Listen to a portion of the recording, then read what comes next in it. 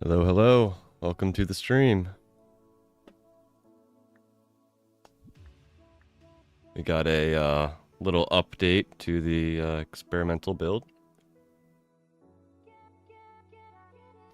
which I guess we'll probably explore on Monday of this game.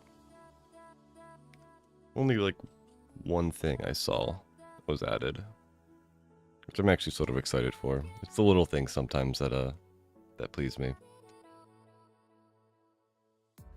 Kelly B. It's a pretty picture. Alright, did I leave the keys over there? I think I did. So we have fishing rod, this dude. Hey Half Beep, welcome to the stream.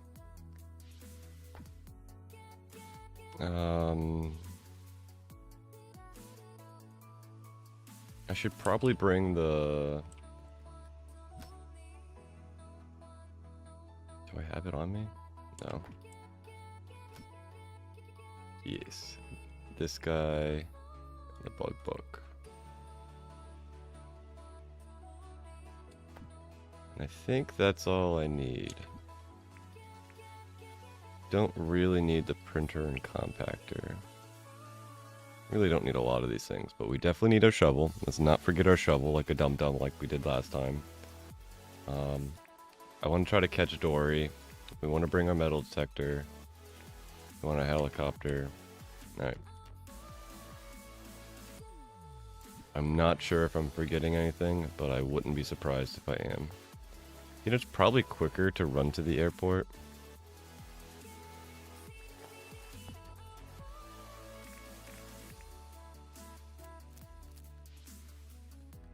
How am I? I'm doing pretty good. Hey Todd, welcome to the stream. Happy time zone to you as well. Our ores are pretty full in that quarry down there. Hey Gator, too slow. Let's just cut through here. Hey Peaceful Moo. Yeah, how you doing? Hope you guys are doing well today. Alright, keys. I actually think, do I need anything else? Am I forgetting something? I don't plan on fighting, so I don't need any of that. Probably can leave. You know what? I might keep this in case I get... no, we don't need it. We need inventory room. I'm not going to be printing.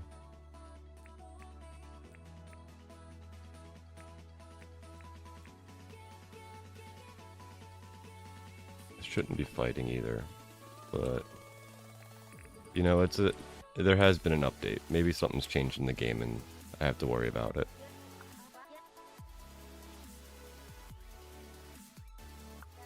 That's great to hear. I'm glad you streamed today, as yesterday was a long stream. Yeah, I woke up with some inspiration. I finally want to work on the animal area. I mean, we've been having a lot of long streams. Like, I think this week, I think every stream has been like 7 hours or more. I think we started like on Saturday around 400 hours and we're almost up to like 460 hours or something. So we put a lot, like more than a full-time job worth into streaming this week. I'm having a blast. A little tired, been trying that layout all night. How are you? I read some of your thing this morning. I got up a little late, so I didn't get through all of it.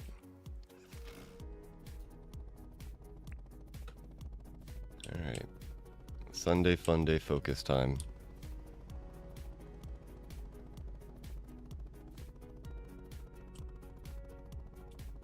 Last night I ended up staying up late.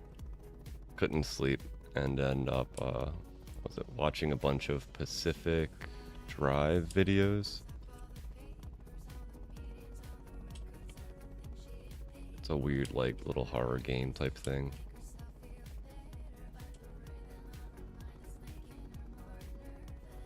Alright, last time we were here, we found the shark statue super quick. So, if RNG is RNG... Oh, there it is.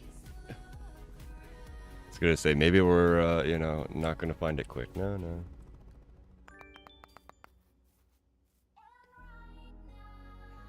When you asked, what would a higher tier dirt printer require? Maybe this, not exactly, of course. Improved dirt printer, L2, O1 dirt printer, solar panel, charging station, 25 zirconium bars. Oh boy. I'm already getting like heart palpitations thinking about 25 like zirconium bars. 25 opals, 25 ruby shards, 25 emerald shards, 25 aquamarine shards. I could see that. You know, I'm not sure if we would even need, with the new charging buff, like,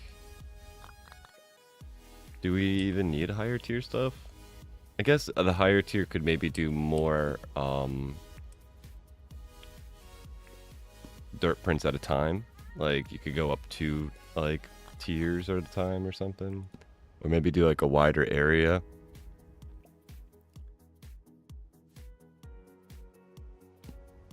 We could definitely get one. But that new charging, like, stew with the thunder sacks is really overpowered and, like, it just doesn't use durability. So just having one tool now is, like, a feasible thing.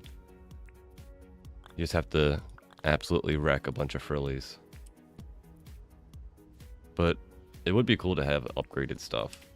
I'd be down to have like one that could, like, you know, fill in one like entire tower, like up to like world height or something.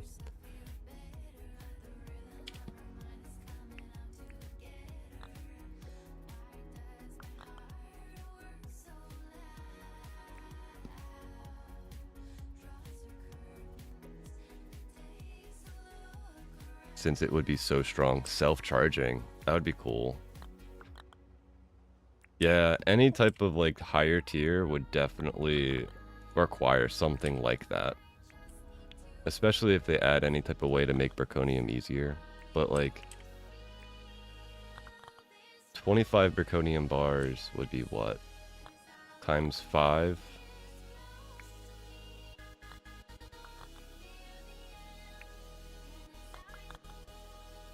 Talking a few hundred zirconium.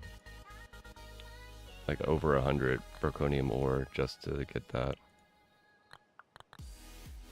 And at 10 per week going to the airport.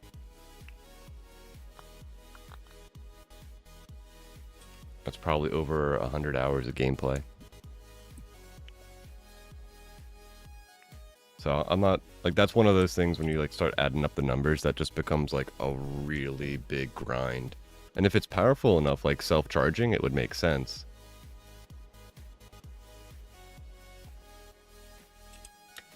Or if it like, instead of being like 200 durability, had like 1,000 durability.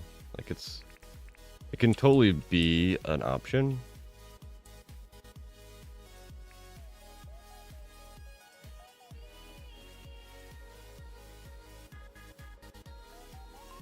There we are. But that would be a grind and a half. You know, let's hold on to the beach balls for now. I don't think I actually wanted to keep them, but... And I'm also curious. Are there any new blueprints with this update? I didn't see any. Nope. But that doesn't mean that there isn't any.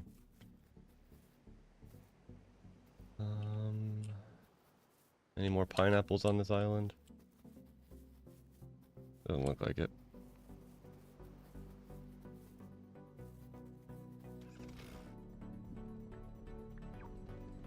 Oh, there is one. Is it? Yeah, that way.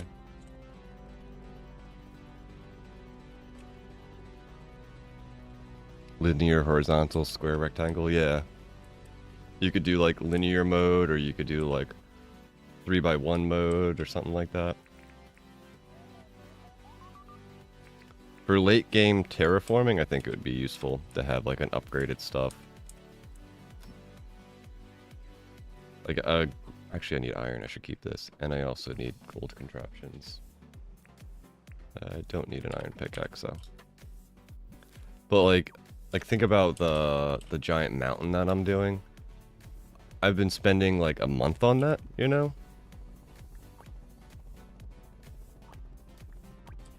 So even with the charging buff and the current style of dirt printers, that's taking hundreds of hours to make that big of a thing.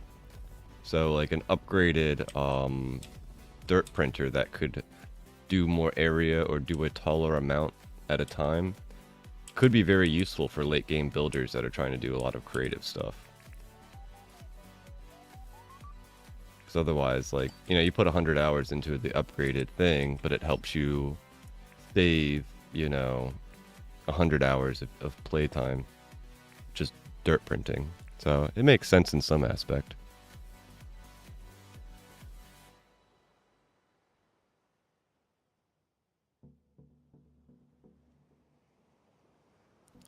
I might add one layer of dirt at the bottom to add trees to look normal. I need to catch up on your thing. I got like through like maybe a quarter of it.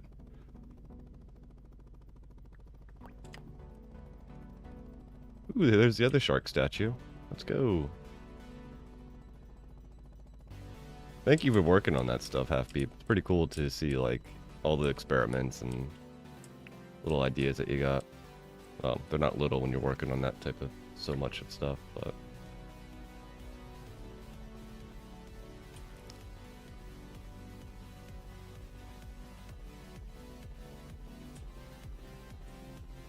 maybe it's like yeah, like the stamina currently is, where like when you're not using it, it charges. Especially if it has a solar panel on it, that would make sense. The only weird part about that is that would it charge at nighttime? That sort of brings up a whole different idea that I hadn't thought about.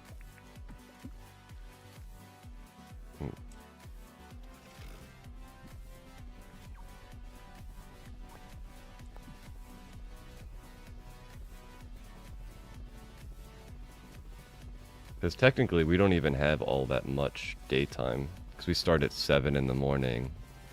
And then it's 12. Well, maybe we do have a decent amount. I don't know. Maybe it isn't equal parts day and night. I haven't really thought about that. I haven't done the math on daytime and stuff. I should probably catch these things before I forget about catching them.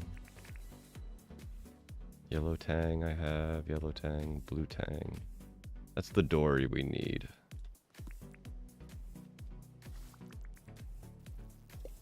Blue tang, get in here.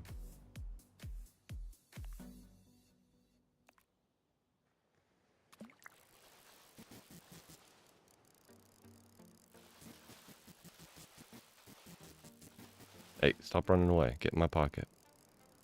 I have an aquarium. You can hang out with a yellow version of yourself and everything. It'll be a great time. It's the common crow butterfly. Pretty sure I have at least one of these.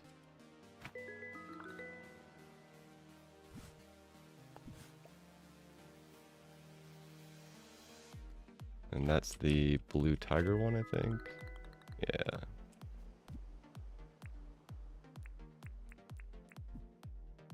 And there's yellow tangs around. Humphead one, I think I have that. The fluffy trees, yeah. Acacia. Oh, I didn't get this, did I?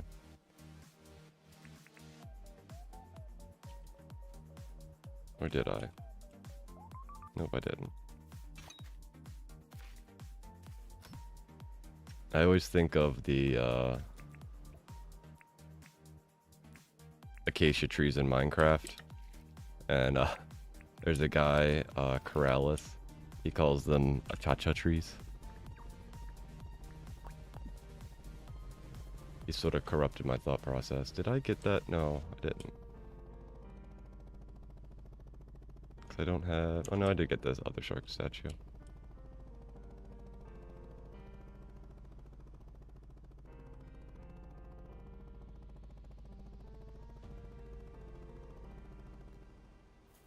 These are cool. I hope we get bigger versions of them too. Like imagine the trunk bigger and these guys taller. It'd be awesome.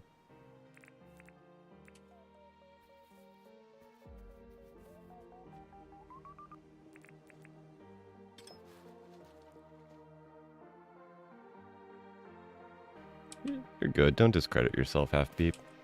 Everything starts off as a, ooh, another silver pocket watch. I already have enough of these, though. Does feel bad, throwing it on the ground. Is there any other bugs? I don't think there are any other bugs to catch. There are only 3 in this area.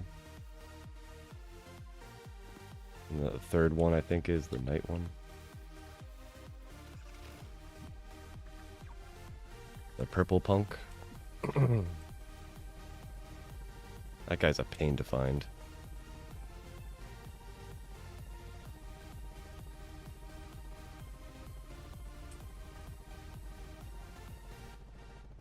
With planting more trees to make more natural feel. Yeah, everything takes a little bit, you know? And especially when you're like fiddling out the first idea of everything.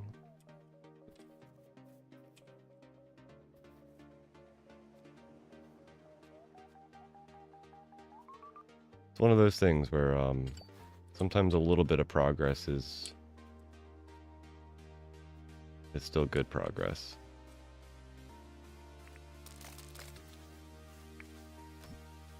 You know, sometimes the pie is too big to eat with one bite, so you have to take small bites at a time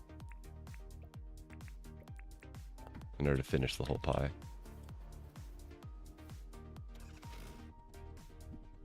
That's what a lot of creative building can be, you know?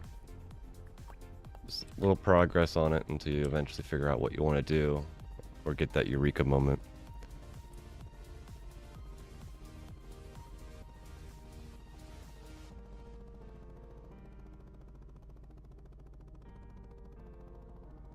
Maybe throw a couple batteries in the grenades.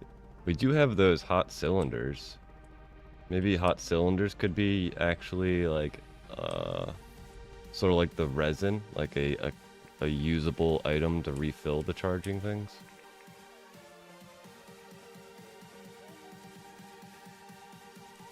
So when I think of hot cylinder, I sort of think of the lithium ion batteries that like light on fire. So. Ooh, Braconium. We're hoping to get a lot more Braconium than just 2, but we'll see how it goes.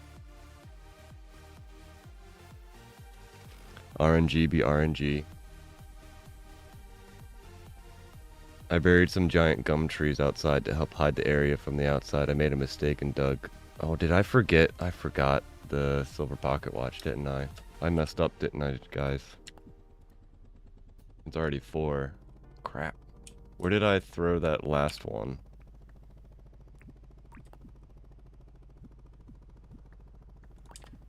I'm like distracted with like reading chat, and then I just realized it's like 4 o'clock. My time's going all types of quick.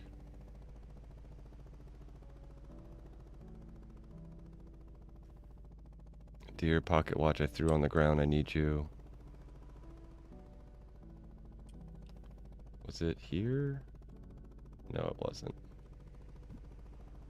It was maybe over here.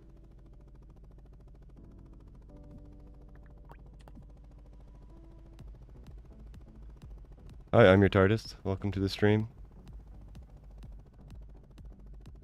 Alright, I'm about to lose track of chat. You only found 1 mantis? Yeah, those mantises are pain. If deleting the mantis from the book, would that make the mantis show up as question marks? So easier to find at night? Yeah, if you don't have it, the question marks would be easier, but it's still a pain because it's an ultra rare spawn.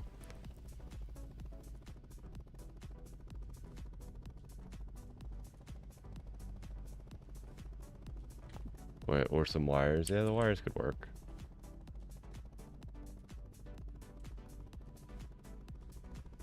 Oh, chat, I've done messed up. I think this is where it was.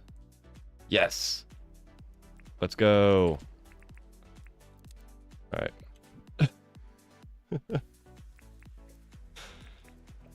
Oh, man, I can't believe I forgot to do a silver pocket watch on a Sunday Funday. Sometimes, chat, I worry about myself. I remembered all the things so I could get the bugs and the fish, but I forgot to slow down time. Like, on one of the most important days to slow down time.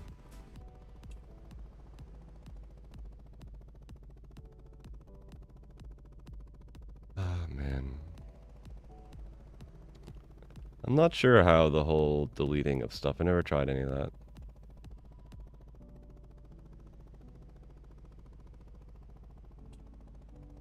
Glad I found that pocket watch, though. Holy moly. I probably wouldn't be able to get all of the treasure maps without it. I've always had a hard time finding the treasure maps without the pocket watch. It like usually takes up like the entire day.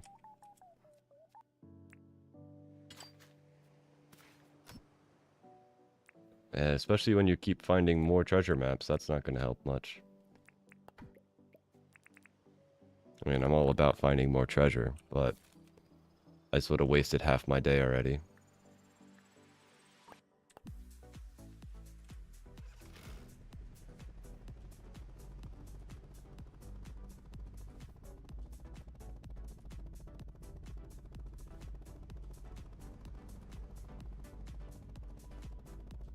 There's a lot of things that we could use upgraded versions. Like, imagine if the compactor could compact, like, an entire mountain. Like, you know, a 6 blocks tall thing down to whatever level you're in.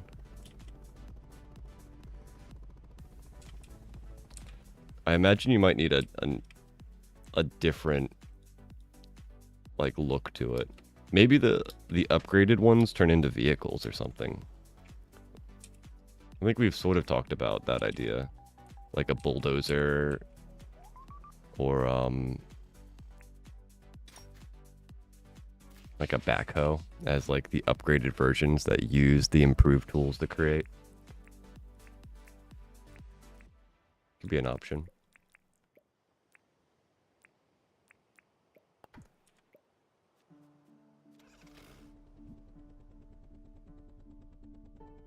Yeah, I'm so glad I did find a pocket watch this time around. Oh, man. This could have been one of those Sunday fun days. I did see your shipwreck. I think that's really, really cool. That's probably something I want to do next to Erwin's place. It's going to be on my to-do list. Not Erwin, Theo's place. Having like a little shipwreck next to Theo's like undersea museum. Genius idea. I'm gonna need you to slow down with the good ideas. I'm your TARDIS though, because like there's only so much time I have in a day. I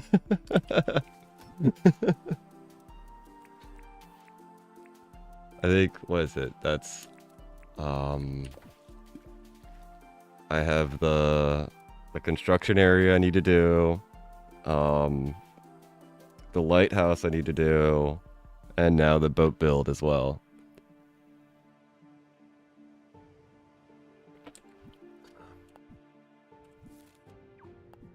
Adding so much work to this world, jeez. Your earpiece fell out, missed what you said. I mentioned that like an upgraded compactor, like what happens if it did like an entire stack, like a 6 tall like mountain or whatever, and it crushed it down to whatever level you're at, or if you're at the base of the world and it crushes down, you know, a wall 12 blocks down, it would be a little weird to use a handheld machine to do such a big event. So maybe the upgraded tools are like a vehicle, like a backhoe, or like one of those like pile drivers or something like that. Or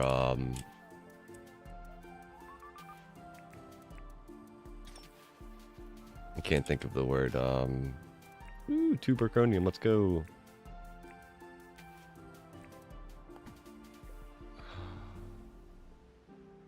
What's the things that push dirt around? I said the thing earlier, but now my brain's all scooshed. I'm still drinking coffee, so brain is still waking up. Not brain-elating at full capacity yet.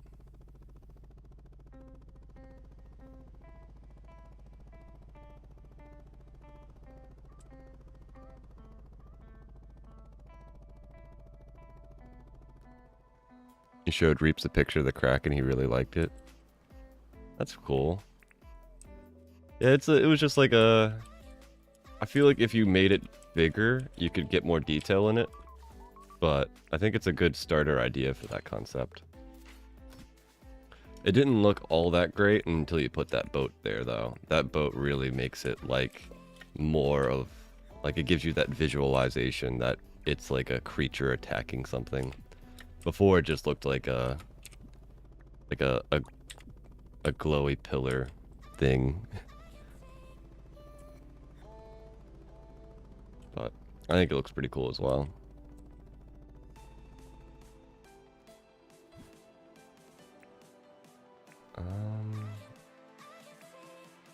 We're running out of room dramatically quickly. Which is as to be expected with any Sunday fun day. I feel like this area is the area that really needs like a backpack or something. There's so much stuff to get. Hey, stop moving.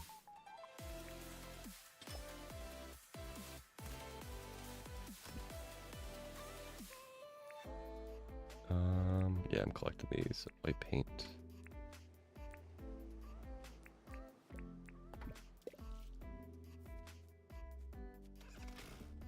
Because like I basically have to ignore the coolers at this point because I'm already running out of room. Let's go further out and then get closer to the airport part. As is perfect.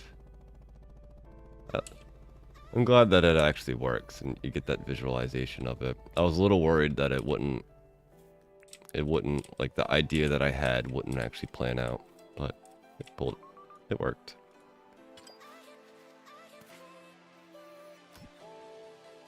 Don't need springs. Take that. Everything else I don't need. Needs relative, but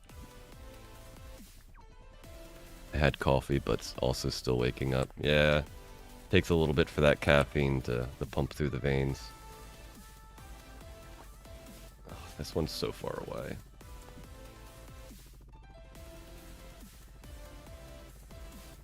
Imagine if that fantasy dirt printer could print the type of tiles you wanted. Ooh. That's an idea. You could change it to like the compacted like ore stuff. That might be a little overpowered. I know there's a mod that can do that, but like imagine if you made like an entire area the fancy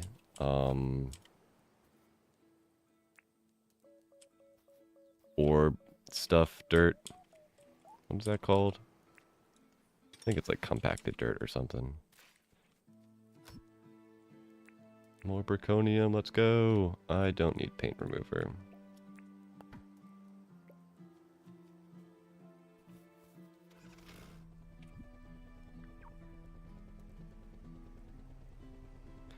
Like maybe we have at least one of that tile in the belt slot selected, like how planting with the tractor goes.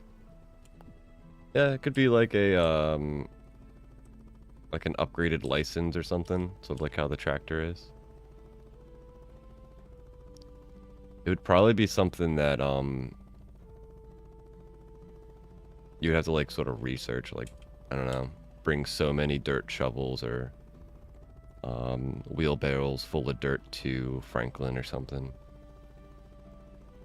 Or maybe a new NPC that's like Franklin's, like, you know, instead of the scientist that builds stuff, we have the scientist that research stuff. Could give somebody, or it could give Franklin somebody that like he likes to hang out with. Because like right now he's a little pretentious about the whole world. Maybe he needs a buddy. Ooh, another leaf glider. I don't think I need one of these, but I think there's a few chats with Franklin where he's like, I wish there was, you know, more smart people in the world. And it's like, okay, dude. I might be reading his chat a little bit wrongly, but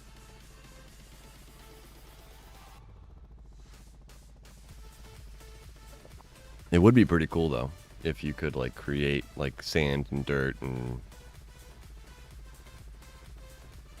instead of having to pick up a piece and then like place it down. I'm a little over the usage of the shovel. Last I checked, I'm like way over 100,000 usages.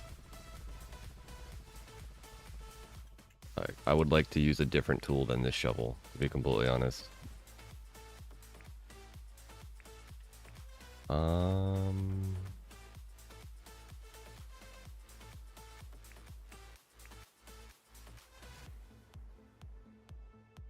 don't know what to get rid of, chat.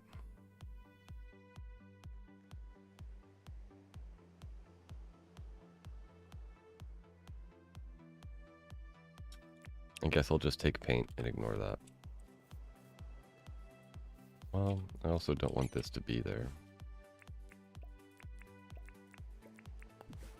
Yeah, there we go.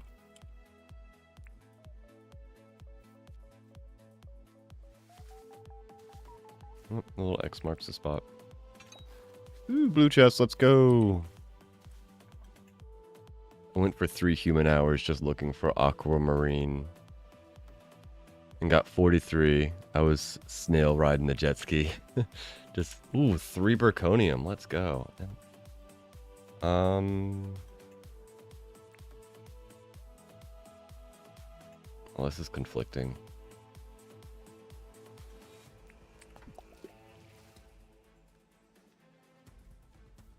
You know what?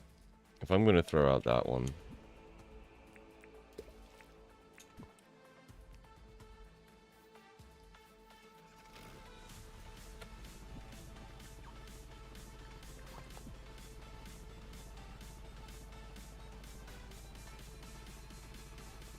$43 is really good. I think we got like what, 20 some? I forget already. That was a record for me in my world. 43 is a really good amount to get.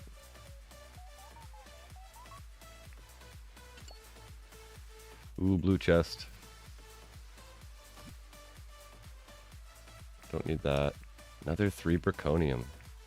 13. Alright, we're not doing too bad today. I think that was more than the last time we went. RNG is a little smiley today, at least. Yeah, congrats on the 43. That's awesome.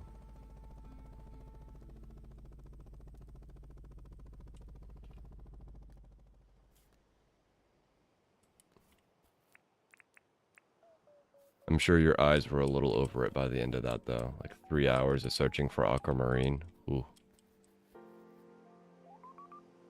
I probably would have to just like close my eyes for like a good 10 minutes after that.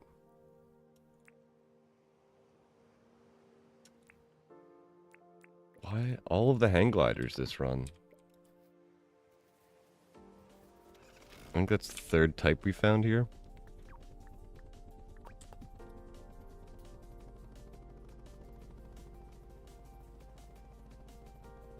Yeah, your eyes hurt. 3 whole hours. Like, probably not just your eyes, but also, like, the brain. Like, just being so, like, focused on it.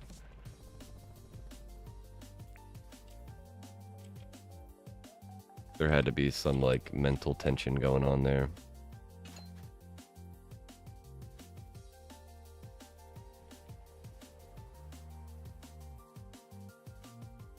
Oh, that's an interesting way of doing it, Half Peep. Just bringing the hot air balloon just for like a peaceful aspect of it. Another pirate glider.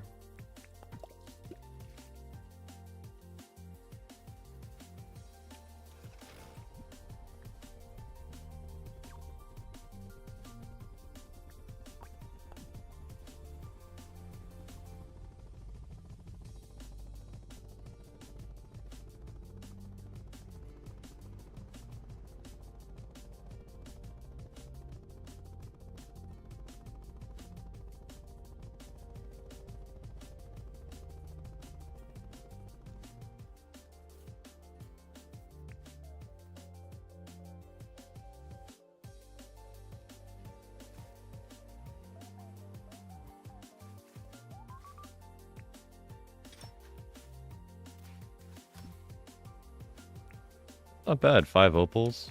I think we beat that last time though. We got like 10 opals. That was probably the most of opals I've ever found in one run. Alright, now what do we search for? Do we go after the purple mantis crazy bug doodad? I mean, I don't think I have much room for any of it. I guess I can toss the fertilizer. I don't really need that. I do need at least one spot for the helicopter, so I should put this in here for now.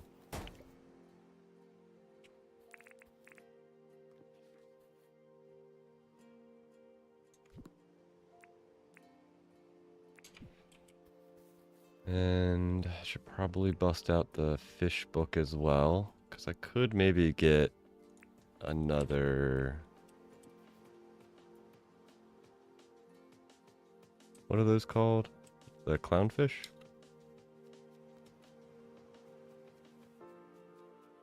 Here's a clownfish.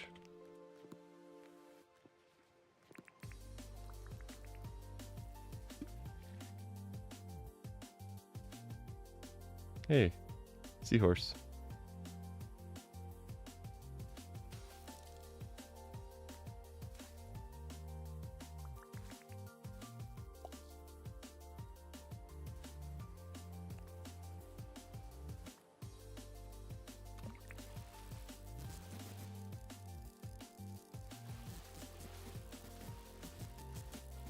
Hey, stop fighting. Get in my pocket.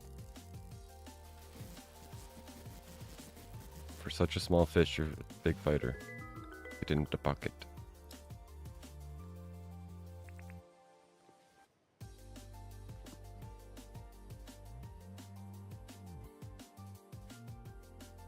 I saw that on an old Reddit thread. I don't have a count, so I gave it a try, and I felt it was easier on my driving finger too. Since with the jet ski, yeah, you just do like little juts all the time. But with the balloon just gliding around, the balloon lands over the water. Wait, the balloon doesn't go in the water? Like it floats? That's really cool. I tried to delete a bug from the book, but cannot delete the icon at the top right of the bug. It's a museum icon. So you can delete it from the museum, but you can't necessarily delete it from the actual book, like you found it type of thing.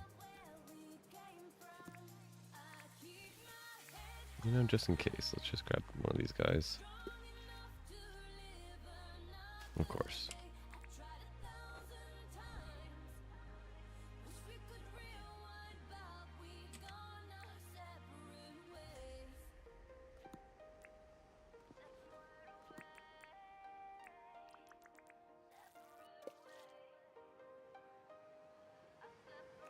The first time I got one of these guys, I found them in the recycling bin.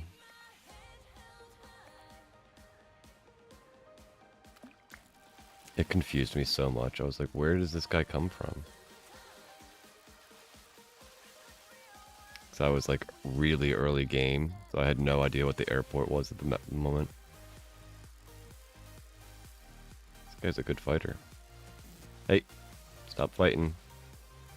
Get in my pocket.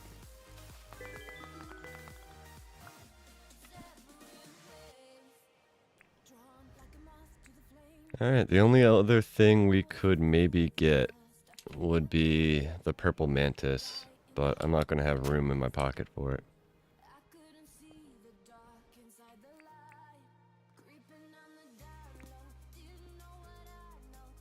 And even if I wanted to, I don't know what I guess I could get rid of stuff.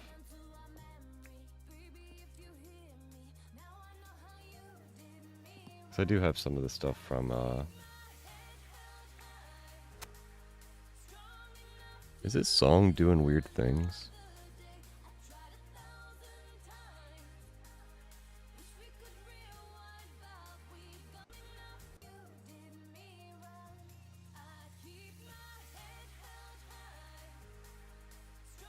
Or is that like something else that's causing that sound effect? You know what, I'm just going to hit next anyway.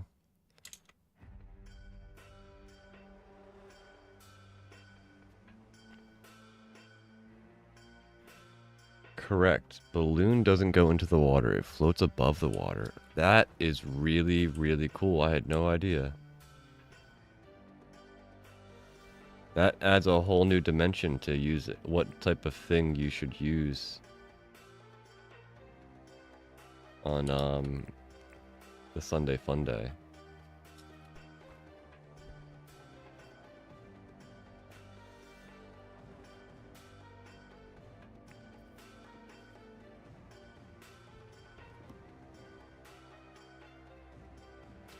I don't know what you're using to delete stuff. You couldn't bury it either. The recycling bin has been so helpful. Yeah, the recycling bin is one of my favorite objects. The fact that you can get the bottle seed is amazing. I don't want to go too far away from this. Hey.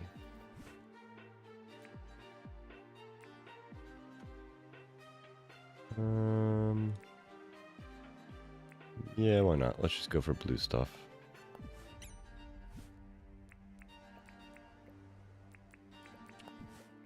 Not that I'll probably even be keeping some of this stuff, but hey.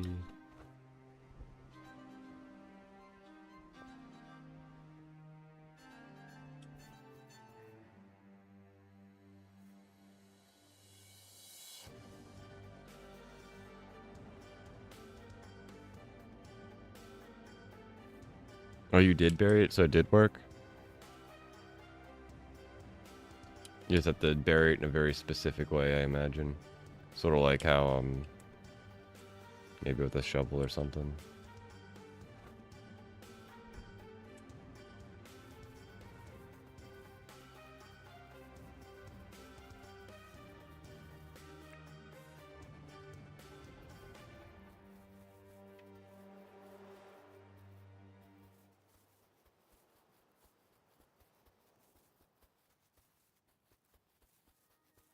I really doubt I'll find another purple mantis. Those things have that ultra rare spawn, it's just like ridiculous.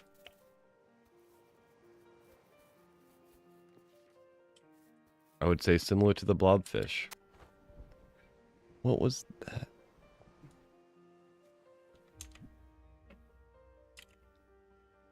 Alright, did that come from the song? Is there something up with my audio?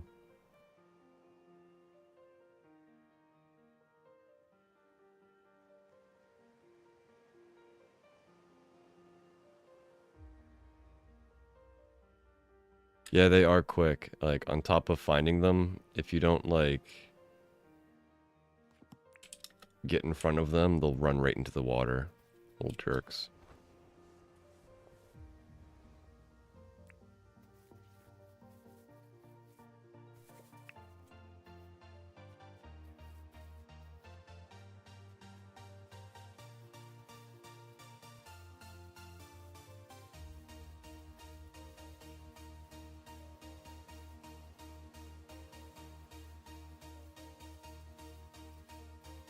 Hey, another one of those dudes.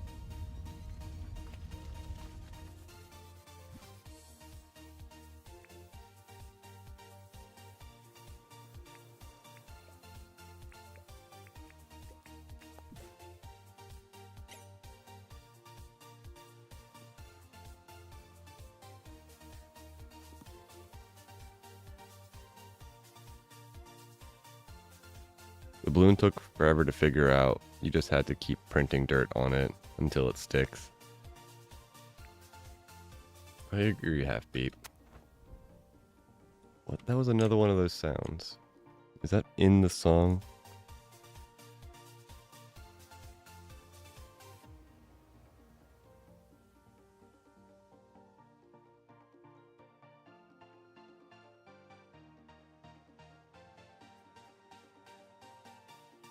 I swear, I feel like my computer's like turning into Garbaggio.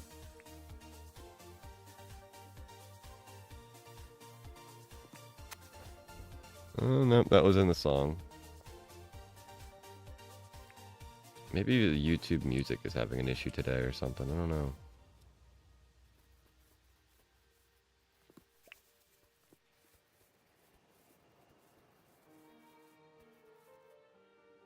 It wouldn't surprise me. There was a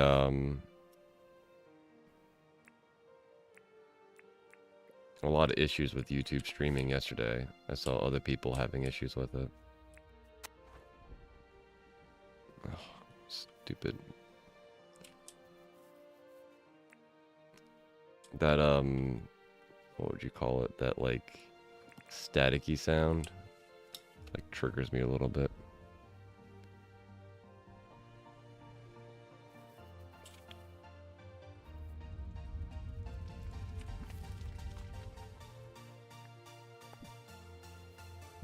Alright, let's go back to the spawn.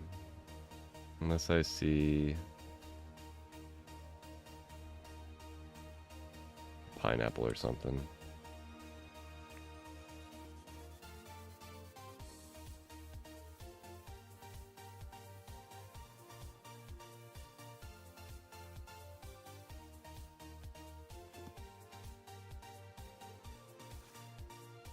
Oh, it's the bat that's on fire. That makes more sense. Oh, what in the fudge? Is that literally in the song?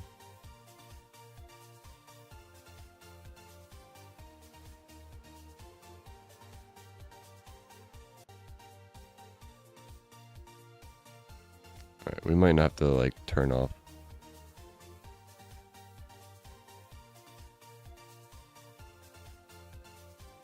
I haven't been aware enough to hear the sounds you mentioned.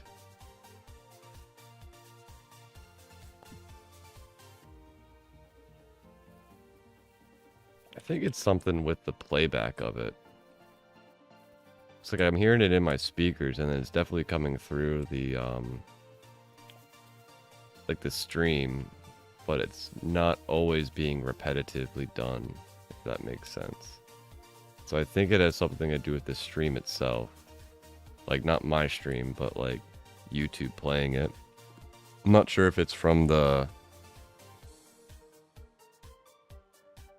on YouTube side or if it's like my internet provider, like not liking me doing so many things at once. Wait, let me just make sure I have everything in my pockets, right? We got 14 Braconium. We got all of the fishies and buggies that we could find. Got a helicopter. We didn't lose any of our tools. Alright, let's go home.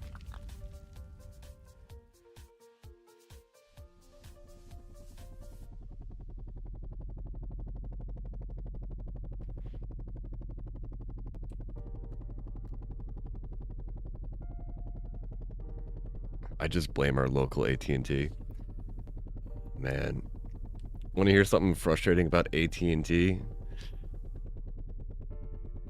They're trying to get rid of the old landline copper cables and make everything wireless. But wasn't it like last week or something like that where like AT&T and like Verizon or something, like a multiple cell services went down because like Cisco did some update and messed up something? I'm losing hearts on this more than I think I'm gaining hearts with it, Nancy. Sure, I'll catch you a silver perch.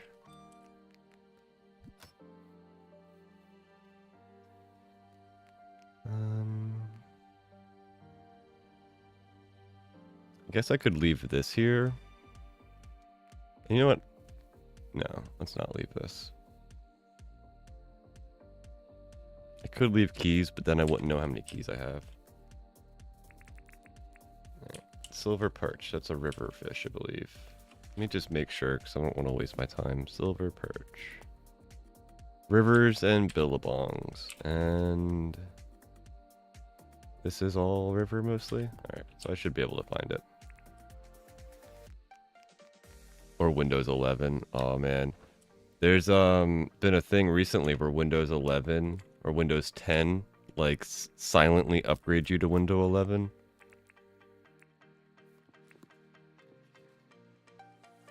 I saw a few people complaining about that. Where they like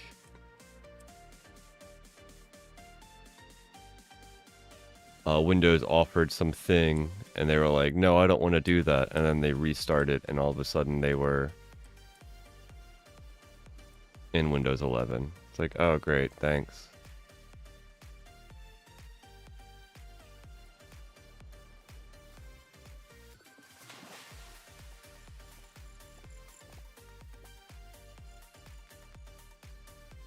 Is silver perch like only a daytime thing? No, all the time. Rivers and billabongs.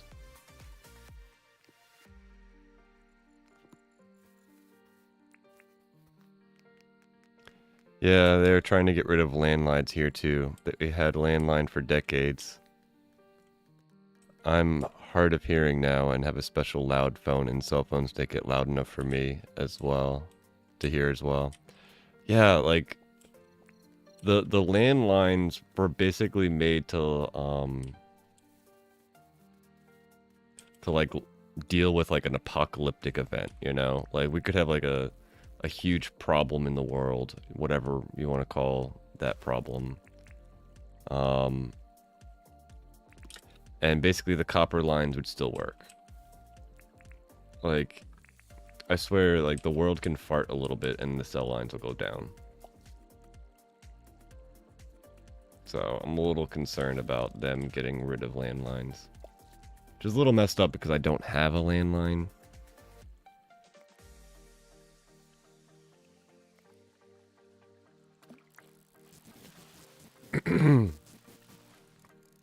So we'll see what happens. I feel like I don't know. Having hardwired like phone service should be a thing. Like similar to like the emergency response system that cell phones have. I feel like every house should just have a landline. And it should just be like how every house gets you know, mail service. I haven't had all the Windows versions since Windows 95, but Windows 11 is the worst version I've used.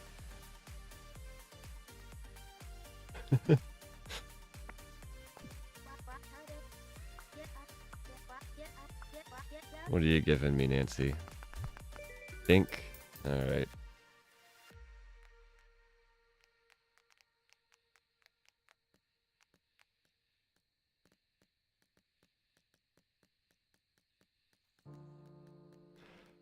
Yeah, I don't think Windows 11 is the worst version I've used. I think Windows Vista was probably the worst one I've ever used.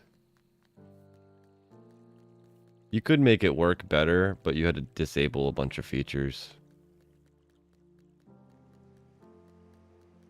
It is pretty crazy how resource hungry Windows has gotten, though. Like, at this point, if you've had Windows on your computer for more than 3 years, you almost have to, like, back up all your stuff that you want to keep and then install a new version of Windows. Like, at this point, like, Windows almost corrupts itself over time from all the crappy updates that they do, and then, like, all of the crappy uninstalls that they do, like, because of the crappy update. I really have very little faith in Microsoft at this point in my life. They seem to be getting worse and worse at everything they touch.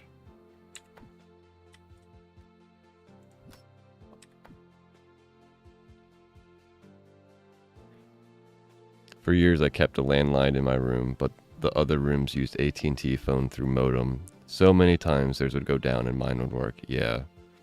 AT&T is also, like, not the same company that it used to be. They, like, split themselves up due to the monopoly thing, and then ever since then they've been, like, bought and paid for by so many different things that at this point they're just garbage a little bit.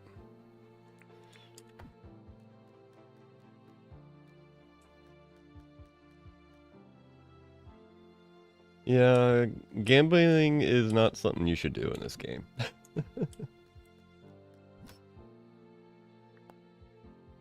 Did you see what we got from the Gambas?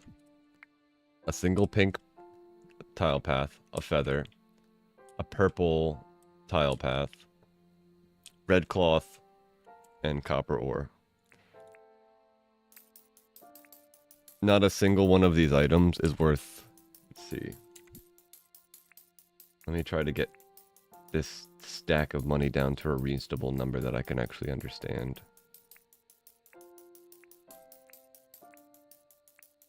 Alright, 86k. Okay, so it is 5k still. 81k. 76. 71. 66. 61. I still don't think any of this is worth 5k. To be honest.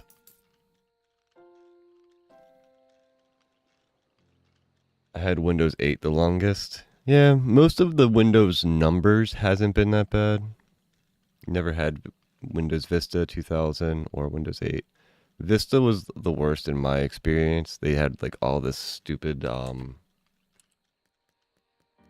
they call it, like, fancy, like, graphical interfaces before people had graphics cards that were, like, really strong enough to handle a lot of it.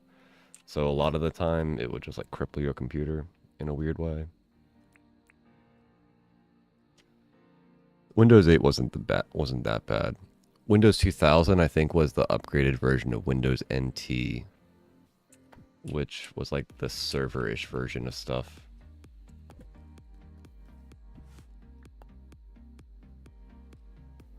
I think Windows 8 was a change from 7, but I thought it was pretty good. Yeah, 7 and 8 were basically similar. Apologies for my not being happy with AT&T. If anyone here works for AT&T, I'm pretty sure the people that work for AT&T aren't happy with AT&T. Like, they like the paycheck, but I think that's probably where the enjoyment sort of ends.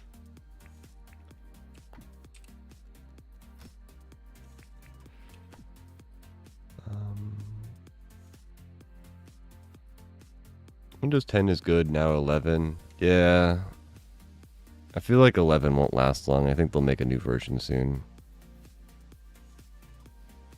You forgot AT&T was a company still? Yeah, it's not much of a company to say the most about it.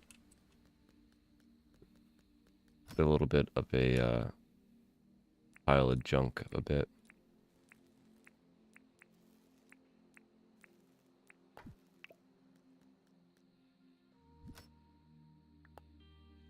Like most things, the impoopification of the world is happening. You have Windows 10 on an old laptop. Yeah, the Windows 10 isn't all that bad. The biggest problem I've had with any of the Windows is that they tend to hog a ton of resources. Like at this point, you need like 3 gigs of memory just for Windows to run, which is a little ridiculous.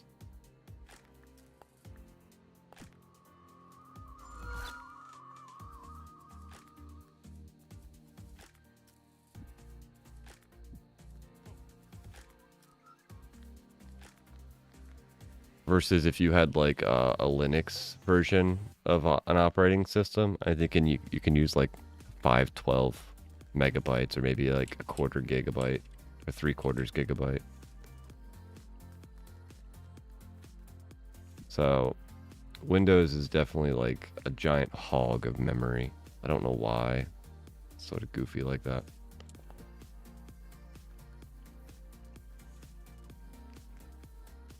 Alright, if I remember correctly, we needed to put...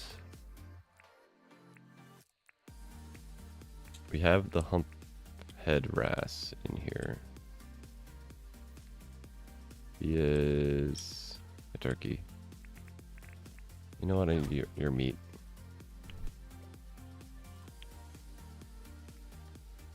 Hey, Blobby.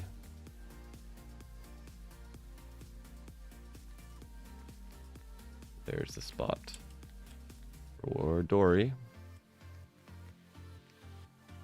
And, you know, let's put the wrasse here instead of the moray cod. And then we'll take the, wherever the wrasse is.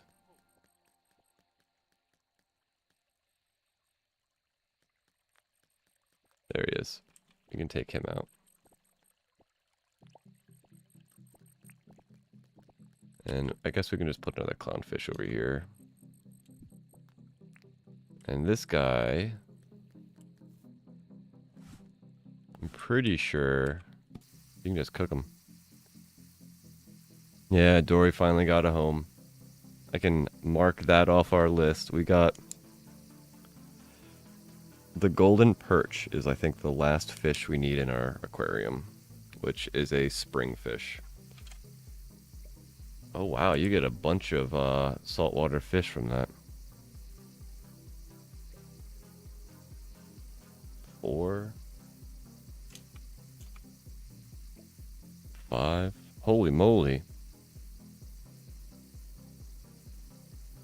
6. That's not bad, all things considered, for one wrasse.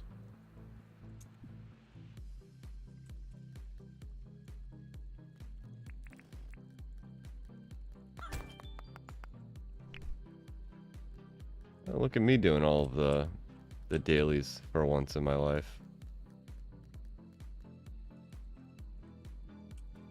That is a rare occurrence for me. Can you use cooked fish inside of these things? Oh, boo.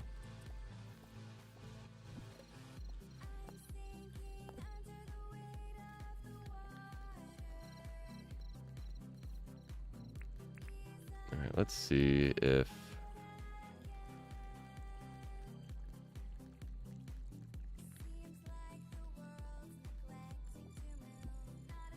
Is it blue tiger?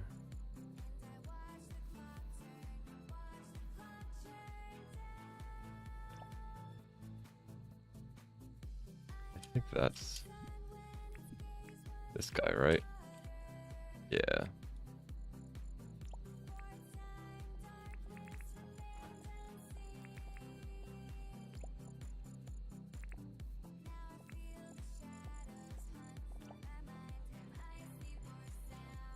That this guy? It is. Haha.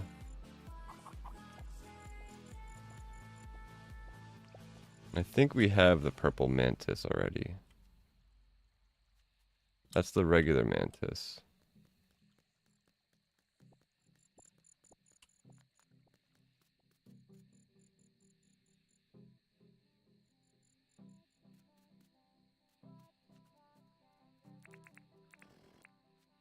Maybe we don't. I could have sworn I got a purple mantis.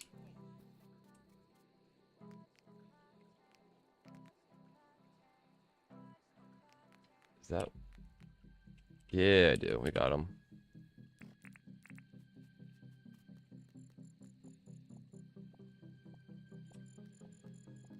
Should I put him down here?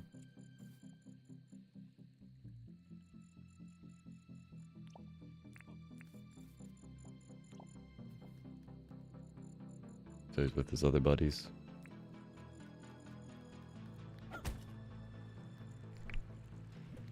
And then here's all of these guys that I have.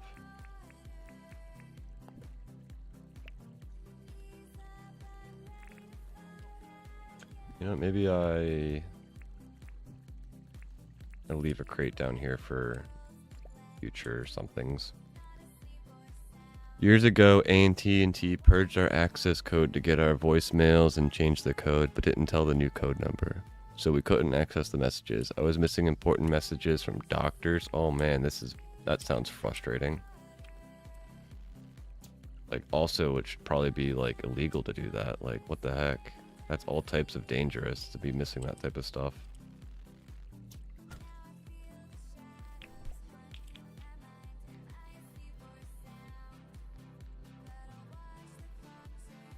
So I got upset. I called AT&T and got the guy who said, "I know what you're going through." I went, "Really? You're missing surgical messages?" He went, "No." Huh?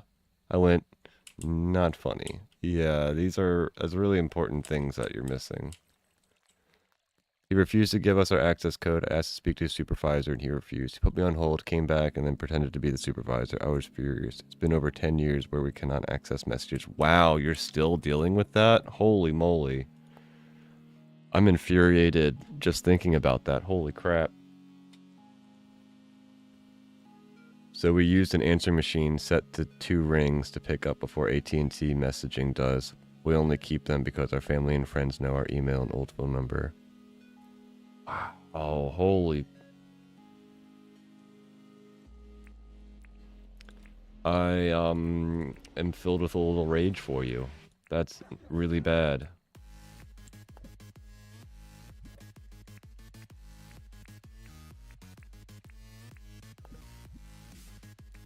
That doesn't necessarily surprise me, though. That company is just garbage, to be honest.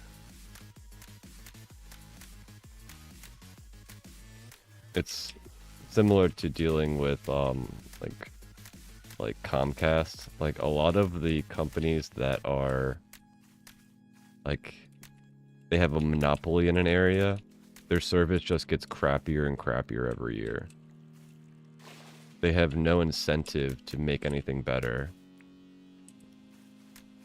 And they keep getting away with, like, the government's funding them to do stuff, and then they just don't do it.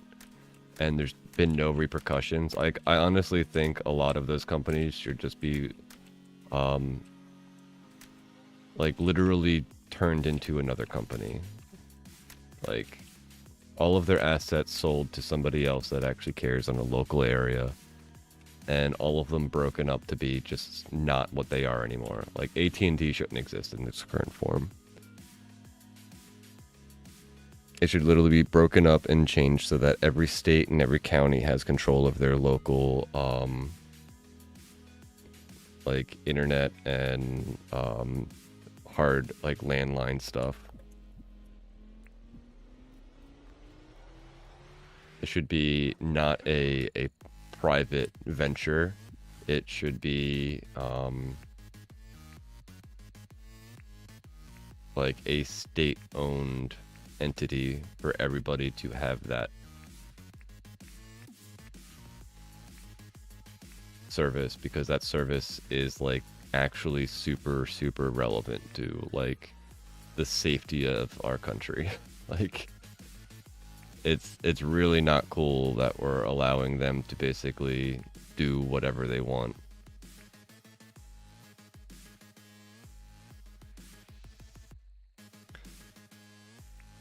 Like, what was it? I think combined, there's somewheres around like a few $billion put into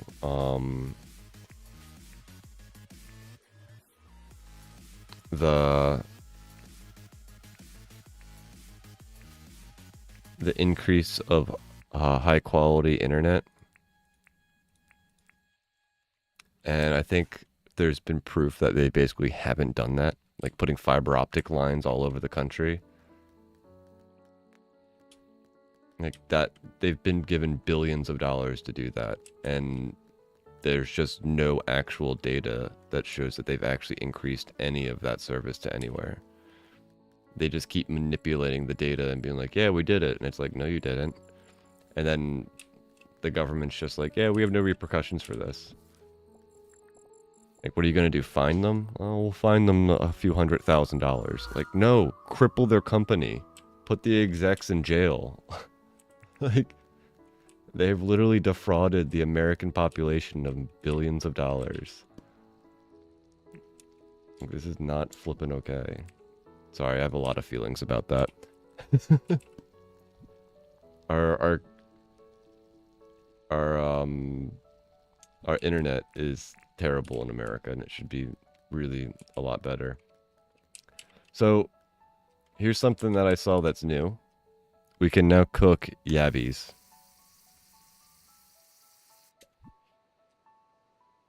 I don't think we can cook anything else, though.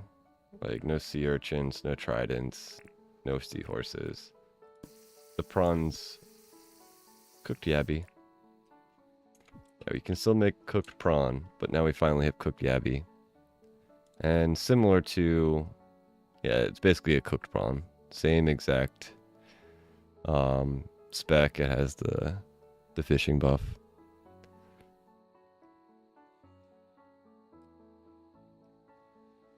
Every agent since then cannot change the code or won't. Tried multiple times.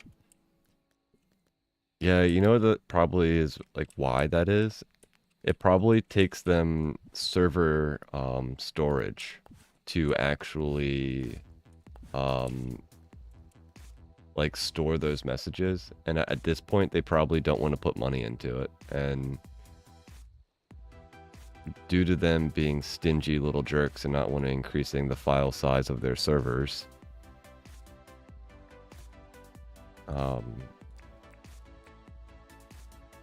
yeah, they basically just disabled that functionality as a service. That would be my guess on why it is. And because there's no repercussions to them screwing over not only the, government and screwing over the little guy. Like, they don't care. What are you gonna do? Fine them a little bit? Meh, whatever. They don't care. They're a monopoly in their systems, in their local areas. There's not like you can get rid of them. I have heard of a couple places in America that have, basically asset seizured a lot of, like, different, like, not a lot, but, like, some of the land infrastructure and made it, like, a state-owned operation. I think it's only in, like, the West Coast that that's happened.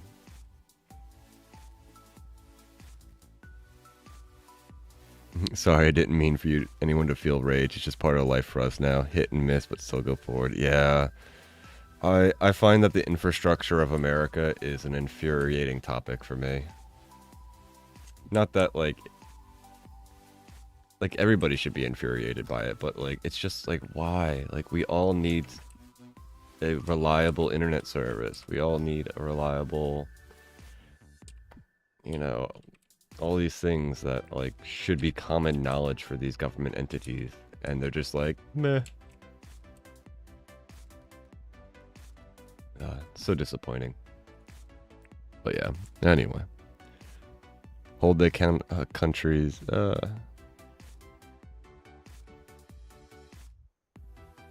yeah, hold the companies accountable and actually do your damn job. I wish we could do that. I really do. Cherry, cement, iron pickaxe, copper, furnace. Okay. So, the furnace is worth it, because this is a 30,000 thing we just spent $5,000 on. But we've spent 50,000 because yeah, 2 days of this to get one furnace. So I'm not sure if that's necessarily the best deal.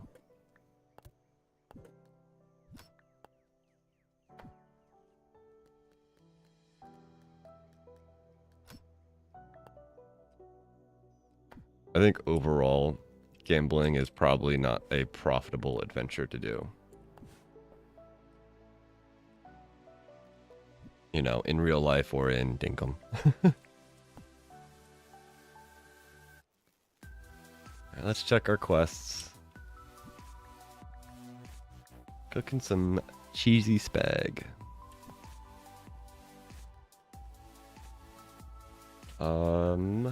So I also want to start working on...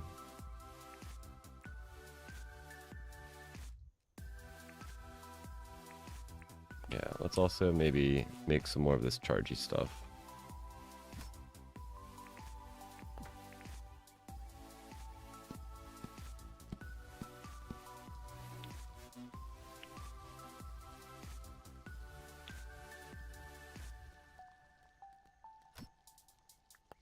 I have so much turds. Oh man. So much rupu.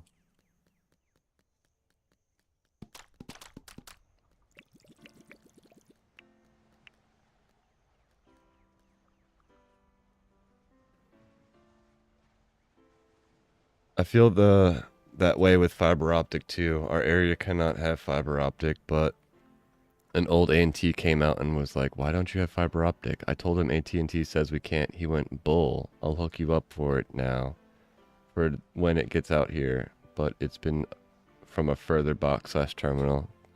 To me, because it's not technically out here yet, it feels a bit slower and a bit more stable than our old cable. Coolies, yabbies, both types. Yep, all of the yabbies can now be cooked. Yeah, the gambas definitely aren't worth the money. At least we haven't had the RNG rolls be good yet.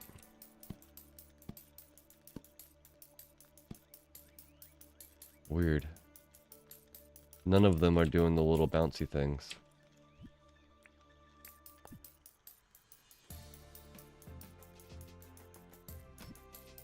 Yeah, I think the most frustrating part, I'll change topics after this though, but due to how much money has been put into this system, it's very frustrating to me that we haven't gotten out of that system more fiber optics per square foot of this country. And like there's been multiple studies done where like literally over the past like decade or two, we have almost not increased the amount of fiber optics, or nowhere near increased it the amount that we've put towards the companies to increase it. I feel like that money should be confiscated from them.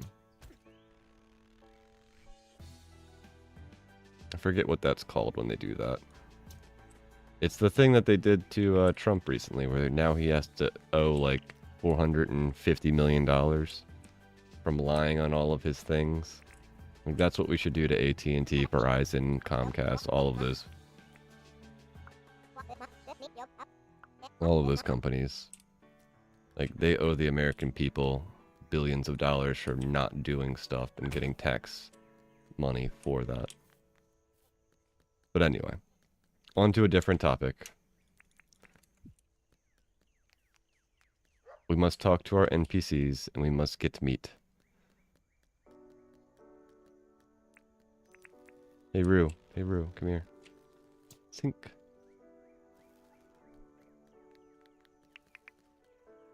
Where'd that really go?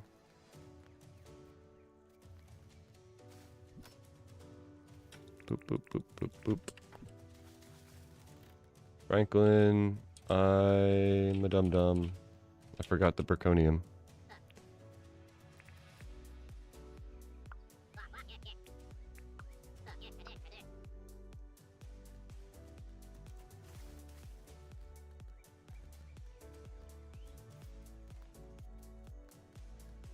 Turn to meat, turkey.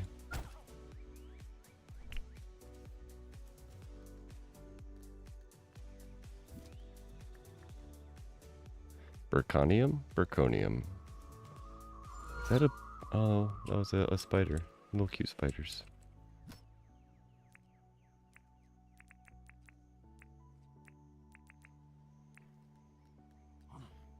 Alright, we can make 2 more of these dudes.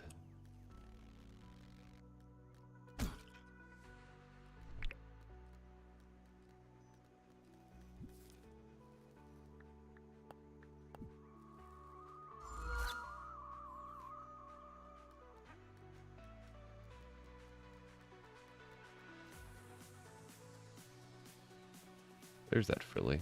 Just ramen on my bridge. Get over here.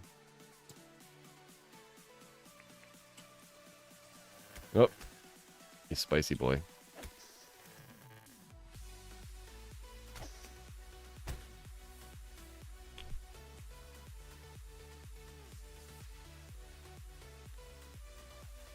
Yeah, we'll keep gotcha gambling. I should probably put a chest next to it so we can actually keep track of stuff. I forgot to do that. We were sort of passively doing it right now, but passively is not all that great, to be honest.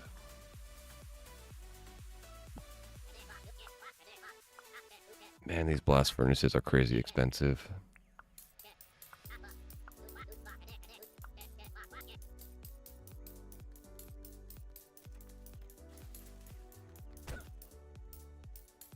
It's almost like these things keep spawning every time I come out of his house.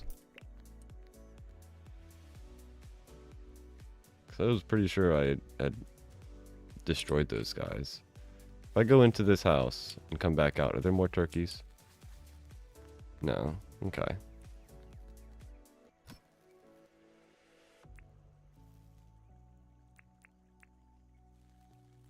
We have enough for 1 more blast furnace. Yeah, like 4 old contraptions. Ooh, I mean, 10 Burconium ore is pretty rough, but I feel like it's almost more expensive in contraptions.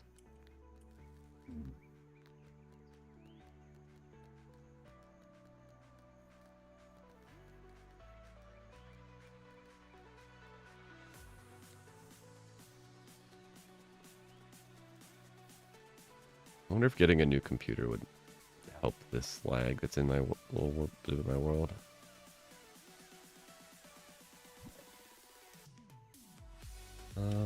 We can sell these, and we can cook these now.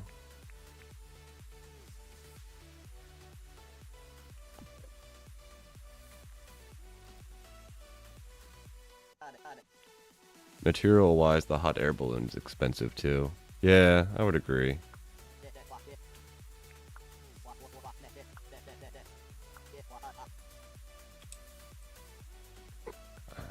Oh boy. Just thinking about all the materials that went into Cappadocia Airport is a little wild.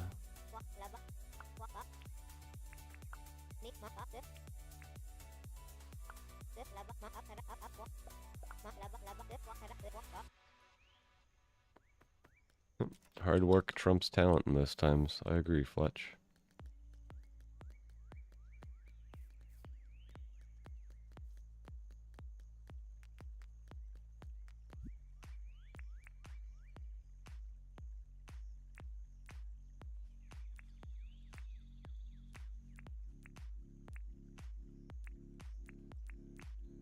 I think I should put this down next time we get near the teleporter.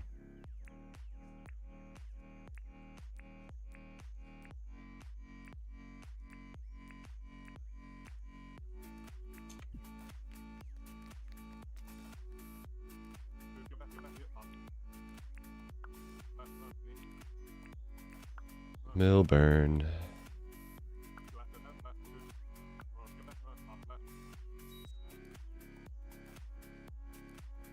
As soon as I get the chance, I'm going to return to my lovely abode back to South City. Can we please get a different banker? His money pool full of dinks. Like, that's what he wants? Dude, we need a new guy. We need to just get rid of this guy.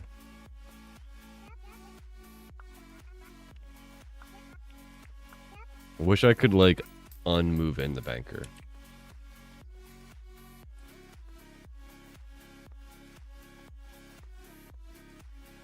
Hey, Ataris. Welcome to the stream.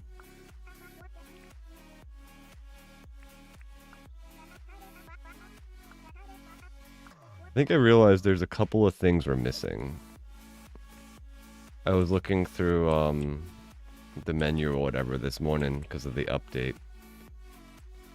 And I think we're missing like the cat costume, the mascot costume. That's like a cat, like sort of like how Batman costume, there's like a cat woman costume, I guess.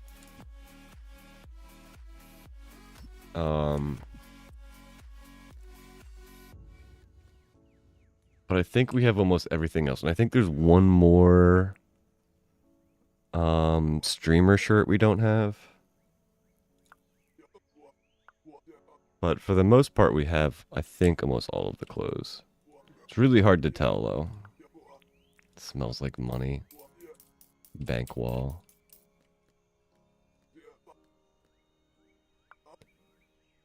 Cute story time from Halfbeat. In college, one of my friends was deaf, born deaf, and we used to go out as friends. One time at dinner, she did a little burp, and I chuckled. She looked around. What happened? I told her it was nothing, as I didn't want her to feel embarrassed. She looked a bit irked, as she might have been being left out in the environmental experience, then kept eating. Several minutes later, she did it again, and I chuckled. Same thing. I didn't want to tell her. She got a bit upset, saying that I, me, know better than to not tell her what is going on. So I told her that her burp made a sound. She paused, then sighed, or then signed. Do farts make sounds? Oh no. I told her, yes, they do. She was shocked. I never knew. I thought they only smelled. I went, did you do one here? She went, no. I'll have to be more careful now. How did nobody tell her? Oh, it's like almost more mean than anything else. That's hilarious though. Is there a full mascot costume? Yeah, it's pretty creepy.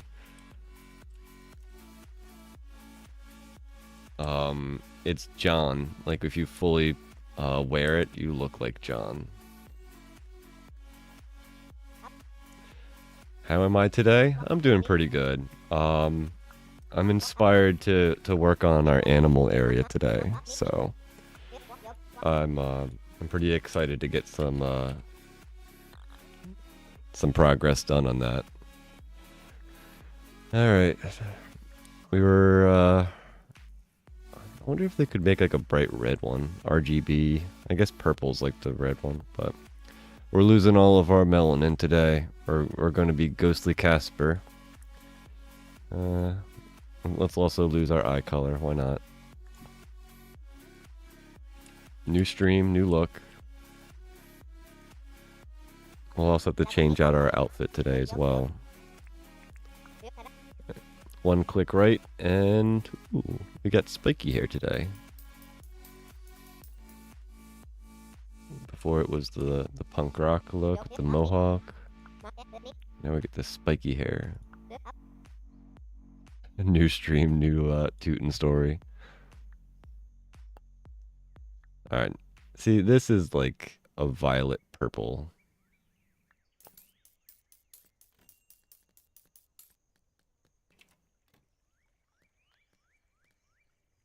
And Sheila. Toot story sounded better. Yeah.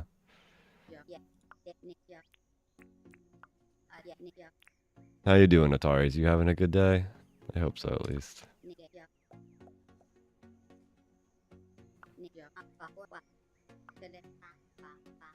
You gotta be you. Yeah. As long as you're not hurting anybody. Most of the reason people should not be complaining about stuff. I concur. Of course, it's not all that simple, but...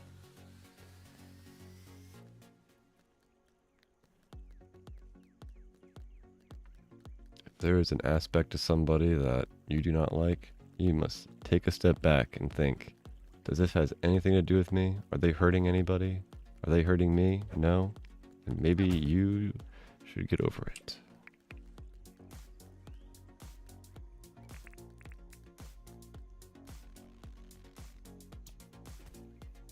There's something to say about people like hurting themselves over stuff though. Like that shit, that's not cool.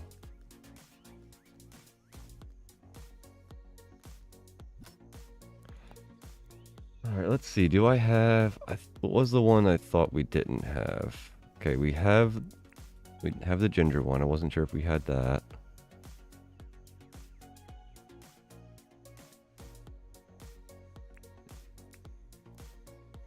I feel like there's another person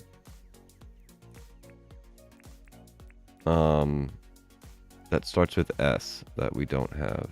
So I think we're still missing a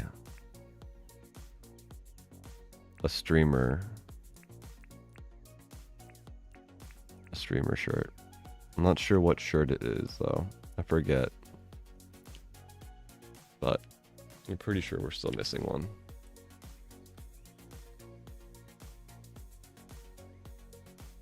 There's a deaf streamer I watch. She also plays and streams Dinkum Vanilla, but her stream titles when she plays Fortnite are written as Fart Queen.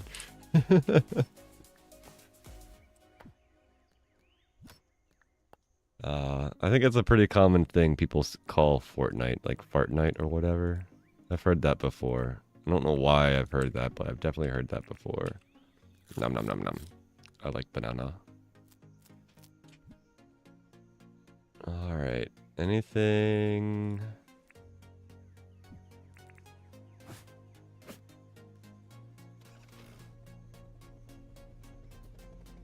She's such a cool person too. Yeah, it's one of those things where like when you have a disability, it can like say being deaf or being blind. A lot of the times they end up being a more patient individual. But I mean, there's always a positive and a negative. Some people are just, they turn into jerks from it. But everybody that I've found that has like, you know, anything like that tends to be really more down to earth. Because like they know like everybody has a cross to bear, you know, everybody has their own difficulties. So they can be more relatable to that stuff.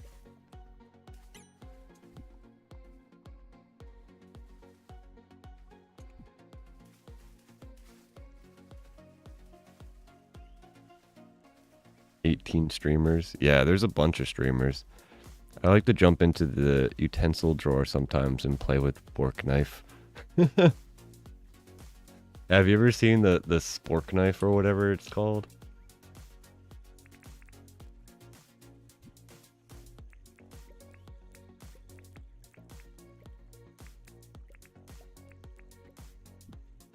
Yeah, a spork is a spoon and a fork, and then so it's like a spoon so it can cup stuff, and then has like tiny little prongs on the front, like maybe, you know, a third of what a fork would normally be, and then one side of it has like a serrated sharp edge. It's like a spoon fork knife combo.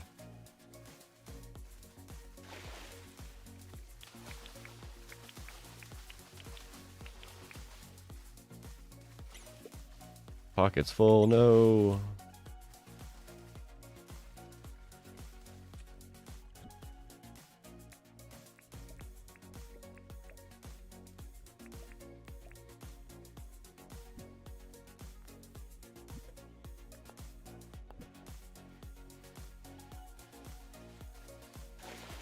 I don't know how common those types of things are everywhere, but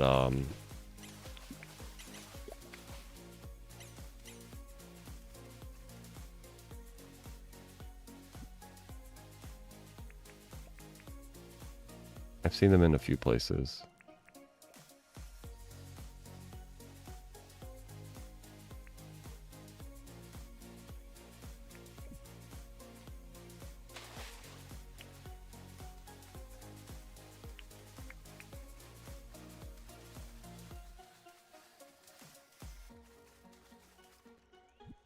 Alright.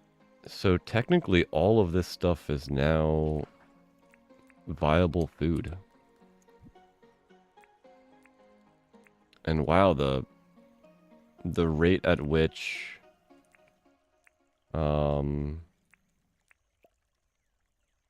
freshwater mussels are a thing has seemed to decrease.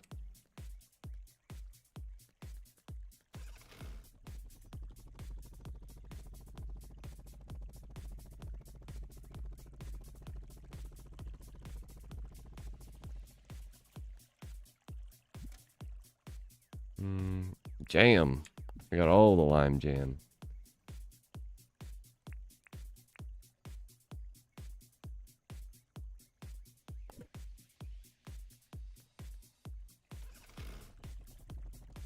Years ago, I was going to do a photo series called Dork with a spork.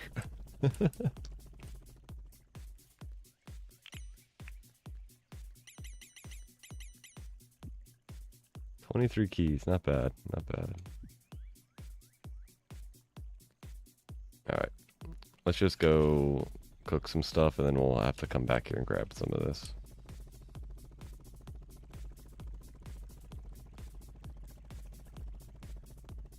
Where I'd travel to places and take photos of the spork, like it was traveling. Oh, there are a lot of different types of sporks nowadays, yeah. We have a little Pikachu that we found while on one of our travels. It's like a little 1 inch, maybe 2 inch, like hard plastic Pikachu. And we've been bringing that around on our travels. And every now and then we'll take pictures of it. Be like, this is Pikachu's adventure.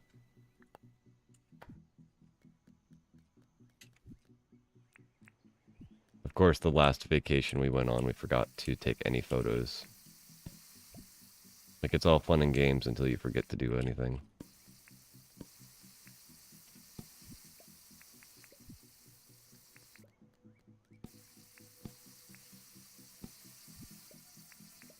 Cooking all the yabbies. I feel like I have to cook the yabbies, but at the same point, like, am I ever going to eat them?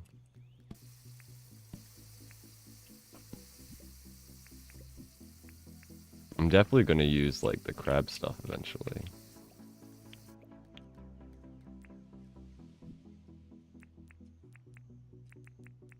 I think I can only make 5 of these at a time.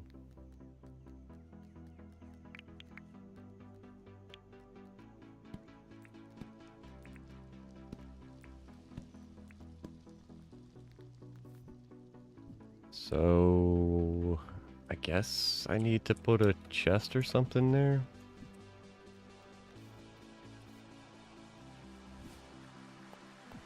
Where did I put the coolers? In here? Yeah.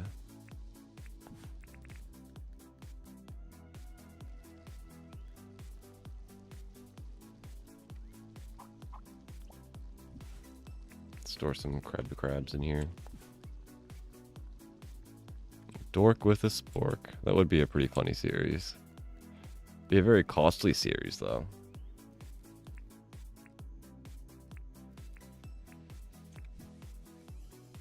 Any type of travels, like, man, that would cost a bunch of money.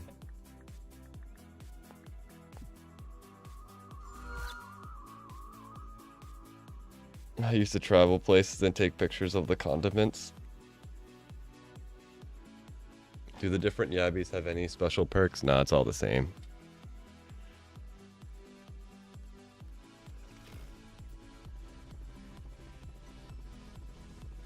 Be right back. Alright, good luck on your adventures.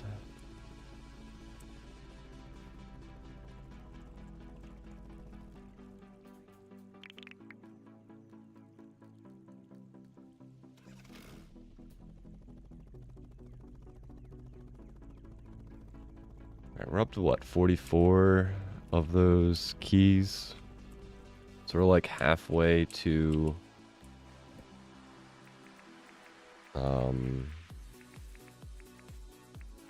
words to the 100 keys that we need. Hey John, look at all the stuff I got for you.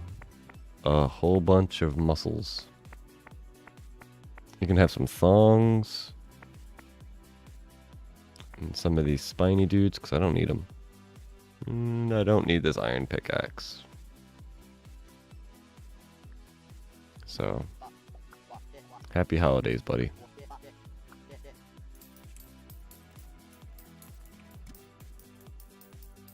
Guess I can bring the jam back home.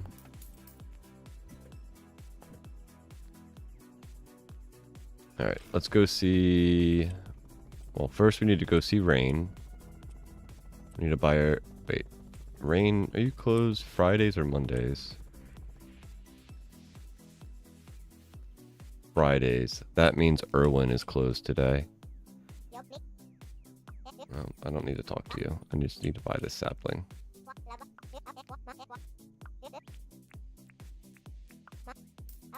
I should probably also buy a whole bunch of wheat seeds. I'm gonna need a bunch of that.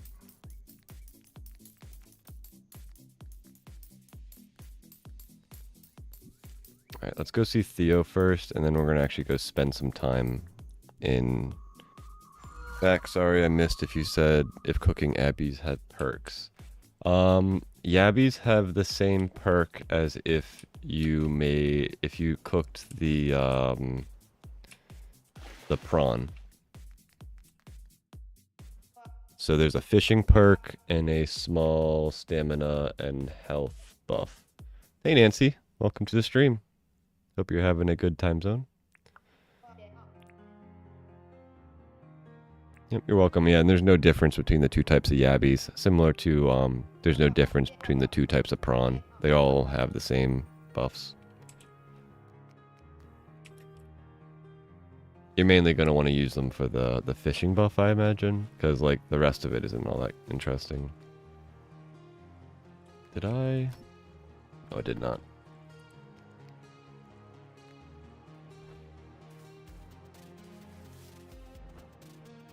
I should probably also work on this area. I don't know if I have it in me today, though. We have that boat to sink. We have a Ted Sully to find. There's always so much to do in this game. Come on. Chill, game. Chill.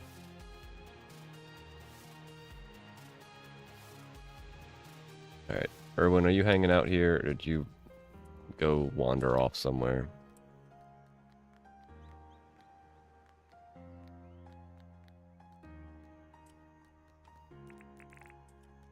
Where did you wander off to, Erwin? Sometimes you wander off down here.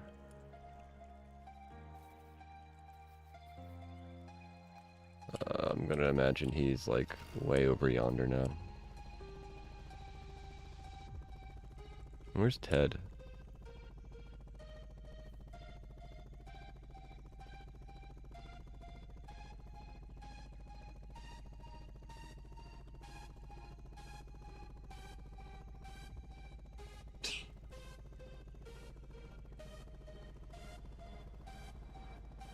Really wish these NPCs would show up on the map.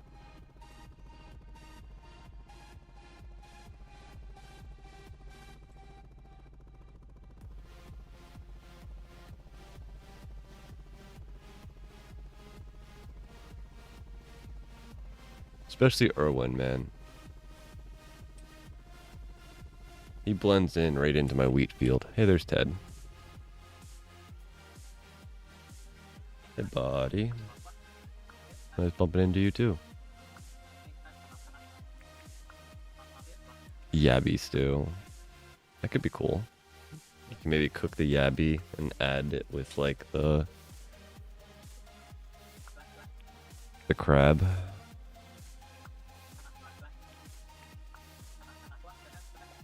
Banded marong. No problems. I'm gonna have to do all types of stuff though in order to get that done. I'm pretty sure that's like right in this area.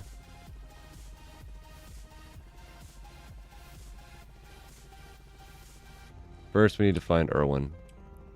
Give him a little chat. Look at you, buddy. He's like, I'm gonna visit town today. I'm really gonna do it. Here, come here. Need text. I came all the way over here for that. That's a little frustrating.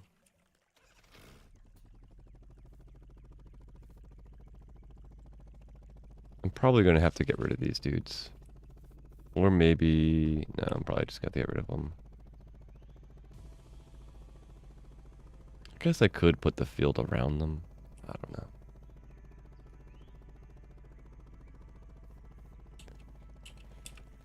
Alrighty. So for one, let's work on this area a little bit.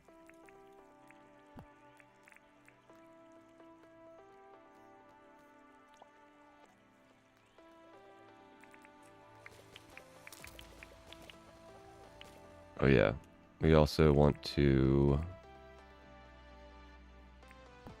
Because we're going to be using our tools a lot today. Because it's going to be, you know, step one of any build and any massive project that we start. It's terrain everything to be more appropriate. So for one, we need this to not be a giant cliff face.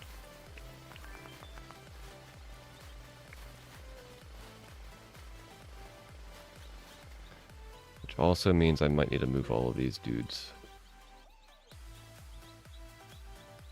Yeah.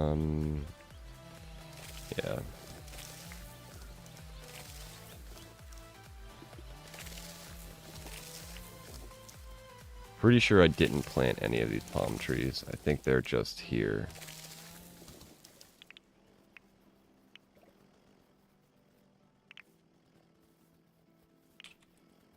Just tested, I didn't want to ask. The jet ski goes over crab traps. Seems to be no hindrance, no idea time. Ooh. Yeah, I believe the crab traps don't really have like a hitbox per se, because you can wander right through them. With what's it called? When you have your doodad on. Yeah, words. They've been great. I've been using them. I'm a professional user of words. When you have your diving helmet on.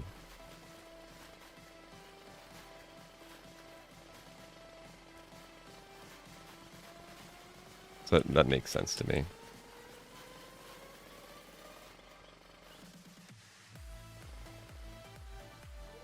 Yeah, words are difficult, man.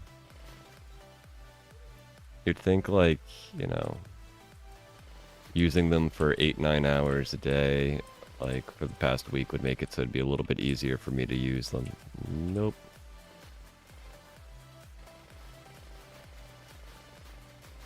I'm, just as challenged as I ever have been.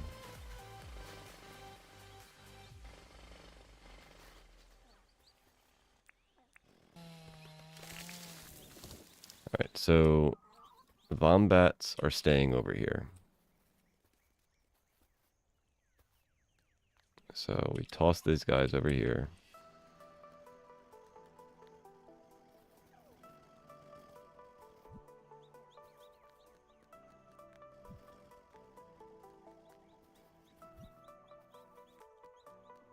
We're gonna have to make a ton of these, I like how you misspelled word. I thought you did that intentionally, but it's even funnier when you're like trying to fix it.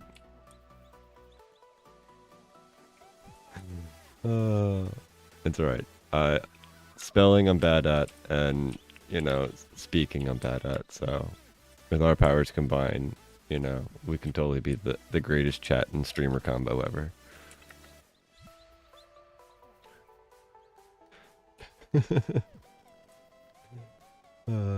As long as you guys don't get angry about it, I won't get angry about it. It's all good. Alright, the chooks, the chickens. We technically want to move that way. But I guess they can just hang out over here. we need to terrain a bit.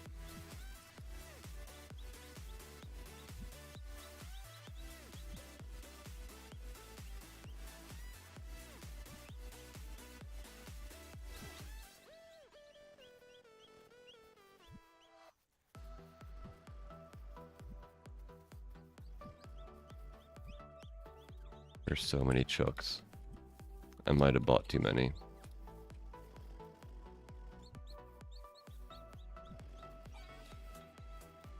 Same with the pleeps. You guys are gonna have to move a little bit.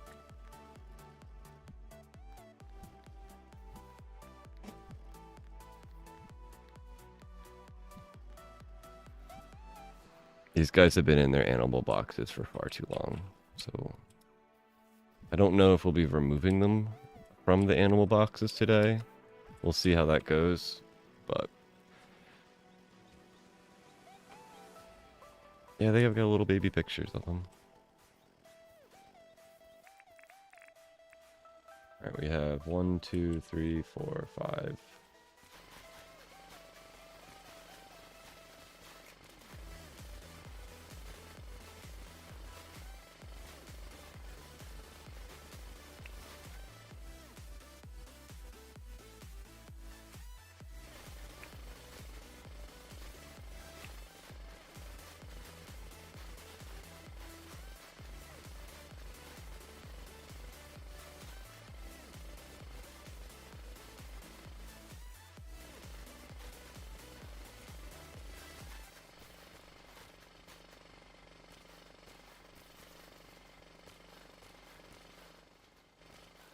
So one of the questions is, do I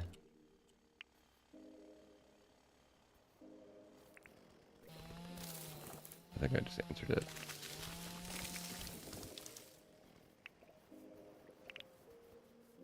I'm gonna have to clean up this area. I'm probably gonna have to cut down these dudes.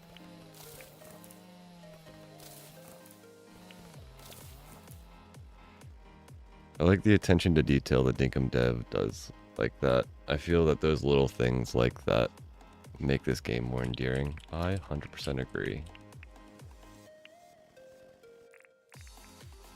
There's a lot of little features of this game that make the world a difference.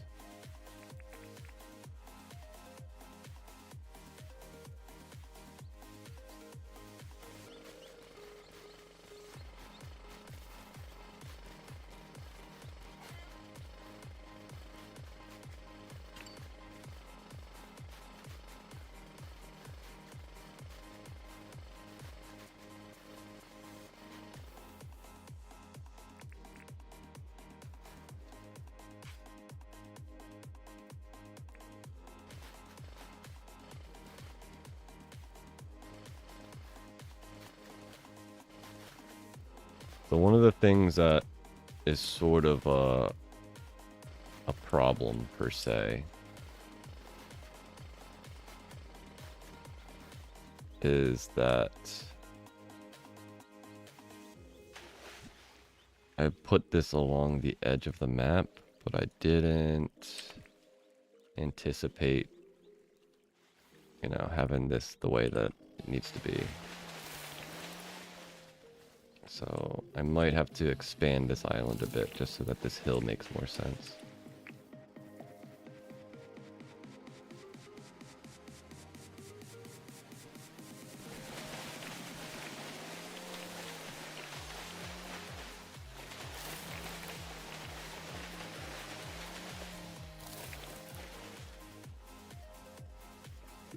Even the bush devils, yeah. They definitely have some cute effects to them.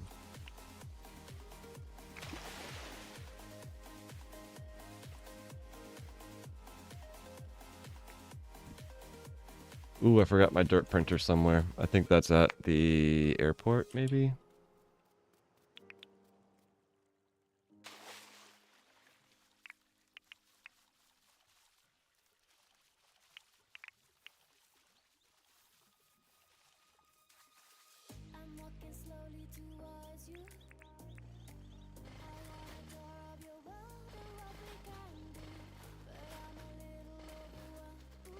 Oh, it might be okay.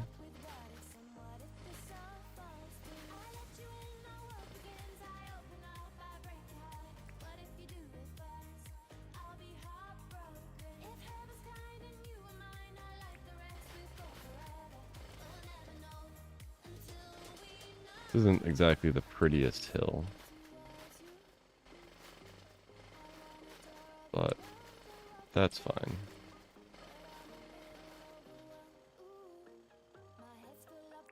Pretty is in the eye of the beholder.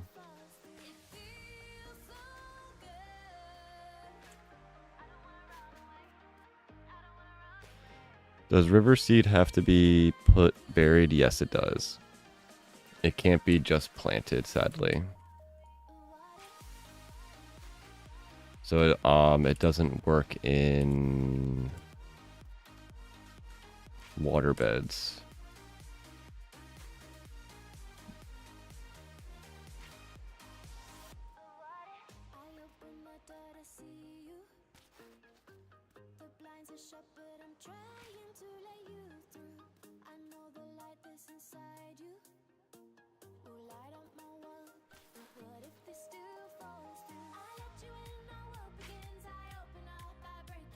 I should probably go and get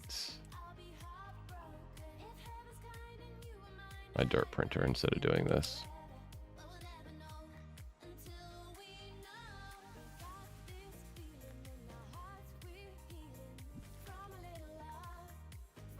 Might as well also empty some of my pockets.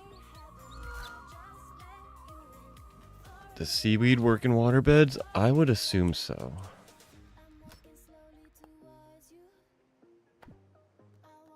I can check if you want real quick.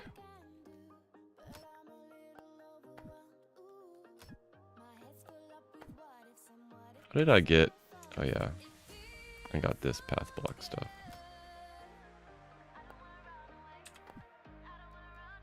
I think I put seaweed and coral in this chest. And we have water beds over in this chest. Pretty sure this functions that way though. What? No?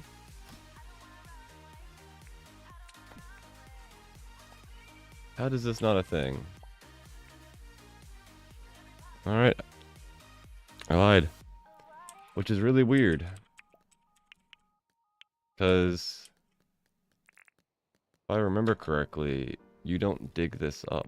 You just place it, don't you? Yeah. You place it like a flower. Why is it spinning in circles?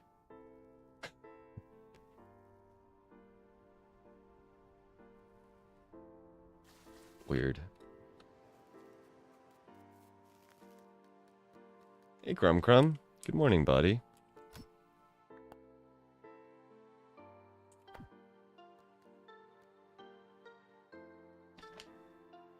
Coming up here to hang out. Here, let me get you some, That's sort of inconsistent in a way about the seaweed. I'm surprised it works that way.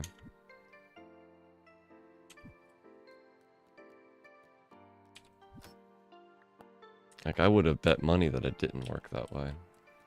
I'm glad I didn't. It's seeds. Jamity jams. Foodity foods. This is... Yeah, I don't need this stuff. We might want...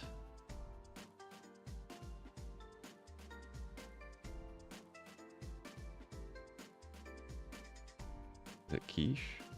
Hasty. 1, 2, 3, 4, 5. We might be cutting down a bunch of trees, so I might need this buff. Alright, let's put water beds back. We also forgot to change our outfit. Oh well. And yeah. Oh.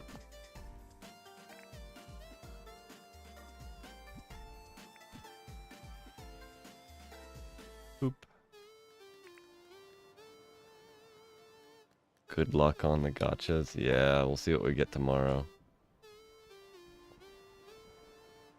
So far, it's been a waste of money.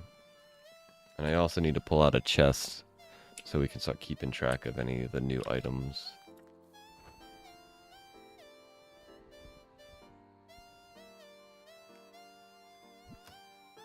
Right, dirt printer, mighty spread, first aid. Everything else can stay in here.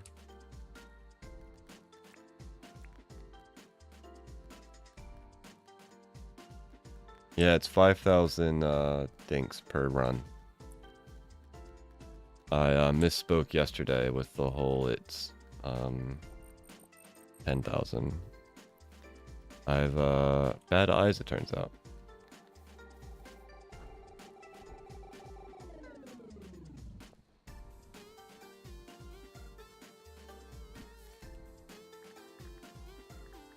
Oh, I forgot as well.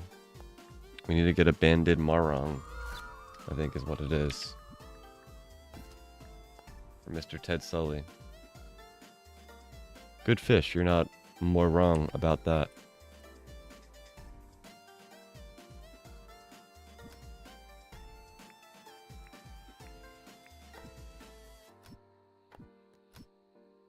Fish book. Banded marang, what are you? Northern oceans and southern oceans in this season.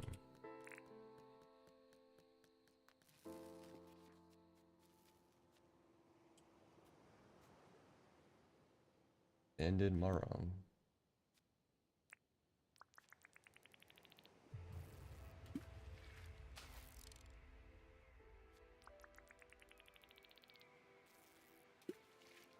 Come here, buddy.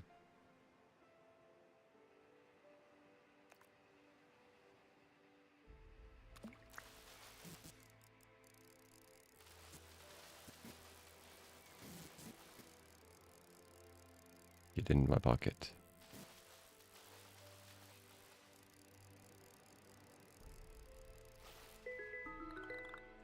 Well, that was a lot quicker than I expected it to be.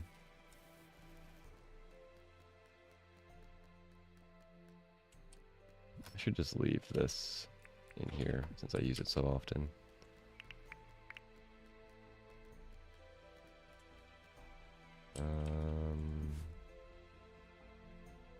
Diligent soup.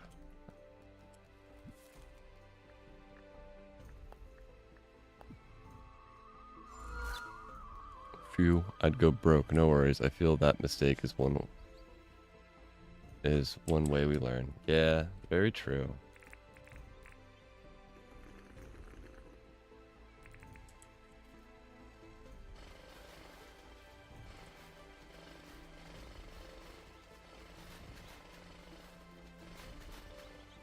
Humans are flawed creatures. We make mistakes all the time, so don't get too bent out of shape when it happens.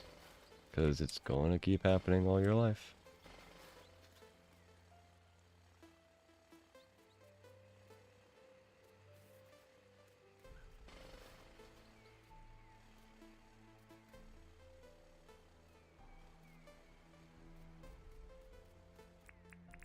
Alright, I have the dirt printer, correct? Yes.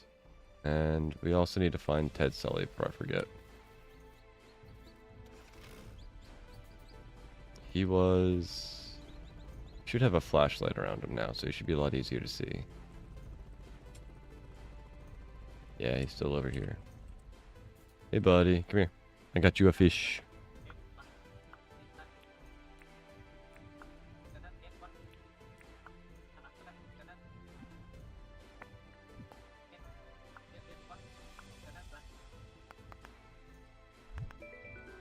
Chef pants. That mean I didn't have chef pants previously. Wow. Thank you, buddy. I actually greatly appreciate that.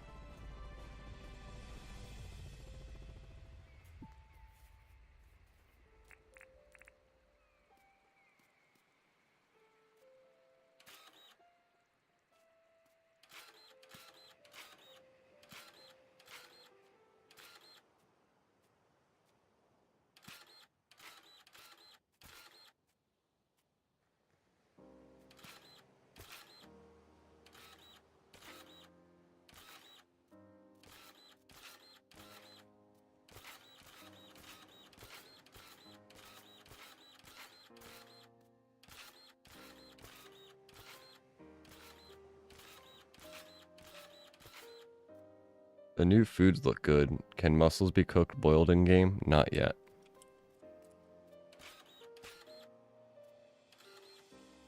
Not sure if that'll be a thing eventually or if it'll never be a thing.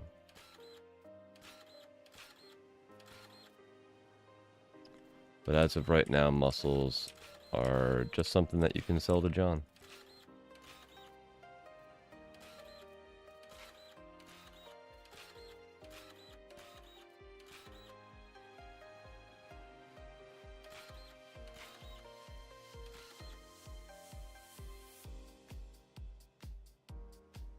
Yeah, since yabbies have been added, I imagine other stuff will be added eventually.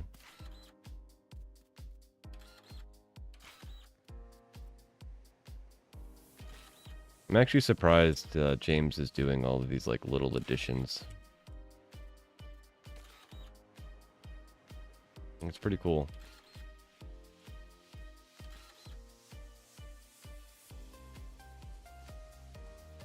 I feel like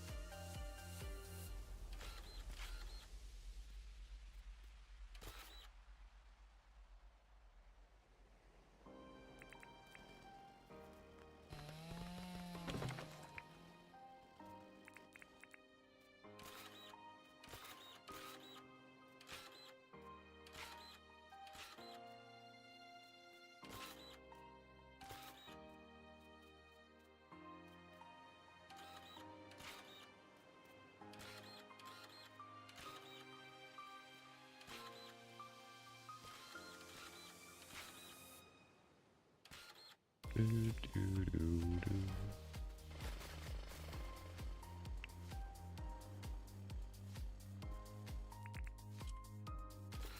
feel like this should be more like this.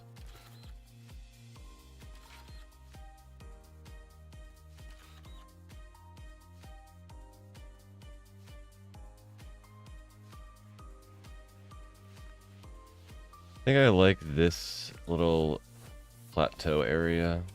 I think I'm going to keep it this way.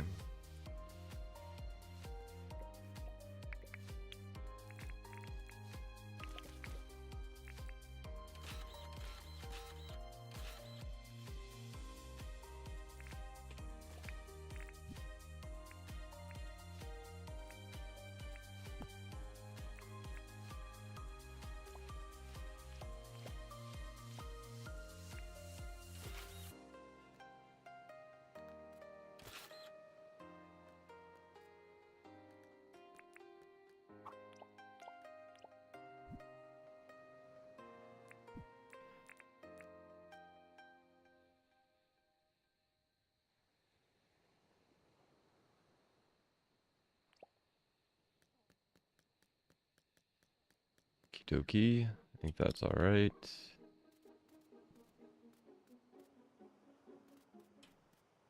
This little hill is fine. Maybe we...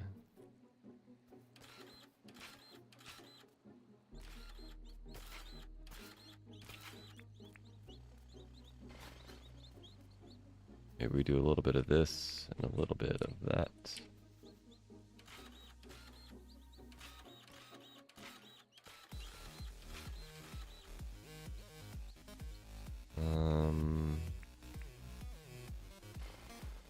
That needs to happen.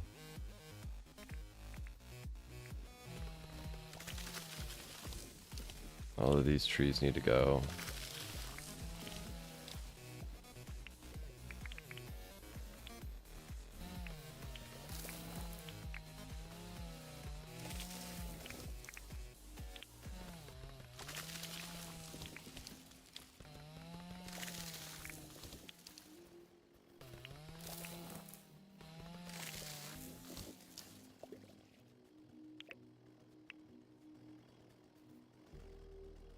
Alright, throw the diving helmet on.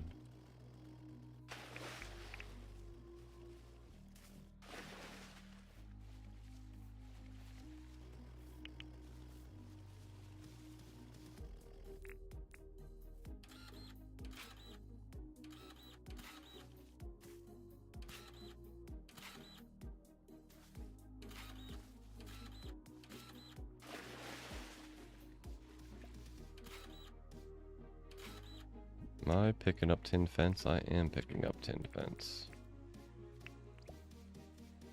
Need to make sure I don't do that too often.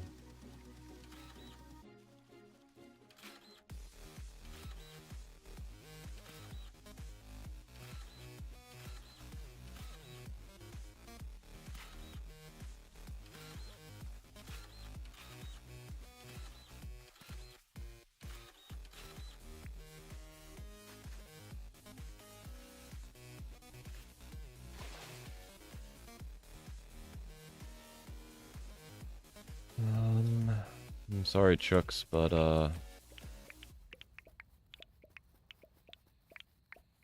you're losing your homes.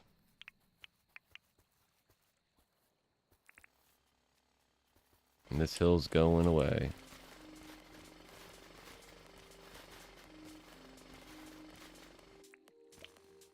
Got 1 more minute of our charged buff.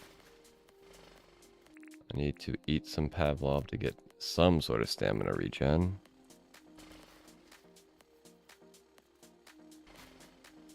Come on, game. Thank you.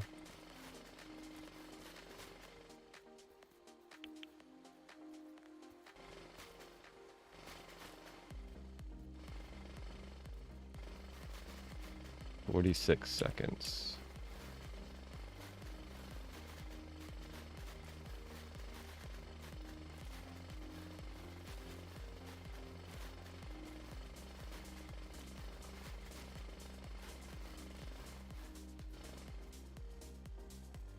Rip stamina.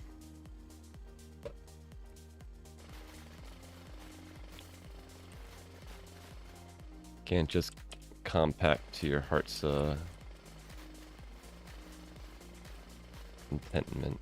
You've got to stop every now and then. Out the way, Lily.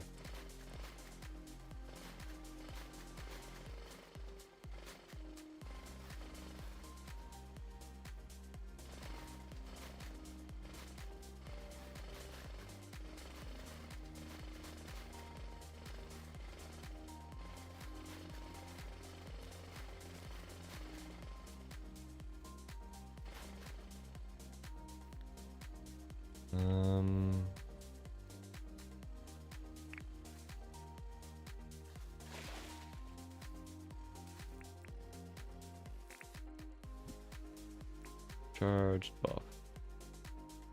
You know what? I could also eat one of these.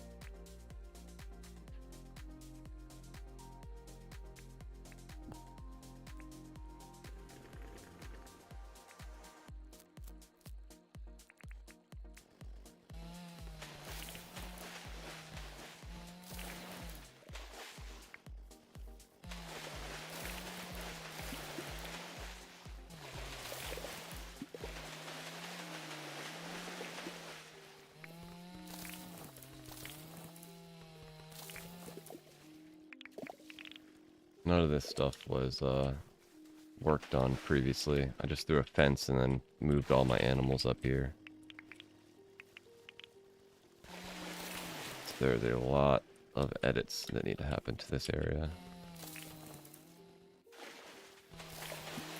I did plant a lot of these trees though. This is some of my fault.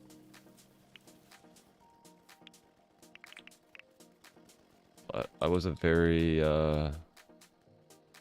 sort of different player at this time. Got a lot more experience with how I want this world to look than I did when I first did this area.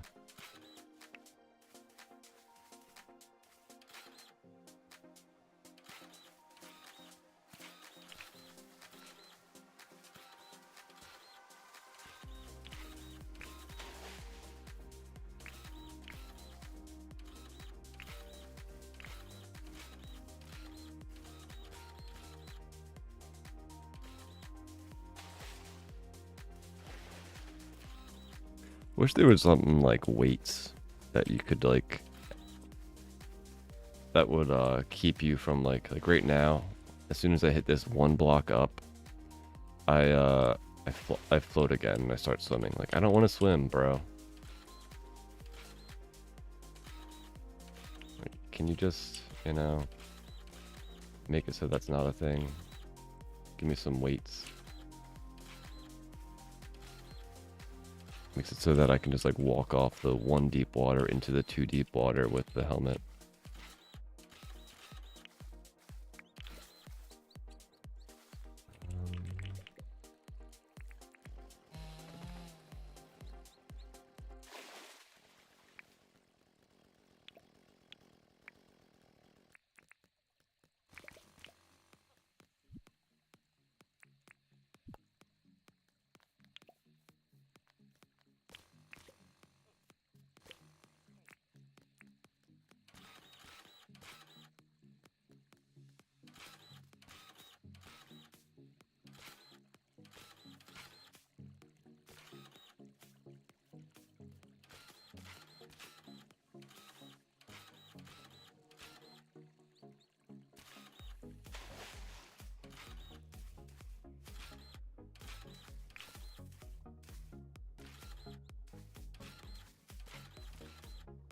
Oh no.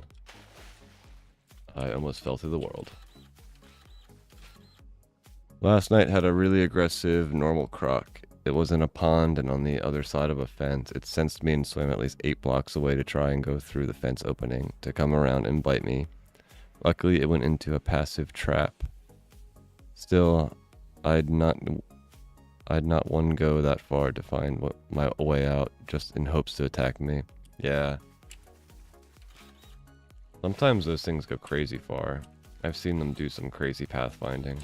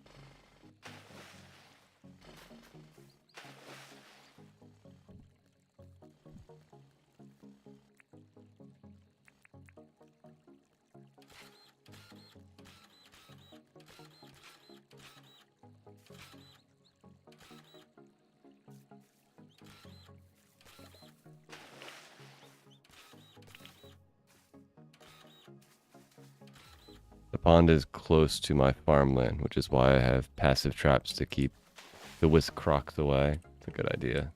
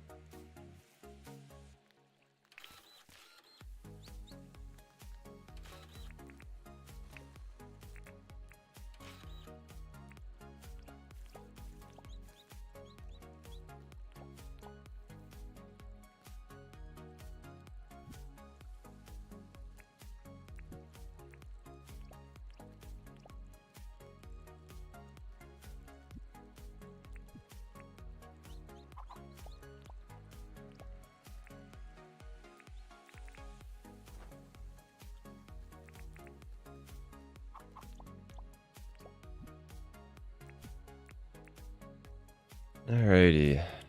That's at least the starter aspects of the bridge. I fixed that pathfinding, so maybe Arwen will be less likely to have a problem here. And in worst case scenario, you can always just walk around, I guess. Out the way, jellyfish. Don't give me a hard time.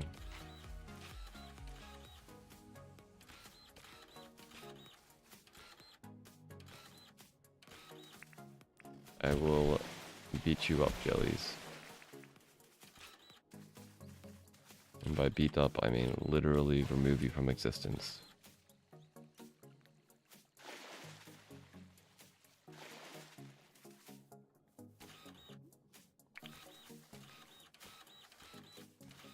Ah. Wow. Hi, Beryl. Thanks for just appearing in my face, bro.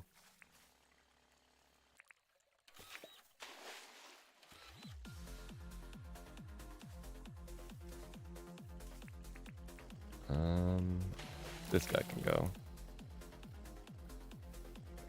And this guy can grow. Alright, in 3 more minutes we'll be done with this area. Sort of brought some coffee though.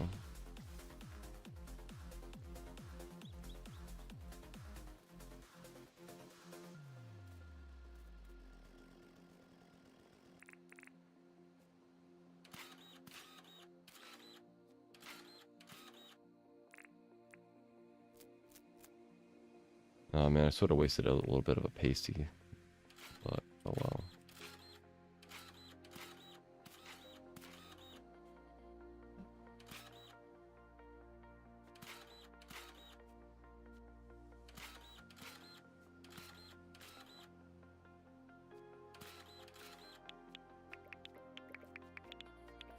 Alright, Shells.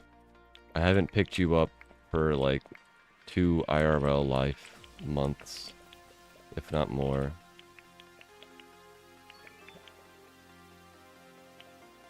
Did we completed a shell milestone? Hey, hey! You were the jellyfish whisperer. They didn't listen. I warned them. They did not take advice though. They were not very smart jellies.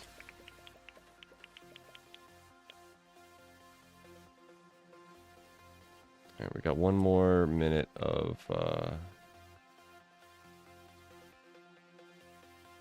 know what, I think I want...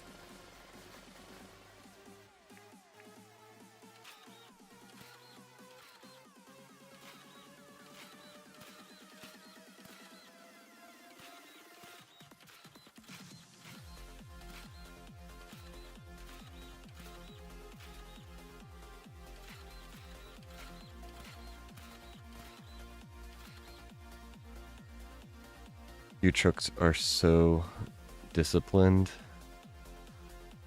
They know where they need to sleep. Buggers.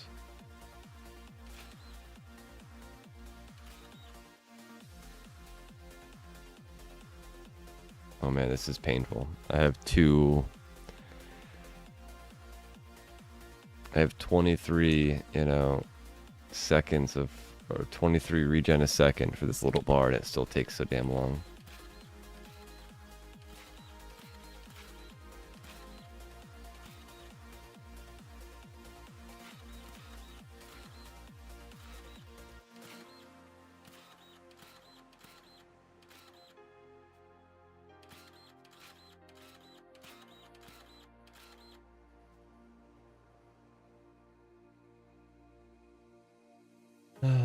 Alright, I'm going to take a break after we're done using up the durability of this dirt printer. But if you're wondering what I'm doing, I'm making sand dunes. So the idea is that since this is sort of like the ocean side, you want to have some sand dunes along here. Because there's an island here, it's a little protected, so we're probably not going to put sand dunes here. But then this side will probably put more sand dunes. So that's where the theory of this placing of dirt or sand is coming from.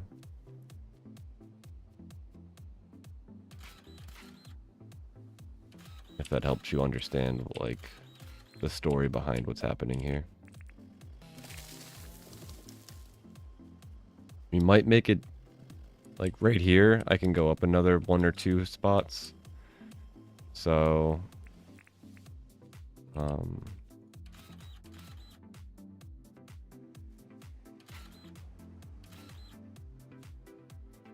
we might make some of this area thicker and maybe thinner depending. We'll see.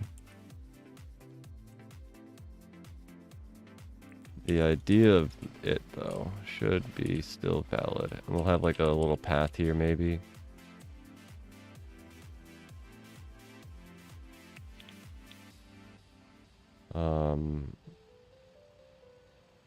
probably going to increase the beach a little bit. Just give it a little bit exterior bounce. We'll see.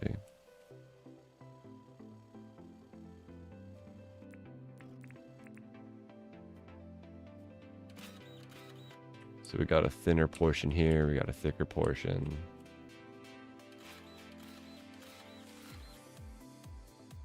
Let's do a 3 wide one. Or a 3 long one.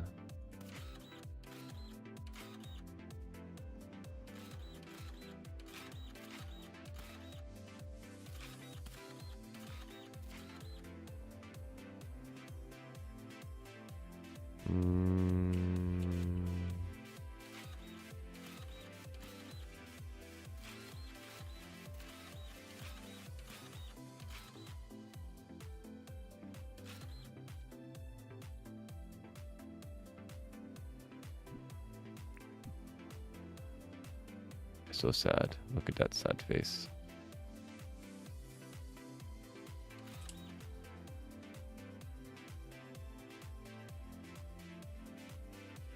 How much more do I want to go? Maybe we like stop around here.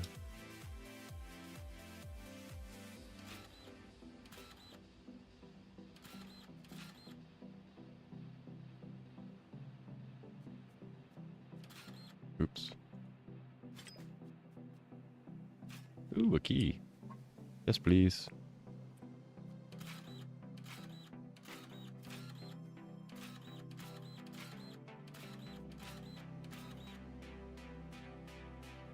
Yeah, I need coffee. You are 100% right, Nancy.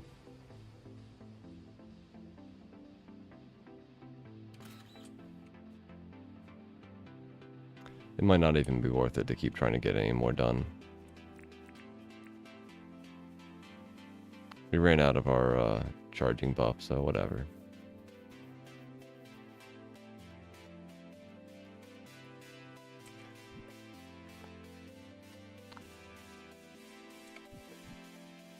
What do chef pants look like? That's pretty cool. I've never seen chefs wear pants like this, but okay.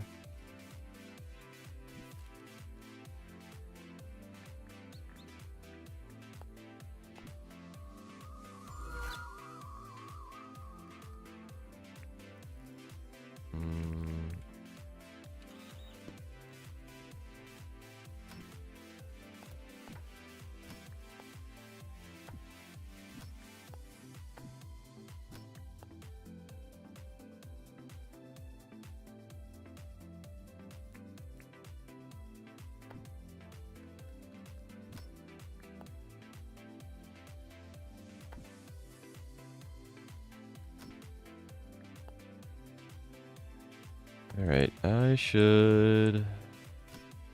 need to think about what of these guys I'm going to be using. You know what I just realized? There are no statues for the animals. Wombats, chooks, or pleeps. The only passive creature... Like, there's also no Kindo statues. But, like, all of these are creatures you find in the wild.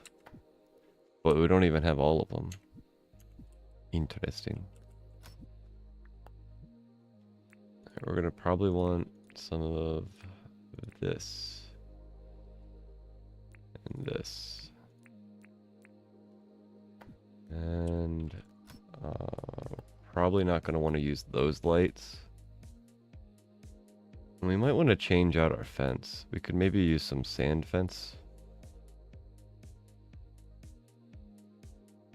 Oh, we're definitely going to want to use some sand fence. But I think that's maybe after we get terraining done. These path blocks will at least help us think about that stuff.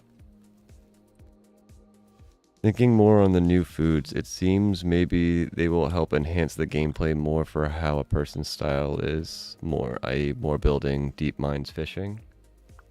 Yeah. I think so. And it'll also help promote like farming. 'Cause, like technically you don't need to farm much in the game to get certain things done.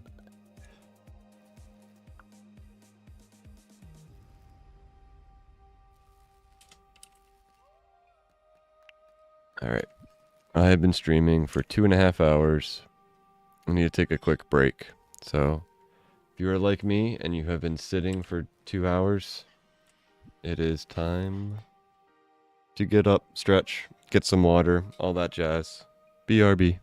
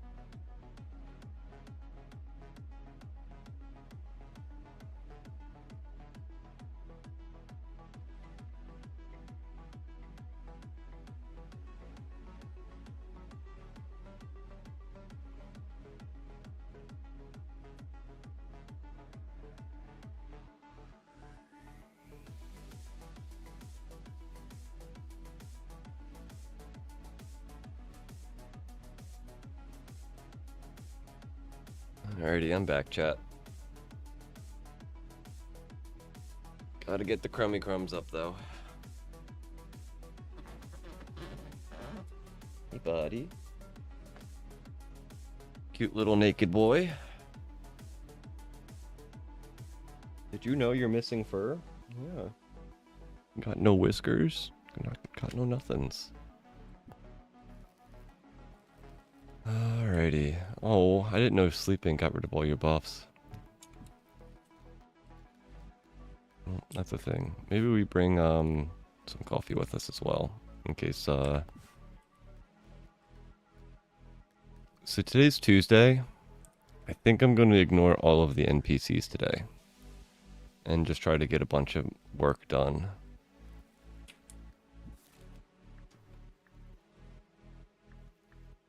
I think if I can ignore them for like a day and then like go talk to them all and then a day, should be all right. Hopefully. Ooh, I like Spike.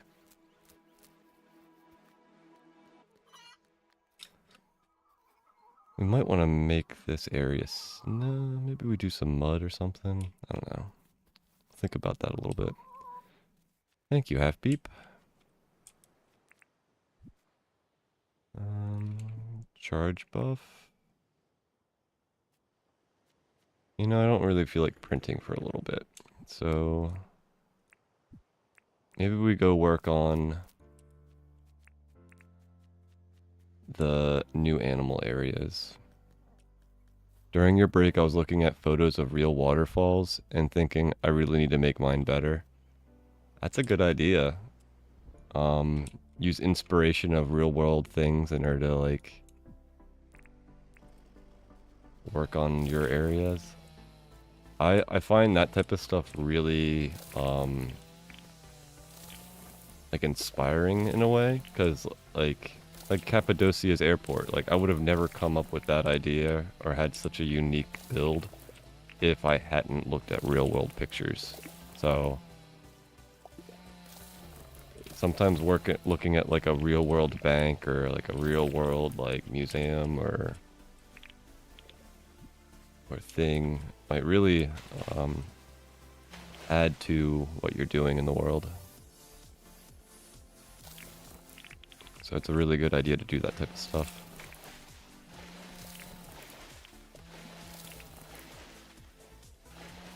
I used to do that a lot with Minecraft builds, figuring out what block varieties I want to use, how I can like change up the types of roof designs that I use, because like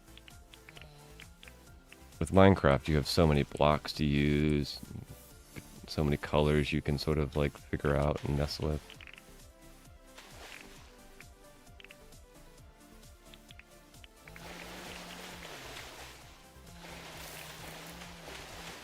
This game, it's a little bit harder to do that type of stuff because you don't have as many blocks. Look at this guy.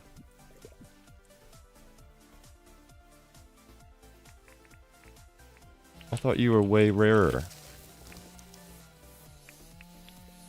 Goliath stick bug. As soon as I don't need you anymore, you start spawning everywhere.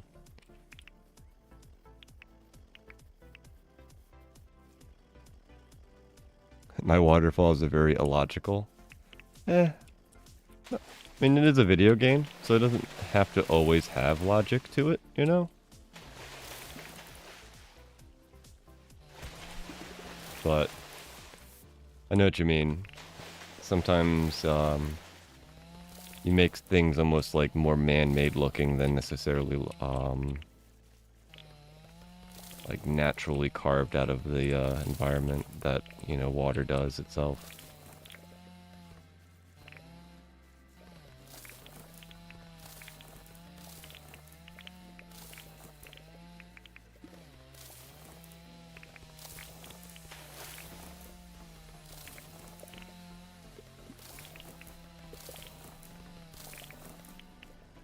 But that's the one part about the video game aspect. I mean, everything is man-made in the game, you know? You can make it look natural, but at the same point, you're the one creating it, so... There's some concrete around it, and then it looks more man-made in certain parts. Especially if you have like a house built near it, maybe, you know, they had to reinforce the water for the house. Give it a little bit of a story and you can do almost anything.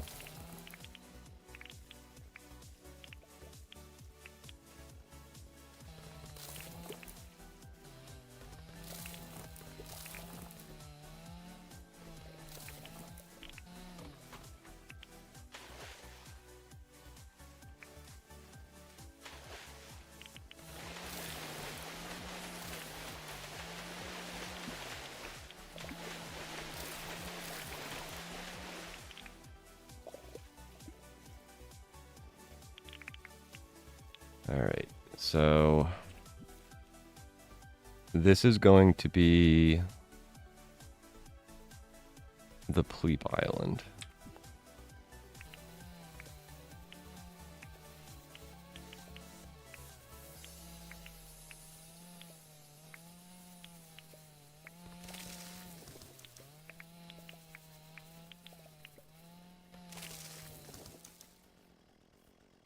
I should eat another, Near my Dinkum home, other side of the river from the waterfall areas, have a tucker box. John, the airport, Sally's, my home, and my guest houses, all with flat roofs. For landing, walking on, etc. I might move Sally's to the other side of the river, as Sally's is often by herself.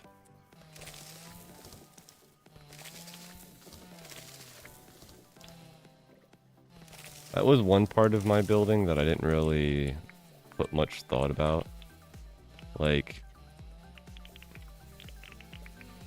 what goes near what, you know?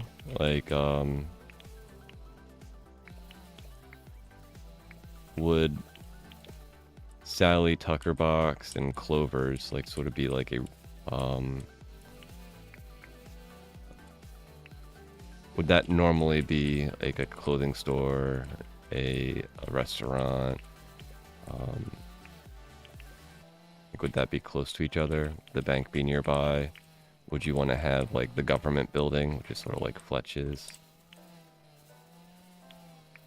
I just sort of put them down as I got them and placed them around because of that. But it's another way of thinking about how to build that area is like,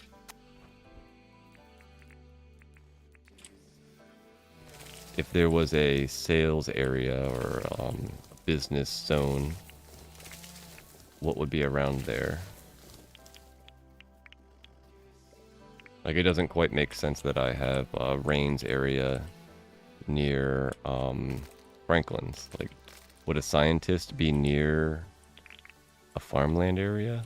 I mean, I guess there's, you know, farming scientists doing agricultural research. But I almost feel like the museum and Franklin's are a better fit close to each other than Rain's area. Ooh, you don't see these guys very often.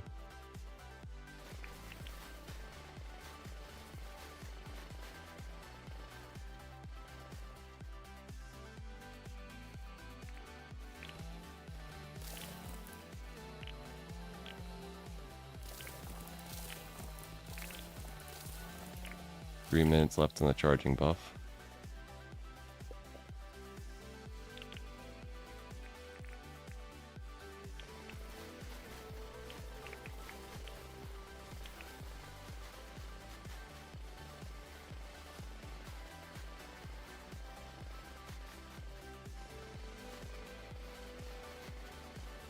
Honestly, if I think about like where a hairstylist is in my area, a lot of the times they're more in the residential areas. They're not necessarily in the business park area.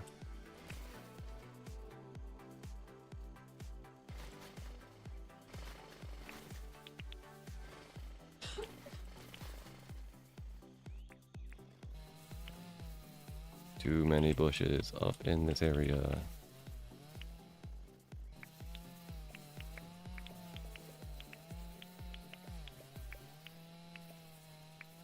Too much clutter, my brain can't think.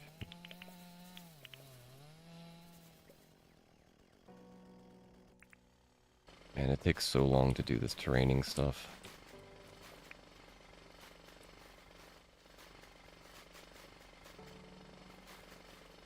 But since we started early in the day, we should have a decent amount of time to get this done.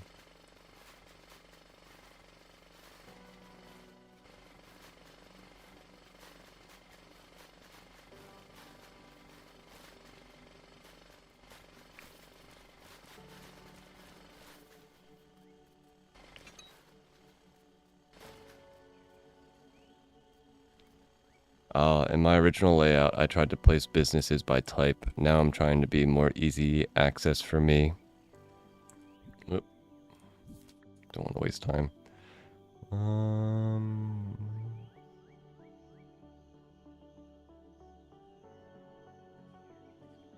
Like, my home is really close to the airport and mine to save time getting there in the morning. John's is on that side, so I don't have to run far to sell items from those places. And I've been making a treasure trove there too. And Tucker Box is there since B's on that side for quick selling. Yeah, that makes sense. I mean, it's sometimes you don't necessarily want it to be, you know, sensical as much as you want it to be practical. It all depends on what type of build you're going for.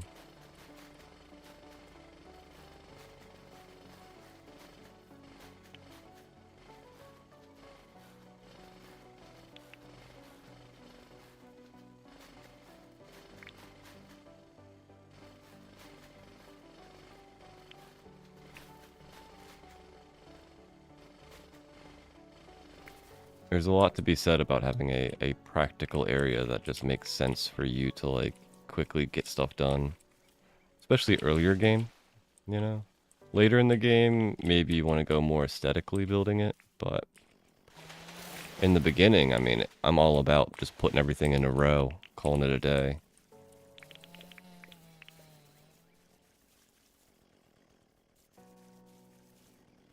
Look how dense this is.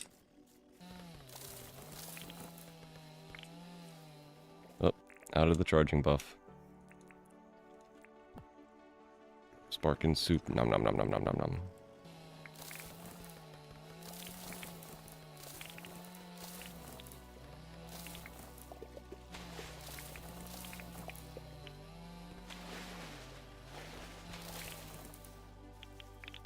I try to make a compromise with myself because if naturally I would want to always have it be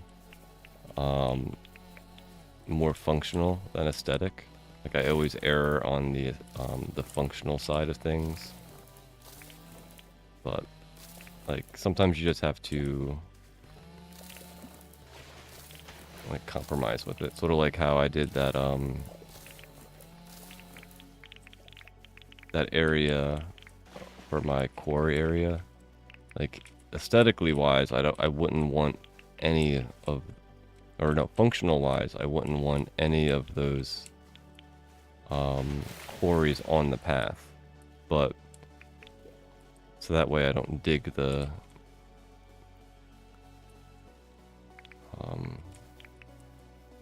path up as I'm going around and doing stuff.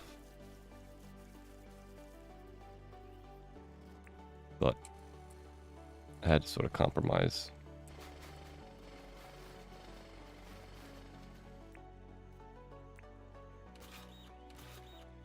Yeah, in a row, I was doing that too. Yeah, that's like, I think the go-to method when you're first starting.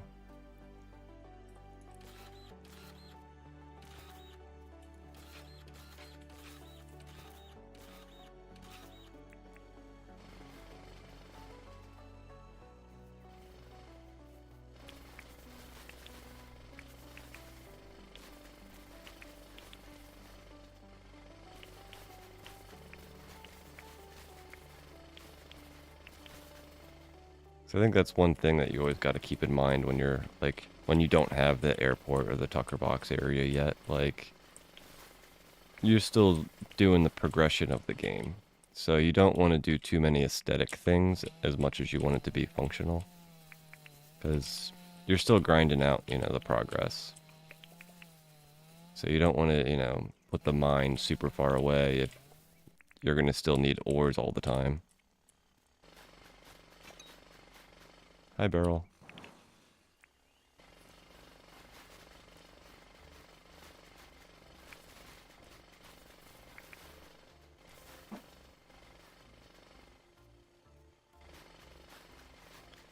If Spark and Soup works the same with the normal dirt printer, would that make the normal one on par or almost on par with the improved one? Yeah, basically.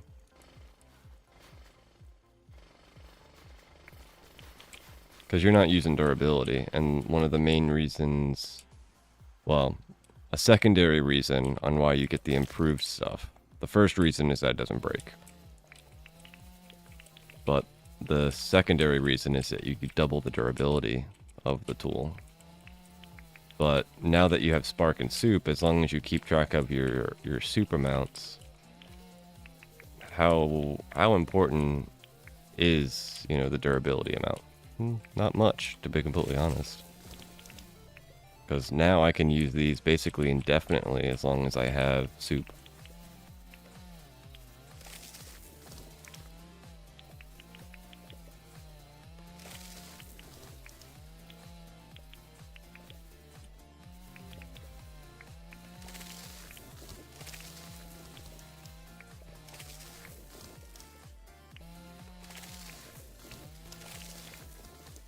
But I still think they're really useful just for the fact that, like, you might get distracted and not be paying attention.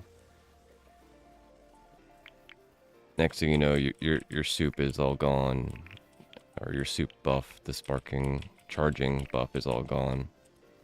And you break your normal compactor, your normal printer. And you'll cry a little bit. I haven't tried much pathing yet. For me, pathing really, really helps. Like, I would almost say that it's probably one of the most important part of me thinking about how I'm going to do the build. Like, after I terrain this to be a little bit more organically feeling to myself, instead of these huge cliff faces that sort of bug me, I'm probably going to throw some paths around so I can think of, like, well, where are the pleeps going? Like, where am I going to put the pleep houses and stuff?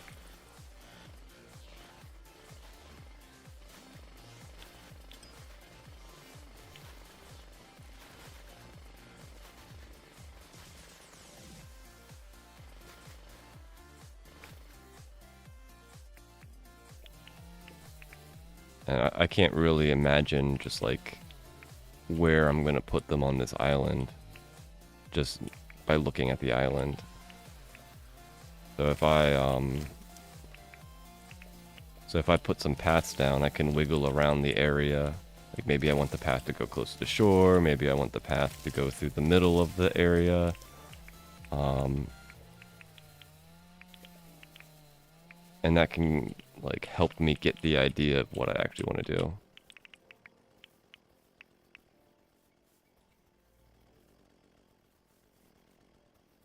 Do you travel a little faster on paths versus soil? I don't believe there's any of that effect.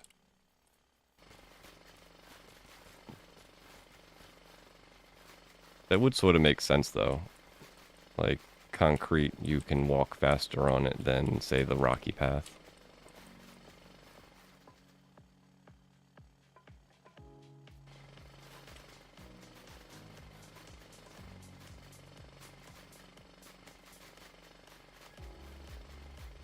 But I don't think any of that's implemented.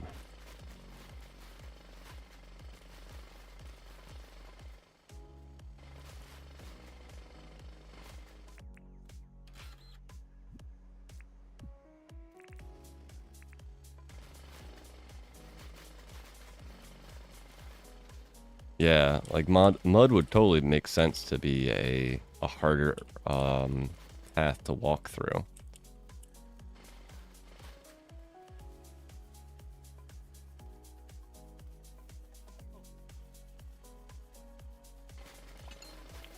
Hi, barrel. Pockets full. No.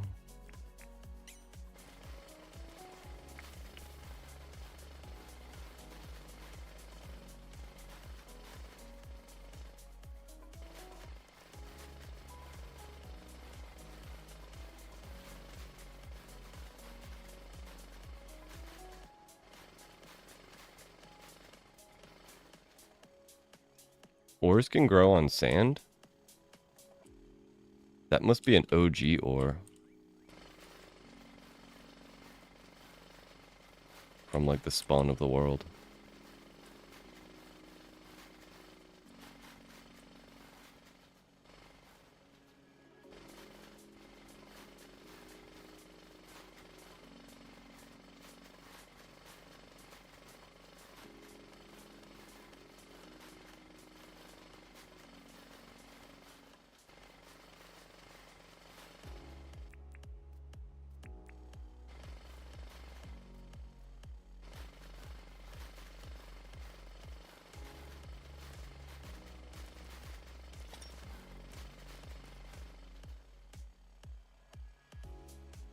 Welcome back, I'm your TARDIS.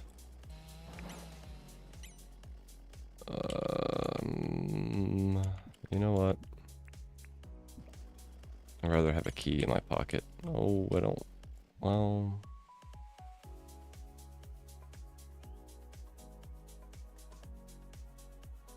Maybe rocks can go. Do you need ideas? Give me a minute. I'll get you some. LOL. I think I'm good, but...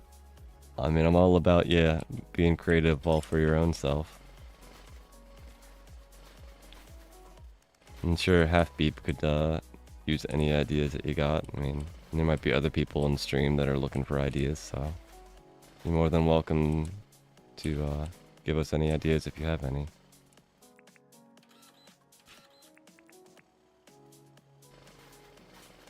You've already backed up my world a little bit though, so I'm good on ideas for a bit.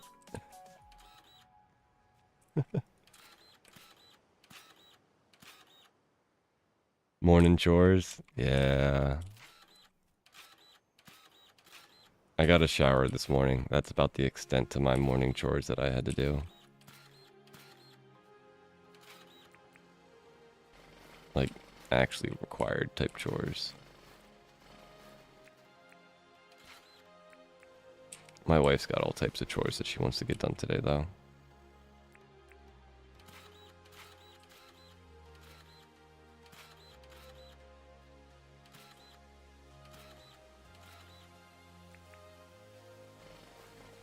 She's currently working on our food. We like to, or she likes to, have like all of the week's meals sort of prepped up and made all at once.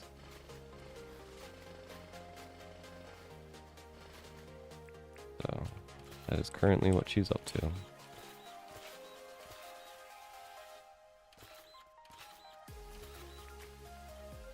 She usually does like a meatloaf type meal, or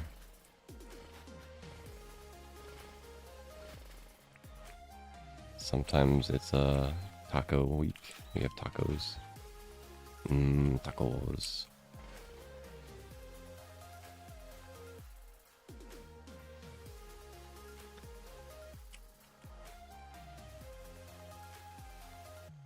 Let's go get grub worms. Going down to the mine to check and see if you can, I'm still not, like, can you actually capture them? I'm not sure about that still.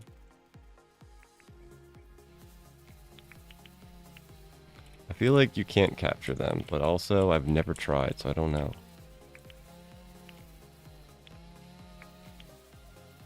Do they go into...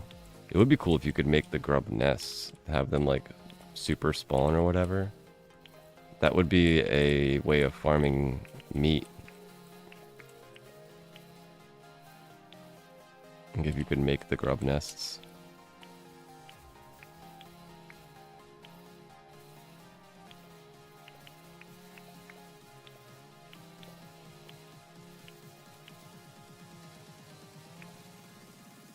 We used to do that for meals too. Now do not quite, we do not quit a full week. Or do a full week.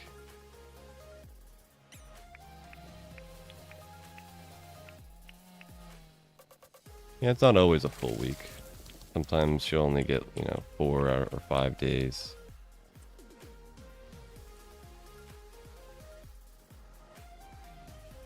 Alright, well we got half of this area done.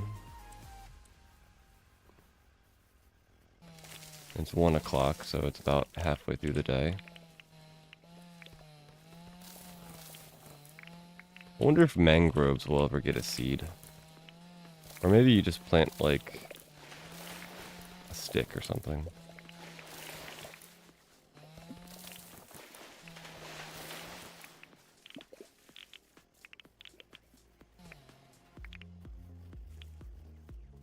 That seems to be something that people would want.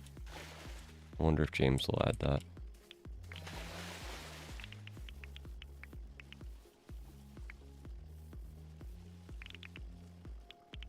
Yeah, there's definitely like an item code for it. Like, if you use like dev commands, you can definitely get grubs, like grub nests in the overworld, I imagine.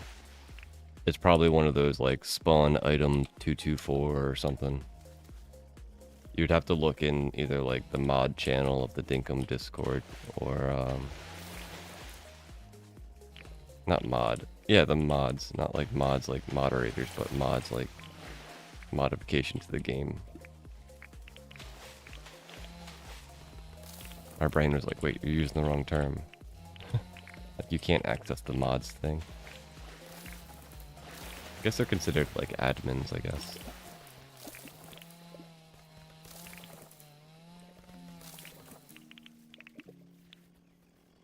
We're out of spark and soup again. Nom nom nom nom nom.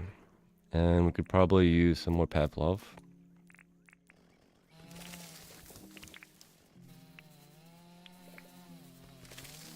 I'm debating on cutting this island a little short.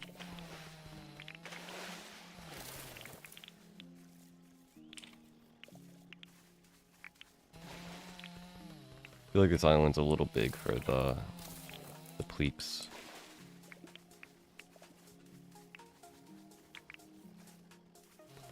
Then again, it would be cool to look over the aquarium and see like the pleeps wandering around.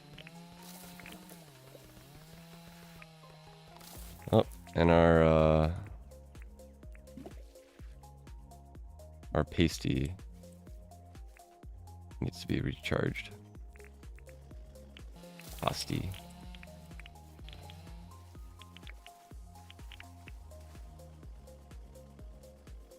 That would be cool to put a grub next to a plateau so they can't run all over the place and you can still farm them.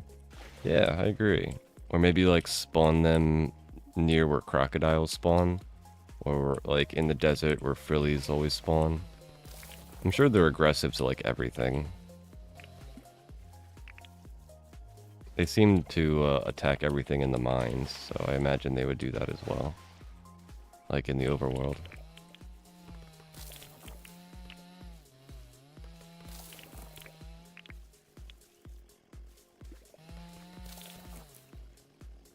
Nest on. Jeez, I'm doing so many typos. It happens. I was able to read it, so it was fine in my book.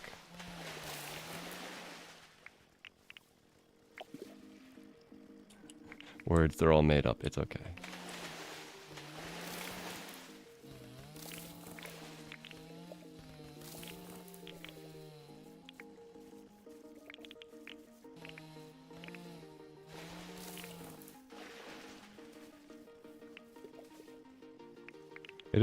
It's always interesting to see where like the history of words come from. Like a lot of them have like Latin terminology, or like some scientist just termed this coin at one point. Or it started off as like a, what was it, an acronym? Like scuba, self-contained underwater breathing apparatus. But now you just say scuba and everybody knows what a scuba tank is and scuba stuff is.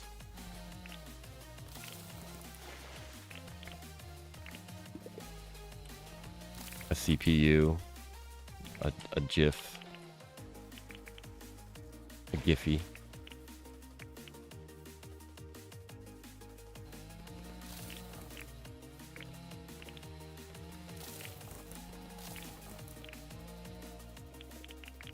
Ooh.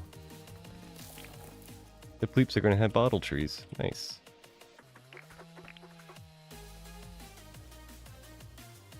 I think this is a part of the world I've, like, literally never been in.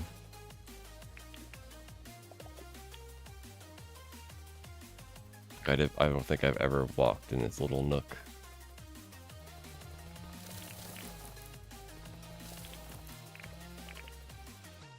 Since grubs have so many in quantity, how many would be needed to defeat one croc? Lots of grub meat, though. Hey, Carrion Pimblet, welcome to the stream. Just finished work, so catching a live stream. What are you working on today? We are working on the animal area. I finally got some inspiration, and so this our animal Pleep, Bombat, and Chook area is finally getting a little makeover.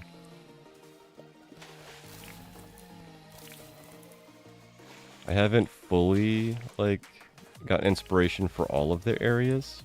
So the Chook and the Vombat areas will probably just be sort of, like, terrained, and then I'm just going to probably toss their buildings down and move them over. We might path up the area and sort of let my brain think about what to do next.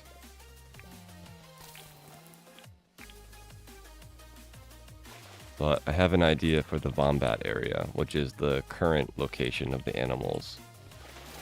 So once I have the two islands that I'm moving the Chooks and the Vombats to, sort of terrained and ready for their, and, like, you know, a fence around it so they don't have to fight anything. We're going to move them over and then start working on the Vombat area.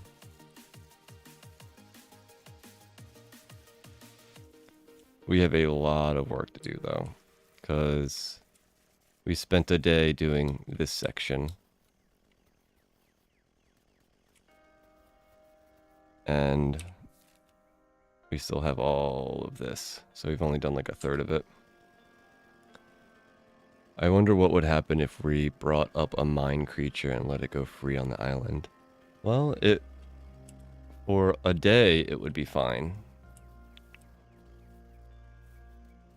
It would despawn the next day, but for one day, it would go around and wreak havoc. Until it, you know, ran into something that can destroy it.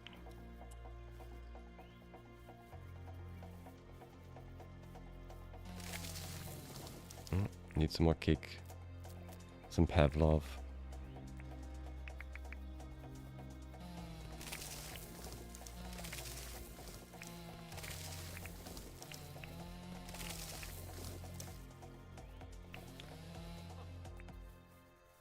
Out the way, turkey.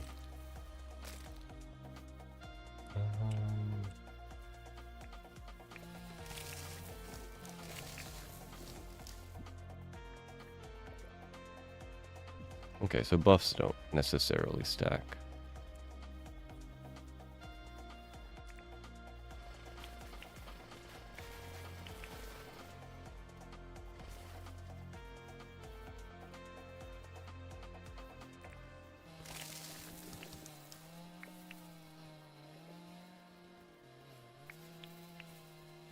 We started off the stream with a Sunday fun day. We got 14 Burconium and okay, I forgot about something that we gotta do.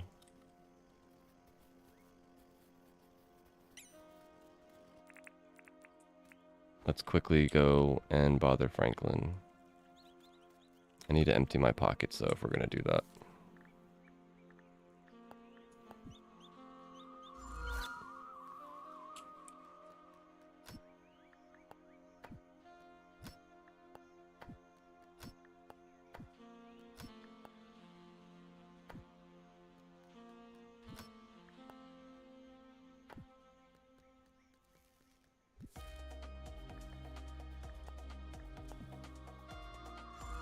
Would a glowing croc fight with a regular cock? I think CP tested, but I forgot. I'm pretty sure they do fight each other, but I'm not super positive on that. Ooh, a sandwich.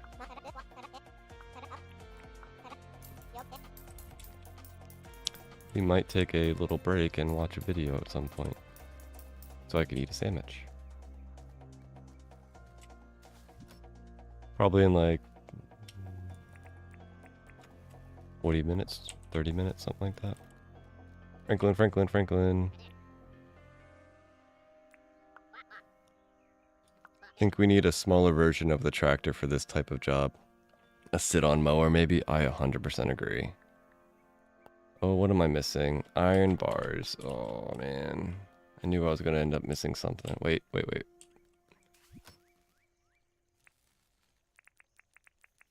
They stacked in the wrong spot.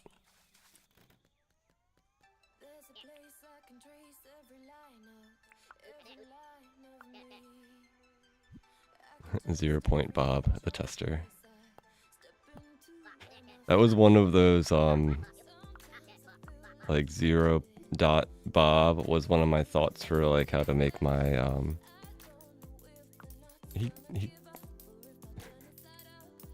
I just barely got here in time. He literally walked away from me as I was ordering stuff.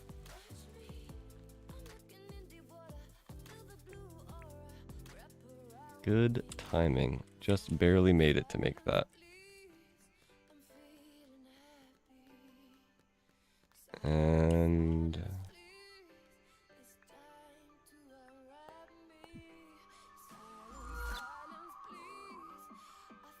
we also want to buy a bucket, and then we'll get back to doing work.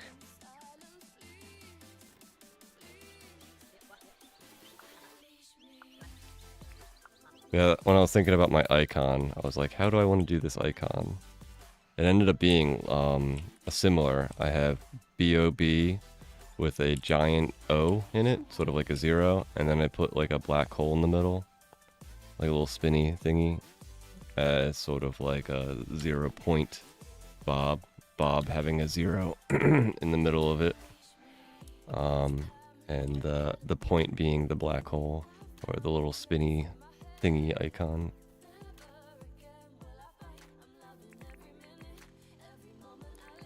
Alright, need a charging soup. Making an icon for a stream is not an easy idea. You know, like coming up with the idea of what you want for just the name of a stream or name of whatever you're doing for YouTube is easier said than done. But then you actually have to, you know, make a small 30 pixel icon that has some relevance.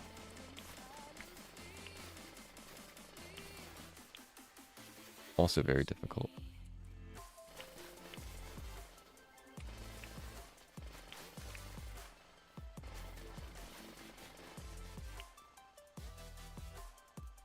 Yeah, I made it in just paint, so it's not very fancy. With a 3D paint, it was what comes with Windows.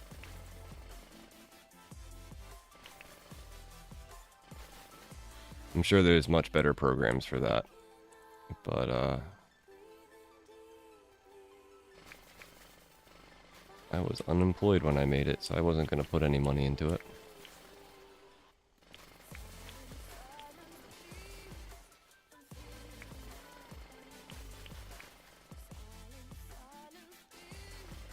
On that note, this is the final countdown in days. I start my job Monday. So we'll see what my schedule's like. I still am not quite sure what my start date's going to be. I think the first couple of days are going to be, you know, orientation stuff.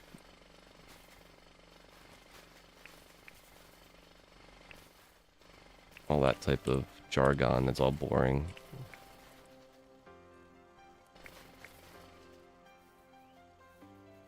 But has to be done. I have no idea what my wife is cooking, but it smells delicious.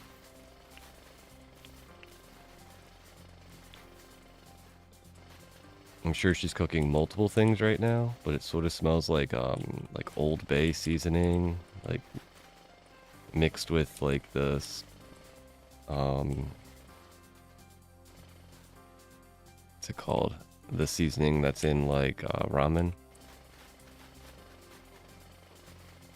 It is stimulating my my hunger like aspect. Like I was a little hungry before, but now after smelling that, ooh-wee.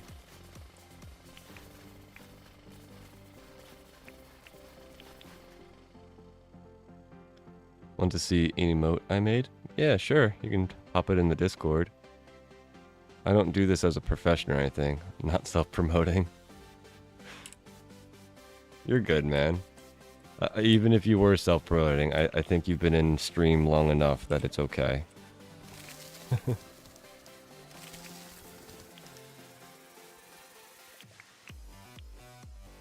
It's one of those things. Like, you hang out in enough streams, like, you can self-promote. It's fine. I'm not one of those people that's going to get all bent out of shape from it.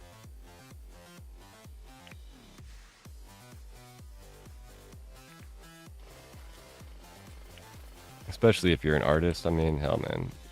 Artists have a tough enough time. I'm not going to discredit you from trying to get more money and get more work. Especially in this day with AI. Like, it's just going to be harder and harder to be an artist nowadays.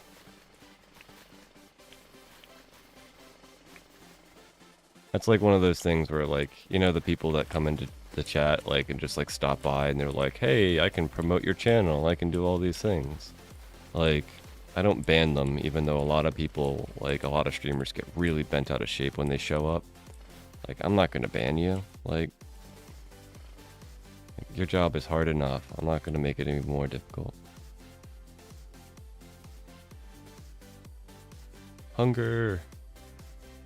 Up to 0. Oh, an emote here? Yeah. Pam Pam, welcome to the stream. Are you using a mod because the map seems interesting? No, this is all vanilla. We are in an experimental version, a closed beta version of the game. So there are some things like these icons that are not in the normal version. But this is all vanilla world. No mods yet.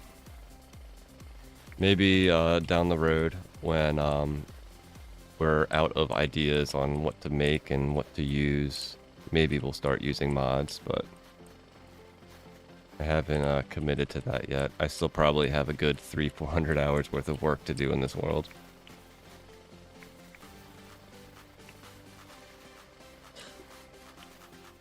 I've already put like, what, 500 or 460 I think is what we're at in this world.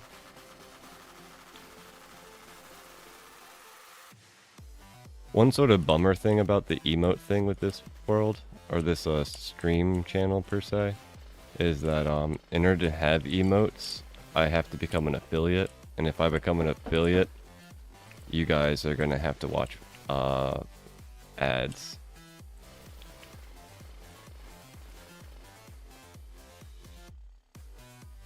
And I'm pretty sure as it is right now, because I'm not an affiliate, there's very minimal ads on my channel.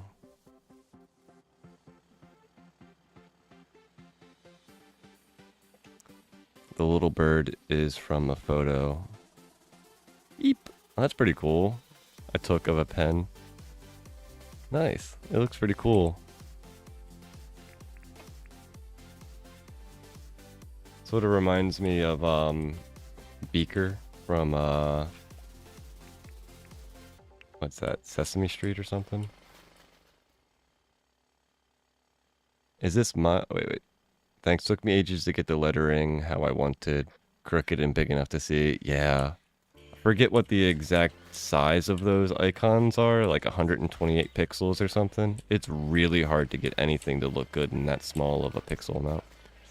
Is this my first world? No. This is my second world.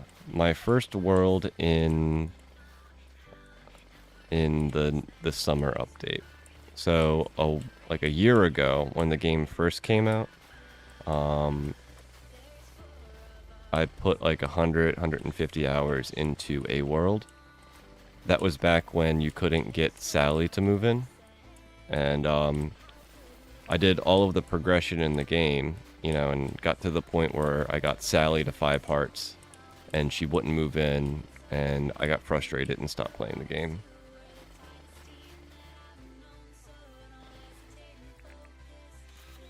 And because of it being early access, and I've had a lot of experience with early access taking a very long time to like get out of early access, I wasn't in a rush to keep playing the game. So I didn't pick it back up during the spring update. But when I saw that the summer update came out and they had fixed the Sally bug and they had added the airport and the mines, I was like, ooh, I think there's enough content to pick up the world again. Well, not my old world, but, you know, pick up a new world. And in between when I first started playing the game and I started streaming, so I figured, hey, this will probably be a great game to stream because it's like a nice creative thing. I can sort of relax in the world.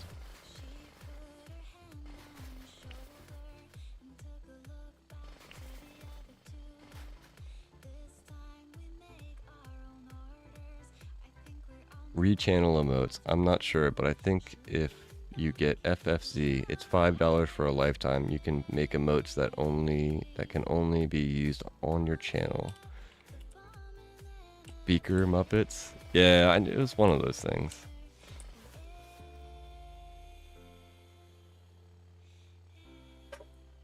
I haven't seen that in a really long time. Any of that type of like that stuff. The Muppets are my favorite. Were the guys that sat in like the upper like area, the big grumpy old men. They were my favorite characters in the Muppets.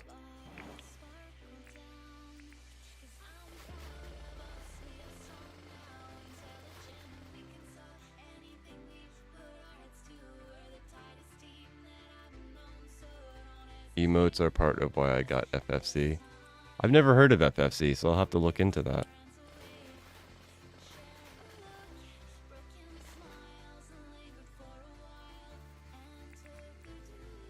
Alright, we have a couple more seconds on our charging buff, and it's gone.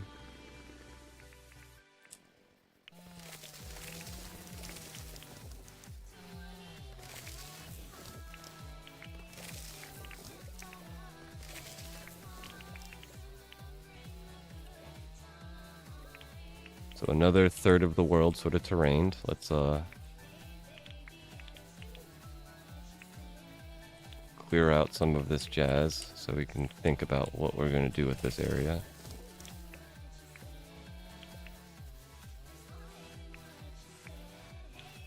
This will also help me get more bush seeds and stuff. I've been getting a little low on bush seeds. I think I was down to like a couple hundred. This will also probably give me a crazy amount of palm wood that I don't really need. Guess I should also be getting, yeah, I should be getting fir grass here too, so that's not bad.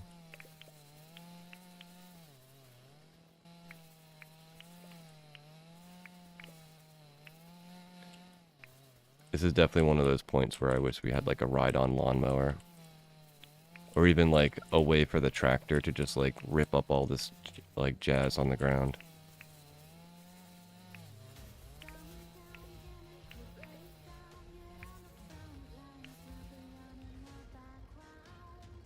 Custom emotes. Yeah, I think wasn't there I think there's a way to get, is it better Twitch TV? I think that's a thing. BT TV, something like that. Another thing that you can like pay like a premium and get custom emotes for your channel. But as I mentioned before, until I get a job, I'm not putting any money into anything. Like, I have a job technically, but I don't start till next week, so once I get my paycheck, maybe. I have gotten a couple of donations too, so I might put some of that towards the stream. My initial theory was to save all that up for a new computer, because my computer's like 5+ years old and it's able to stream, but is it good at streaming? No. And like, I can't play newer games like Cyberpunk or anything like that, so I have to be specific with what I do. Like, I can play Dinkum, but if, you know, James makes this game harder for, like, upgrades it in some way, I might actually have issues playing it at some point. Franker Face Z. You know when you're at work, all your mind is going to want to think about is Dinkum. Yeah. I'm hoping that it's, at least for the first couple of months, stimulating enough that I can, like, just focus on work. But it is one of those jobs where I'm sure once I figure everything out and I know, like, it's going to be pretty repetitive, like testing the water every X amount of time, going to check on the repressure pumps that are around the state. There's going to be times when I'm driving and just bored. So, but those are good times, you know. A lot of inspiration can happen when you're not playing a game.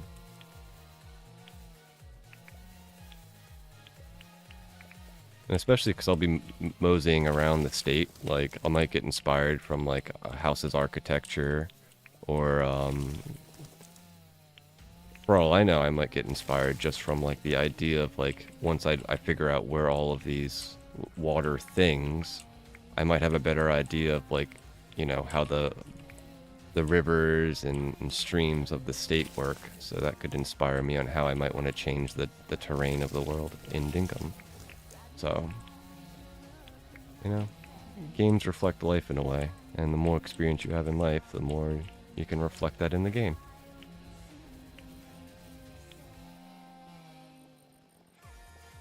Do you like the new rendering of the bushes?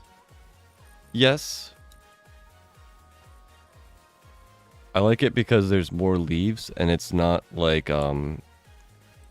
these are sort of, if you could take this leaf of the fern and make it like run into itself in a circular fashion, that's what the old bushes looked like. So I like this look. It does look lower resolution though than like these guys, the spin effect stuff. So I think it needs a little improvement so it's not as fuzzy, but I like it so far.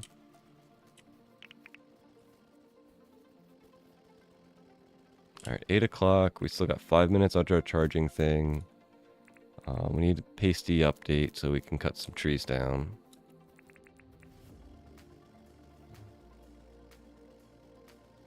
Yeah, dude, I got a couple. I mean, the whole aquarium build was for me sleeping. Like, I took a nap and, you know, I woke up and I was like, this is how I want to build this. And like, so sometimes you have to just sleep on it.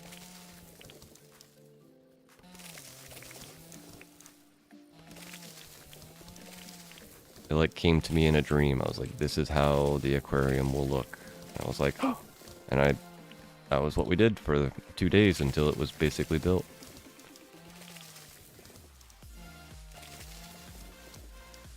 James, we need a riding lawnmower. Yeah, we do.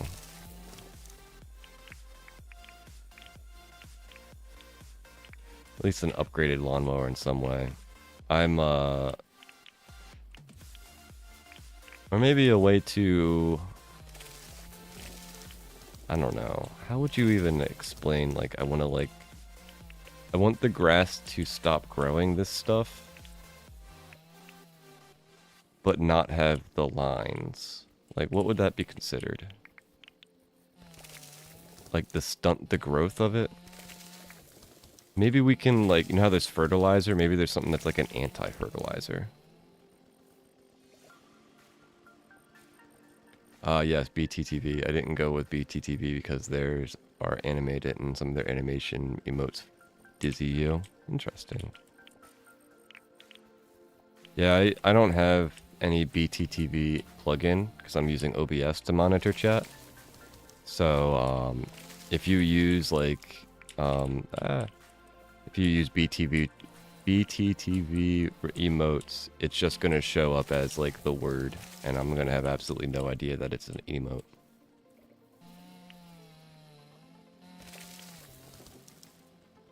Use your phone notes to jot down inspiration. Yeah, I recently discovered the recording feature of my phone. So I've been like, you know, when Crummy's snoring or sleeping real loud, I'll record them. But if I get like an idea, like at one point I got an idea for like a story, and I don't know if I'll ever write a book, but maybe when I'm older, I'll write, you know, something, or maybe I'll make a screenplay or something, who knows. But I had an idea that like I had a crazy dream. It was like super vivid dream, and I was like, holy crap, that would be an amazing story if I could like add some humor to this story and make it like a more interesting overall story. So I busted out the recording function of my phone and like talked to it for like 20 minutes to make sure I remembered the idea that, or the dream that I had. So I'm sure I can do that type of stuff.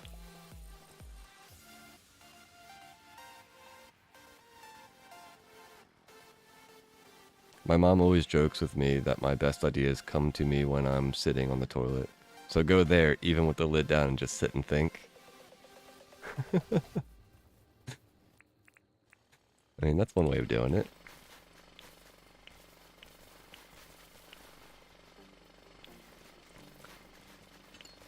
I find a lot of the times, like when I'm in the shower, I'll be watching like a YouTube video, and a lot of that, like you're distracting yourself with like the video, and your brain sort of like subconsciously works on stuff. So I find that a lot of the time when I'm watching, you know, a Hermitcraft video or something, I'll like naturally get like inspired in a way.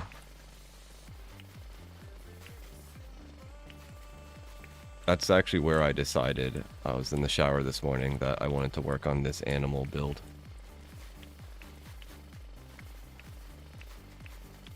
So I can totally understand that idea that, you know, thinking pose in the bathroom will help.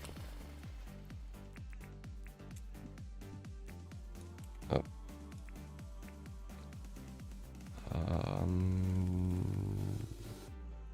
Did I run out of charging stuff? I think I did. Alright, well, we'll use up our durability.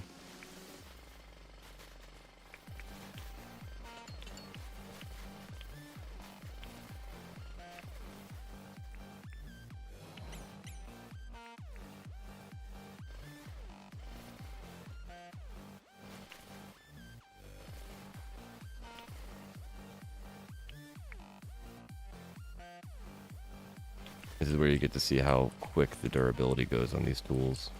Like, we've just been using this one tool basically for, you know, 30, 40 minutes.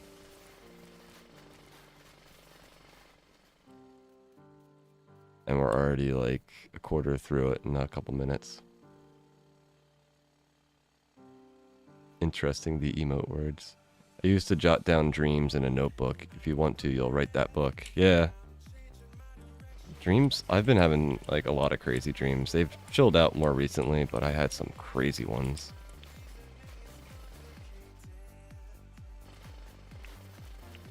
Pretty cool though. You can get some really good inspiration from just letting your brain wander in a dream.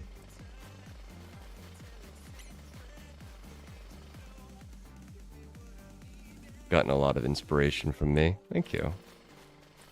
I'm glad I can inspire anything, you know? And I enjoy that aspect of the Dinkum community is that I think a lot of us inspire each other to do creative things.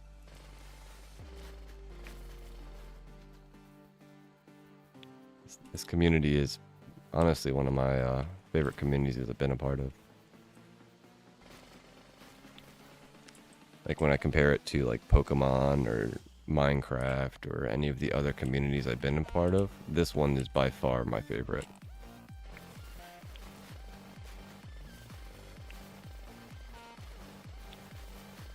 Even when I was younger, you know, doing Pokemon League and stuff, like I still feel like this Dinkum community is like a better place to be.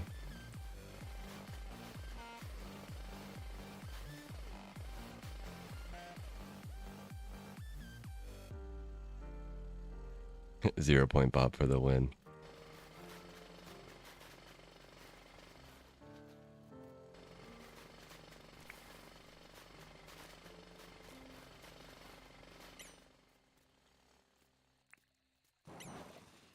All of the pockets full. God. That is like one of the nightmares of this game though. Pockets full.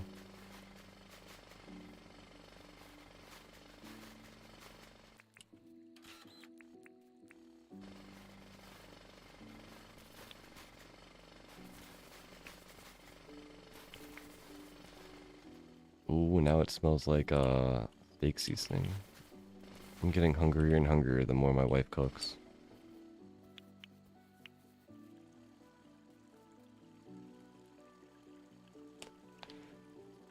If anybody's wondering, I'm streaming to both Twitch and YouTube, so that's why I'm talking to people that you might not be able to see in chat. I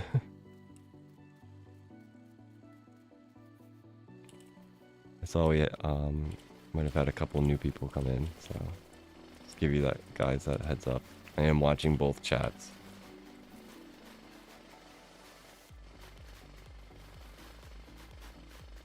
I know it's actually pretty common for streamers to only look at one's chat and just like abandon YouTube, but I try to keep track of both of them.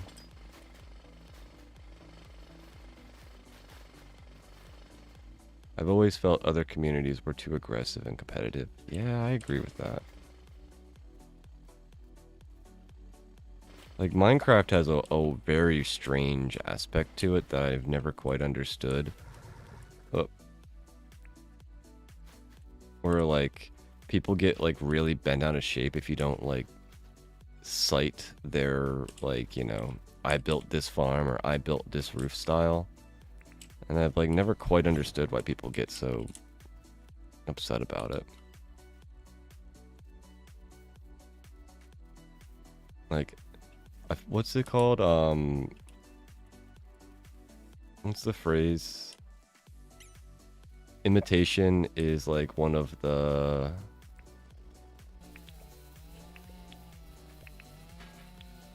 kindest things that people can do, because it shows that they saw it as like a good thing, so they wanted to imitate it.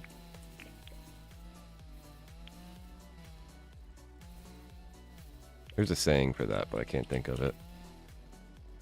A form of flattery. Yeah. It's like one of the best forms of flattery is imitation. Like, if you inspired me to do something that you had done, like to copy a build or something, like, that's flattery. Like, you should feel proud that somebody thought that your work was that cool.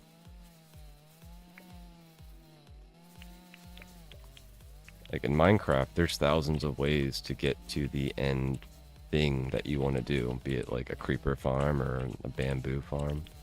Like, don't get bent out of shape because somebody didn't, you know, cite your work. Be proud of that. Like, that somebody liked your idea enough that they wanted to copy it. I think it comes out of the need of people to want to grow their channel and become, like, quote unquote famous from YouTube. And I think that's an unhealthy want. You know, like, I personally do not want to be famous. You know, that sounds like a freaking nightmare to be known by everywhere. Like, I'd rather be more anonymous than anything else. Like, I would never, even if I was like the best actor on the planet, I would never act. I would never get up in front of a camera and like put my face out there like that. Wouldn't be a thing you'll ever catch me doing. Just because like I don't want that type of BS where everybody's like, oh, this guy is this way, and you know.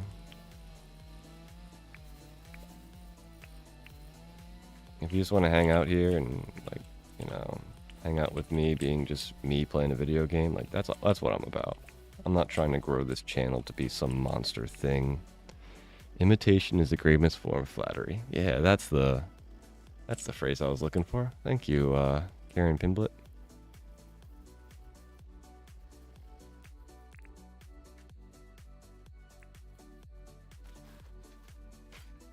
But there's a lot of like, I'm not sure if maybe it's just a YouTube thing specific, because like maybe it's not a Minecraft community thing. I don't know. It just seems so bleh.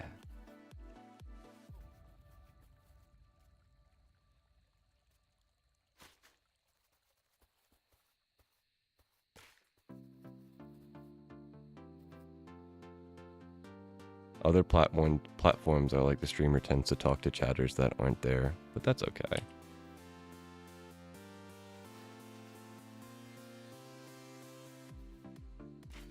Yeah, I can understand that being sort of like what is going on, you know? Like it can be very confusing. Like if you're on YouTube right now and like I'm talking to Half Beep and I'm your TARDIS, so like YouTube is just like, who are these people?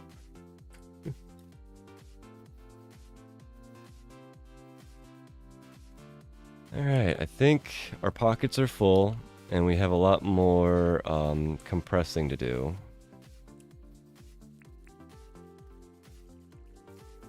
I guess we could throw some dirt around. Up until it gets late, and then we'll just run back to base. Empty our pockets and stuff.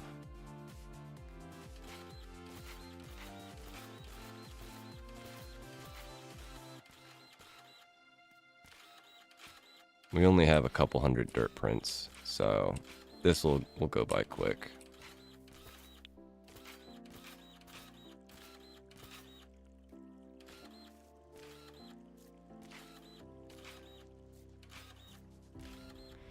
I think not recognition can be tricky for me. In my life and former profession, a lot of people mocked my exact ideas, training methods. Others promoted it as their own. They later became famous.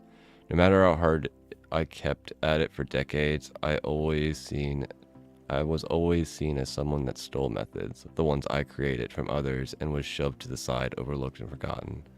That sounds terrible, Half Beep. I had never even thought about it that way, but that's also a valid point.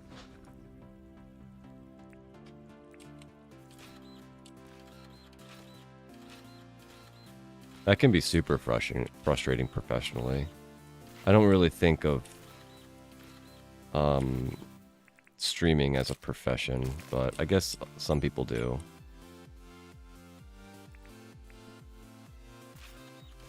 My view is that like I think there's only like the very top % of streamers even make minimum wage. So like I don't think this is a field that you can really be professional in. Like you can be professionally like you can do professional stuff in it because you are a content creator, but like to actually be a professional, like this is what I do as a job, is so difficult. You have to put multiple years into it, and then a lot of your own personal money into it, and then you at the end of it you're only, you know, making minimum wage. It's a little rough, but it's a whole different story if like, you know, you're a teacher or you're working in a field where your ideas are being used in other ways. Like That can be incredibly frustrating.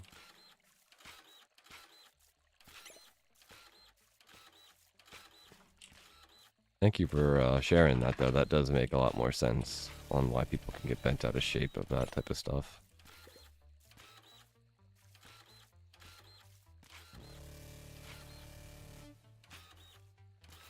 You know, we learn something new every day. That's what it's all about. Good thing I retired. Yeah, the world's not getting to be a nicer place, it seems. Sadly. Though I did hear an interesting aspect. You know how everybody talks about, like, everybody's, like, being in their own little bubbles? I heard somebody mention that, the reason why the world is getting, like, how would you say, more, aggressive, I guess, to each other.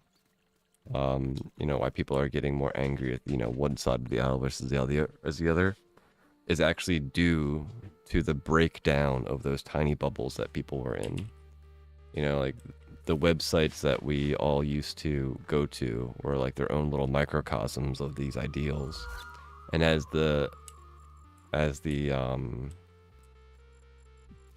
websites have been merging and becoming one thing, everybody is now able to see everybody else's bubbles, which is why everybody's getting so, you know, aggressive or bent out of shape at each other. I thought it was an interesting concept I hadn't really thought about.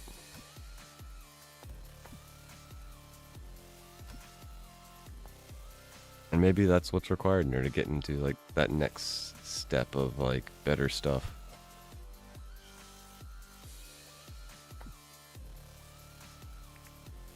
Whatever that better society next step is.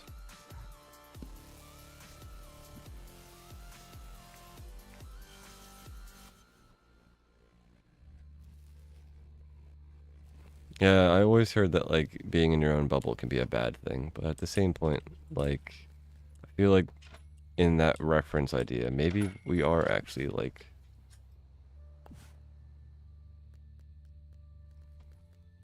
undoing the bubbles that we all used to be in.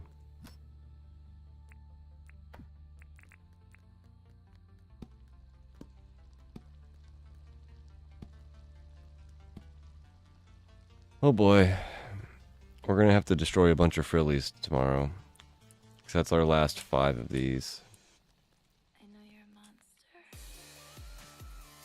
And then there's...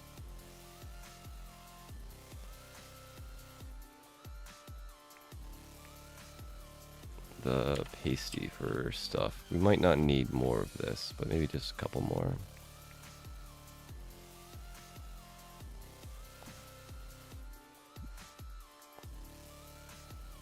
We also need a bunch of wheat, I think, because if we're gonna make more of this... Oh no, that's just potato, carrot, cap. Oh no, it does need flour. So we're gonna definitely need a bunch more wheat. So we might need to harvest our crazy wheat field over here and replant it. I always felt like I'm in a bubble and the people around me are NPCs. Yeah, life can totally feel that way sometimes. I wouldn't disagree that that's the case in some ways.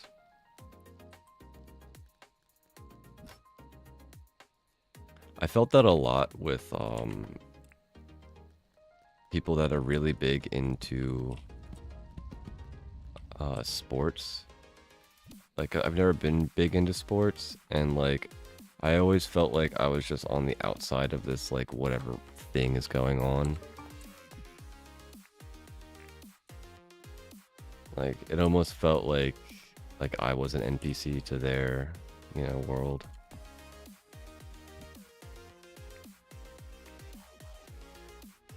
I don't know if that makes sense, but there's so many people that are like, oh my god, did you see the Super Bowl? Like, I haven't watched probably the last 5 Super Bowls. at all. Like not a single moment. I don't care about like anything about it. Like the commercials, I really don't care about the commercials. I don't care about the outcome of any of it. Like same with like soccer. I don't really care about soccer. None of that sports stuff matters. I find the Olympics sort of cool, but like I don't know.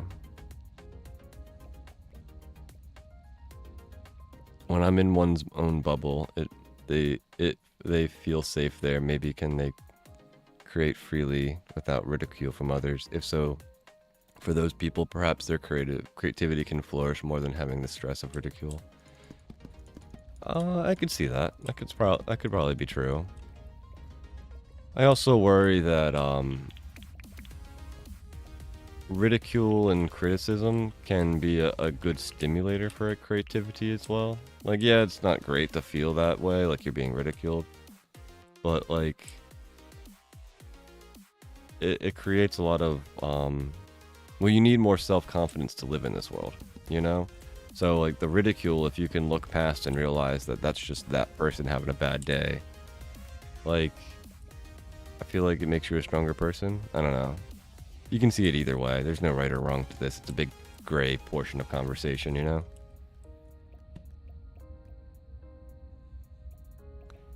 Maybe they're a little AI learning to grow.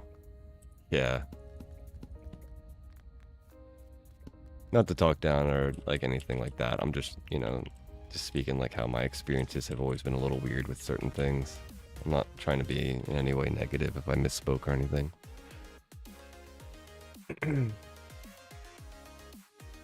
I think constructive criticism can be good, but that ridicule might not come from the best intents. Yeah, I agree.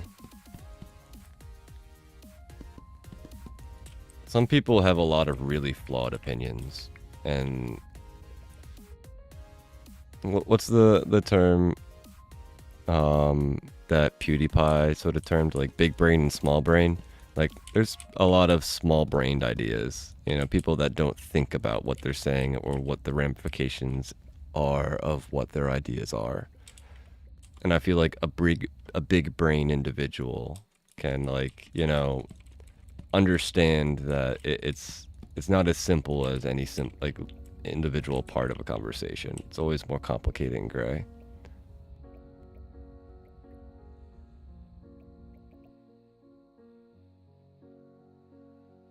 I'm very socially awkward after our stream together. My anxiety was so bad I almost threw up. Aw, I'm sorry. But I had so much fun, it was worth it. Yeah, I didn't feel any of that, so like that that awkwardness or anything. I had a blast talking to you and about whatever we did and playing the video game. I can sort of understand that. I also feel that I am also socially awkward. So it's streaming has been a like an experience that I've been learning from. So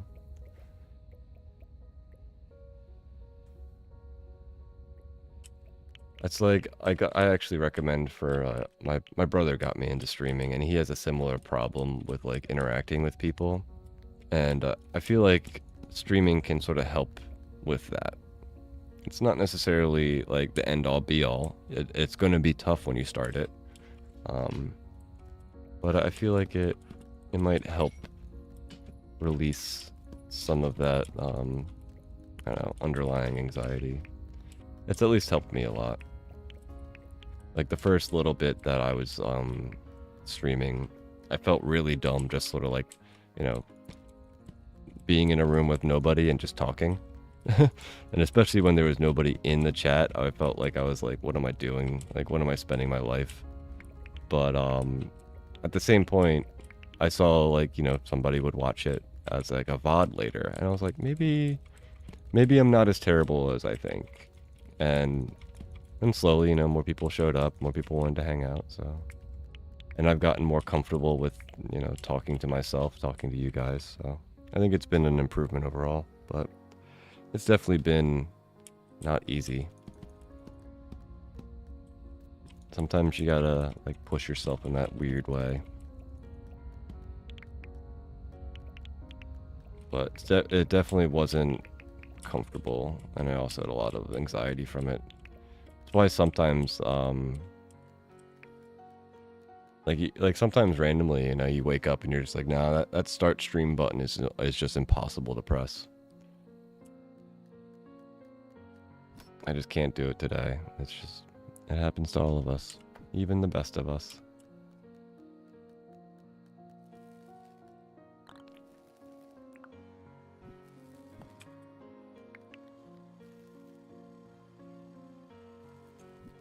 All right, I am going to eat a sandwich. And while I eat a sandwich,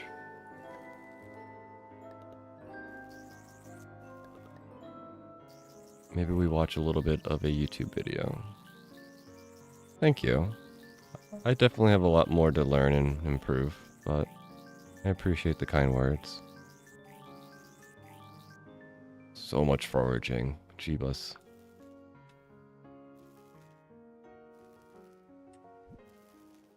Alright, we'll pause this, and then I need to see if I can do fancy stuff.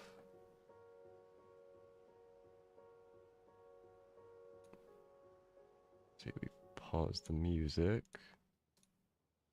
This might be a little bit of a boring spot, but we'll just watch like a small little video.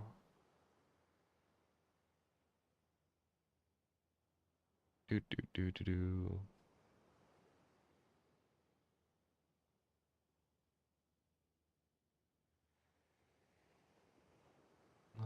That's an hour-long video. Nope, nope.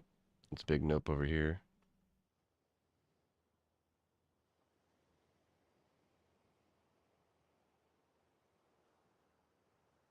And we probably won't get through all of this, but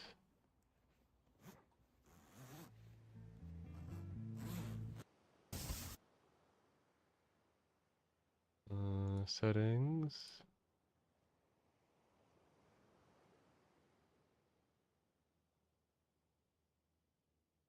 Picture in picture. Whoop. Not sure if you guys are into sailing or anything. I'm not really into it, but I do enjoy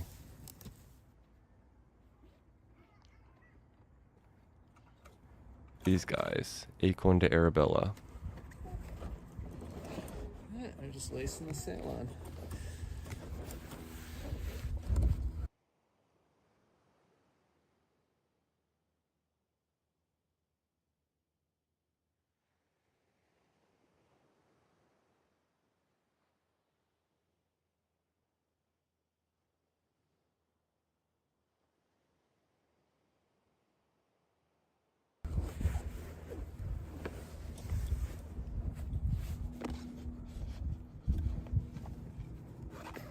To lace the bottom of the sail to the boom, the line needed to pass These guys through the have sail built cover. that boat from the trees in his parents' yard.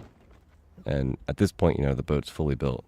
But And where those points he's needed still to doing be random was stuff. easier to figure out once the So just cover give it a was little fully bit background. attached. Acorn to Arabella, if you're wondering You don't about even need where to they're mark them, from huh? or what their I did mark YouTube them. thing is. Oh. I'm going to See eat a how sandwich. the So, stitching here is BRB. black? I held it tight and I marked the stitching with the Sharpie. And then I can fold it on its center and then just punch through. And I'm making these a few inches long and kind of a little bit of a hole.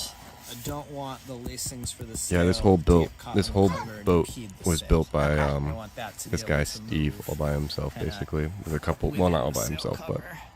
So all by this is hand with a bunch of what we other want people the that helped. room. The whole thing is on YouTube as like a big long video. Took him like, God, what, 6 years, something like that. I've been watching this for a really long time.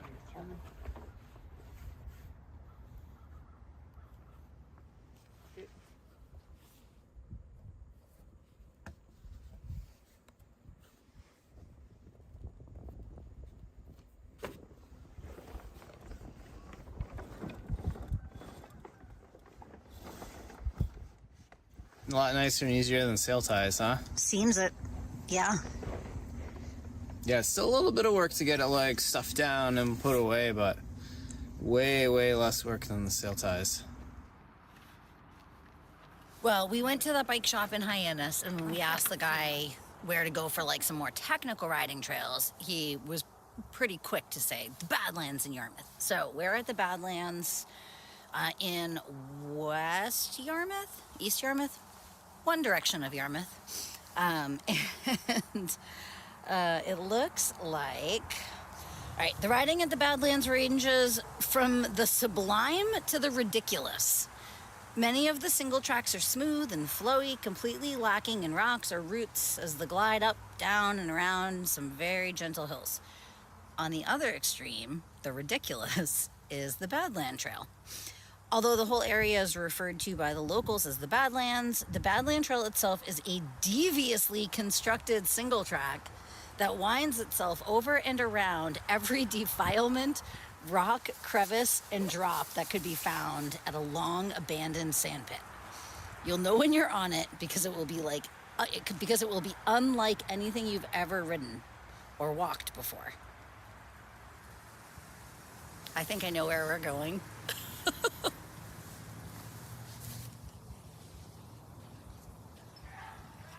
Yeah, it is. So after they've built this Robin whole and I are boat and very everything, busy it's sort of people. just following their But adventure we're of lucky to be able to living get on outside this boat here and there and make a little and bit of time for like how ourselves. they adventure go for around a on the climb boat. or So go it's for a pretty cool to bike, see them get do some other fresh air, things. and clear They're our heads. pretty adventurous people. BetterHelp, the sponsor for today's video, has been there for us when getting outside and going for a ride isn't when service experience. Skip their ad. And once you're matched, it's really easy to set up some times and get started. There's a lot of availability with meeting and discussing. If you think you might benefit from some therapy and someone to talk to, consider giving BetterHelp a try. You can click in the link in the % off your first line here. So the mizzen, I'm working on installing the reef line here. So the mizzen just has one reef, and when I was talking with Ed, his suggestion was to have a single point that it went back to. But Robbie Doyle was saying that we should pull it on either side of the mast so that on either tack it's pulled equally. But I have one end attached to the pad eye, and on the other sides, I come over here to a cleat, and I'm trying to make sure that we're not chafing on the hardware here, so pull it around a little bit till it's out of the way, and I don't want it to impede with lacing onto, using this belaying pin here.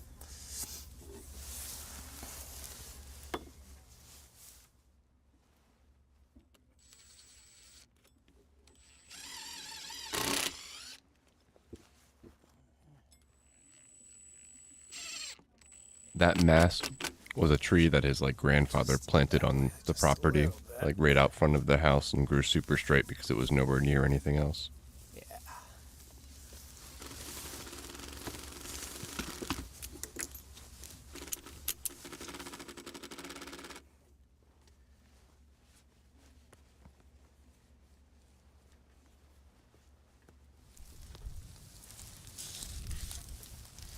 It's a little breezy. A little wet. Hold on, Akiva. Okay, come on. Go on.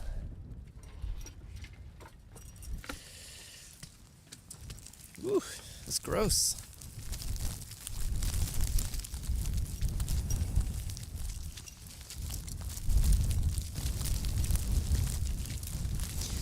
Sometimes the walk down the dock feels really, really long. Today is one of those days. Brrr. So we got a couple hours to high tide. We're supposed to have a good surge. I'm interested to see if this floods or not. And so far I've seen this almost shin deep once in water. So you can see the growth line there. It's kind of where high tide ends up being, somewhere in that ballpark. And I've seen the water up and over this. So we'll see if that happens today. We might be stuck on the boat for a bit at high tide and not be able to get off the docks. So thankfully this storm's mostly a north-ish wind, so for us that's no big deal. This harbor is really well protected for that. So when it comes out of the south, southeast, southwest, that we start to get kind of buffeted around a little bit in here. So I actually kind of hope we get a few inches. It'd be kind of fun. Hope it doesn't stick around.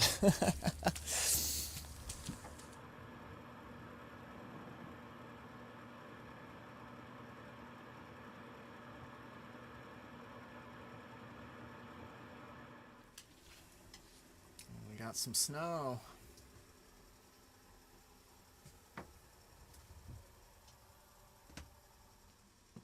What do you think, Akiva? We'll go for a walk? We'll go for a walk? Go out in the snow?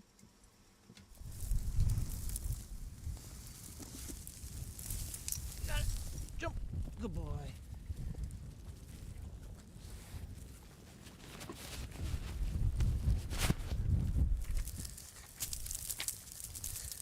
Well, I've got a few inches of snow. It's a little less slushy now and a little more snowy, but we're not flooding yet.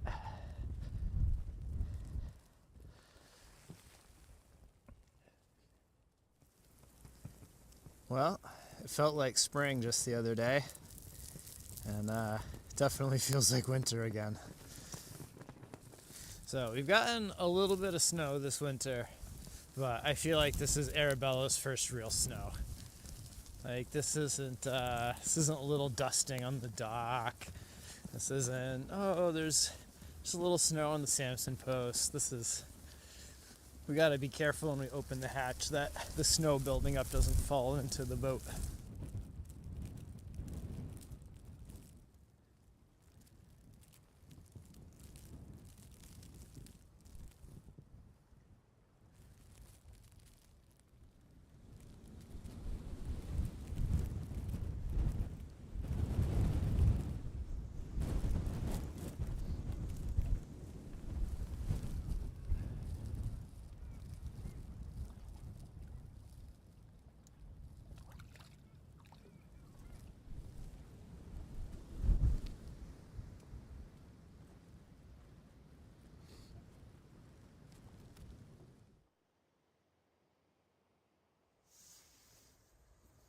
Mind if we take a quick pit stop, honey? Yeah, so Akiva and I were locked up in the boat all day with the weather, and he's pretty antsy and needs to go for a stroll. We won't say the W word because he'll get too excited. But we've stopped on our journey. What's so important? Coffee. I need a little filler upper, and Cape Roots is right up the street from the boat. Mid-morning coffee, or which coffee is this? This is my mid-morning coffee. Later on, we'll get my afternoon espresso.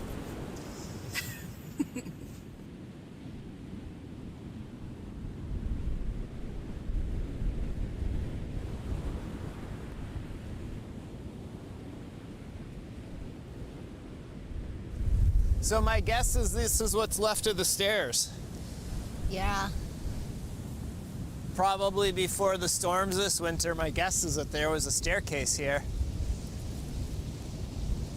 Can you stop me from walking into the ocean? Yeah, you're good. Okay.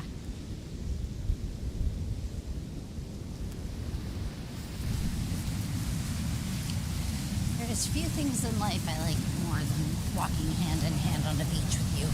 On Valentine's Day. On Valentine's Day. With nobody else around. Oh my gosh, not a soul.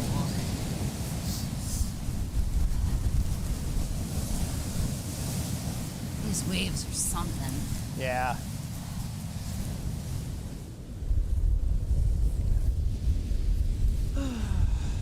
I don't know where everybody else is. Yeah, it's such a beautiful day. It's a beautiful sunny day at the beach. It's like a balmy 28 degrees. I don't know where everyone else is. Someone left this sweet chair here. It reclines. You know, it's...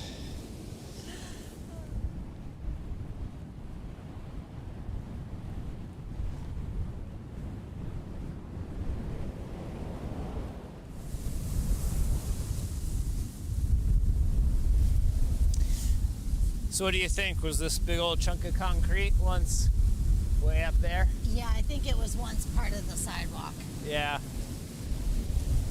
Pretty soon it's going to be ground up and part of the ocean.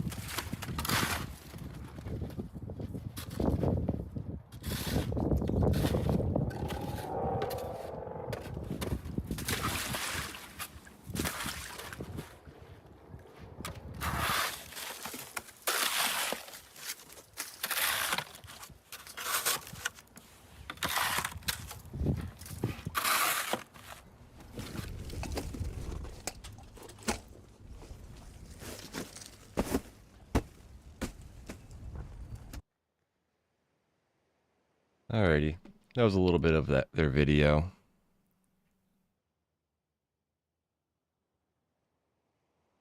I am done eating now. Let's get back to Dinkum.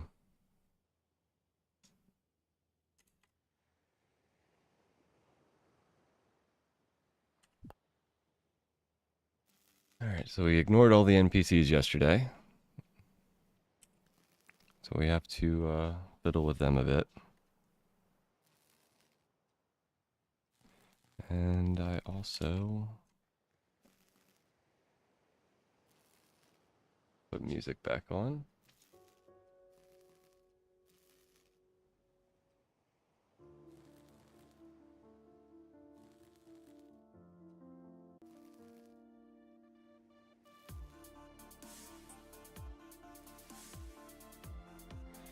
Yeah, that was Acorn Arabella. Acorn 2 Arabella. Been watching them for a long time. I definitely recommend their videos. They are incredibly relaxing to watch as they put the hard work into building an entire boat. And now I'm just sort of following them in their first year of owning a boat and living on it. They got a bush devil.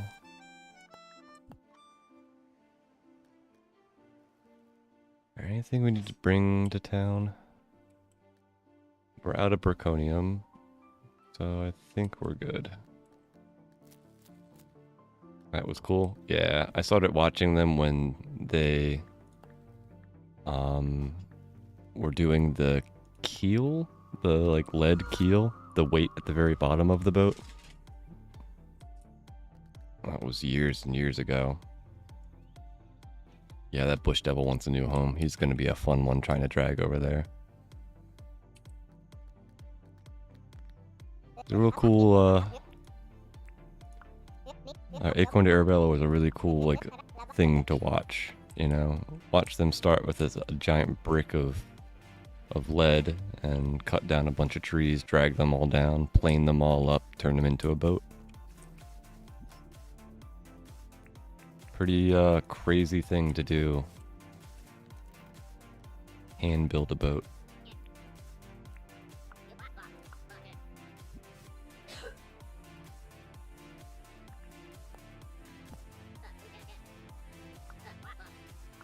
And that was also the first time I've eaten on stream, so usually I'd go for, you know, 5, 8 hours, 9 hours of just blasting Dinkum, just playing on my way, eat when I'm done. I made something, but I don't think I talked to Franklin, did I? Was it tasty? Yes, it was a good lunch.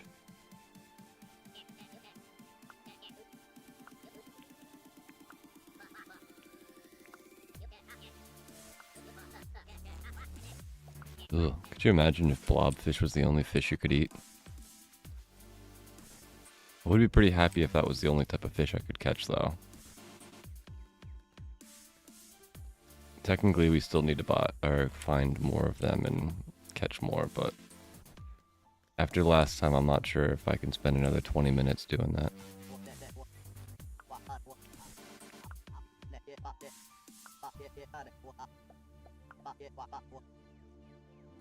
That would be cool if you could start selling better tools, bud. I would like an improved shovel.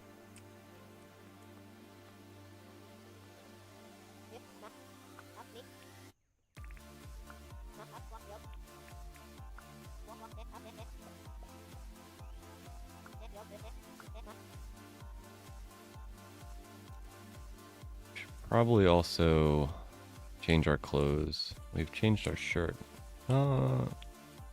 Did we get a new hat?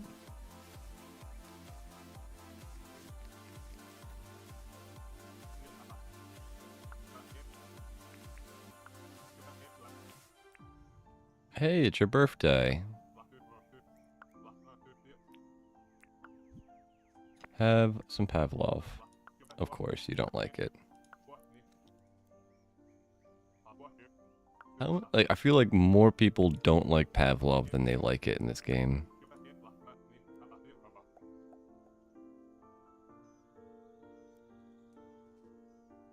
What? I'd be a billionaire. Yeah. You would be excited about that, wouldn't you?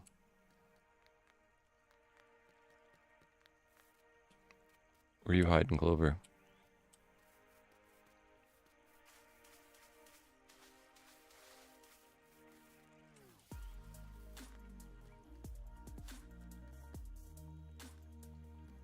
Hopefully I find Clover later.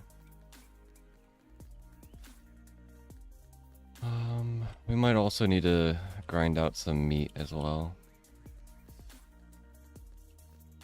Maybe, there's Clover. Maybe the bush devil will help us with that.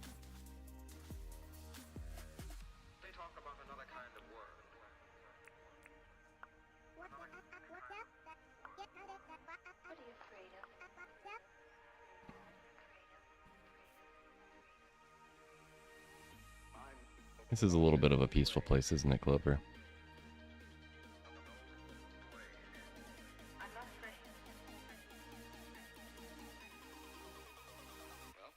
Alright, where's Melvin?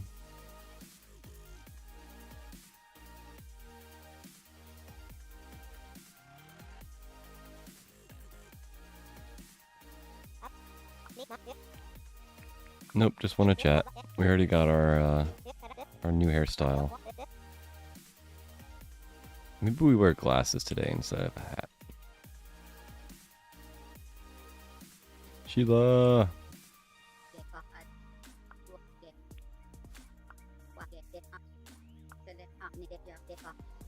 We do need to make hives at one point.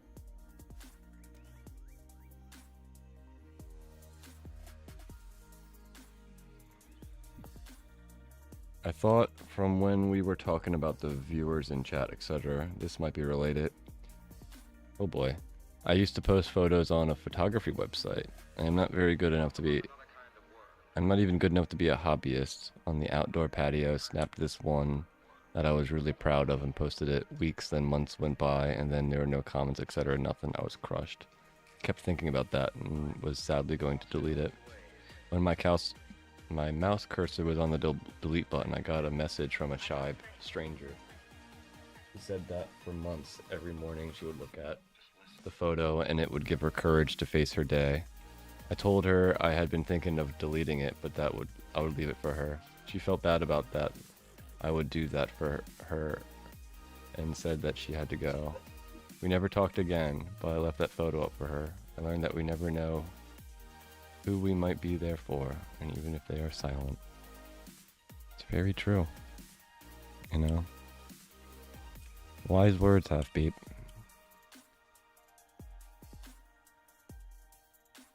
It's one of those aspects about things, you know, like, you can, stream and not even know, like maybe it doesn't even show up that somebody's watching you, or there's somebody that's a VOD watcher that really enjoys watching you. Sometimes it's this silent watcher that is that we do things for.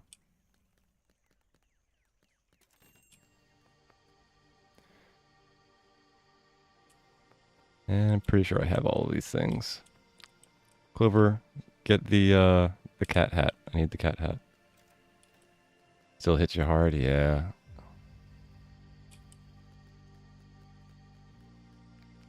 I can totally see that. So you had a very profound moment with that, you know? It's one of the aspects with like YouTube, like one of the videos that we did recently, got like, it's like 90 views or something on it. Like, I don't even know 90 people. But there's a whole group of people out there that really enjoy the videos I make. So it's one of the sort of downfalls of me getting a job that I'm definitely going to have to like chill a little bit on streaming and making videos, and I feel sort of bad that I won't be able to be as active with people. Congrats on the 90 views. Thank you. Yeah, I think I just recently hit 90 subscribers on YouTube. Shout out to all of the subscribers. You guys are awesome. It's pretty crazy to me, you know, like when I hit 20 or 30, I was like, you know, I might know that many people that I've talked to about me being, you know, a YouTuber, streamer, content creator person. But at 90, that's way more than I know that I could even think of knowing. Like all of my family and everybody that I've talked to in chat maybe accumulate to like maybe 50 people. So like that means half of, you know, the subscribers have never talked to me, never left a comment, never even chatted in chat. It's a pretty cool thing, honestly, knowing that people enjoy watching it.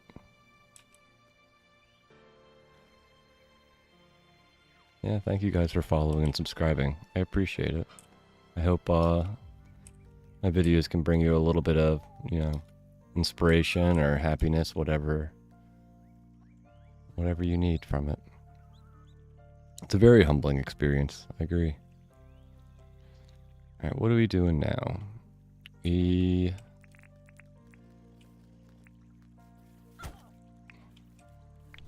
need to get meat, and we need to mess with the bush devil. So maybe we drag this guy around a little bit.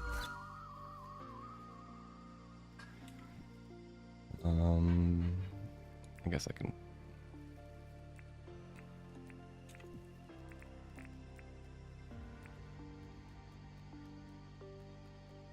Guess I'll just put this here for now, because I need to make a space for these guys, which will be over here eventually.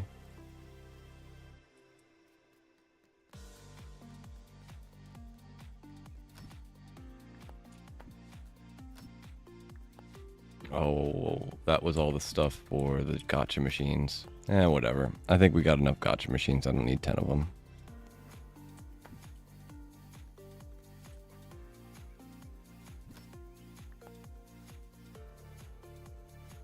Berry bread. That must be from,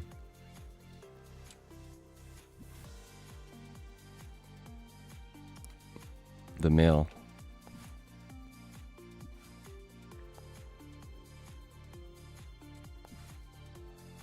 Maybe some days alpha won't despawn, or not as quickly, who knows. Maybe your alpha zoo reached the dev and might changes might happen. That would be nice. I'm not gonna, you know, stress about it and be too worried about it. It might be a feature of the game that he doesn't want. But it would be pretty cool if we could keep out the alpha creatures.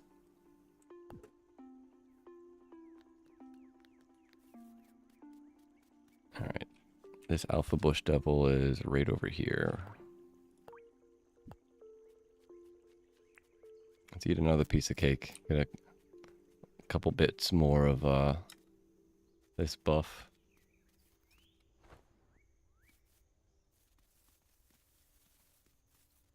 Yeah, it can totally be exploited in a way. So like I'm not fully sure what he's thinking of, like what the pluses and minuses of it, you know. James thinks of this game in a very different way than what we do.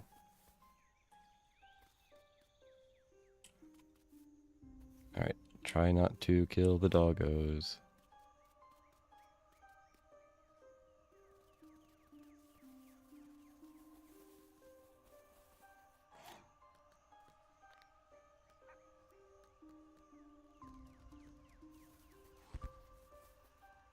I do sort of want to drop some of this stuff off. Maybe I,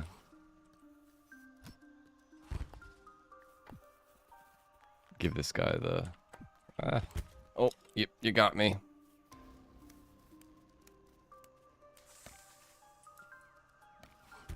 Yeah, fight the gator.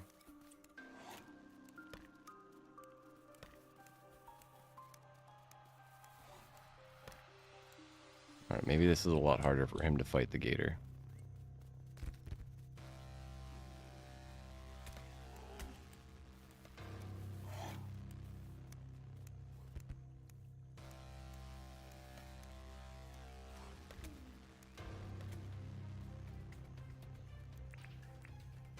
Alright, well maybe the gator's just a bum. He even tried to pick a fight. He's just terrible at it.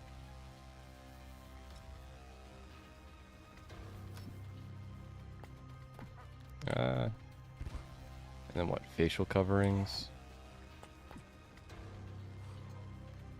Oh, run, doggo, run.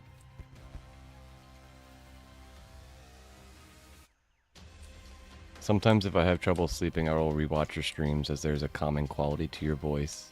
That is how I found your channel. A sleepless night. That's nice to hear, Karen. Thank you for that.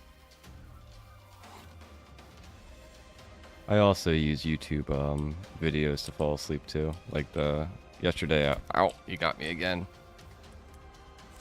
I was watching Poe when he was playing Pacific Rim. No, not Pacific Rim, Pacific Drive. That weird horror game I mentioned earlier. Yeah, he has a big focus on me. Like, an alligator can bite him in the butt and he won't even bother with me. Maybe I can get him to fight the turkey. Nope. Turkey runs away too quick.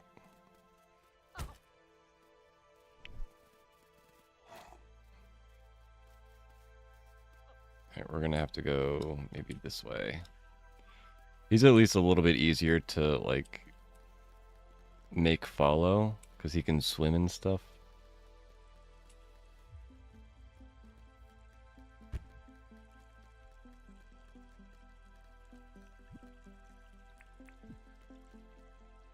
Come on, buddy. We're going this way.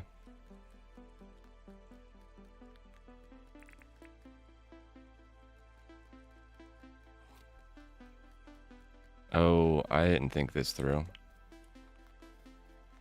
You're not going to follow me down here, are you?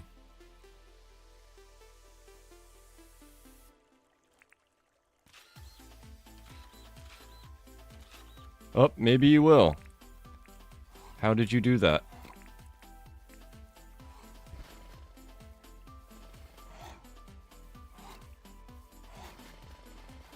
This guy is magical.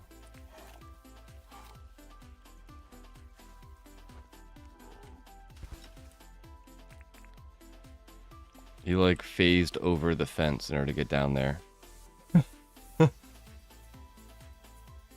Holy mackerel, that was awesome. Well, at least we got him down there. Yeah, look how aggressive he is. He's still trying to get to me. I feel like he might be able to just like glitch himself through blocks. He levitated up. Yeah, he did. What a crazy little guy. Alrighty, let us gather some meat now that we've got him in a encased area. Winter 11. We need to write down that's when we caught him on his little sign.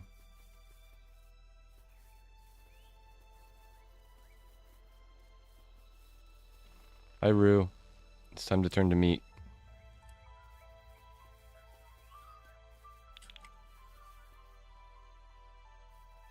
I would have enjoyed it if you turned into more than just one meat, but hey.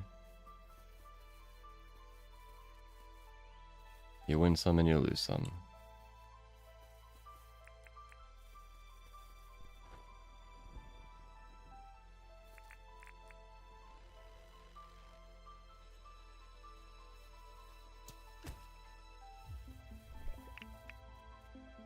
Nice, 3 meat. Let's go.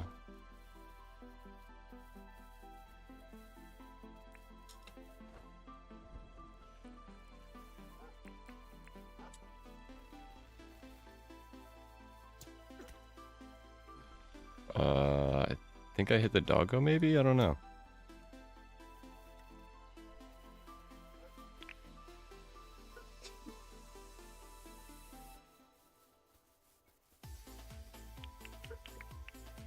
Here's one of our old little pens for the alpha creatures.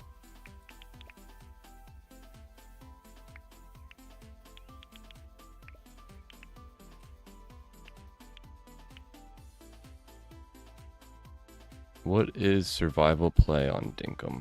I think it's the only way to play. The game is sort of set up to be survivally based.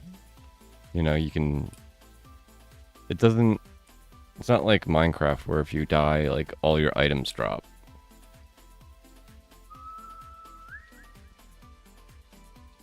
Hey, Ted. But, I would say the normal gameplay survival, it's like a little bit of an easier survival. I would say true survival would be, like you have to, like, not just eat to regain health and stamina, but, like, you have to eat just to, like, continue living in the game.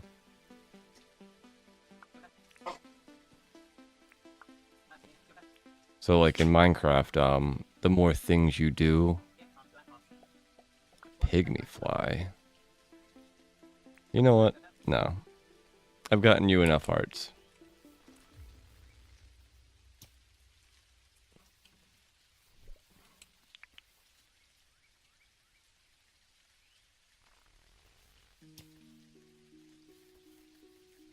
Or, like, maybe if they added... all bones? What a... lame.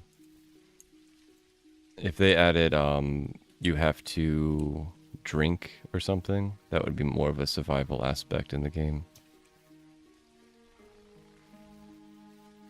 Like, as you walk around, your food goes down and your water goes down, so you have to carry water on you or drinks on you.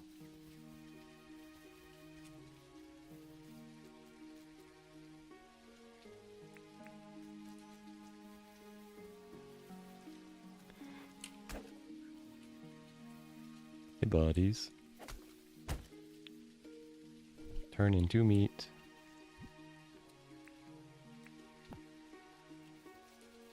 These are probably some of the best ways to get meat for your farm. Because these guys always respawn every day, so you don't have to go searching for stuff.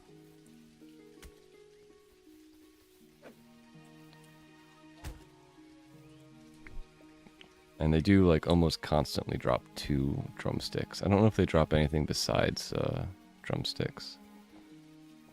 I don't normally ever get, like, bones from them.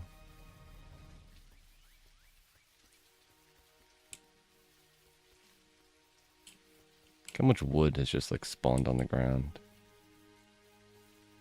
It's all over the place.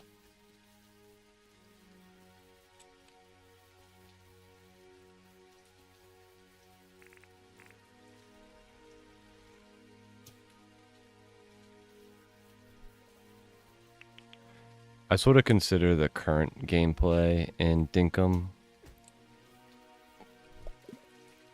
sort of, I would say more of like on a normal mode.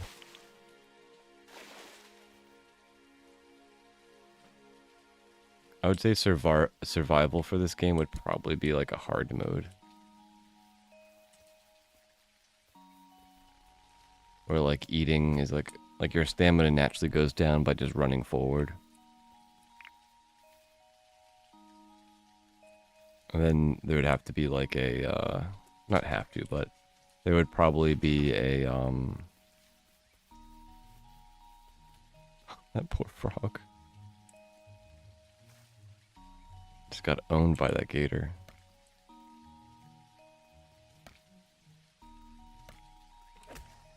But like animals would probably do more damage. Your health probably wouldn't regen unless you had like full food stamina. So like as you're fighting and your stamina goes down, you wouldn't be able to regen. It would make things a lot more difficult in that way. I'm sort of excited for that type of thing too, like depending on how when the game gets to full release, like will there be a hard and easy mode? Maybe easy mode, your stamina doesn't go down at all.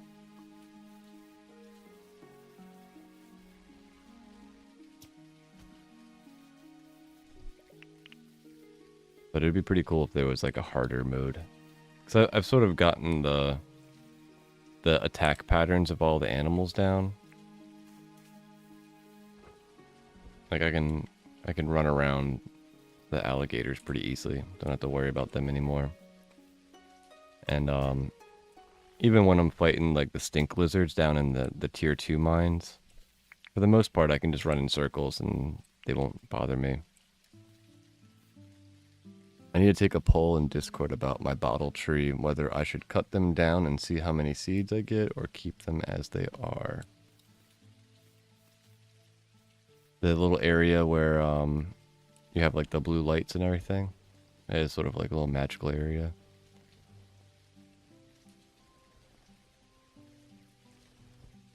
I don't know.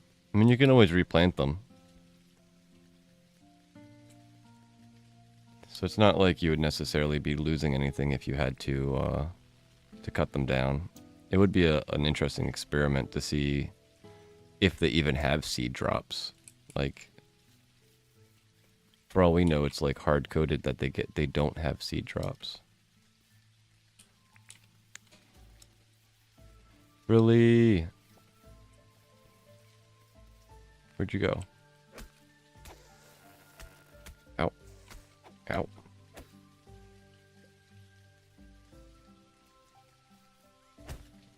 I need your thunder sack.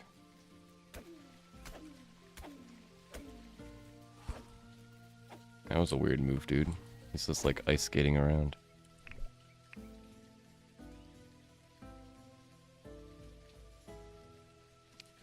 Currently, from my understanding, they don't. But I haven't cut one down in a very long time. And I am in experimental mode, so maybe they do like drop seeds now. Maybe that was an addition to the game that nobody's actually tested out. I can totally see James like sneakily adding that.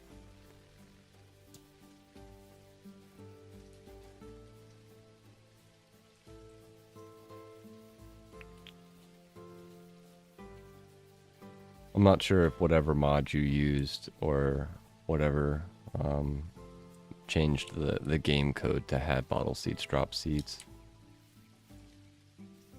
Or if that's something that James did or what. Yeah, I'm pretty sure they don't in the normal game as of right now. And I know Reaps was complaining to the dev about them not dropping seed. So it's something that James knows about. So whether he is intentionally doing that or not, we'll find out eventually.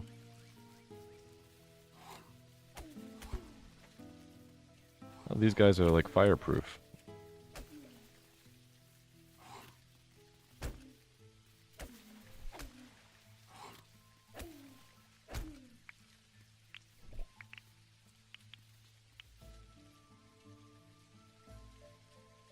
You'll find out. Dev commands. Yeah, the seeds are in the dev command, so you can totally do it that way. So worst case, you know, you just dev command or dev menu more in.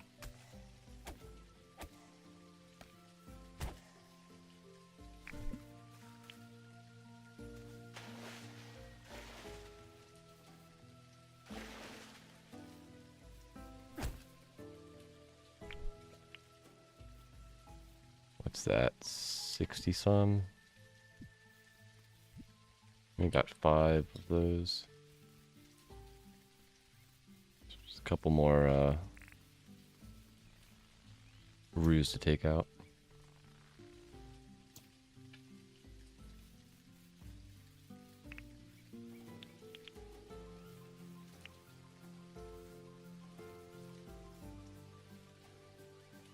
The critters are feeling the wrath of Bob, yeah. Sometimes you just gotta, you know, farm some meat.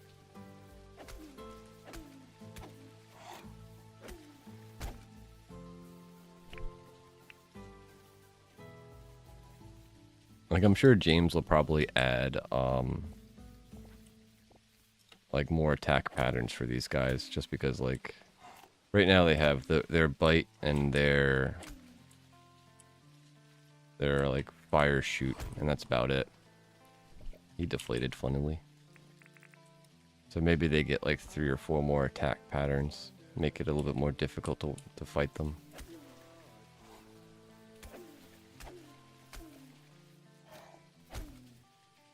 And he deflates like a balloon.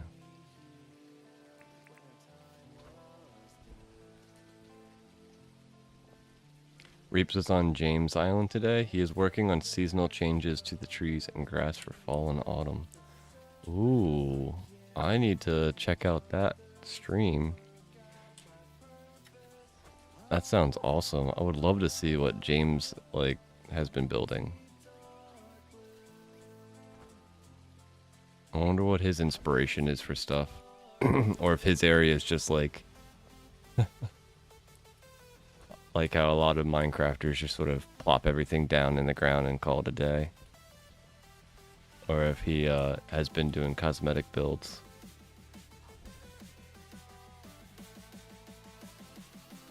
There's a frilly.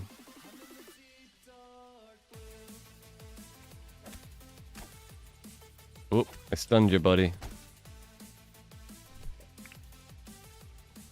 That's 1 soup. 2 per.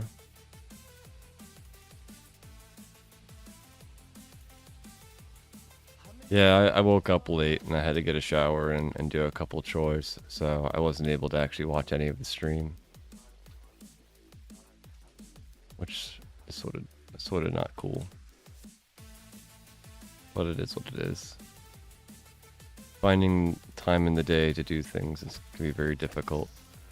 Ow. Ow.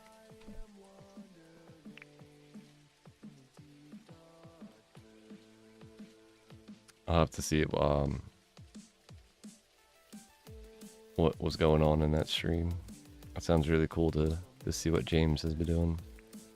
I wonder if there's like a bunch of items that like they didn't talk about but was visible in the stream. Well, I guess it couldn't have been too many things, right?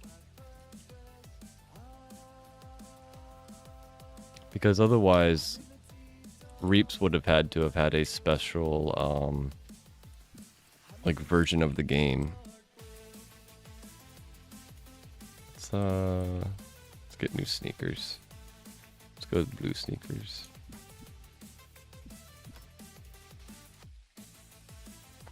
And a hat. You know what? I know exactly what we're wearing today. We haven't worn this in a while, and I feel like today's a wonderful day for it.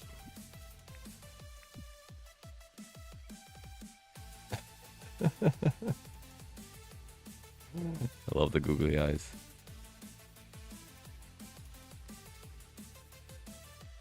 Let's see if there's any frillies over here. Thought they would definitely spawn in this little area, but it doesn't look like it.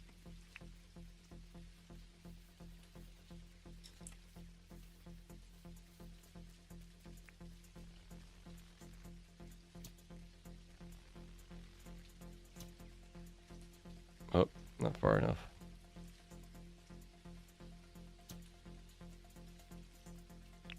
Nope.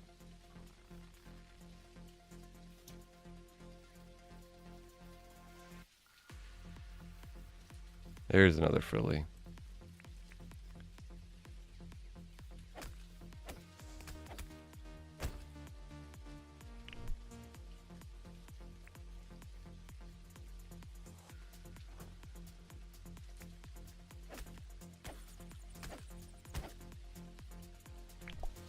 Feels sort of bad when you stun them.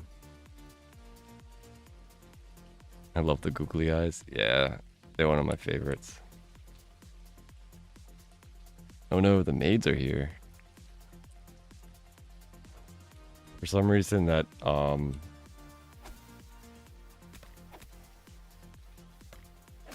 don't know, it reminded me of like, oh no, like the police are here, or like a group of people that were about to just like, or like the band is here to just like come in and start making a bunch of sound or something.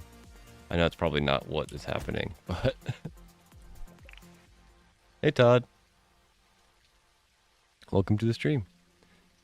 Yeah, I'm still streaming. We're at about 5 hours. I want to get some more stuff done on the animal one, so we might have a little bit longer stream today. And I had lunch, so I'm all energized to keep going.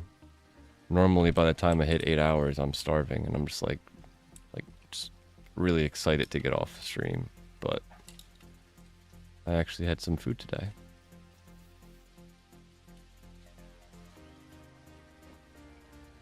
Can watch the replay, not the same as live though. Yeah, the nice thing about the replay though is that if they're, you know, going and doing something like in the mines or something, maybe I could just skip that. Or if like they're going around and talking to the NPCs, you can turn like a 4 or 5 hour stream into like an hour, skipping some of the repetitive parts of Dinkum. You do miss out on a lot of the conversation though, so that's the one downfall of doing that type of stuff.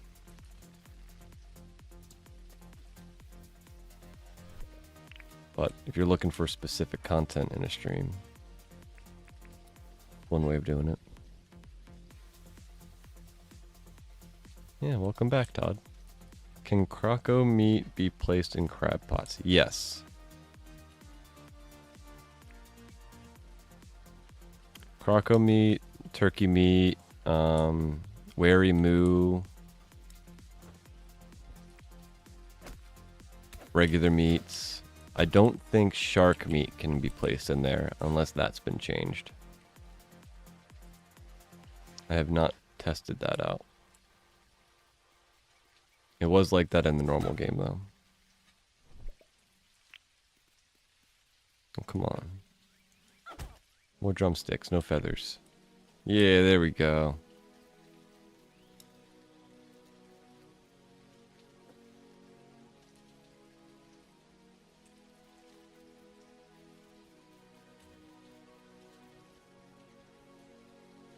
Just ordered lunch? Nice.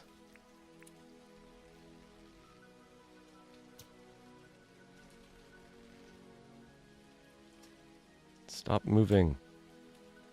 Alright, whatever. You get to live.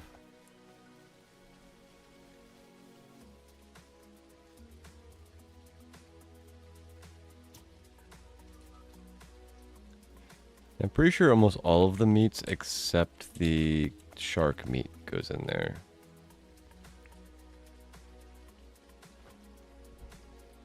But that might be changing. I'm not sure. I've never tried it, but I don't think you can use cooked meat either. I think it has to be raw meat. Could do an experiment on that though. Oh, come on. Where's all the frillies? You guys are supposed to be desert creatures. Look, I'm in the desert.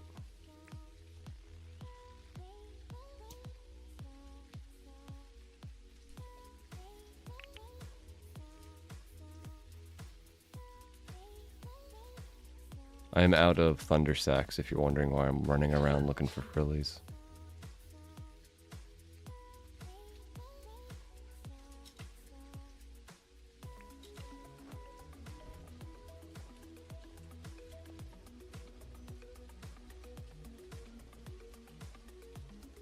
And they are like vanished off my map. None of them are respawning.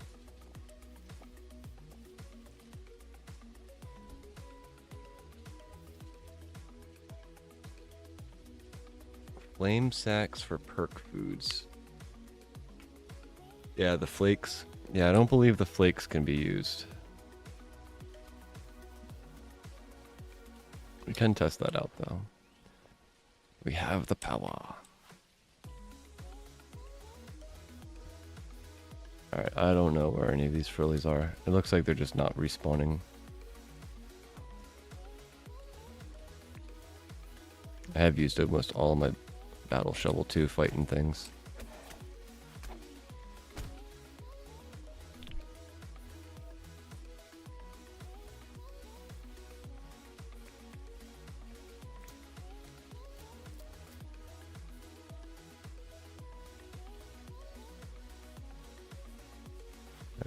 Like Spike.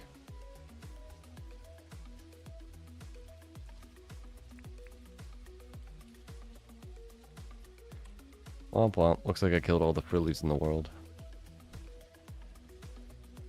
That's a little disappointing.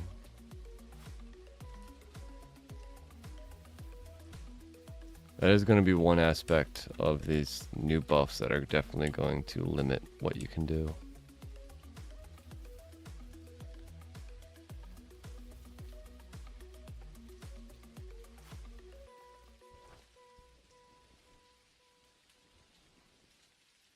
You now have Sebastian on your lap. Awesome. Ain't nothing like having a kitty cat or a doggo snuggling up with you.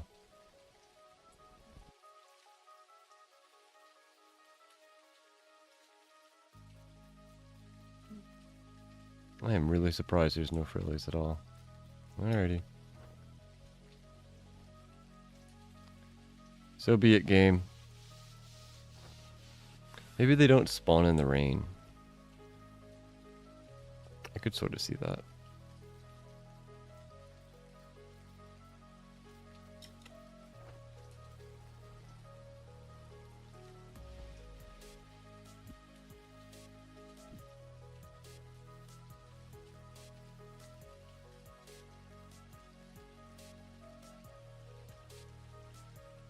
It does sort of feel like the game's like lagging a bunch. I think the rain is really hurting my frames.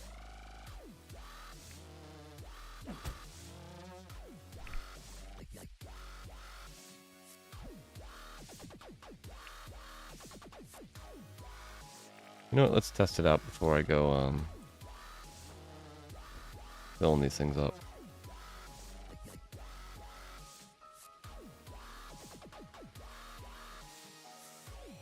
Oof, the lag.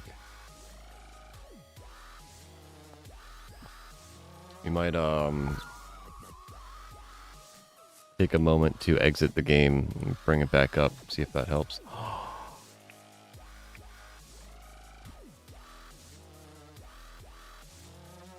We got a second diving helmet. Let's go.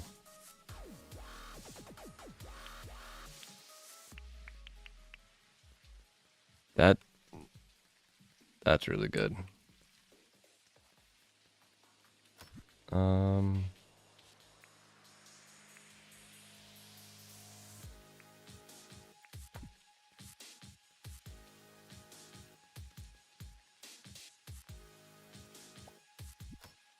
what do we get? This path, a diving helmet.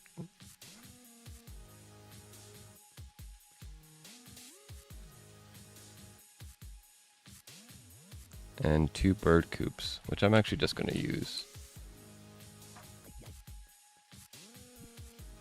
That was actually not that bad of a $25,000 amount.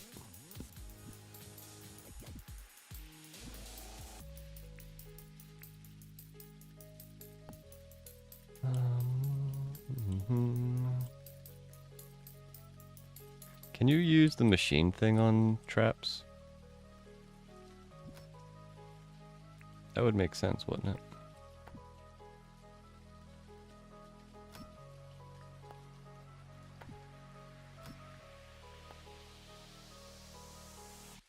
Back up to 10 thunder sacks. Let's just leave 1 in here.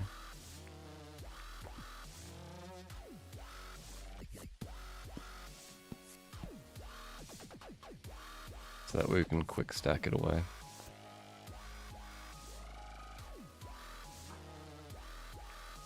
We are going to need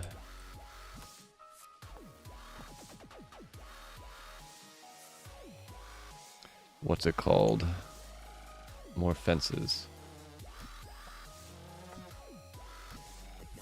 Do we have more fences? We have some. This is probably not enough though.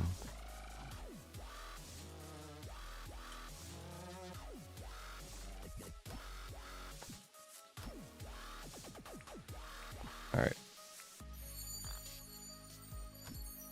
Enough rain.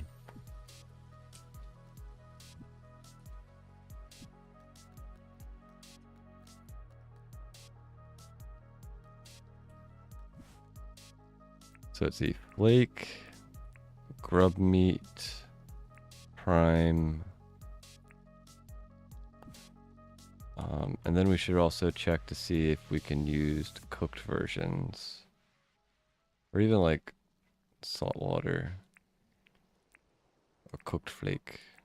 Or maybe yabbies. Imagine if you could use yabbies in there.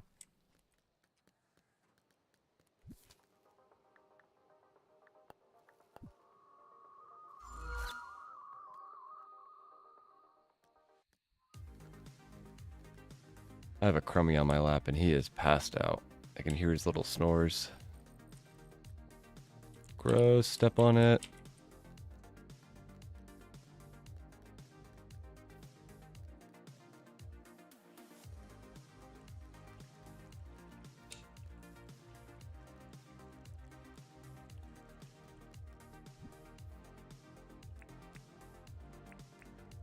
Alrighty, we have those meats to try, these meats to try.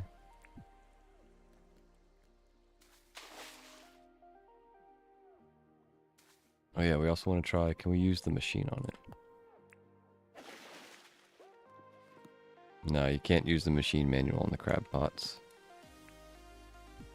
And cooked flake, you can't use. Regular flake, you can't use. Can't use prime meat. You can use grub meat. That's a... We were talking about using grub meat for stuff. That would be a great farm for meat. If you could spawn in one of those grub meat like spawner things, the little like holes that they constantly spawn in.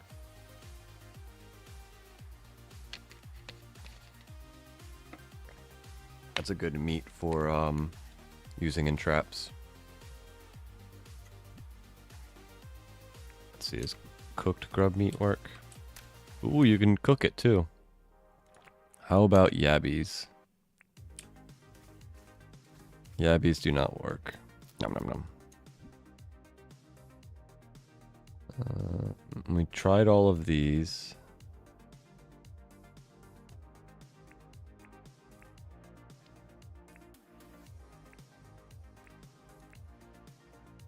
So, croco meat. Croco meat works.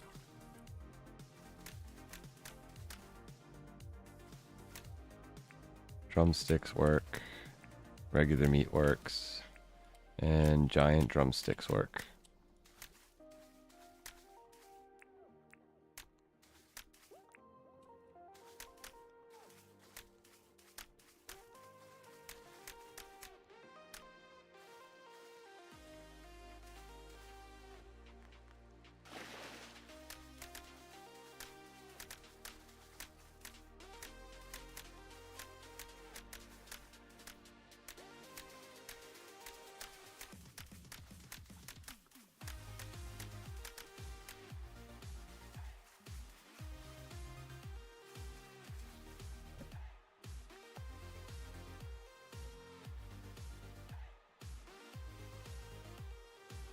And we have enough for tomorrow.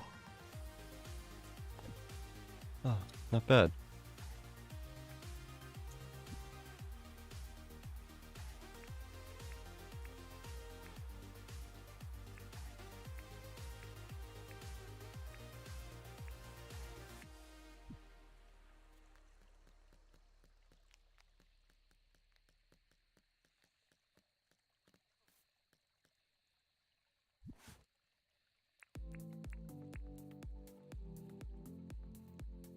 Just put that there for now.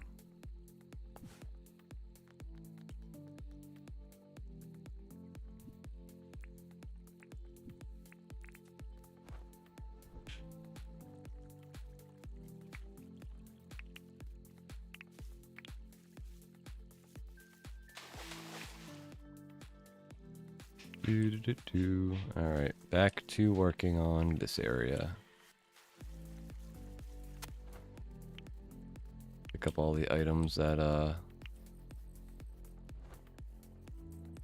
we left sitting on the ground. Eat our sparkin' soup. I don't think we need any pasties for now. Pasties.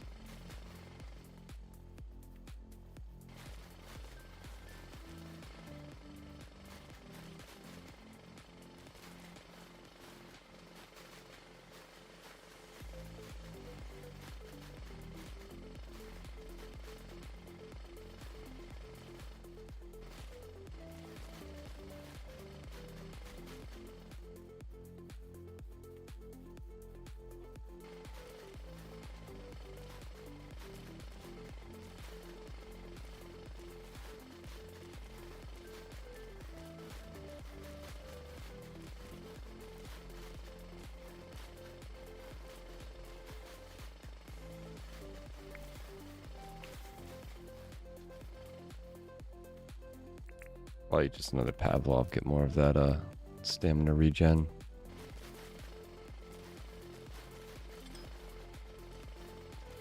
Hi, Beryl. How are you today?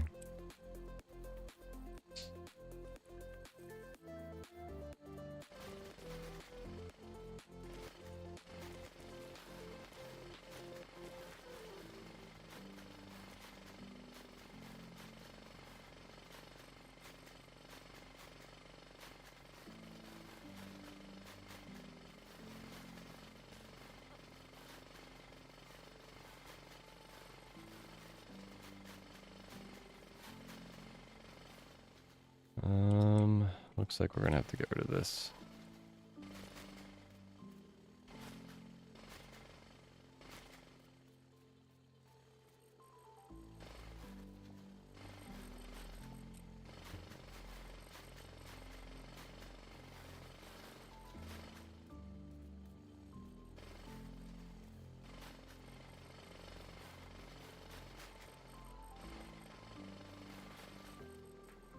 Turkeys make me think of them like little wary moo.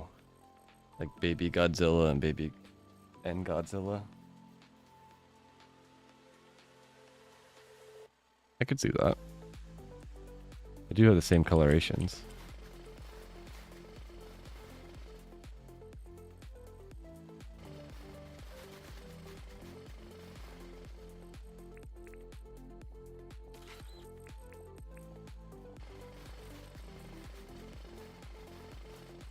Crummy boyo. He's all snuggled up next to me. Or, well, in my lap.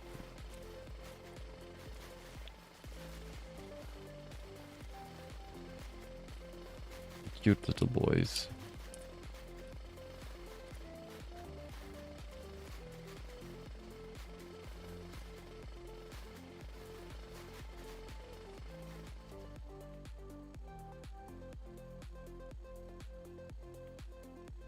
Oh, I need to change up how I'm sitting for a bit.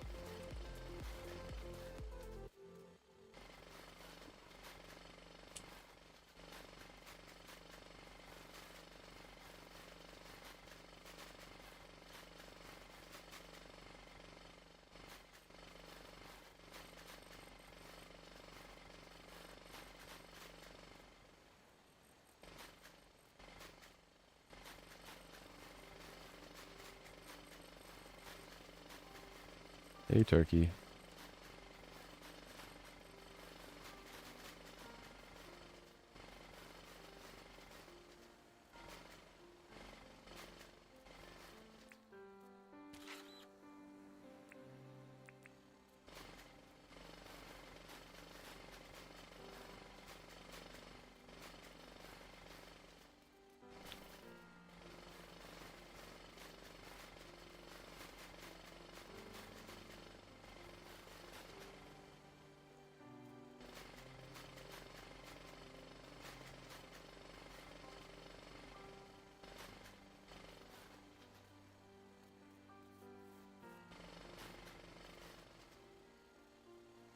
Brain toot. I just realized that since I'm using water beds, I don't have to worry about making it look like water is coming from up high.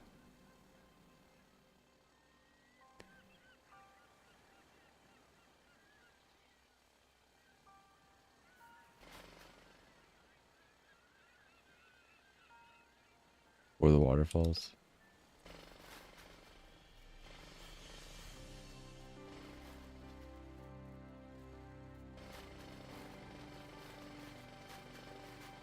Yeah, building stuff for the waterfalls is like a whole different paradigm.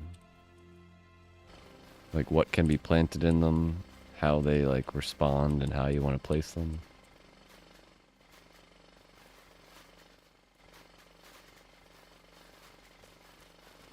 Can be equally fun and equally frustrating at points.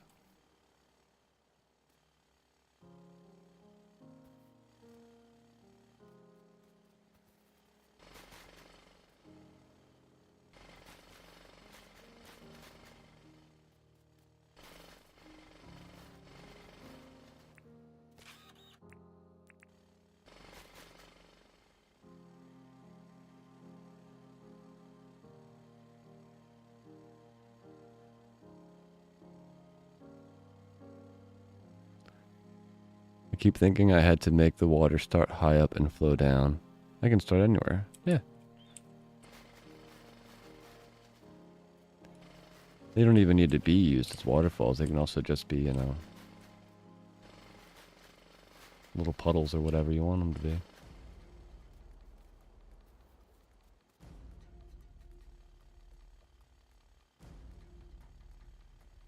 You ever have that time where a car drives by and like like the sheen from the light off of the car just like blasts a laser beam in your house? Just had that happen. All of a sudden, the door just knocked. I'm guessing that was for us then. Guess that was UPS or something that dropped something off. And I'm guessing that was their door that blasted bright light into my house. Food, I think, is coming. Yay! I saw a picture of a real-life waterfall is why, and it was from a low plateau. Nom noms. I live on the 12th floor of a 20-story building. Oh boy. So it's like they got a while to just climb up to your place if they let you know that they're there. It's like, I'll see you in 5 minutes. I got a few spots that I needed to walk.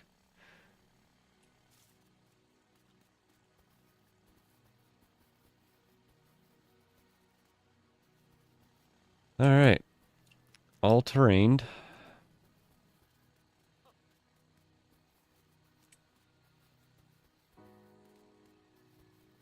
Next thing I probably want to do, I'll definitely want to do, is figure out what we're doing in this area. Because I don't want this to be a connected area.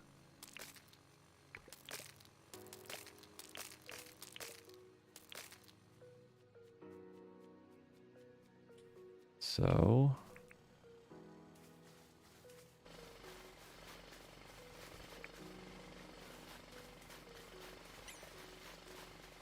pocket's full. Oh no!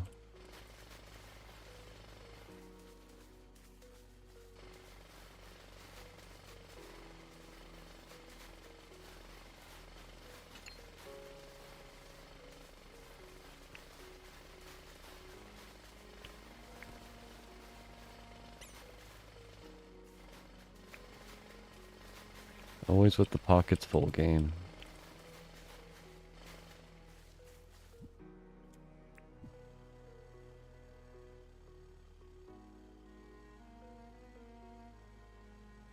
Oh, meaning the laser beams happen a lot at night? Yeah. We also live on a,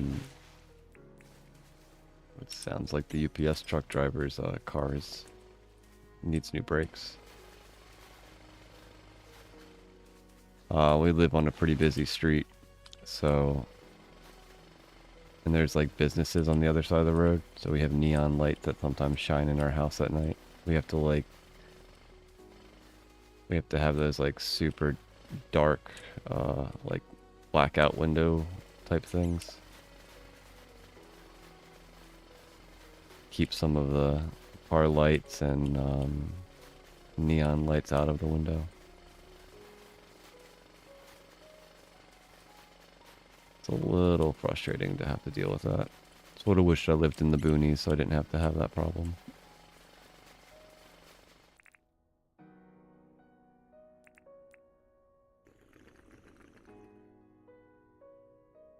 Yeah, I funny enough live next to a highway. Ooh, yeah. Our road isn't a highway, but it's like the business route of a highway. But it's not like, you know, an interstate highway, the really big roads. But there's a lot of traffic on it either way. I think my least favorite part is that because of the way it's like an emergency road, they plow it throughout any storm, like snowstorm. So we hear like the crazy loud trucks going all through the night. That's probably the worst part of it all.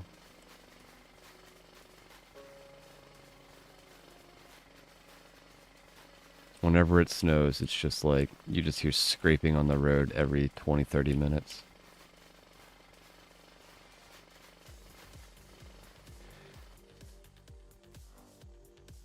You live on a golf course. Have you ever had your windows broken from a golf ball? If you go off of what happens in movies, that's something that happens all the time.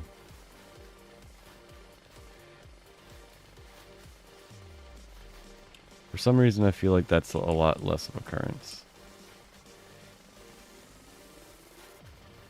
I used to work right next to a golf course, but the golf course went out of business. I used to walk around that area on my lunch break. I watched it sort of go from like, you know, a decent area with, you know, fancy lounge areas and fancy like little buildings and people used to wander around it, you know, golfing, to it became a dilapidated building that homeless people lived in. Graffiti everywhere and people making fun of all types of things. Pretty crazy experience.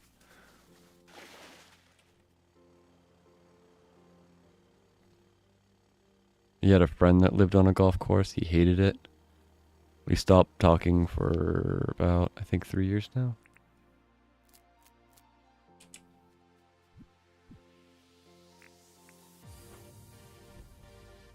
It's always sad to lose friends like that, but, you know, there's reasons why that type of stuff happens.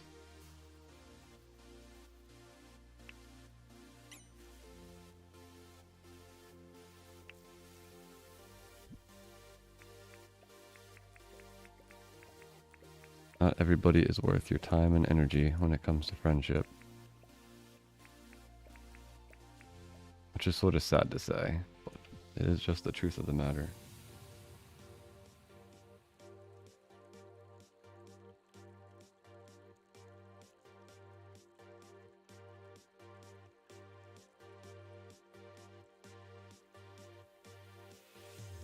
I just got a text message from my new boss.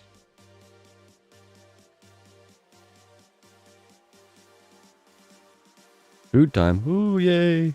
Good luck.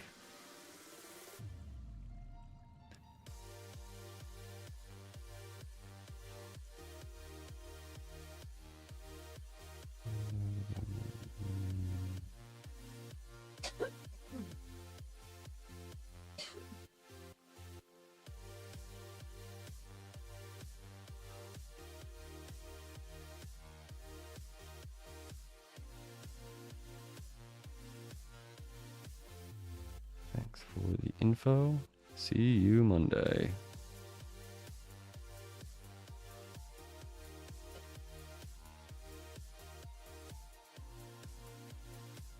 Oh boy.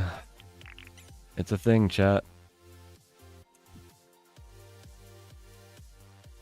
It's a full-blown thing. Did I bring coffee with me? I did not. It's about to be late o'clock. You know what? Let's go and drop off this stuff that I just picked up, even though I didn't mean to pick it up. Grab some coffee and come back.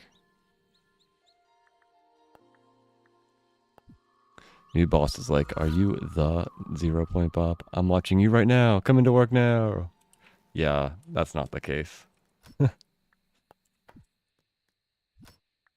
I would be very surprised if anybody in that company even watches Twitch, to be honest.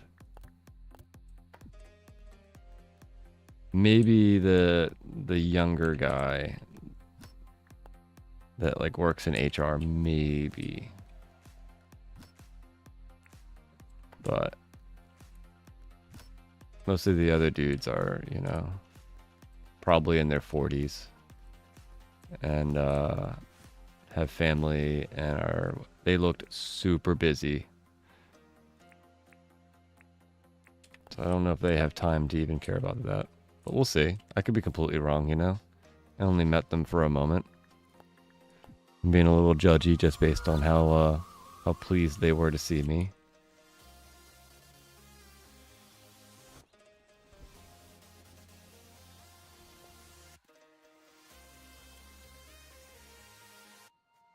It would be pretty interesting to know, or if they did know who I was. The state that I live in has one of those aspects where like almost everybody knows somebody in some way. So it almost wouldn't surprise me if like I talk about, you know, oh yeah, I stream this game. They'd be like, oh yeah, my son or daughter watches that. And then it turns out like, you know, they know who I am. They're like, yeah, I watched your YouTube video, or I watch you on stream. I'd be very surprised, but I wouldn't be like, oh no. That'd be pretty interesting though. That is one thing I've tried to be consistent with streaming is that if somebody knows me outside of work and watches me, like it wouldn't be much of a difference, you know? Well, besides maybe I curse a lot more in real life instead of on stream where I try to be more PC about the words I use. These things are getting recorded and you know, stored on the internet. You don't want to have, you know, a bunch of cursing on your video. Especially as every year it seems new words become bad words and that were just normal words earlier. I'm sure in a decade or something there'll be some set of words that I've used normally that I'll have some issue with, or somebody will have some issue with.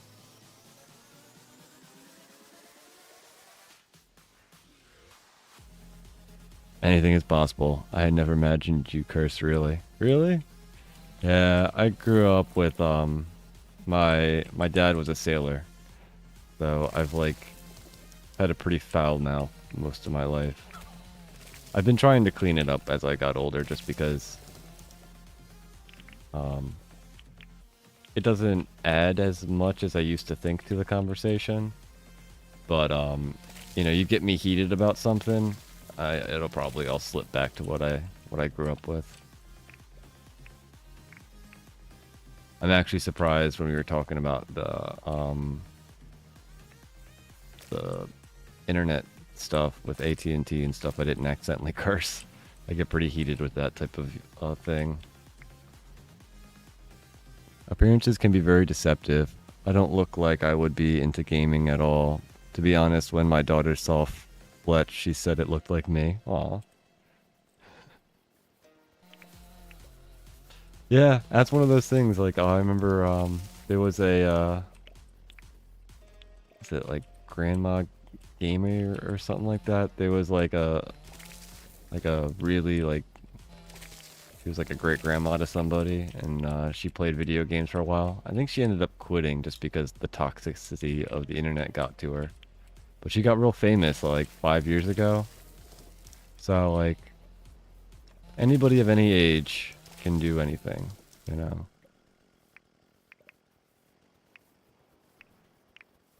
You can be a young person streaming, and you can be farther along in your life, and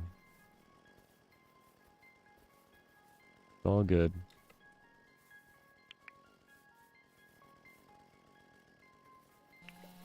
I wish I don't even think I have any like grandparents, let alone great grandparents anymore. It's sort of sad.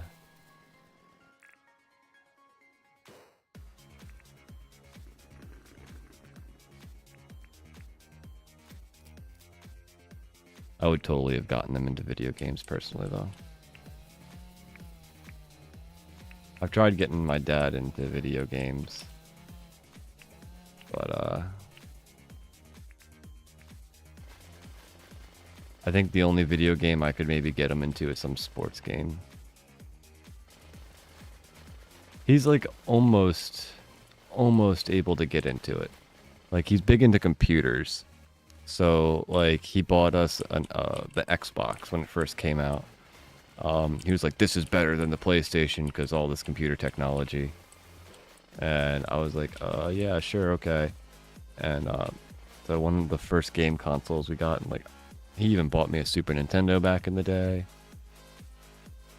So like he was always into gaming, but he never actually gamed, which is always weird for me. Like, he would watch me play, but he wouldn't ever pick up the second controller. I think a lot of the issue probably for him is that he's always been in like a technology field, you know, being an admin for something or teaching other people computers. So for him, it's like I spend 8 hours a day dealing with computers. When I get home, the last thing I want to do is be on the computer. What's that phrase? Never do what you love for a living. Because once you do it for a living, you might ruin it for you. I think that's what happened for him. He used to love like computers and gaming, and then once he started doing it for a living, he popped his own bubble. I think my mom would be a funny streamer. She is 91 right now. My mom is 86, and the nearest thing she gets is playing solitaire on a tablet. Oh, that reminds me of my last time I saw any of my grandparents or my great-grandparents. The canasta we used to always play. They also taught me 10, 20, 30. Card games were like their thing.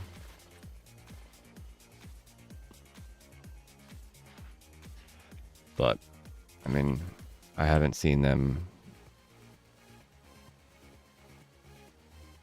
since like Windows 95 age. So, computers weren't even that big back then, and like getting solitaire, you had to like buy solitaire as a game back then. It wasn't something that just came with your computer.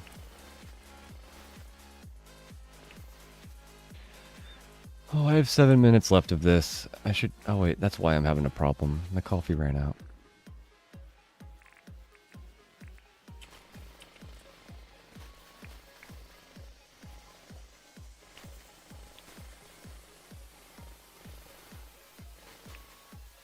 I think I played, was it Oregon Trail?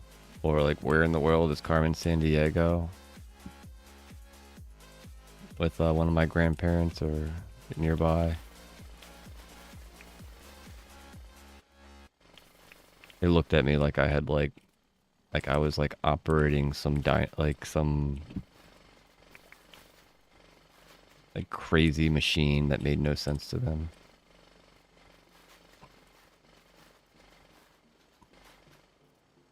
I think they passed before even like the smartphone was a thing. They never saw really social media or anything.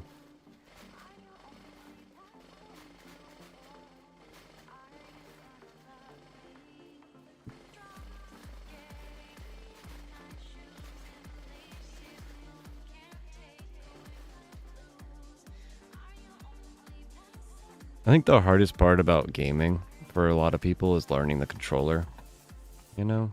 Or like learning how to use the keyboard as well.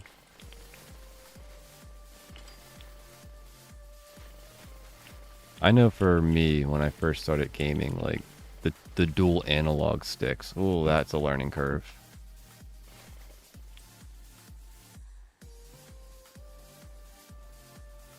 But once you get the hang of it, it's not as bad.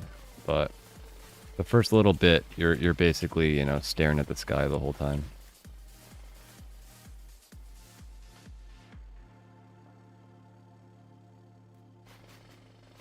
As long as I found that a lot of people that are up in their age have a really good sense of humor.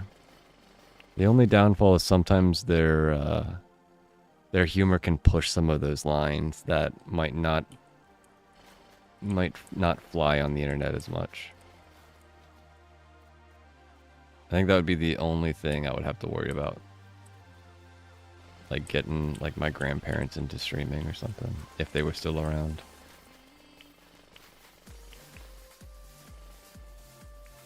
Like my great grandmother, I wouldn't put her near a freaking chat to save my life. You say the wrong thing around her and then she would offend everybody underneath the sun.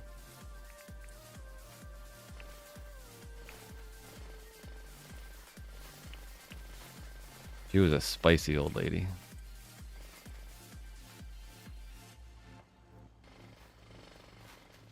She got like the last thing I remember her is that she would not take any sass from my pops or my mom. She was very stuck in her ways and very opinionated about stuff. Which, I mean, when you get up in those age, you're totally allowed that, in my opinion. Like, you've seen more than twice my lifetime. Like, there's reasons why you believe things the way you believe. I used to play Pong at people's houses.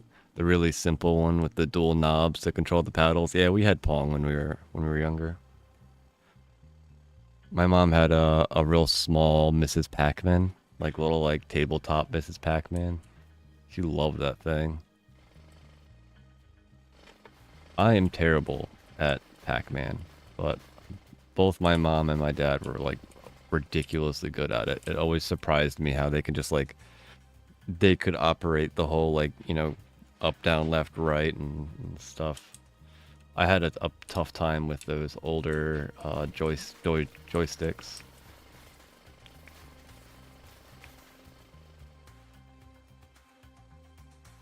Your parents still play pranks on each other? That's nice. That's awesome when life hasn't gotten to you, when you're up in age and you still got like a good sense of humor. I used to work with a guy who was, I think he was like 96, PhD, super smart dude, and he was getting to the point where he described his skin as like tissue paper, and like he kept having problems where like he'd bang his arm on something and it would you know, bust open. He'd need a band-aid. I helped him a lot with that type of stuff. And am I all out of coffee too? Oh, boo.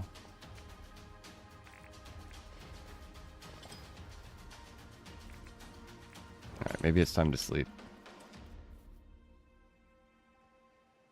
We do have a minute left. I could maybe just struggle a little bit, just for the last minute.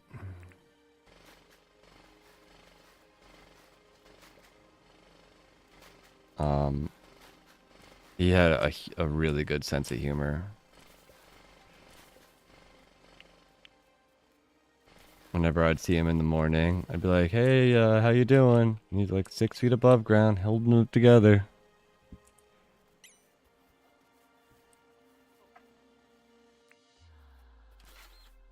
Such a funny dude. I used to, like, when we were having issues at work, I would go into his office, and it would always piss off my my boss a little bit because he would like we would have a big conversation about the problem that I'm dealing with at work, and it would end up becoming like, you know, one of those things where he, "Oh, Crummy, you're falling out of your blanket," or he has like a story about a friend, and next thing you know, this, you know, 15-minute conversation that I was expecting turns into an hour and a half conversation. And my boss would be like, "Where were you?" And I was like, "Oh yeah, I was talking to this person." And like that person basically, like, you know, helped create the company. Like he was the like creator of the technology basically that we were doing. And so like there's nobody can yell at this guy. Like he owns the patents to everything. Like he's the reason why the company even exists. So my managers be like, "Okay, try to be quicker next time."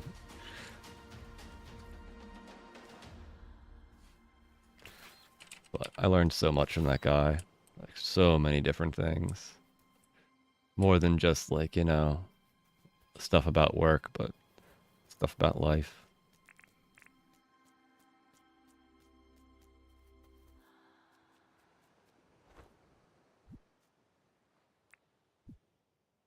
My dad's skin is like that. Yeah, all of our skin will get like that eventually.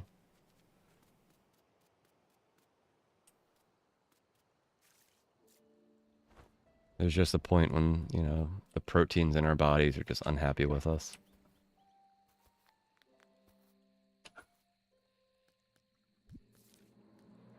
My dad did have a Commodore 64, and I remember him playing Armageddon on it. That's pretty cool.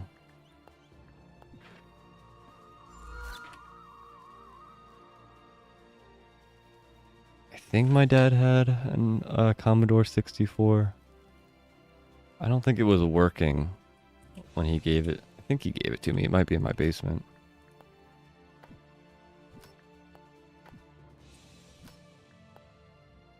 When he gave it to me, he's like, "This thing's gonna be worth money." And I looked it up, and you know, they made so many of them that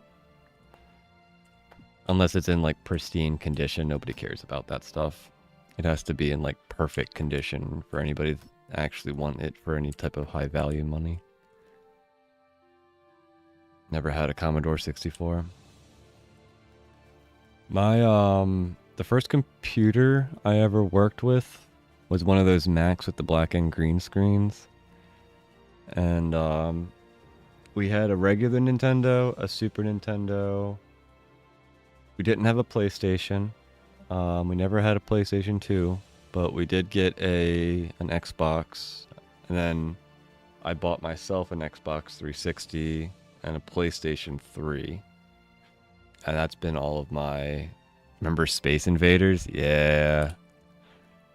Do you remember, did you ever play, like, Tanks or Lemmings or, like, Wolfenstein or Doom? Like, the original ones?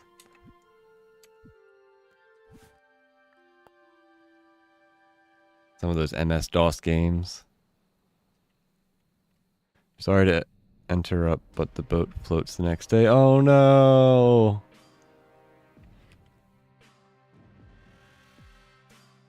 Wolfenstein, the first one? Yeah. That was my first, like, game that had a gun in it that I played.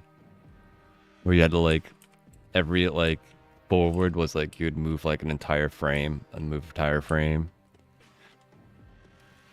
Space Invaders was fun, but I always got really bad at the later stages of it. I always felt like...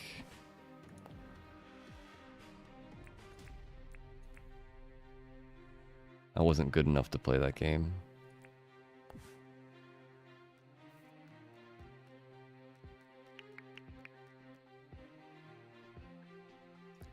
The game Centipede. Is that like the snake game on your phone?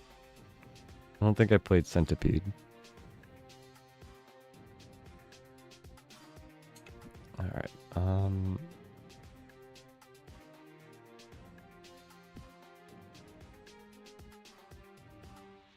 tomorrow's Thursday, so we might ignore NPCs again.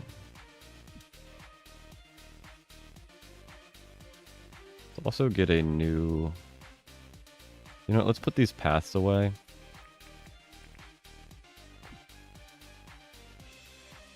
And...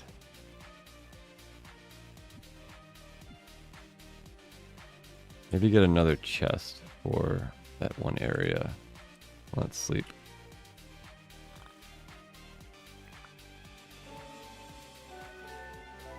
Battle Zone Arcade. The tank game. Oh, Spyro on the PS1. Yeah, that was my wife's favorite game. I can play PS1 games on my PlayStation 3. And when she found that out, man, she was like so excited. She played Spyro, and I'm not sure how far she got in it.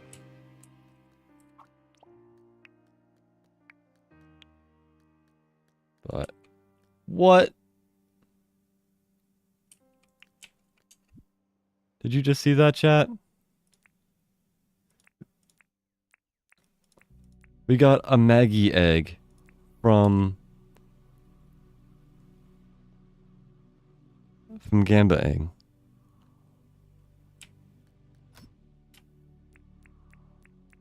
Wow. Well, we got some top tier items so far. A little buddy's inside. You don't need to... What? That is one of the hardest items I had to get. And you can get that in the flippin' Gamba machine now? Alright, well, I guess we're gambying for a while, chat. I'm really curious now what you can get in these Gamba.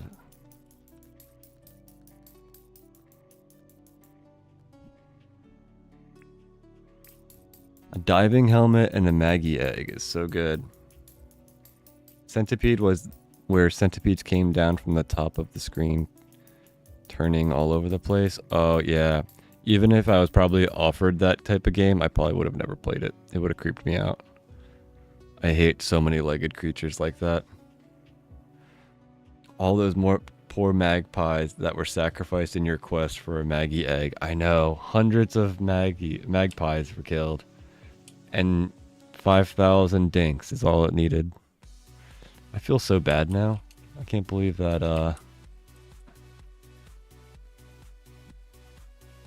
that was a thing.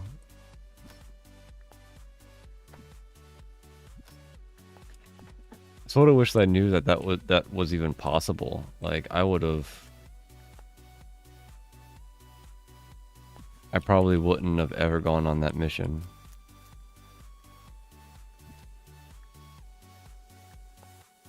Oh, you know what else we need?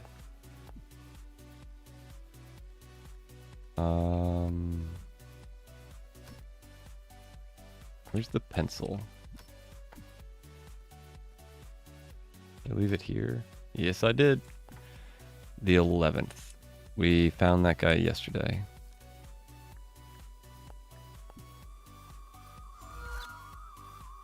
Is that harder to get than a leaf glider? I don't know. I would say so. You never got a Maggie egg from hunting them. All mine came from passive trapping. Yeah, I trapped a good like 20 of them, but I got mine from using the bow and arrow on hundreds and hundreds of them. There was a few streams where we probably spent a few hours doing it. Although I hunt them now for the feathers. Oof. Poor little birdos. It is what it is, though.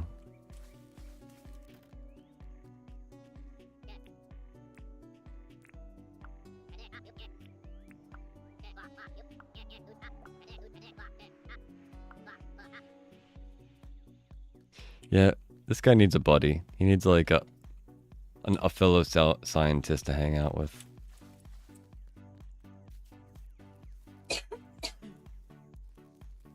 Reaps did get a cherry, but think James is going to remove them before the update. Believe the diving helmet is staying. Yeah, I think I've gotten a cherry from that too. Or as well.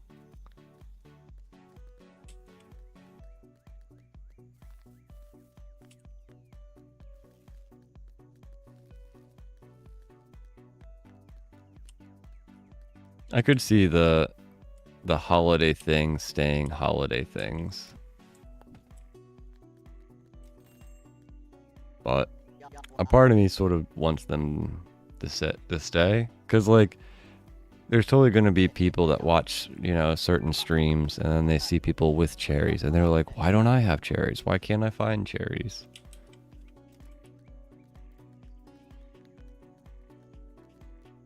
I feel like it's like sort of rewarding to get a cherry from like that. It would also be pretty cool if you could get like the jolly outfits and stuff from that, but I don't know. It's not my game. Let James do what he wants. A few hours, you earned your Maggie egg. Yeah, I did. I remember the first like stream, we bought like 150 or 200 arrows and basically used them all up. And then we had like another stream and we used up like another 100 arrows and I gave up on it. And then it was like the third stream, or I don't know, we might have streamed a couple more times. It's been a while, but I remember it took a bit.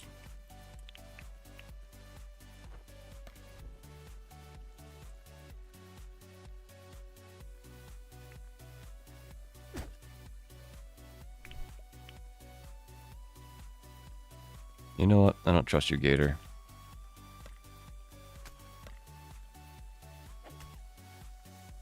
You guys still do the weird head thing?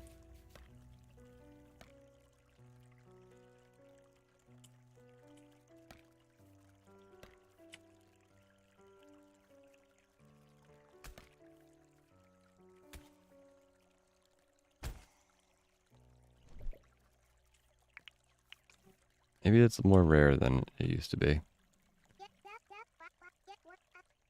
You like hunting them from a helicopter? I could see that being fun.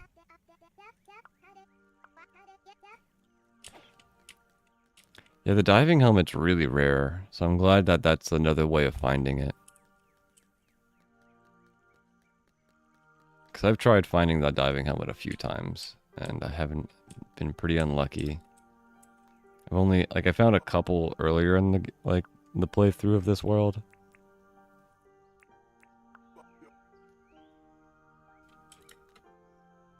But I think I sold a couple, thinking that, like, I had, like, 2 or 3, so, like, if I got them that easily, I'll just keep getting more. And, yeah, I don't think I've gotten one all February.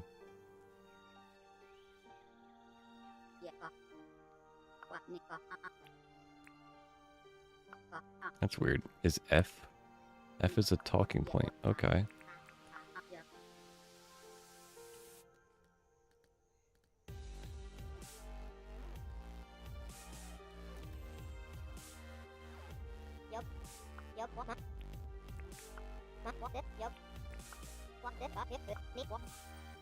Such darlings.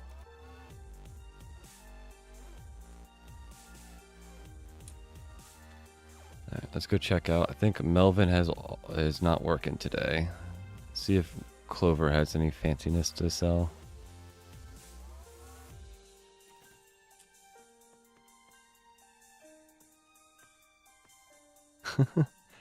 I have so many thongs. I don't need any more thongs. You know what? Let's just leave these pants in here.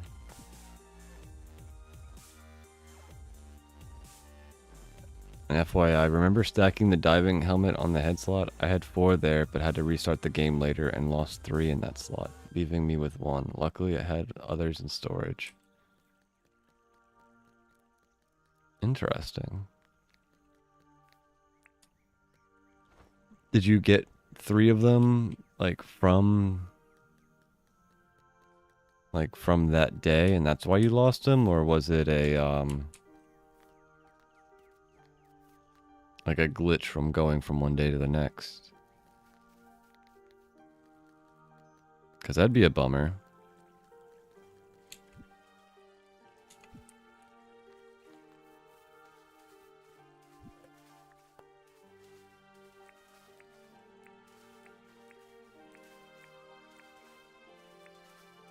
I think we wanted to put another chest here.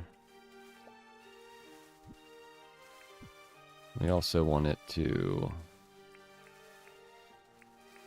get 67 of these.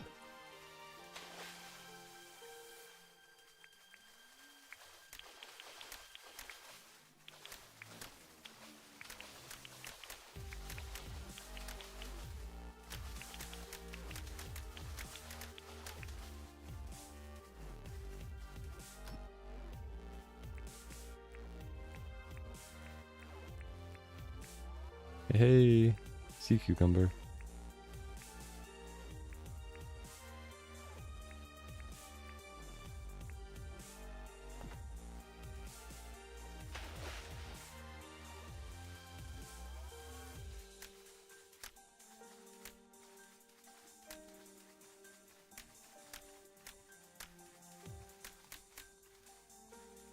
Gokhan, hey, welcome to the stream. Hello, hello. Hope you're having a good time zone.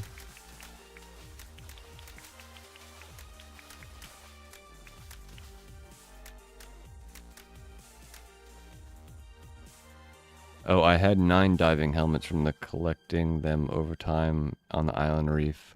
I almost always wear one. I had 8 in a chest. So put 3 more on me in that head slot to test, making 4 in that head slot. After the game restart, 3 vanished from the head slot. Oh. I'm guessing they went back to the original chest.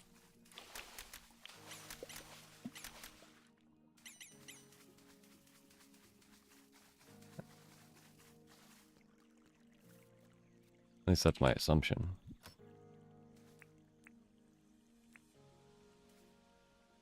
Food.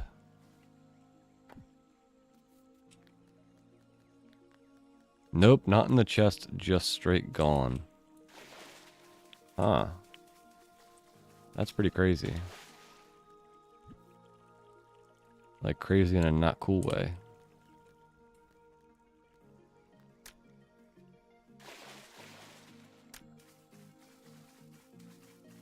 I guess leaving stuff stacked in the head slot is a bad idea.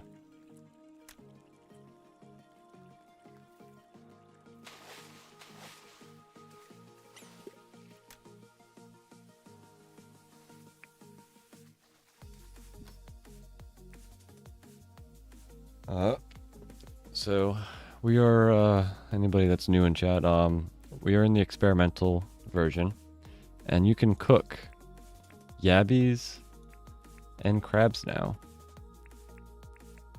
I think prawns you could always cook, but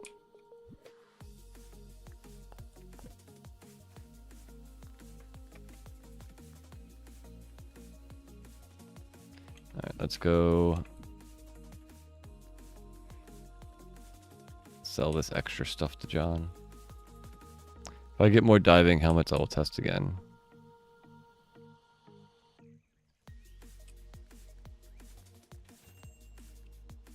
Melvin's hanging out, staring at a wall.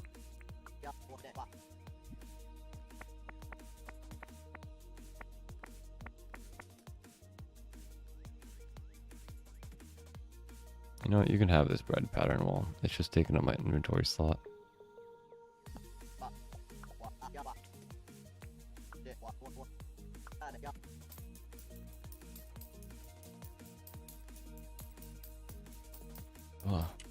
Eyes dried out.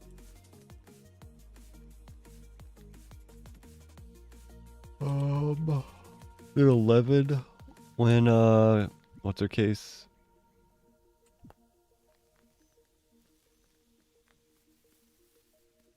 I think it's 11 when you start your day, isn't it? Yeah, slacker.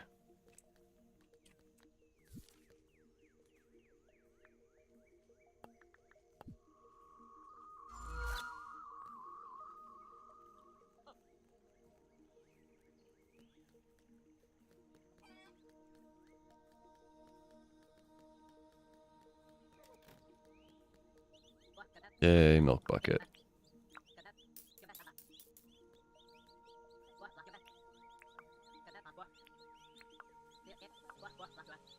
I think we might have to go to the mine in order to get iron soon.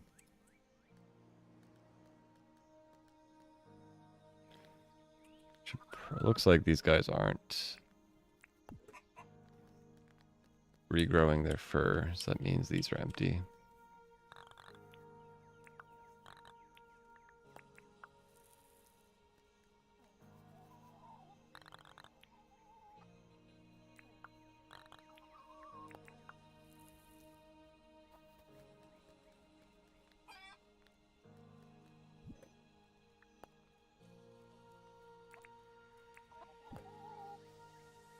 Alrighty, we're gonna have to bring the chooks over to the new area.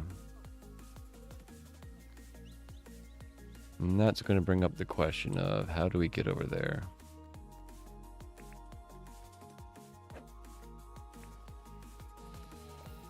Can you get on the leaf glider, please?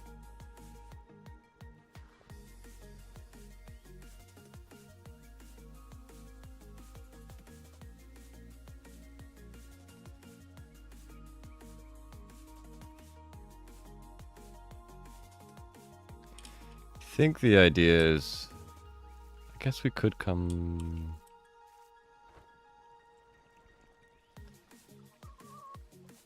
Yeah, we could push this mountain back a bit and then cut over this way. I think that makes more sense.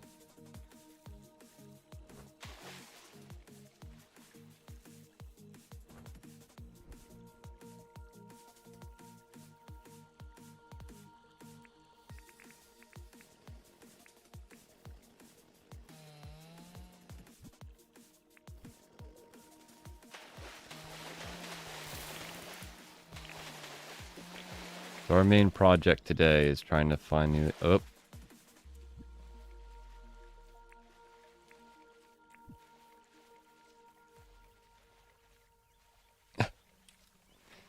You know what? You can just go hang out there. You look so happy in the water.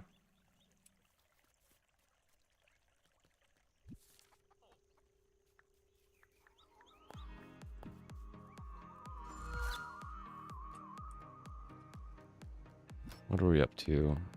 46 or 63? So another 20 some of them. Probably have to get some more meat to do another day on top of what we're currently doing.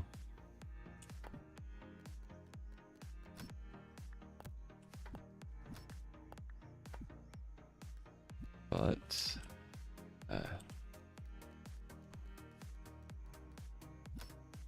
we're gonna need some hardwood, some wide hardwood bridges.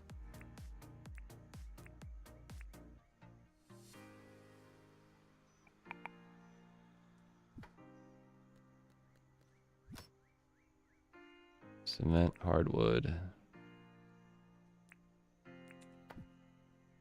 And we're gonna need a lot more of that.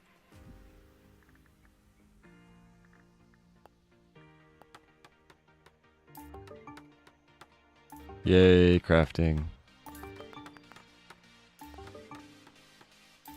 I wish we could do this in like batches of 10 or something. Make 80 of these at a time.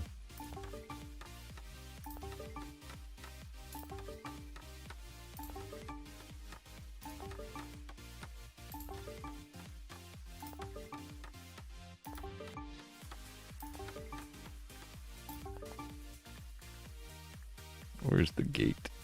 I need a couple of gates.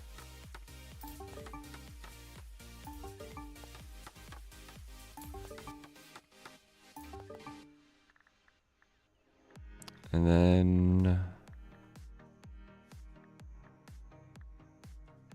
where's the hardwood path? Yeah, right now you make 8 at a time, but like, I want to be able to hit this button and just... or just hold it down and like double, or yeah, or just be able to click like do this 12 times. Having to literally have to click every, what, 1 Mississippi, 2 Mississippi, 2 seconds. Like, I've probably put down like 3,000 hardwood paths easily in this world. So whatever that is divided by 8 is how many times I've clicked this stupid crafting button. Like, I'm getting a little over clicking this button.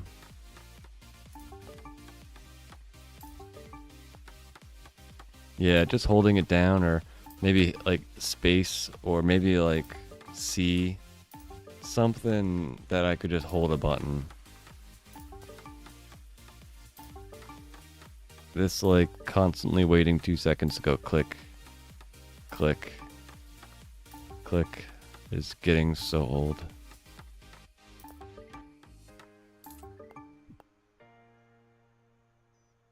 Yeah, it makes me wonder, like, you know, what's the lifetime of a mouse?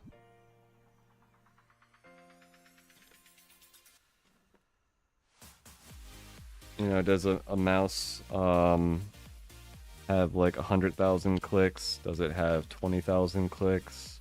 You know, at what point am I literally just gonna wear through my mouse making path? I'm assuming that it's not going to be anytime soon, but I could be completely wrong about that. Alright, before we go back to what we're doing,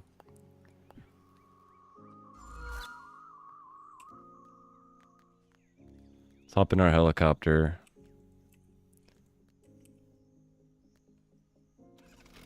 And go hang out with our Alpha Bush Devil. Are macros allowed to be used in this game? I mean, you purchased the game, I'm pretty sure anything is allowed. It just depends on what you want to do with the game.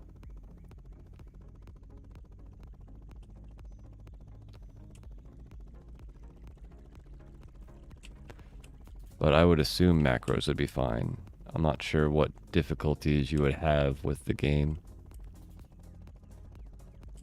Like, you can always do one of those, like, auto button thingies.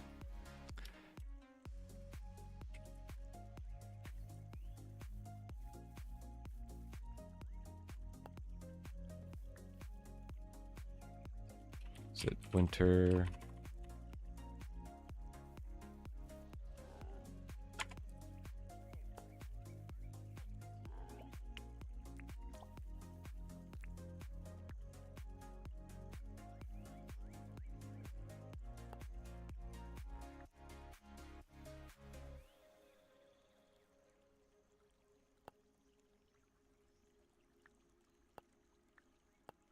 There we go. Winter 11th. We got this guy yesterday. We'll see how long he lasts. Will he glitch out? Will he just despawn? Why is he living peacefully with a turkey? A turkey's been in there longer than he has. Maybe like one macro for 10, one for 50, and one for 100. Yeah. Sort of like how, when you go to Ted Sully and you buy arrows, you can buy like, you know, a pack of 8, a pack of 50, whatever it is, pack of 20. He has 3 options on how many arrows you can buy at a time or craft at a time. We should have that for a lot of different items, in my opinion.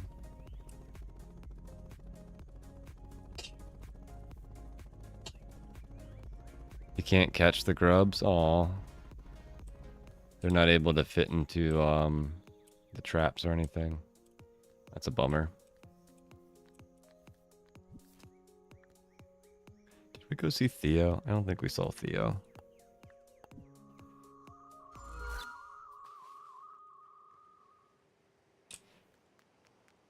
All of his packs of arrows are the same price. That's pretty awesome. It's just a different amount of items that you need to use.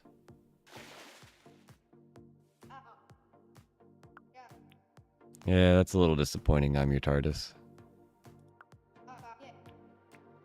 It happens though. It would be pretty cool though if you could catch the grubs.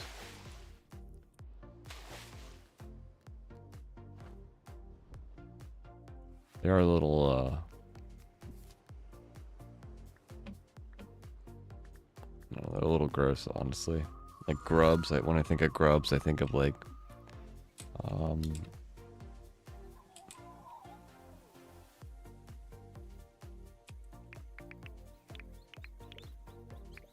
like fly maggots type thing. So I sort of understand.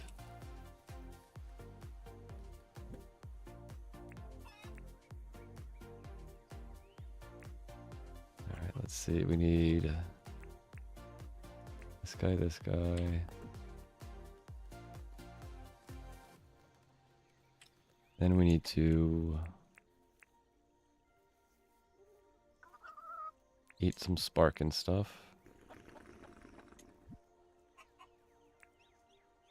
Have some more cake so we can keep up our regen. And then need to do a little filing down of this mountain.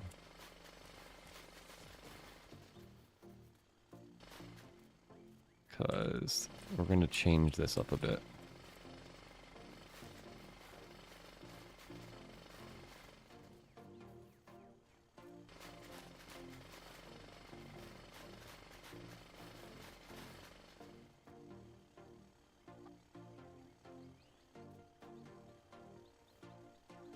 Maybe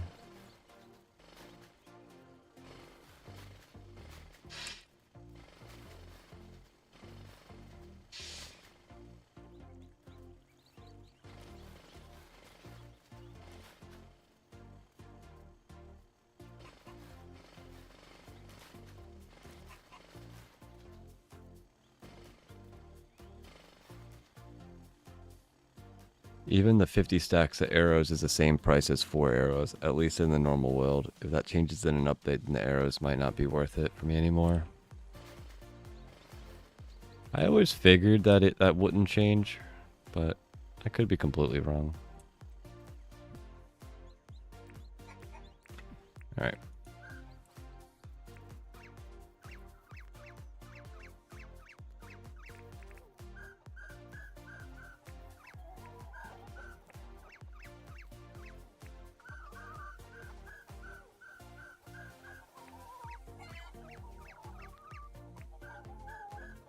Come on, buggers.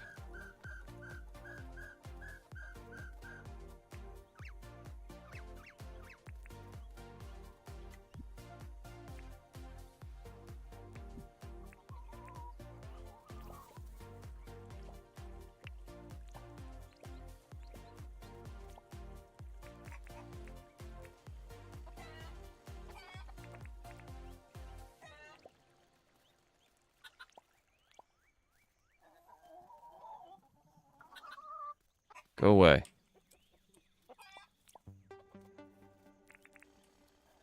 Why do you have to be in here? Stupid little guy, you.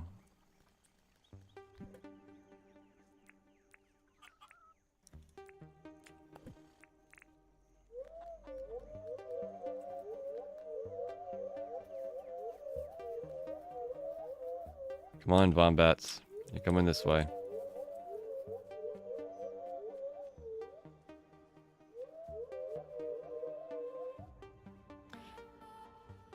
Ride of the Chooks. Yeah, we're trying to get all of these guys separated.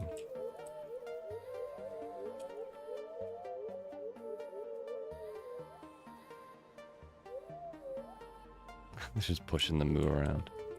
Supposedly these guys have like hundreds of health and they're like some of the most like OP creatures in the game. Like a alpha bush devil versus this guy, the alpha bush devil will guarantee to be lose.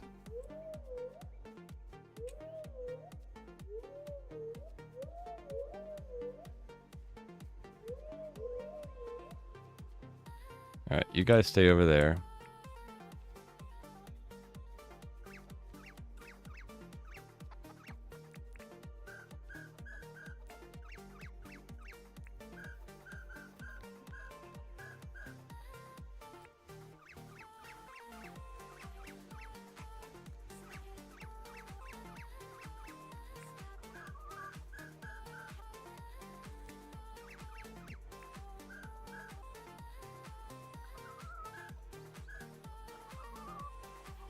Well, looks like the chickens are coming with me first.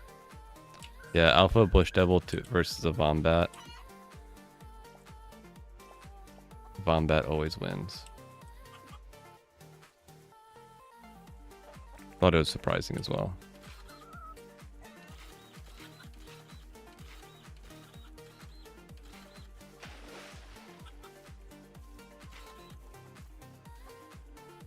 I had no idea that the Vombats were so strong, but they're like the strongest creature in the game.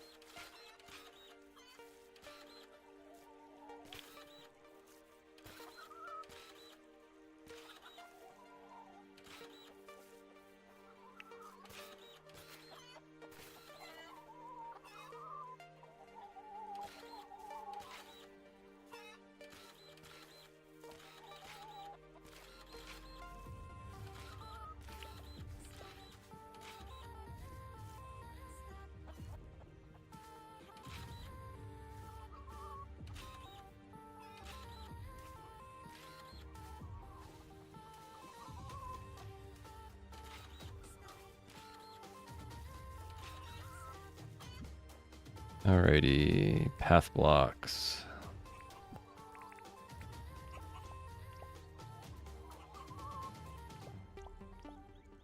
I wish there was a box like the one we bought the animals in to move them a bit like it traps. Yeah, I agree. I'm surprised we can't use traps. I was very surprised when I found that out.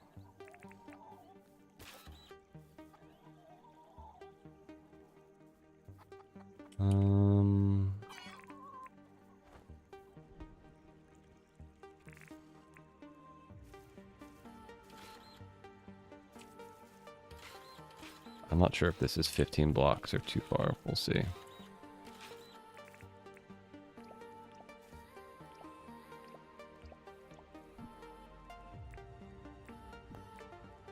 That's probably too far.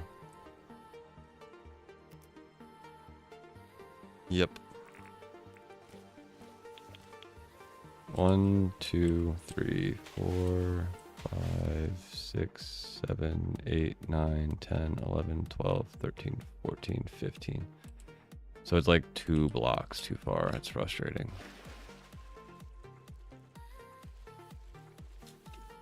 I've heard that there are some images of Vombats with horns, but I don't know if that's true.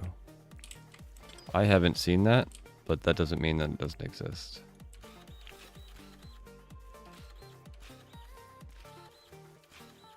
I could totally see that being a thing. Could also be like maybe early versions of the game.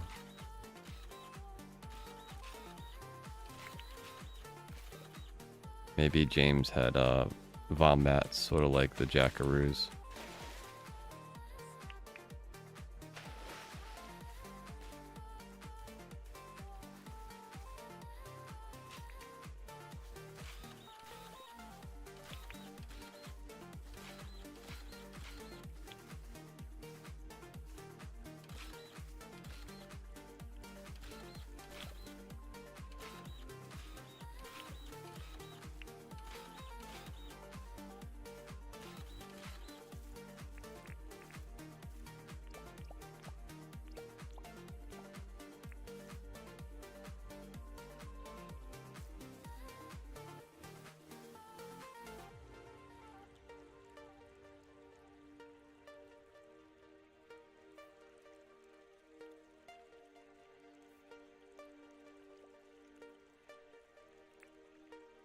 That makes me wonder. A far Vombat Island and a lead Alpha Bush Devils there. Or a water tank, sprinkler, and grass.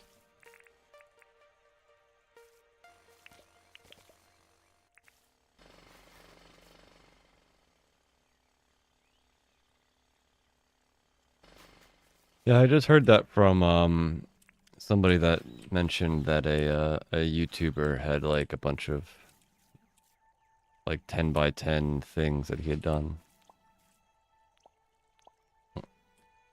Like multiple animals to fight each other.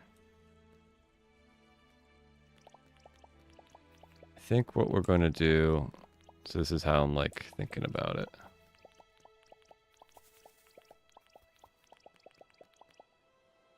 I think we're going to give the Pleeps this side of the island. And this will just be like a...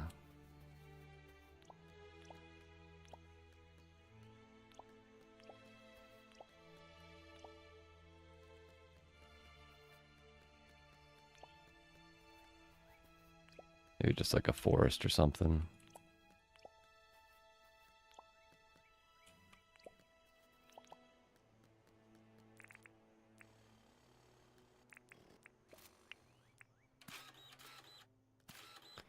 All right, let's see. 1, 2, 3, 4, 5, 6, 7, 8, 9, 10, 11, 12, 13, 14, 15.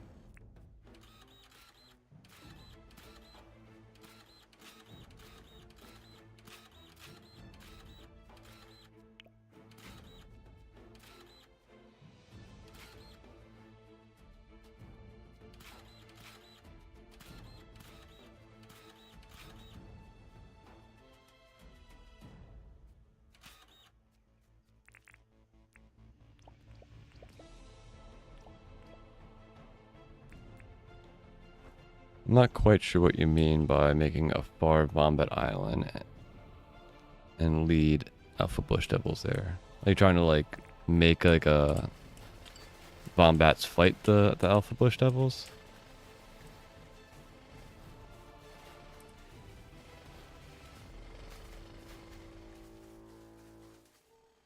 Alright, if we're gonna have chooks here.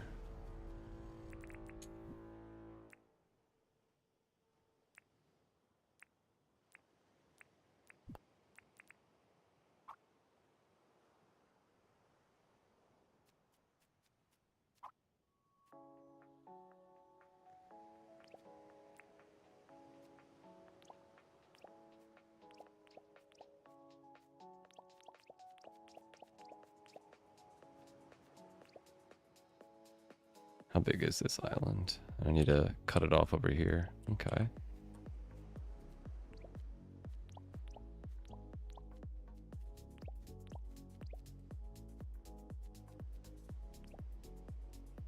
Let the Vombats fight the Alpha Bush Devil.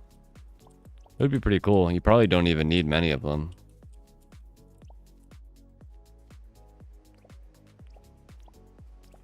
I think just one Vombat versus a Bush Devil is more than enough to take out the Bush Devil. Because they got a crazy amount of health. It was like 700 health or something. I think they do like 15 or something damage.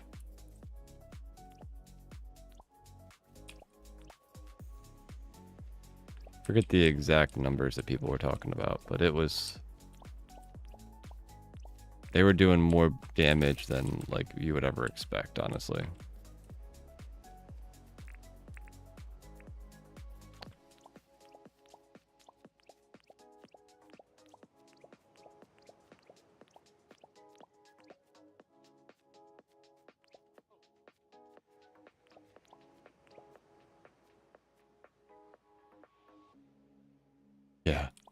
Imagine if, like, you didn't pet them for a while and they just attacked you.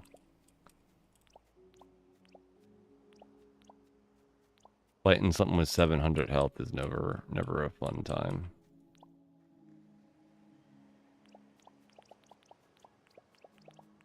Big chunky bosses in games that have like millions of health and you're only doing like a few hundred or a few thousand damage is always a pain. That's like one of the problems that I think a lot of people are having in like with Pal World, is a lot of the bosses are sort of like that.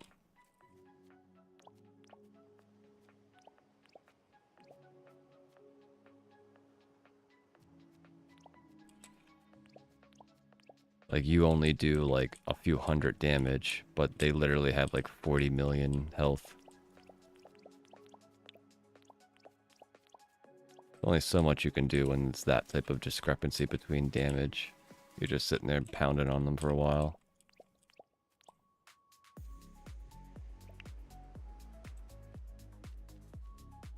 Alrighty. We can at least bring the chooks over here.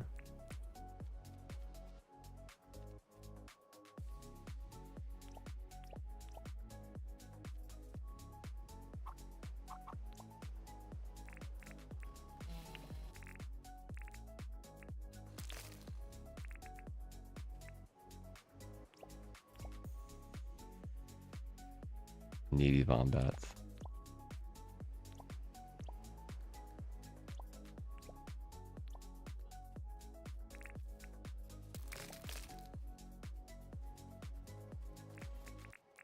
Turkey, get out of the way.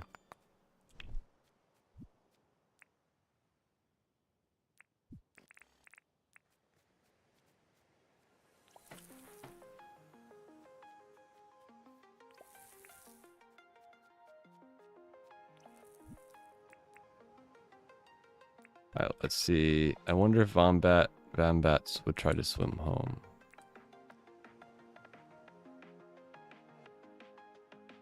Honestly, I have no idea if how well they swim.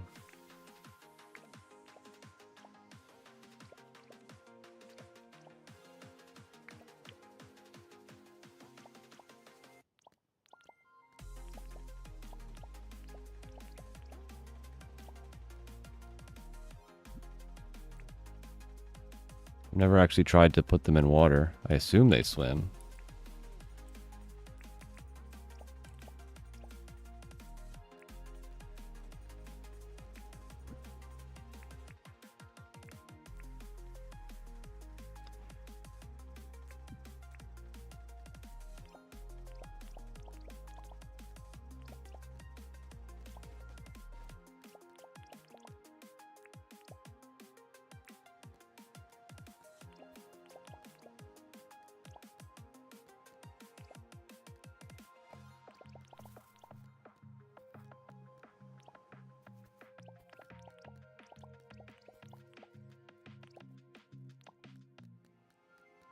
Hi, Crummy Boyo.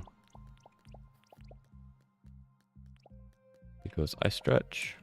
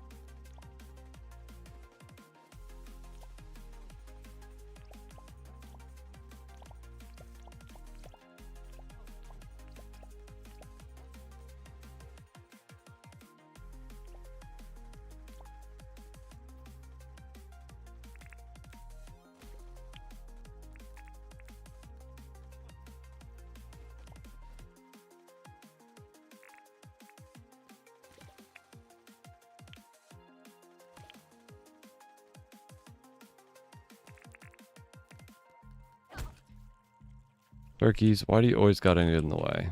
Here, let me just fix your existence problems.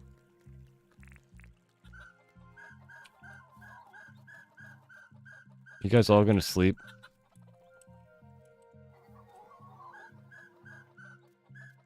That's annoying.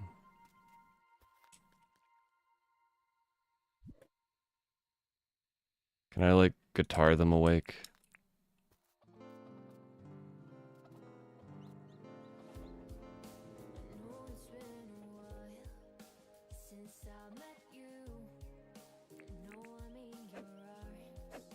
Punks, wake up.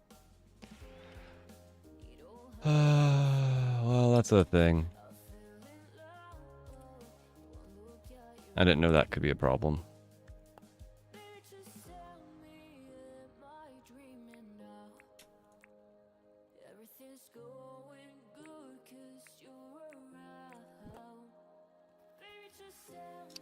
Well, I guess I can pick up these guys and bring them over there.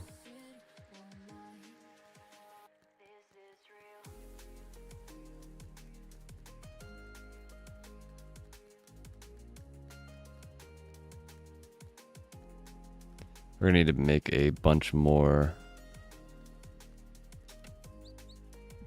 of the feeder doodads.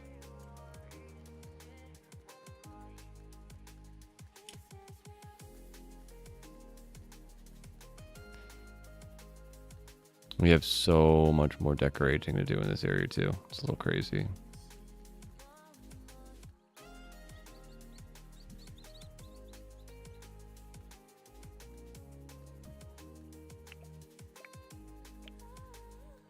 I don't have to worry about them running away. They're just gonna sit there all asleep like lazy bums.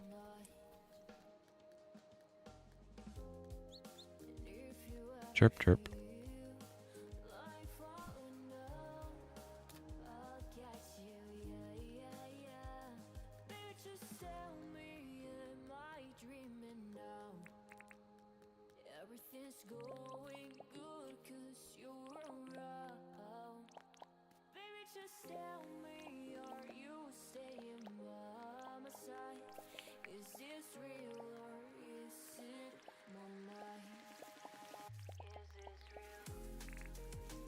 The way this place is reminds me of Minecraft placement, where like you can't just like hold down and call it a day. Skips one every like 4 or 5 blocks, which is a little dumb.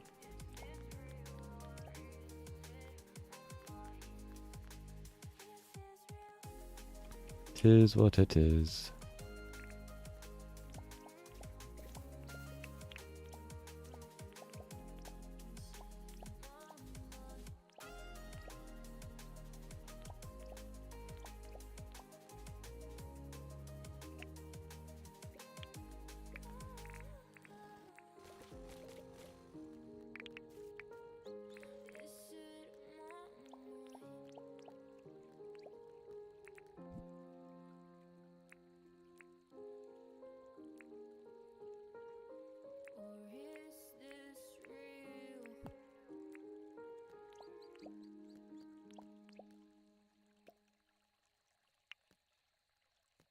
Um,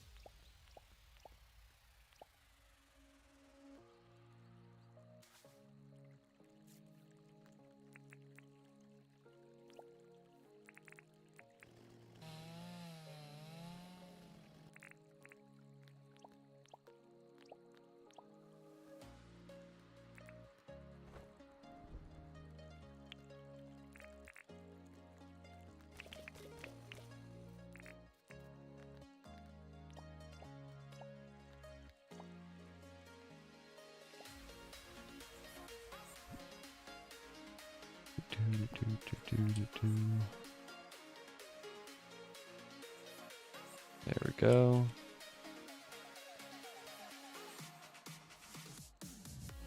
Why are you awake?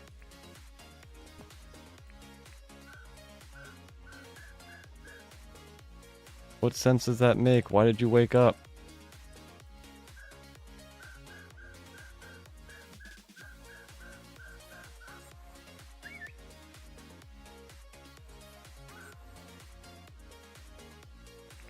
Game, you confuse me.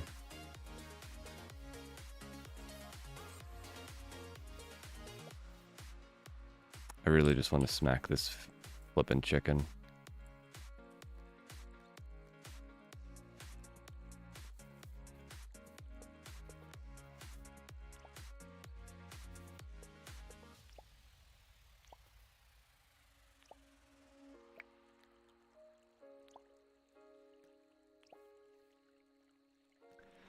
Alright, in theory, you guys will go this way.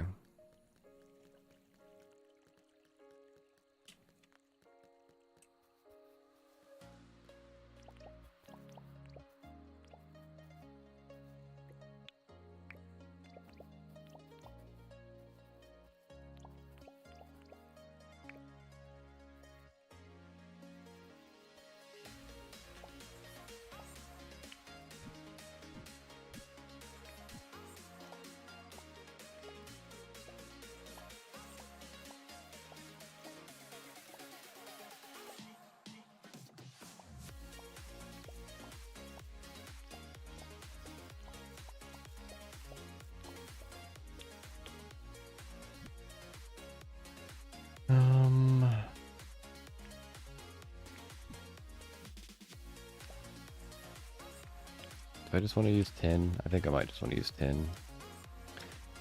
You know, I sort of want to...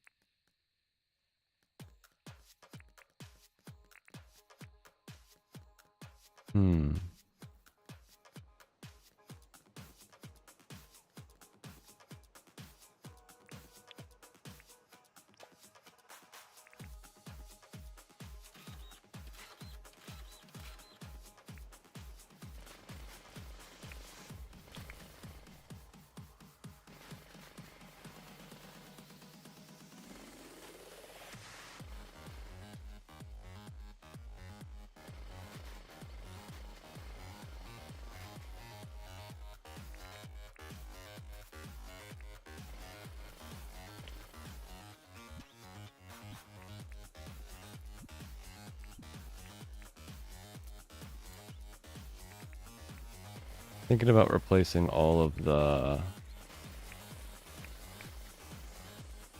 Vombat fencing with the tall fence.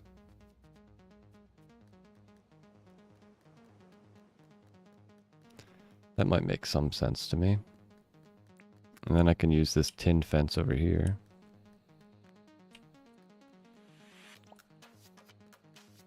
Because Wombats are bigger creatures, right? So they should get the big fences.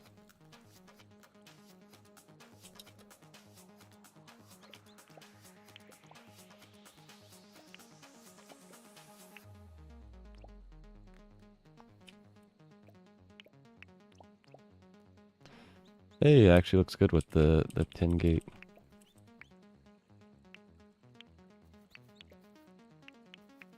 Wonder what happened to that bleep that was in the water.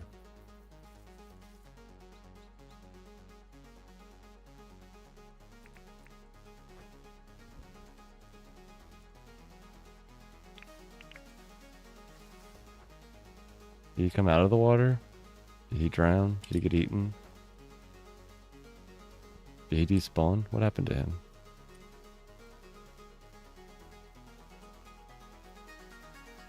Wombats are like fuzzy teddy bears. I do not disagree.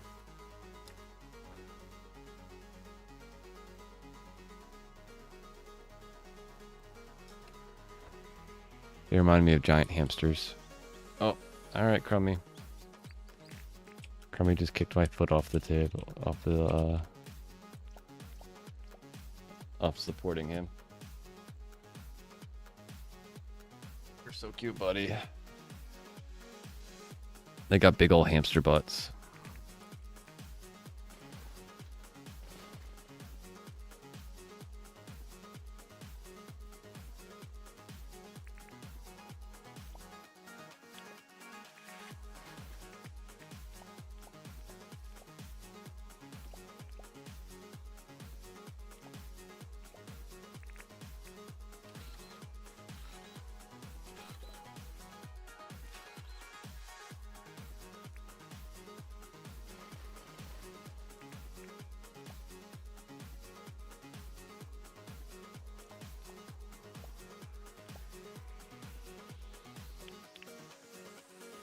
You have said of them being giant hamsters. It's more accurate.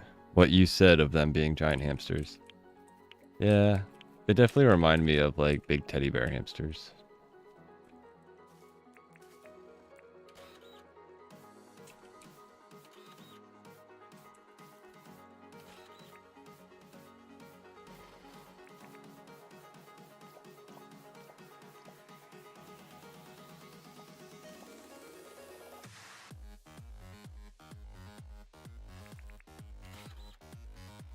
We used to have a teddy bear hamster when I was younger.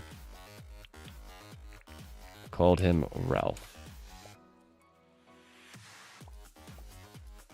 He was a weird hamster. He got loose multiple times. And we lost him for, I think, like a year at one point. No idea what happened to him. I could have sworn Ralph was gone, like dead. Never going to see Ralph again. And then one day he just showed up. We lost him on the second floor. We found him on the kitchen of the first floor, just hanging out underneath one of the cabinets.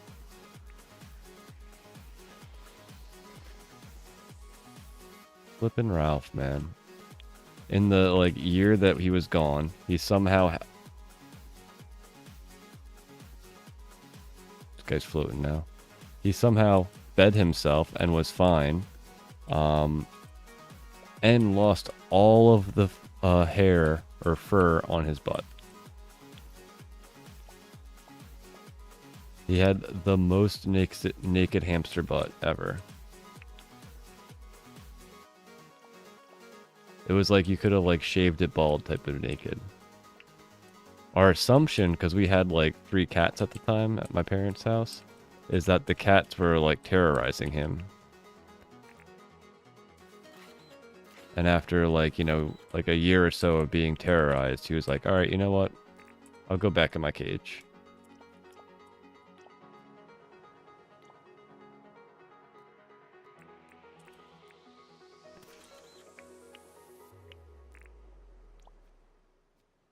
What a trip. Yeah. He never grew his fur back from that point on either. He always had a naked butt from that point on.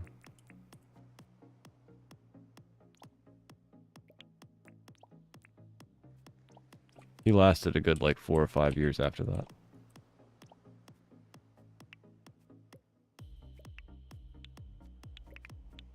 Didn't get out anymore.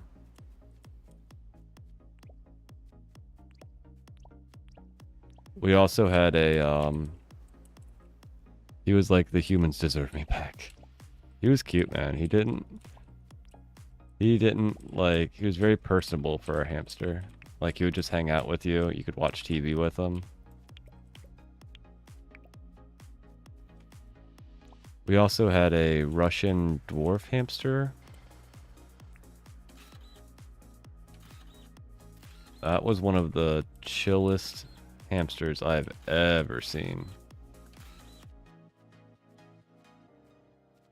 I think her name was Leslie.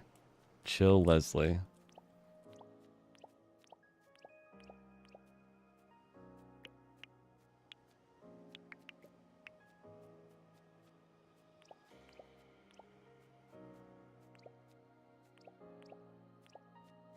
You could literally put her on your shoulder and watch TV for hours, and she wouldn't even move off your shoulder. I remember at one point we were watching a TV show and I had to like get up for dinner or something. So I picked her up off my shoulder and just like put her on the side of the couch. Went, ate dinner, had like the TV still on, came back and she was still just sitting there.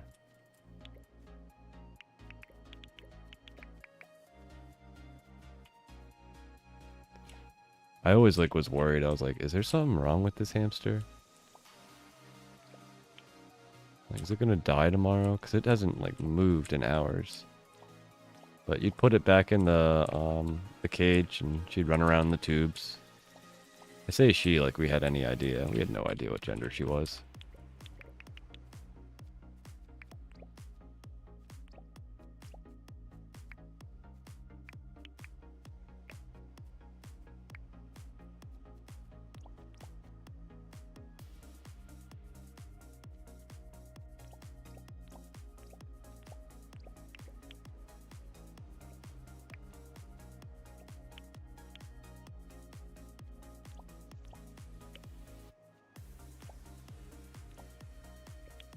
Alrighty. This is a super blast to watch, I imagine, me just picking up fences and moving them around.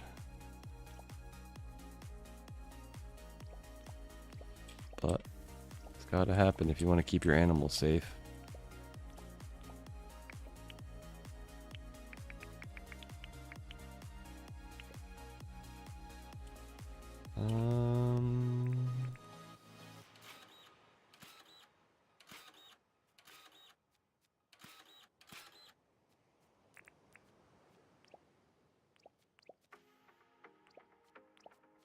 Still a lot of decorating we have to do, though. Same people, same places, same parties. Am I just a ghost at night? Too many street lights in this city. I'm missing our ocean side. I've been running, but Doesn't look like I'm gonna have enough tin fence for everything, though. feeling that I've been away for far too long. I highly doubt that the 27 that I have left is going to be enough. Our love that brings me peace of mind. Something special about the way our lives are. We had a baby fox squirrel. That sounds adorable. There's something about you that just leaves me mystified. Something burning That wandered into our backyard, and after that she came by daily just to hang out. We started putting raw peanuts on the dustpan, and she only wanted to eat them there. She was very tidy. She never ate any of the veggies in our garden, but ate from yards around ours. She was very friendly and walked in front of the neighbor's cats, stopped and looked at them for a while. After that, the cats accepted her, but would chase anything else. She came around for 3 years. She later brought her babies to meet us. Aww. That's adorable. new people, new places, we're the same. A moment frozen in time. Alright, that's it. Wish I could We still have hundreds of these that we need still. fall in love a second time. I could run, but I know I can escape the feeling if I'm far away from you for too long. See how far we get with this many of them, though. Something about our love that brings me peace of mind. Something special about the way our lives are intertwined. There's something about you that just leaves me mystified. Yeah, it's looking alright. I wouldn't say super great, but it's coming together. And I always want you by my side, keep your body next to mine. My mom, when we were younger, had a couple of squirrels that she like nursed back to health. One that like fell down the chimney. And another one where she found a baby that had like fallen out the nest and the mom had abandoned it.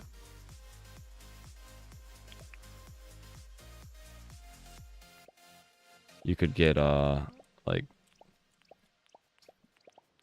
baby formula, I guess, for like cats or something like that.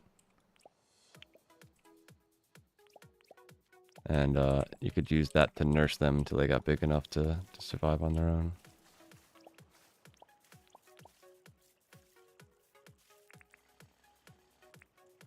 Heard that that's not as uncommon as I initially thought it was. Like people finding squirrels that were just like falling out the nest, and the parent squirrel is just like, yeah, I don't care.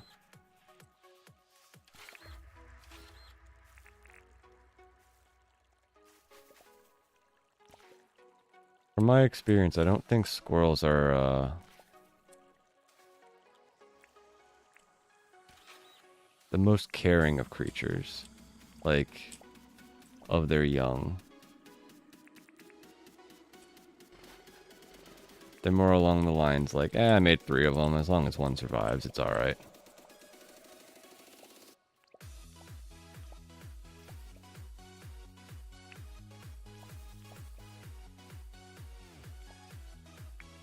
I guess they sort of view it like, how they, like, plant, you know, stuff for the winter.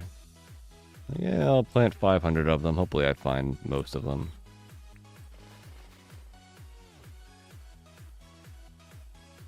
I wouldn't discredit you. You could do it. If you spent, you know, 7 hours on stream, you could do it.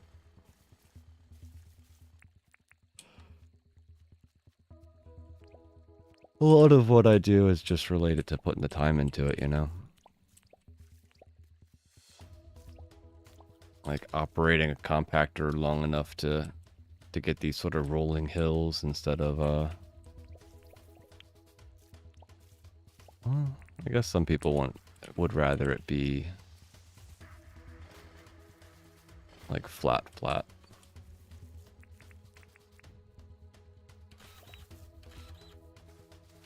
Yeah, to each their own.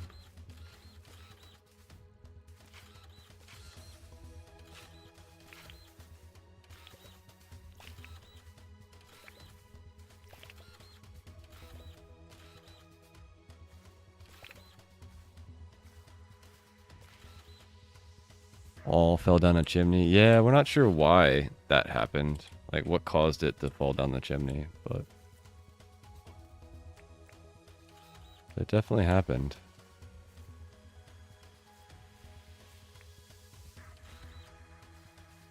Like, what was a baby squirrel doing near a chimney? Like, was the mom, like, carrying it and just YOLO'd it down the hole? Like, what happened there? We were lucky that she was past the baby milk age. Yeah. That's one of those like baby birds and stuff, dude. They're such a pain. Like you have to feed them like every hour. My mom had a daycare at the time, so like she could just, you know, take a 5-minute break, make sure the baby squirrel's doing all right. I used to save squirrels, and the youngest was about 2 or 3 days old, and of the most I had. At one time had 8 that they were a lot of fun. Wow, 8 of them. That had to have been a handful. There's a guy on YouTube. Is it like Albert the Chick, I think it is?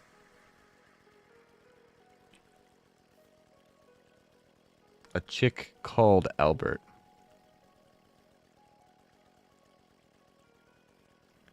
Yeah, and it's like this random dude that I think he hatched a quail egg is when I started watching him. And ever since that experience, he got like a Patreon, and people started funding his like animal rescue. And he's rescued and hatched all types of animals.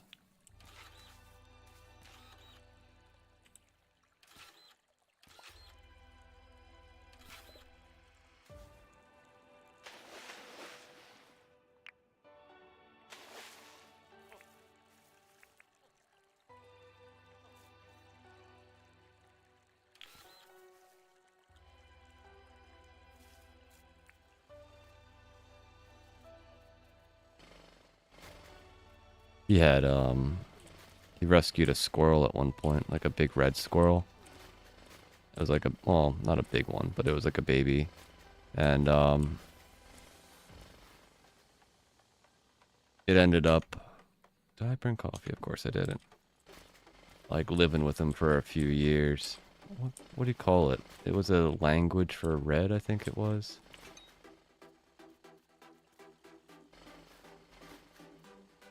And that thing was crazy energy. Like, the videos of that thing running around on him blew my mind. They had so much flippin' energy. I could not imagine taking care of 8 squirrels at once. Especially if even, like, they remotely had as much energy as that one squirrel did.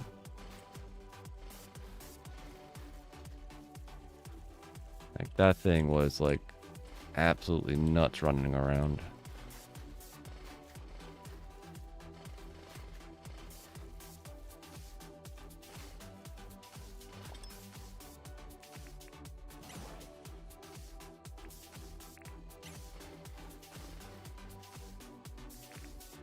Yeah, we got pretty close. I don't think we're gonna have enough to do this whole island.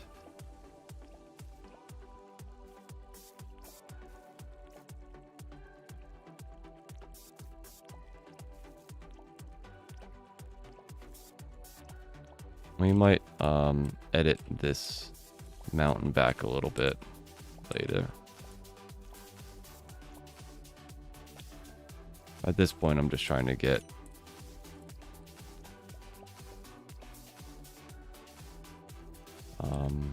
the animals in their areas, split them up.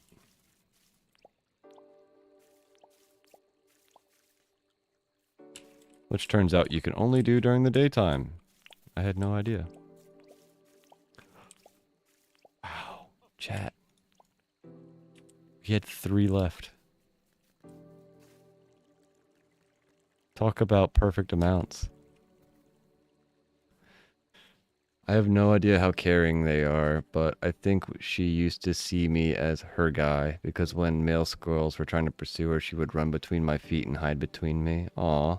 The males would freeze, I'd chase them, and then she would chase them for several houses away, then come back to me.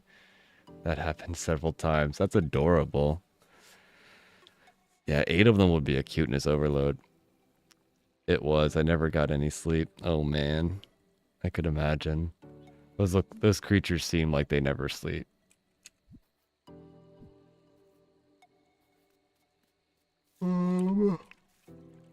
Let's see. Can I just like...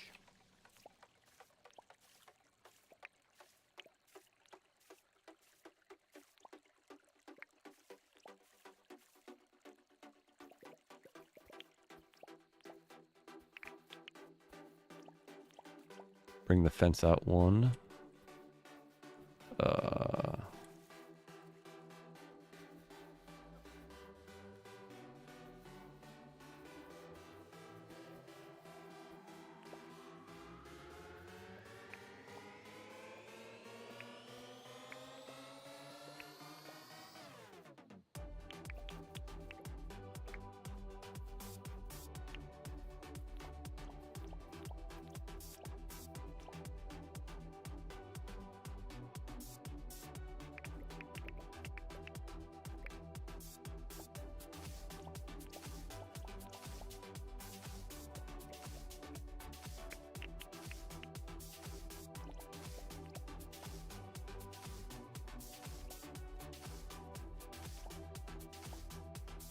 You know what? I give up.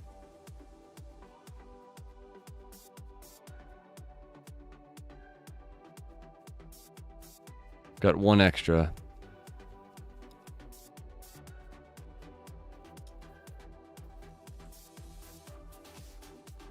Maybe we don't put two next to each other.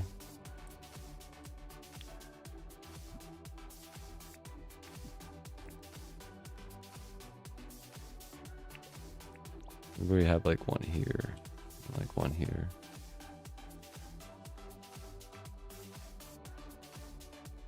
And like one down here.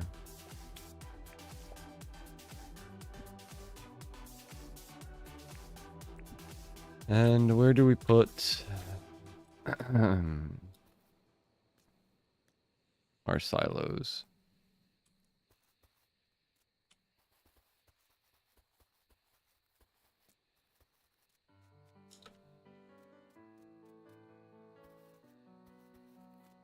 Guess we'd want to keep them all around the front of the thing, right?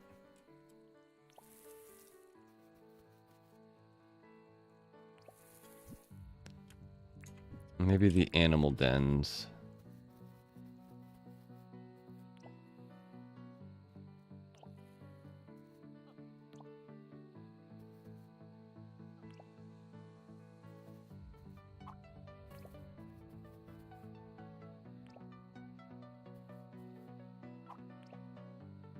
What's that? 5, 6, 7, 8, 9, 10. So we got 10 of these bros.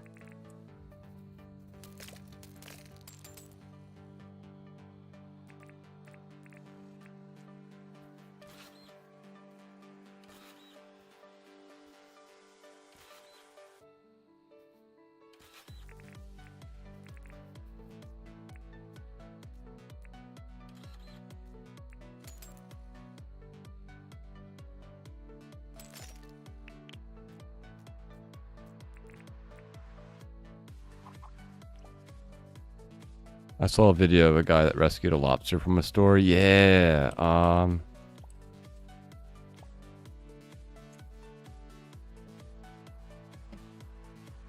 What's that lobster's name? I think I follow him on YouTube. It's like Leonard or something. Leon, there it is. Brady Brandwood.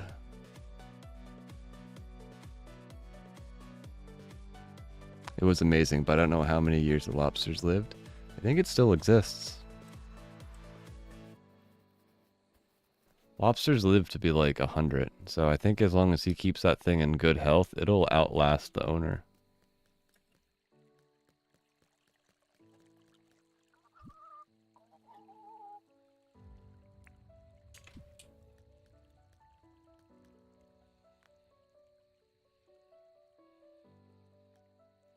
Yeah, and like 100's like a pretty young one, I imagine. Like I've heard like lobsters can live to like multiple hundreds of years. A lot of sea creatures can live a lot longer than you would ever imagine. They live in such a like low resistant environment, you know? They're like mostly weightless in like their neutral buoyancy in the water.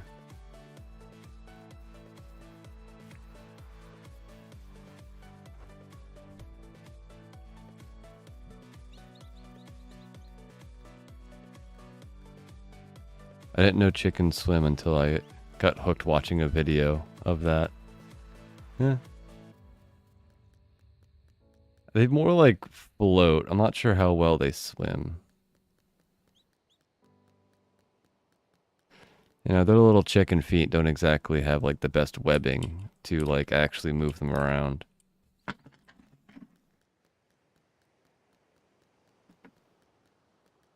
But they can definitely kick their feet like they're trying. I imagine they are mostly like flapping their wings and like using that as like a way of moving around.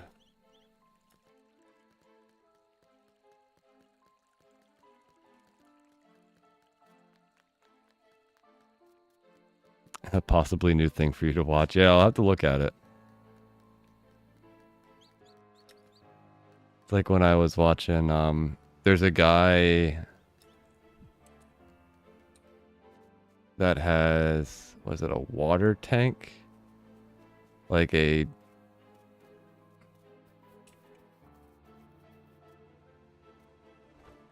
how to... You know what? I bet you I can do... I need to work smarter, not harder. Doing these guys one at a time is a pain in my butt.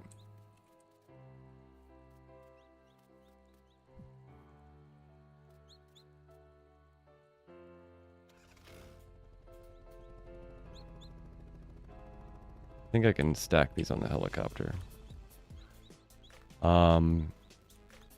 There's a guy that has like a water area next to his house. I think it's for like just storing.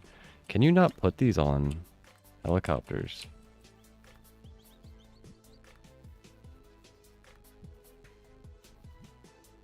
Oh, looks like it finally clicked.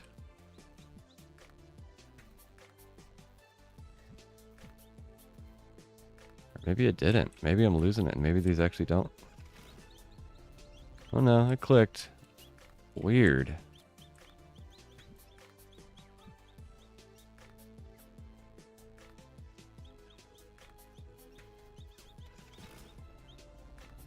Well, two's better than nothing. Can I try for a third one?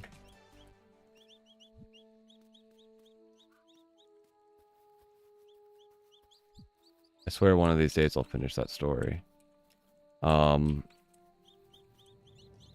This guy has an area in his house that like is made for like rainwater, and it was sealed up after some law came into play that made it so that you can't collect rainwater or something in his area.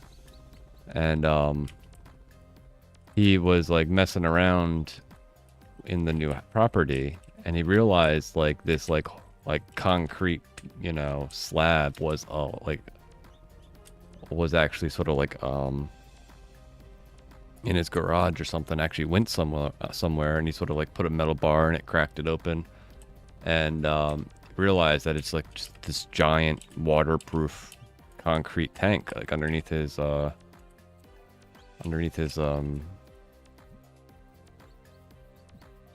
garage. And so he decided, you know what, I'm going to use this to make an eel pit.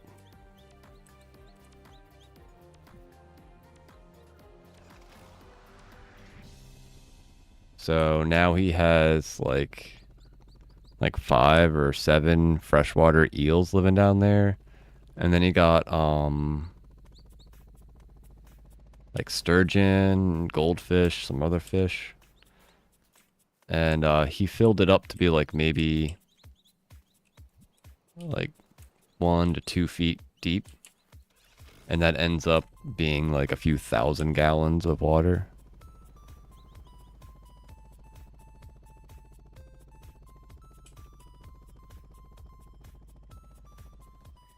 Yeah, it's like this really cool like water tank. I've always wanted, like, I always liked like weird fish, especially weird freshwater fish. And eels are always like been a really cool animal to me. They're a pain in the butt to take care of, but because they don't like big fish tanks, they don't like bright environments, they can get stressed out easily. They like them hide constantly. A lot of them have weird dietary requirements, so you can't just like feed them fish food. Sturgeons get flippin' huge. He has like 3 white sturgeons in there, or 2 white sturgeons. Those things get like 6 feet long. But it's like a 12 by 12 like gigantic tank. So you can put all types of stuff on it. These seem to click better. Am I just losing my marbles?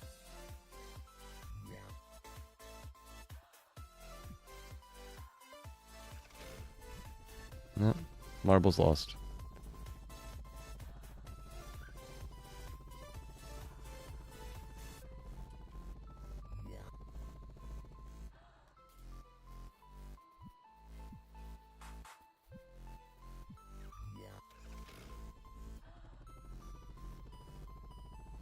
So a lot of terraforming we have to do over to the Chook area.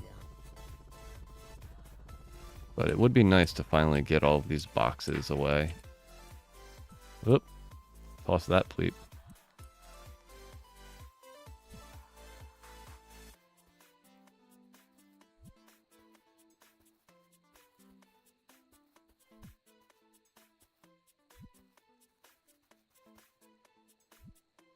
I think sturgeons are one of my like favorite freshwater fish, next to like arowana.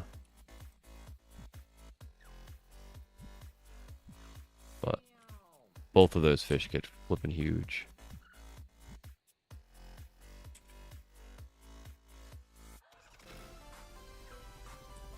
I think an arowana, for the first couple of years of its life, can live in a 125-gallon tank. But once it's like 5 years old or has grown to like 20, like maybe 18 to 24 inches, you have to upgrade to like a custom like 500-gallon tank. You basically need to have the width of the tank be like 1.5 times the length of the fish. Which is why you need such big tanks. A lot of people that get sturgeons or arowanas long term end up getting like kiddie pools, and they just keep a pool in their basement or their garage, like a 6-foot pool.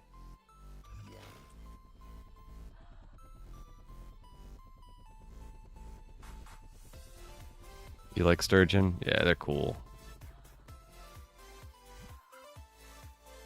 They're huge though. I think there's like one variety of sturgeon that doesn't get absolutely huge. But like, that's also super relative. Like, it still gets like 3 feet or something. Or like 2.5 feet, something crazy. Things get huge.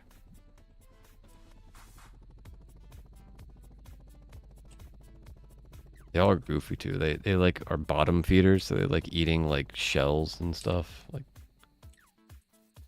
and algae. And they got these tiny little eyes because they live in like murky water. When I was little, we lived on an island, and Dad used to go snorkeling with friends.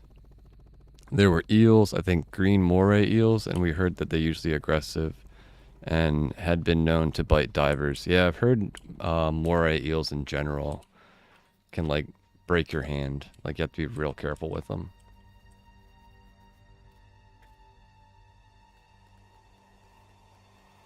One time while down, one bit, but not hard. Just like, back away, human. The humans slowly swam off. No skin was broken. That's lucky. It was just like a warning bite. Yeah, those things are known to like straight up like break arms and hands, depending on their size. I'm gonna go pick up the sibling.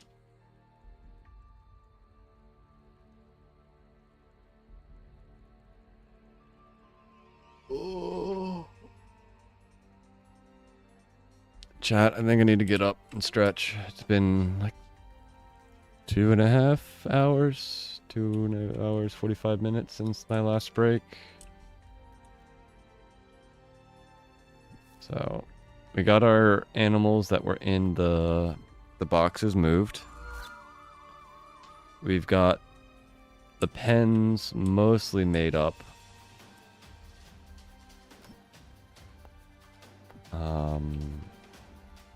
You know, I'd like to find more old signs. Off topic. We have both the chook area and the new pleep area set up.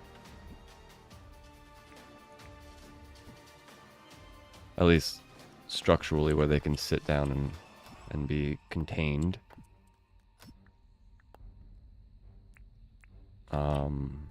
We still have a lot to do in the chook area. We have to shape all of it.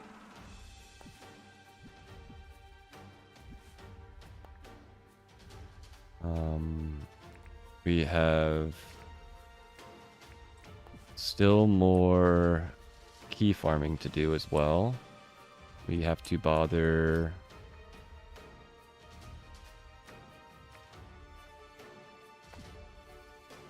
our Our bros. Yeah, our bros. Our NPCs. We have to light up the area.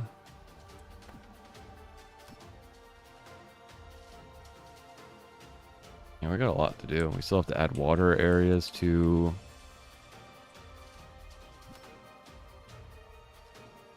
Alright, maybe...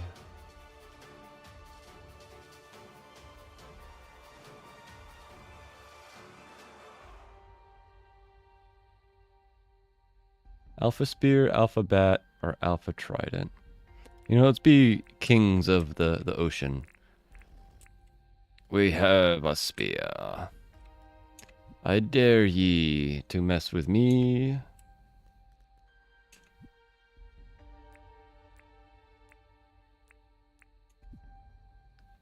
Anything else we need to bring over there? Should probably make a ton of cement. There were quite a few coconut crabs too. The locals knew how to cook them, so they were really good. I never ate them, but Dad did when offered. Coconut crabs get huge, don't they? Like, they're the ones that climb coconut trees and, like, are as big as coconut trees. I think I saw one on the side of a trash can at one point. Like, not in real life, but a photo of it. It might have been a perspective thing, but I thought those things got huge.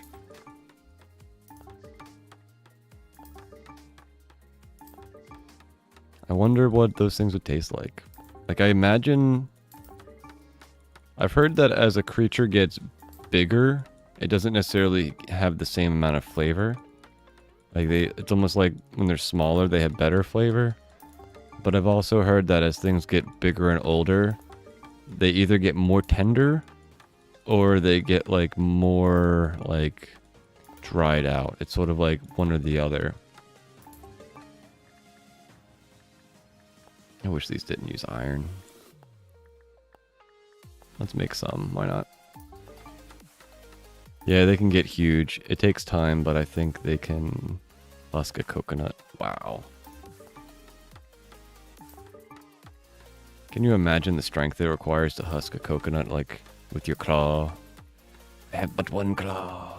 Or even just to, like, nibble on it and just, like, slowly get it to do that.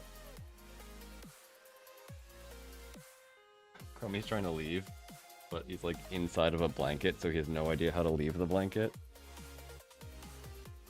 Just, like, whoops, sorry, chat. I just...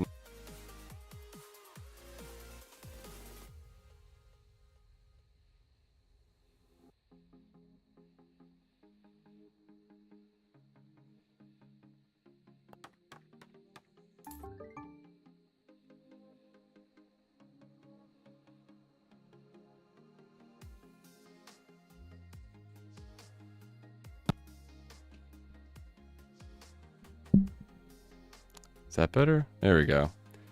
Whatever I did, I like undid the mic.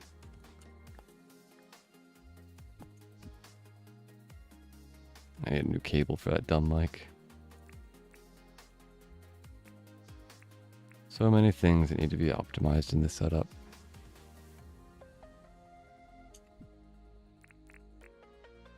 I don't think I have any other...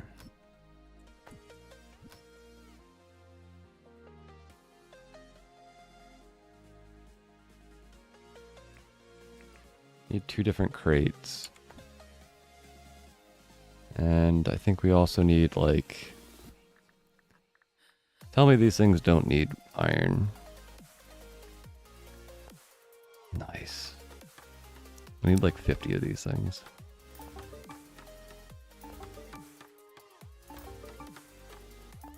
Maybe not 50, but something close to that.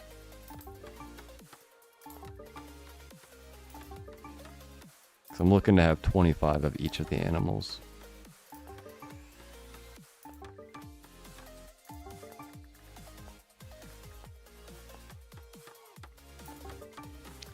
When I was down in Florida, we visited a park near the ocean, and they had like what they call them, moon crabs or something, tree crabs. I have no idea what they were called. But nobody told us that they were gonna have like little tiny crabs hanging out in the trees. And they were like walking down this path like through like sort of this like mangrovey forest type thing. And all of a sudden I noticed like the tree moved. I'm like, what the hell? Like I didn't sway. Like it straight up moved. Like what is going on over there? And as I'm looking at it, I realized that like a whole bunch of crabs are climbing up off the forest floor. And I was like, what in the world is happening over there? And they're like, oh yeah, we got, you know, crabs that live inland. I'm like, okay.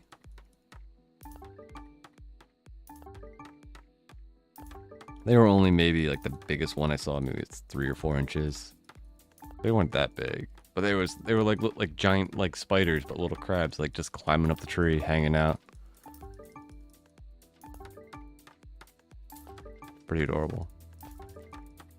Florida's a crazy place, man. Like they got little lizards, they got skinks, which are like pretty big lizards. They got the banana spiders, they got the crabs that live on the trees or in the forest near the beach. They got sugarcane farmers that like to over fertilize their land, and every now and then that just like completely kills off the ocean. So the like you can't go to the beach or anything because it just like nukes all of the oxygen in the water from all the fertilizer. I think we had 13 of these, so we need 1, 2. So that's 15. So 1, 2, 3. Need 10 more.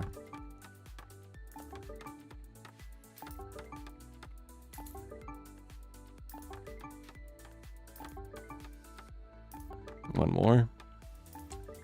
And then these things need iron ore. What? Who uses iron ore nowadays?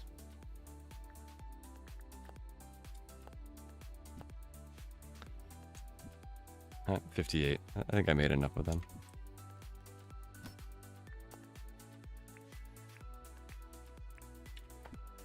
Alrighty, I think we're ready for tomorrow. Let's charge our doodads up. We will be the kings of the sea with our googly eyes.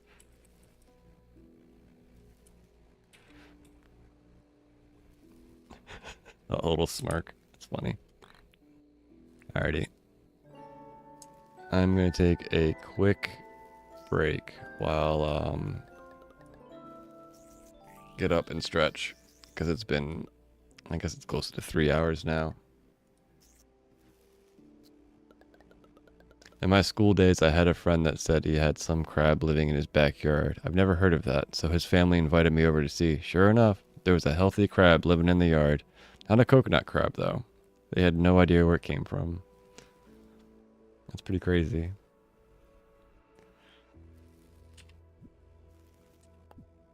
Like, where did the crab come from? And why is it hanging out in that dude's yard? Alrighty, BRB.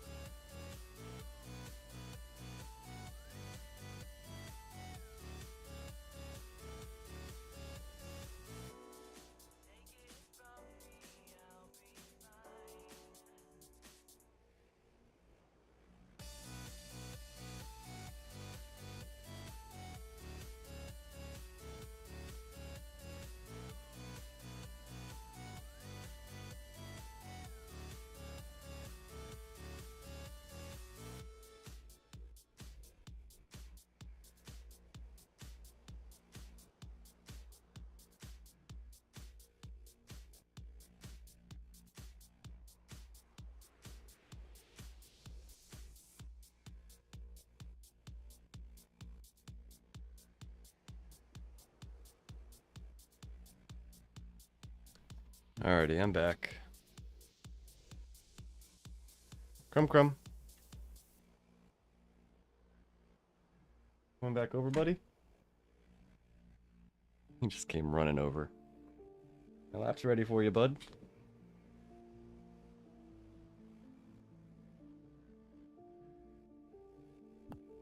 Stretchy boys.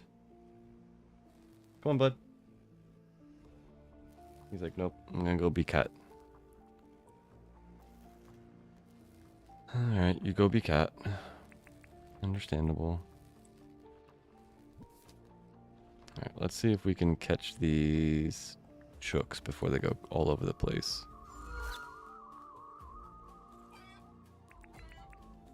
Hey, they actually didn't run around.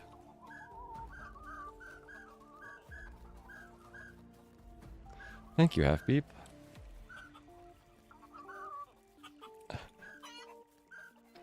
I love how they run with their wings out. They're so cute.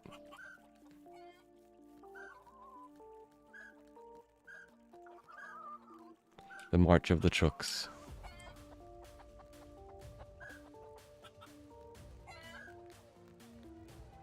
Alright, we're waiting for the slowpoke.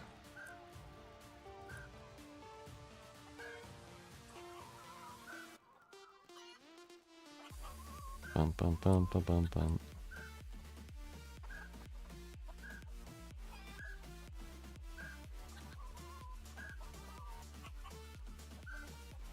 Come on, chooks.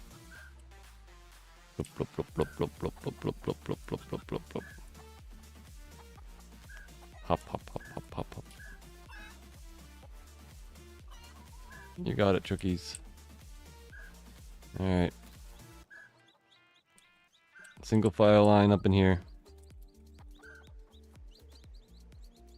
Oh, lag.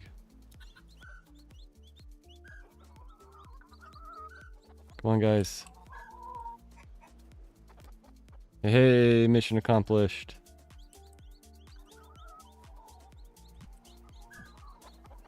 Alright, now we can let go of all these little babies.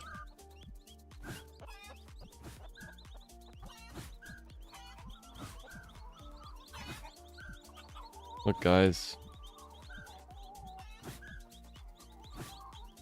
When the wild wary moo near your tamed ones are passive to you, were all the wild wary moo on the map like that to you, or was it like the only with the ones near the tamed ones?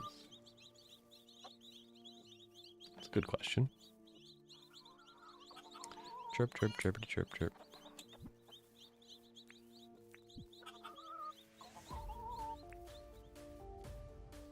Probably going to move your guys' houses eventually, but for now,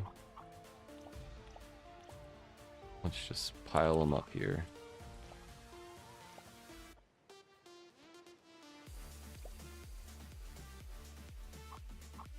You know, maybe we do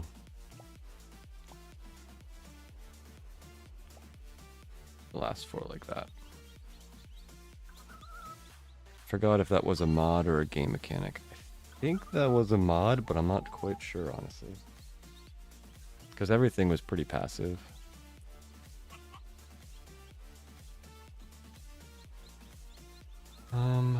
Let's see, what do we want to do with this area? I think we're going to probably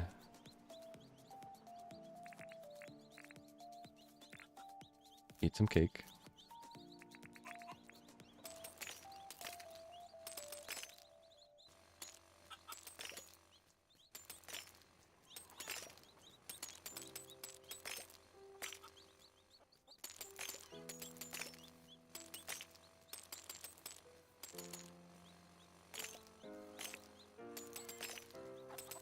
I think we're gonna make like a little dent in the middle, like right here, and I think that's where we're gonna put all of these dudes, the animal feeders. Until then, though,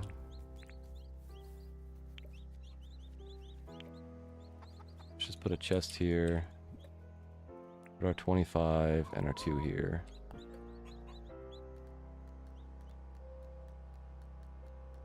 Let's go see if we can move our pleeps in. Where'd you go, Crumb Crumb?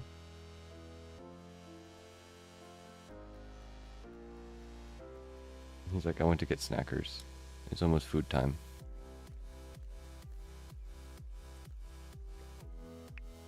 You know, I might leave this up. Yeah.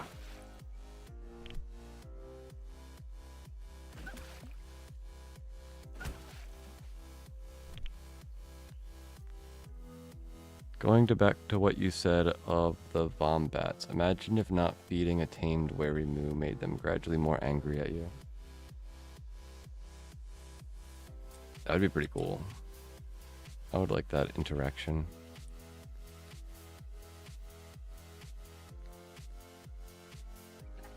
Hey, everyone.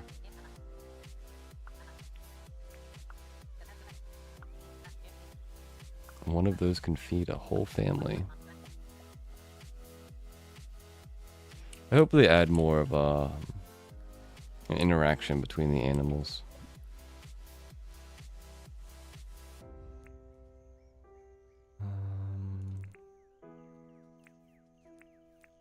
I guess we want to bring this over there. And then we need the pleep. Pleepers.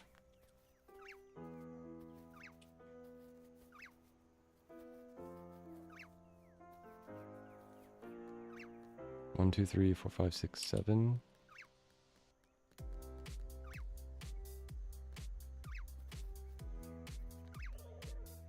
I just want to get more than that.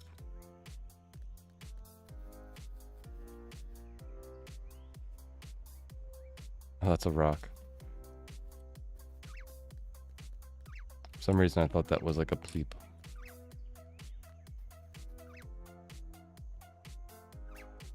Come on, guys.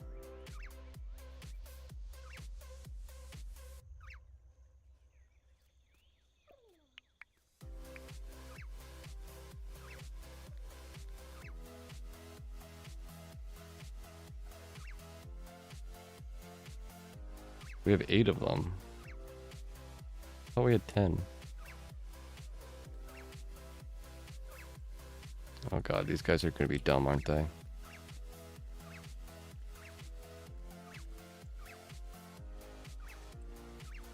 Yeah, a little pleep squeak toy.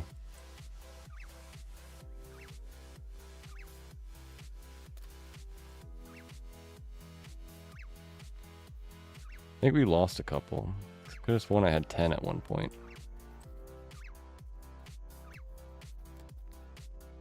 Alright, we got 4 of them over there.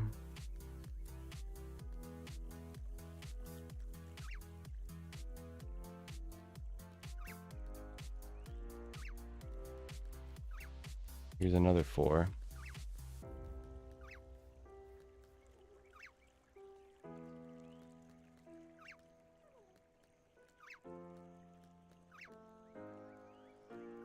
Waddle, waddle, waddle, waddle, waddle, waddle, waddle.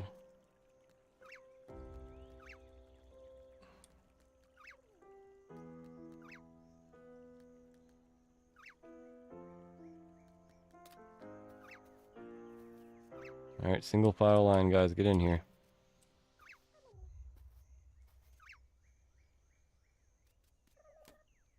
Alright, and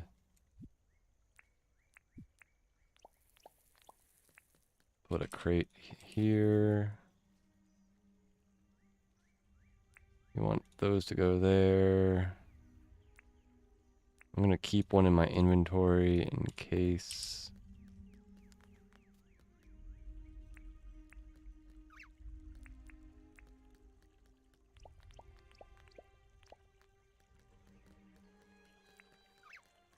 Okay, we have a 9th one. And one of them was set free, question mark. Hey, Crumb Crumb. Come on up, bud. You gonna hang out with me, or are you just gonna, like, freak out because it's about to be dinner time? He's like, I'm just gonna hang out. I'd be a good boy.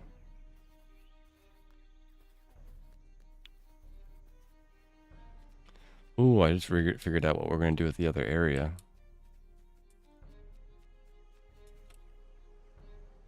We can bring our wary moo over there.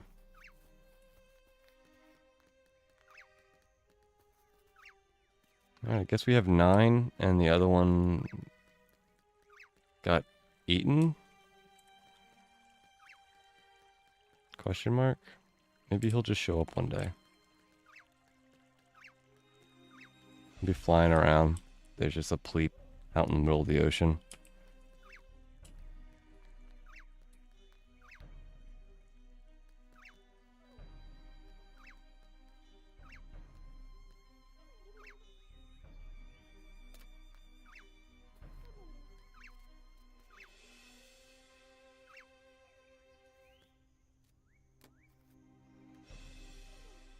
Alright. There's 10 of these. And did we? No, we didn't make more of these because these needed ore.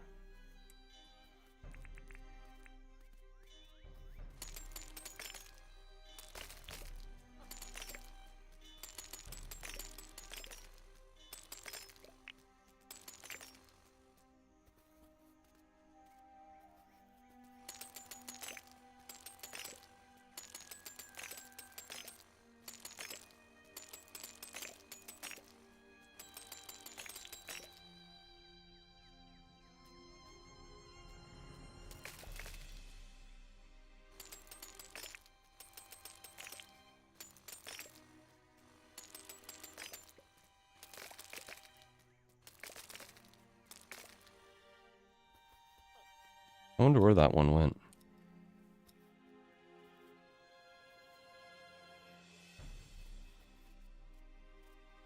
Last I saw him, he was swimming in the water, all happy.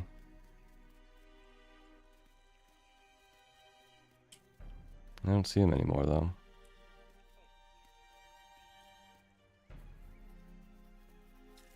Yeah, you guys need a watering hole, though. I know you guys like water.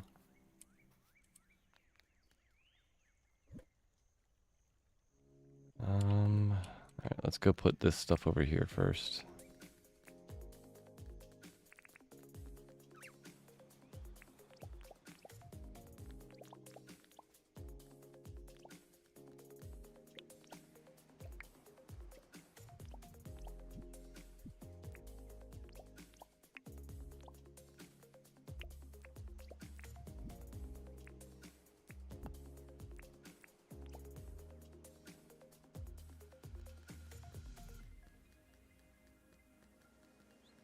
Whittle baby chicks. You guys are adorable.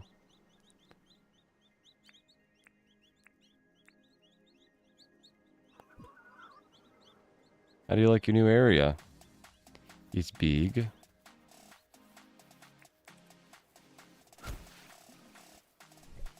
You've got turkeys that need to get kicked out.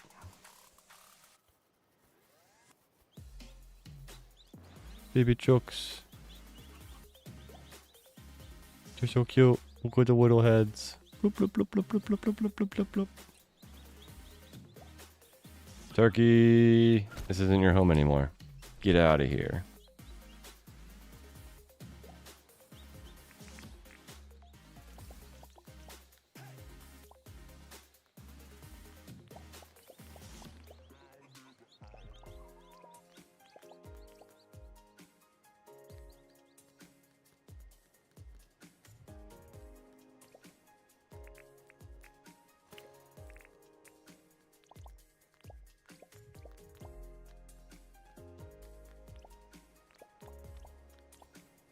How do I miss that?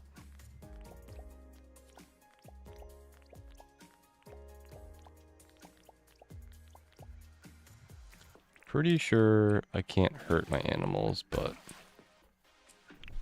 I am curious. Does the projectiles hurt them? No.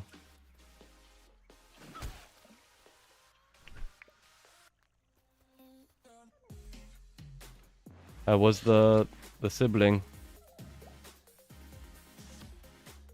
They're good? It's good to hear. Tell me about their character. They're playing. Did they actually start playing D&D? Yeah, playing again.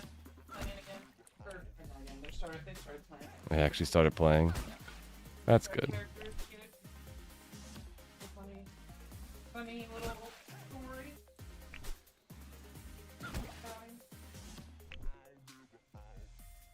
Very adamant to their character's emo. Laugh. I mean, I think all people are emotional. I know, it's a... I was just thinking funny. I have an emo character, and I'm pretty sure everybody has emotions. Nobody is Data over here. We're not robots.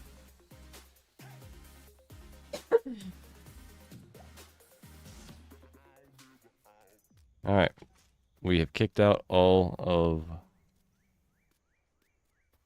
the turkeys. Yeah, you can't hurt them.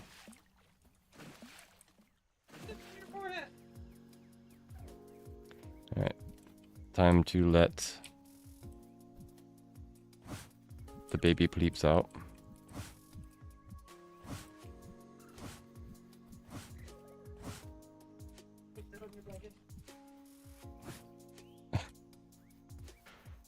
They're so cute.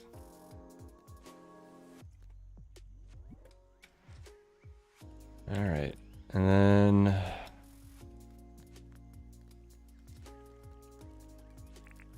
we need to swap these fences for the big fence.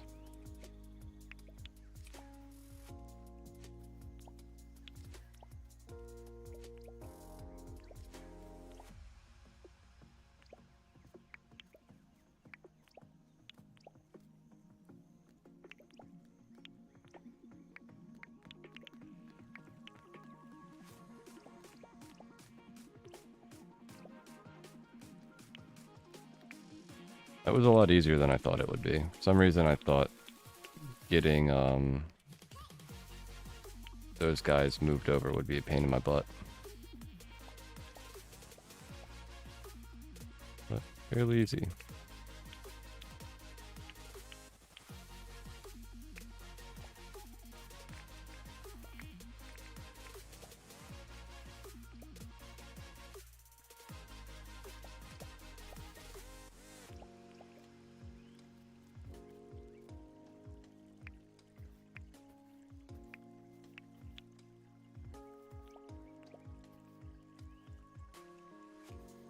Yeah, got a lot of experience, but I still figured I would struggle with it a little bit. You know, moving anything can be a little bit of a pain.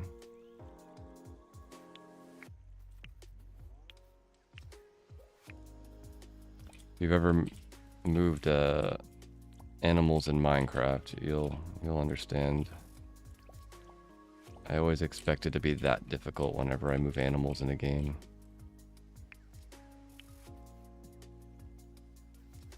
And there's no like leads in the game, so you can't just like attach a rope to them and drag them around. You have to whistle them all the way across the area. So there's a lot of chances of it being a pain in the butt.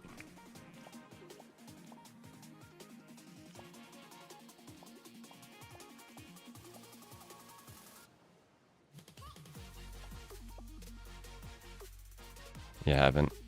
You're not missing much. The worst is the NPCs in Minecraft are called villagers.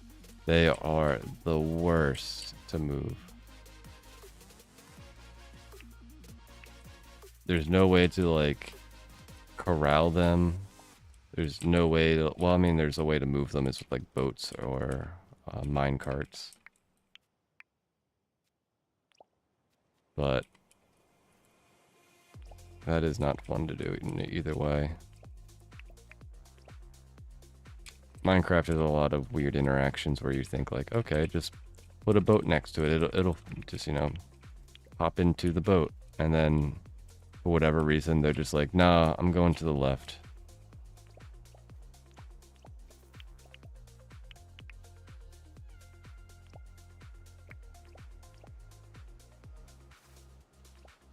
Or sometimes you'll like have to remove them from the minecart in order to get them into a space. And instead of like popping out of the minecart like you expect, they like glitch through the blocks. Fall off a hill, next thing you know they're dead.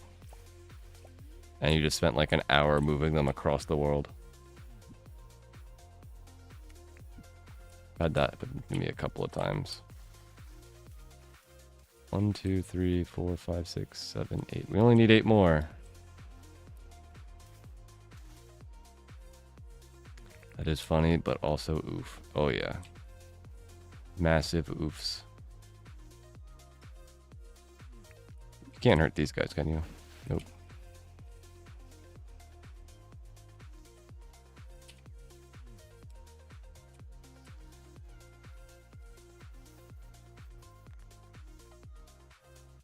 So my idea is this side of the road is going to be where these guys live.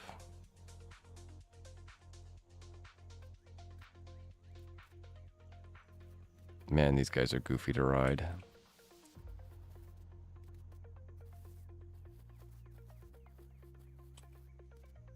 Here, go hang out with the plebes.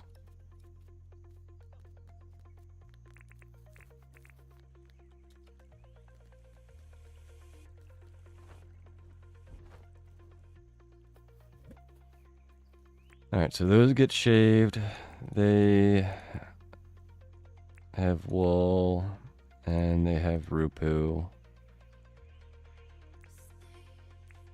And we're going to want to bring... No, we'll just leave this here for now. We're probably going to want to have 3 of these guitars, 1 in each location. I think I have 2 more at my base, so that might be a perfect amount.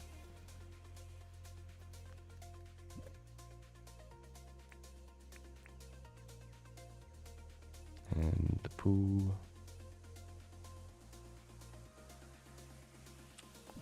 Alright.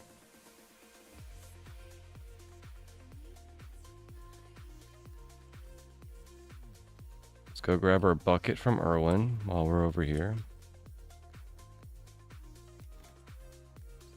Because we need like all the buckets. Could probably grab another 1,000 of this. Chew poo, voo poo, pleep poo. That sounds funny.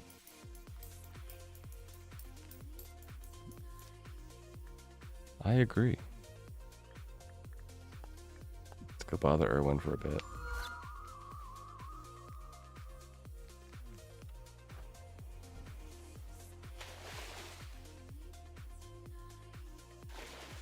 I always mix up Erwin and Theo. Theo, let's bother Theo. Theodora. Little things like that keep my mind laughing for a long time. I can understand.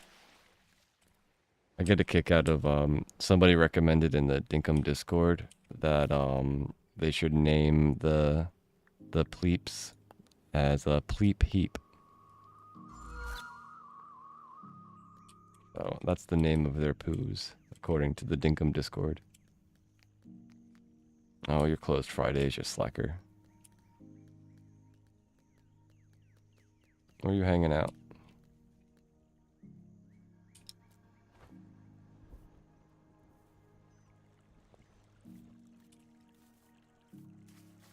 Rain. Reenie. Wonder what her name is, like how you... Is there a specific name that they have for her? Where's Franklin? Like the pronunciations to these people's names could always be slightly different. I assume it's like the English like pronunciation. Like Americanized version of stuff, because Australia for the most part has a similar naming convention.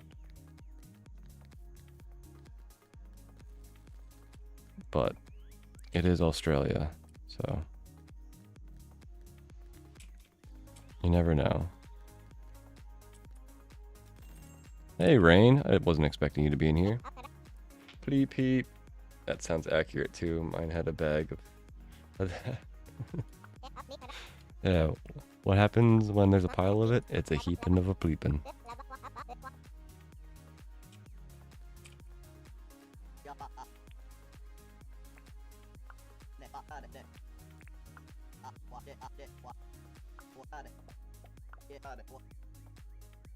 Wow. taking risks like this and seeing everything work out has been good worth it. One day at a time. We just had a really deep moment with John. I agree, John.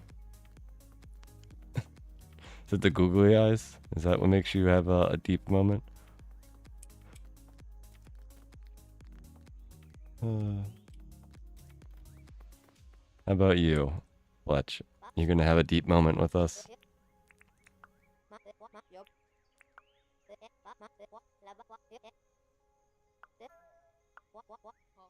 Yeah, we did become nomads. We built our own little NPC area. And John seems happy about it, so I hope you're happy about it.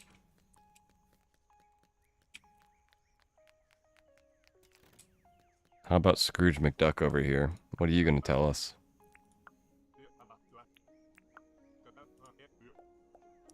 You're the only person that works in the bank. How can you cut costs?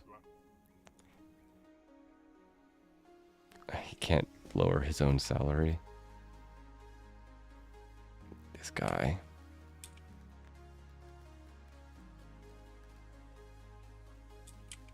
Camping tents? That would be awesome. And I'm pretty sure I have all of these. I'm not sure about the yellow sneakers.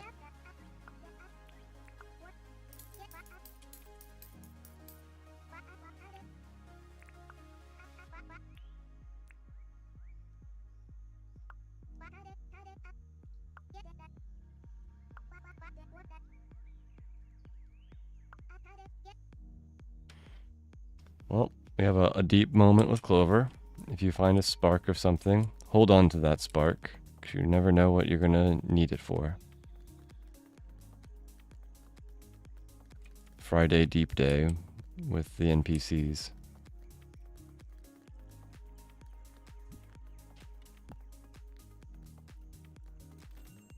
Melvin, please be chill.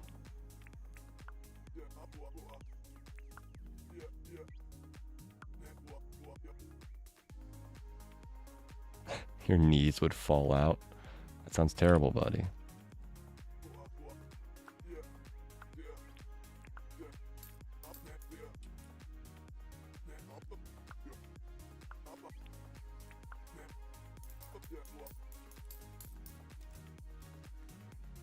I think what we're gonna get next seems to be mostly related to seasonal stuff.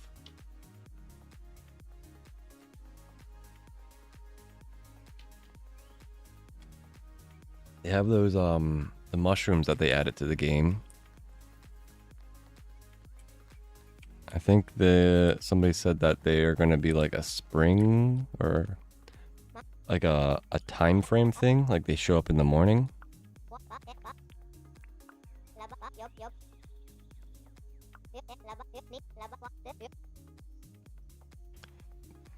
Even if you have none of the skills or are poorly suited or are physically incapable, it doesn't matter.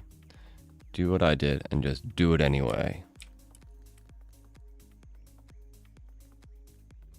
She just, did you see how she left that building? She walked right over her counter. She was overwork. She was like, I'm out of here.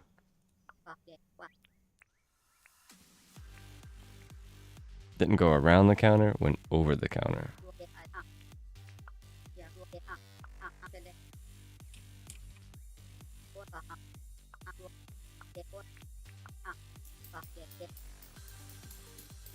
Sally secretly rules the town. I could see that. She's gonna take over the town after Fletch, you know, is unable to stand behind the counter anymore. She does stay up super late, so I could see it.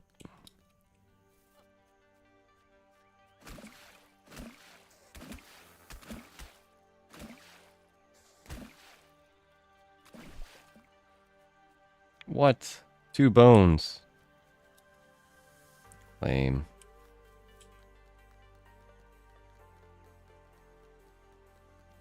Alright, I think we've gone to see all of the NPCs.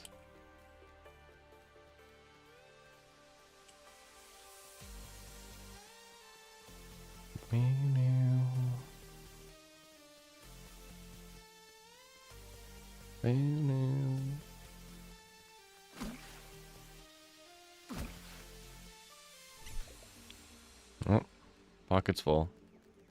Too much jazz in my pockets.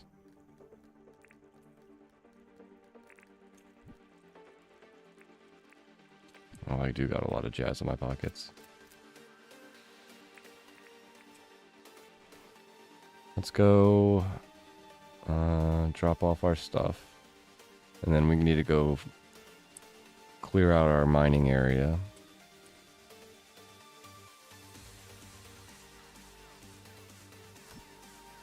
Like a high tier weapon. Wait. Do higher level weapons lessen the chance of higher tier loot from animals? I think it's just RNG being RNG. But it could have a relationship like that.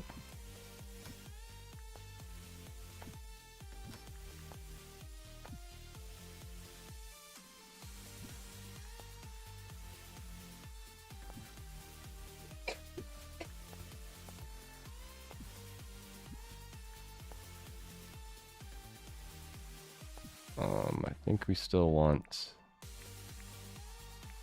maybe only one pasty.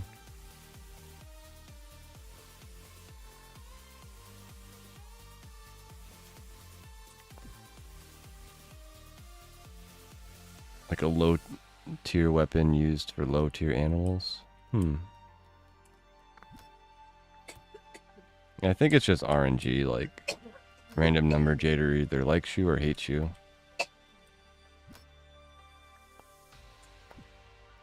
But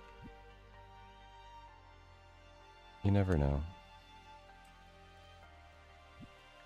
Alright, we have more of these that now. 1, 2, 3, 4. We need more palm planks, guys. Palm planks.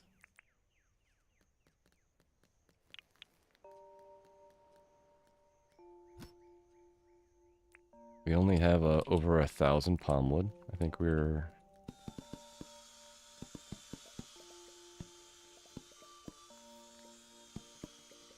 we're good.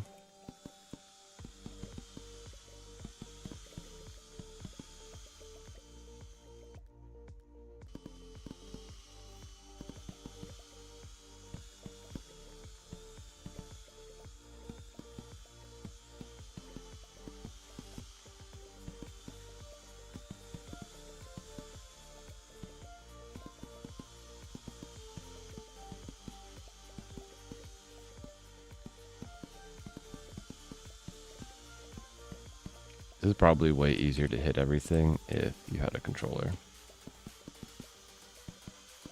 Not that you have to hit everything, considering like I have more of these than I actually need.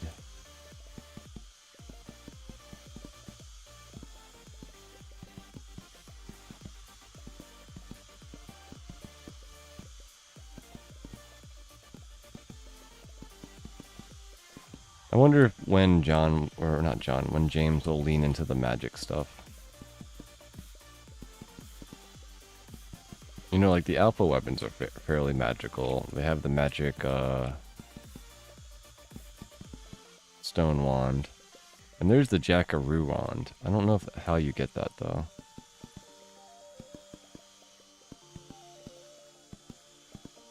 Is that like a rare drop from the jackaroos? Is only in the dev menu?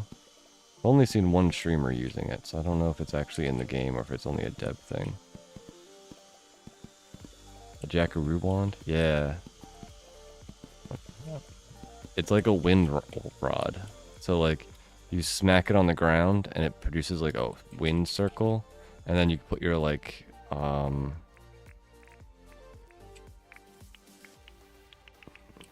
your glider out, and you just go like whoosh, up into the sky.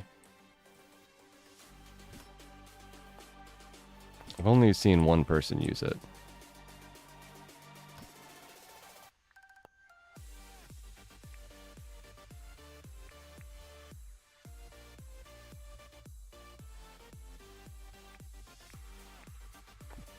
Yeah, it does look fun. I agree with that.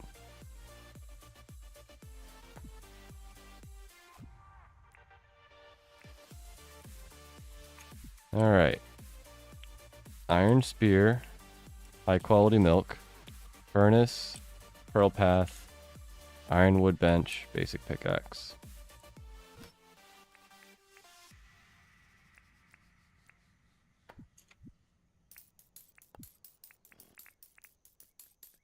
Technically, that round of Gamba paid off. We spent 30,000, and we got a 30-some thousand furnace. So, and last time,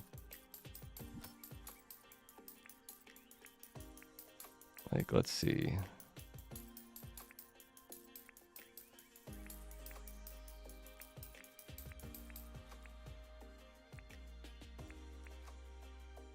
I actually like these. I think I'm going to take the furniture out of these. Just put them in here. Maybe we actually decorate with this little rose pot.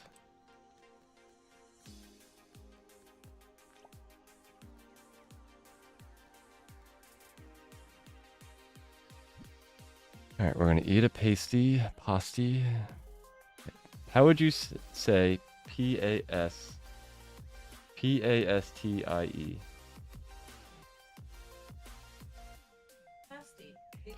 Pasty? Pasty? Alright. I'm not the only one that's unsure. I don't know if it's an or an A. Pasty. P-A-Y-S-T-E. E is how chat says to say it.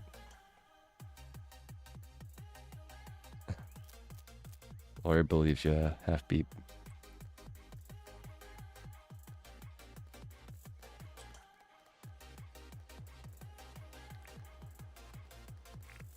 So I guess it's pasty it is.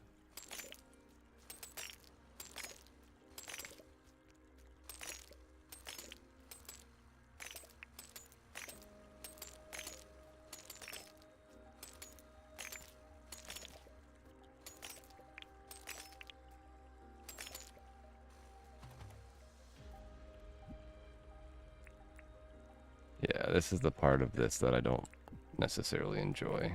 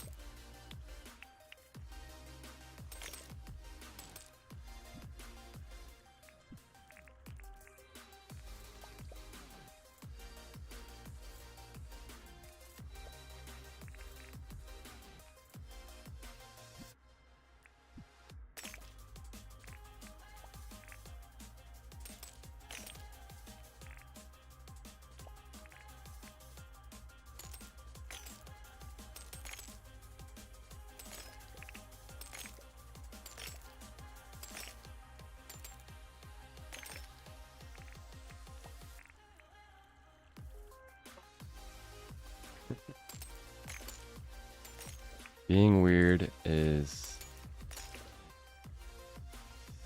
way better than being normal.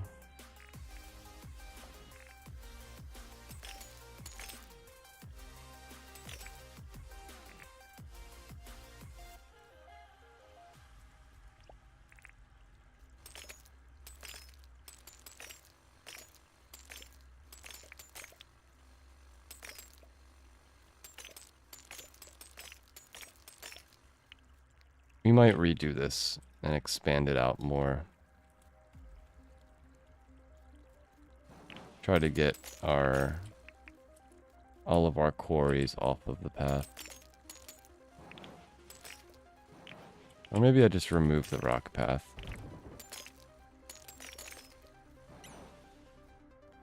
What?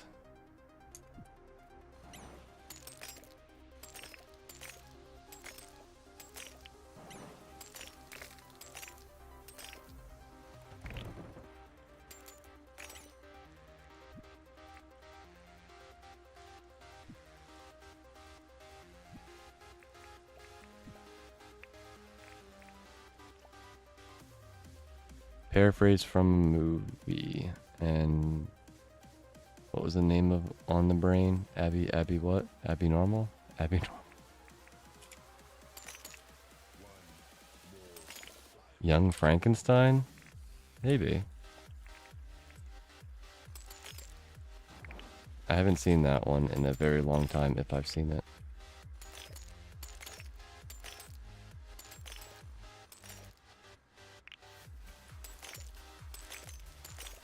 My brain is one of those brains where, like, it remembers a movie, like,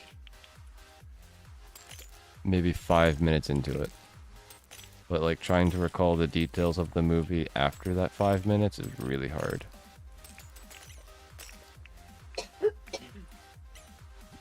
Like, for whatever reason,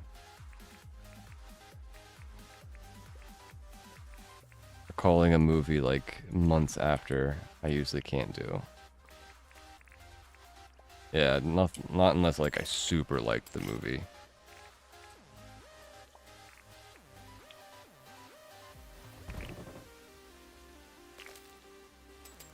A couple of my old coworkers could, like, they could watch a movie once or twice and they would just, like, memorize it. I'm not able to do that, sadly. They were pretty nuts. Like, always, able to just, like, remember exactly what the movie said and quote it, like, months later.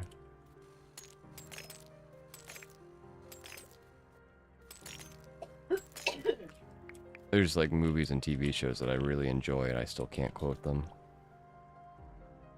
You only remember certain things. Be right back, browser needs to update. Alright, have fun.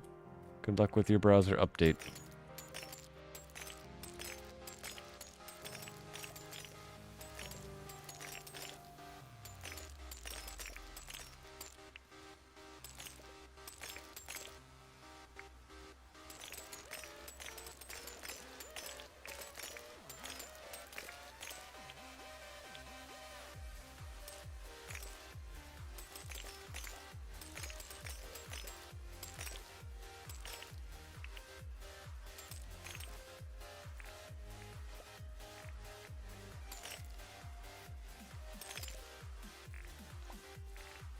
Yeah, I think we're gonna have to remove these paths or something, because this is irritating me.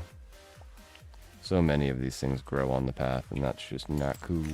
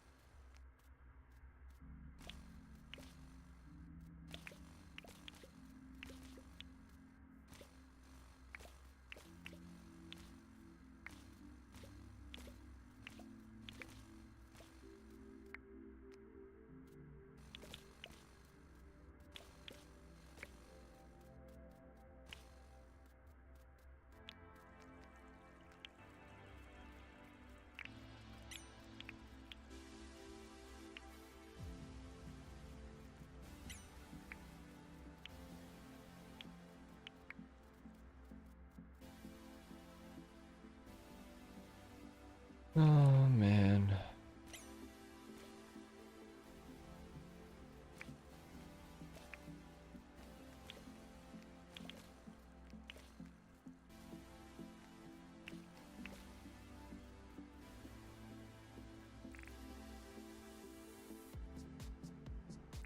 It is what it is.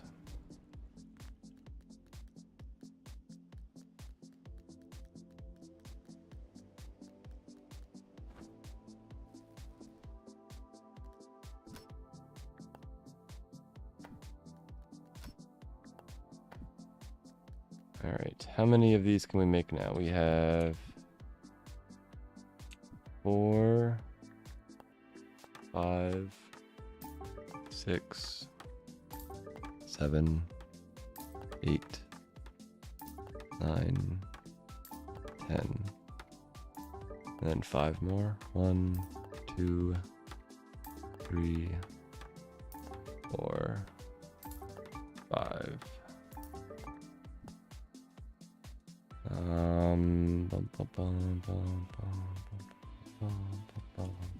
What was our haul? 106 ore, so another like 20 iron. Not too bad. Not too great, but not too bad.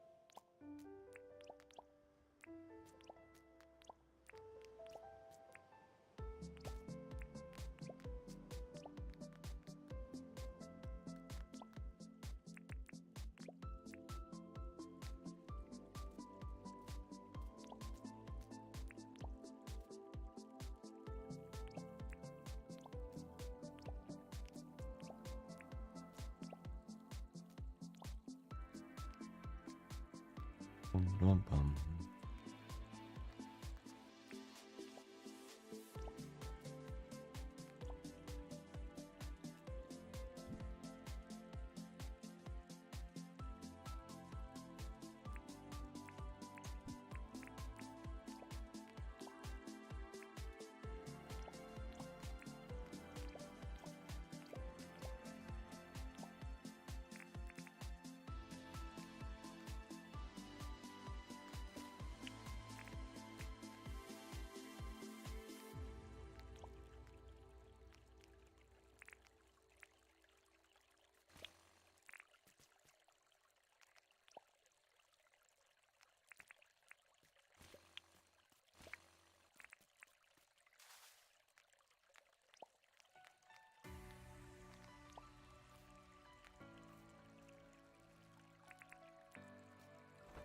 Alrighty.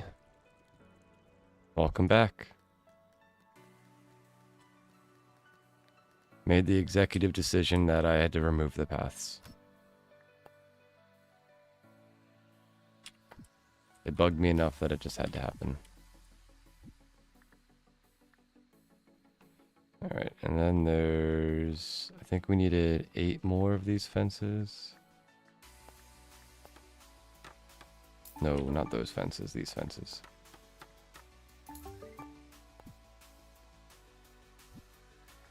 You know what, maybe we should make some more of these.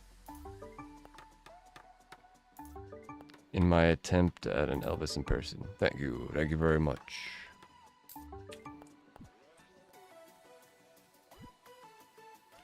That is an impersonation. I have no idea how to do.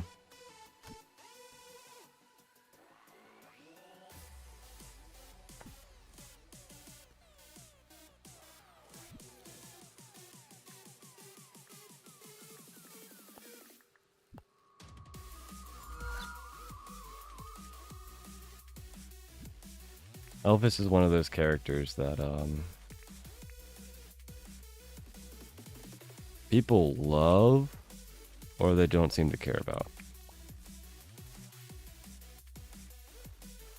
I don't know if that's just my interpretation of it, but it's always felt that way.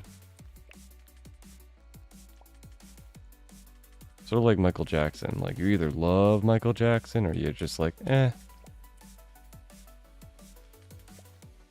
He's a dude.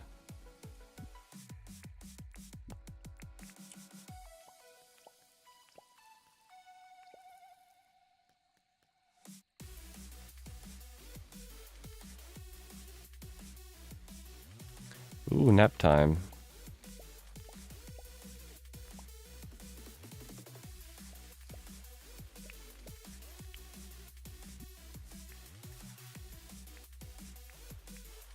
I can enjoy a nap. My problem is that if I get a nap, I just like want to sleep for the rest of the day. I'm real bad at like getting out of nap mode. I end up turning into like a zombie a little bit.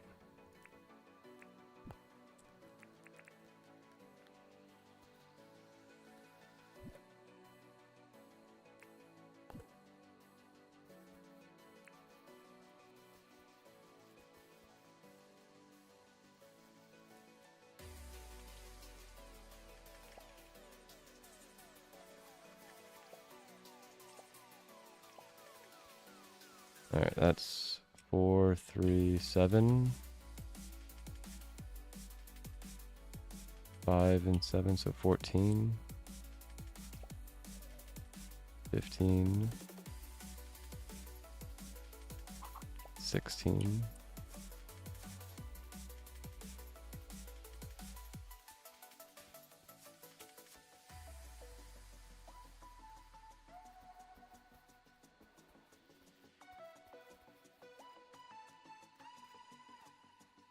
18, 19, 20, 21. Maybe I made too many of these. 22, 23, 24, 25. Does that make sense? 1, 2, 3, 4, 5, 6, 7, 8, 9, 10, 11, 12, 13, 14, 15, 16. 17, 18, 19, 20, 21, 22, 23, 24.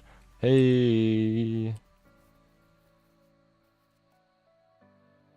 25, let's go. You love naps? I wish I could take them more.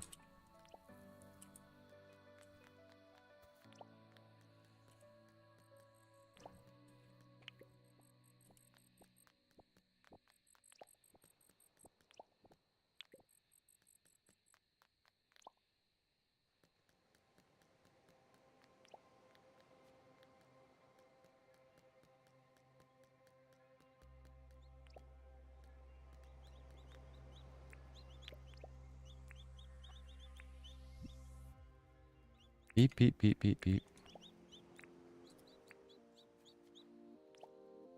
Do you guys not seep? Look at all those little peepers. Just peeping up a storm.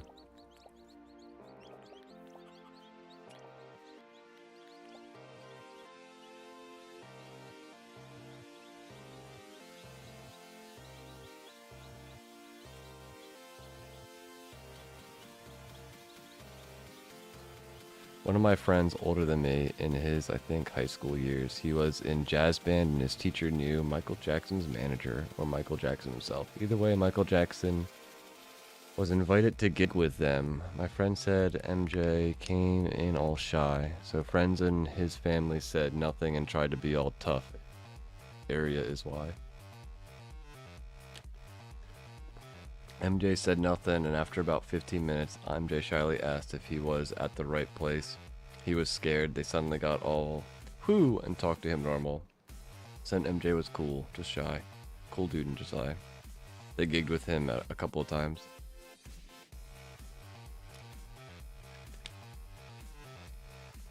Yeah. He's probably just a normal dude. Just one of the most, like, popular dudes ever to exist when it comes to certain people, you know? People like, I don't know how you would call it, like,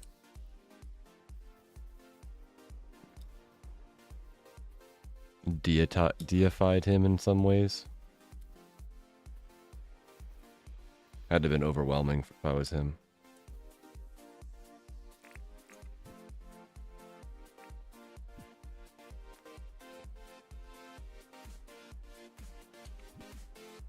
Alright, let us do stuffs. So we want to fence in this area for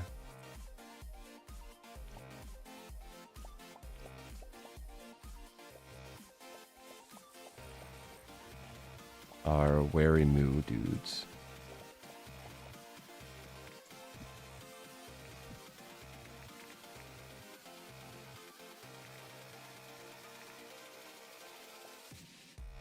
Especially from a young age, put into that spotlight, yeah. It was very, like, the more I learned about him, the more, like, his circumstances sort of threw my mind away. Like, how could you grow up like that? And then, like, how the world sort of, like, I don't even know how you would, like, call how they treated him, you know?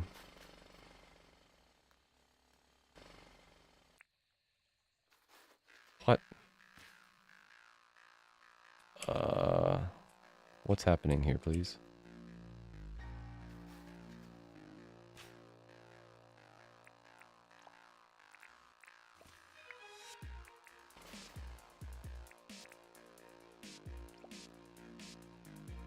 Game? What'd you do?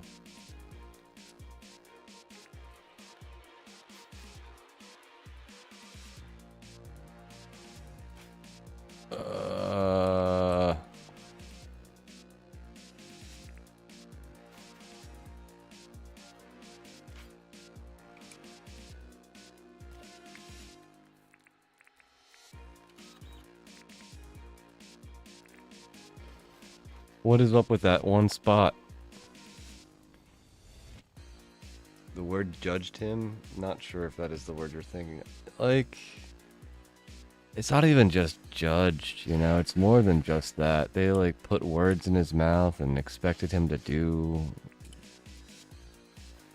and be something that he never was. Like, it's just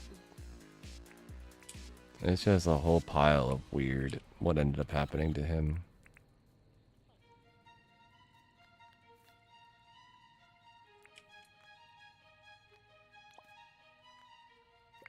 I don't know what to do.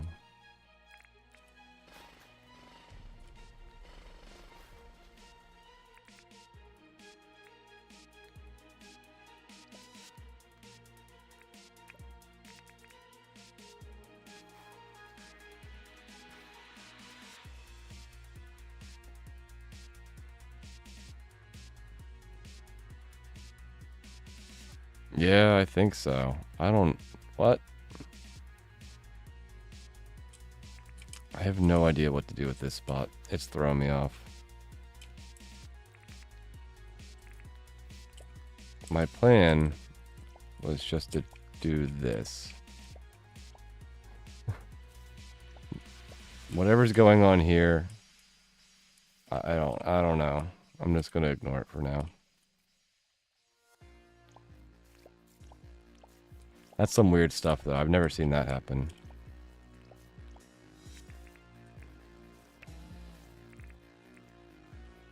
Maybe yeah, let's eat some charged stuff.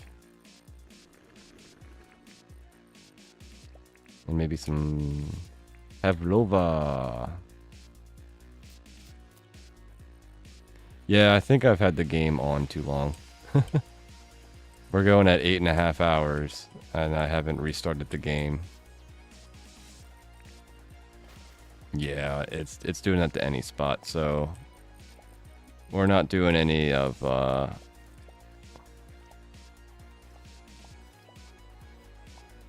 what you'd call that, compressing stuff, terrain modification.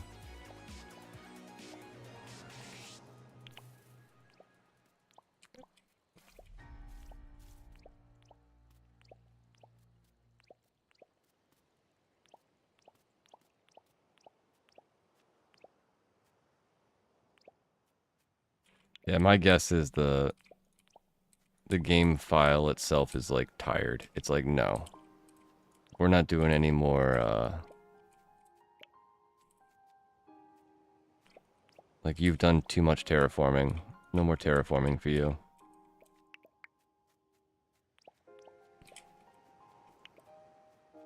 Which, okay, game.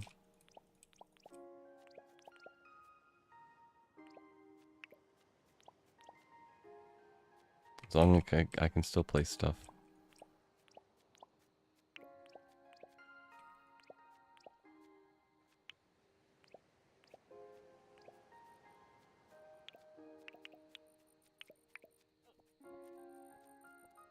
I think that's more than a 10 tile gap, don't you think?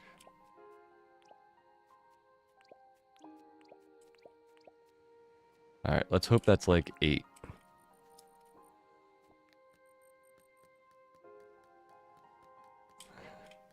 Game file needs compassion too.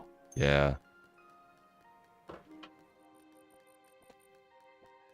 I think like if I had to say like one song that I felt like the most like relatable thing I think I've like heard from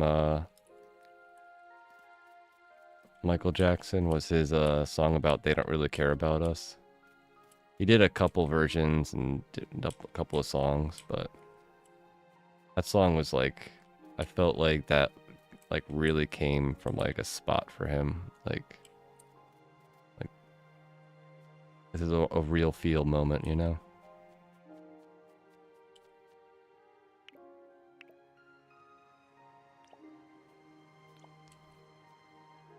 Like the lyrics there just, they hit you.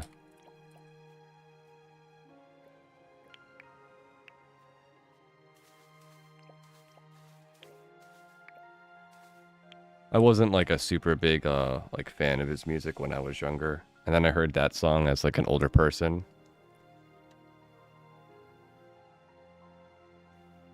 And it made me think more about like his life and learn more about him. And then I like listened to some of his other songs and listened to the lyrics and I was like, damn.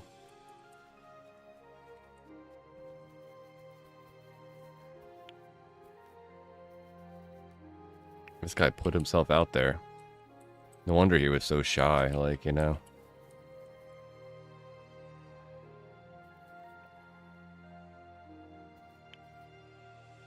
Thriller is a great album, I would agree.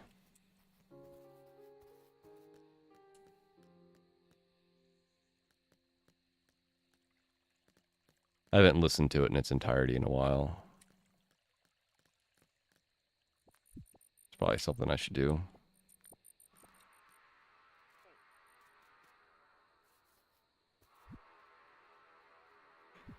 I'm sorry, buddy, but you're not getting a house for a little bit.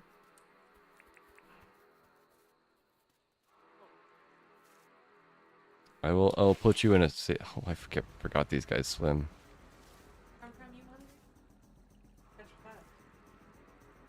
Feeding you such a fat man breakfast.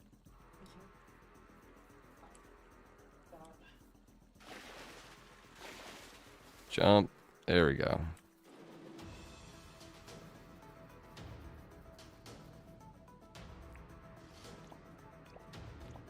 I used to listen to his music a lot at work. It put me in like a real deep mode and not get work done. Crummy, it's food time.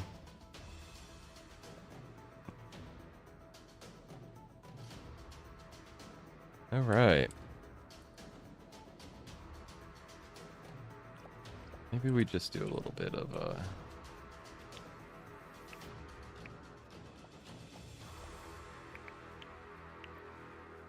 My friend said they were blown away how talented he was. Like, lyrics and music were just who he was. Yeah. He lived and breathed in a way that I don't know if many people do.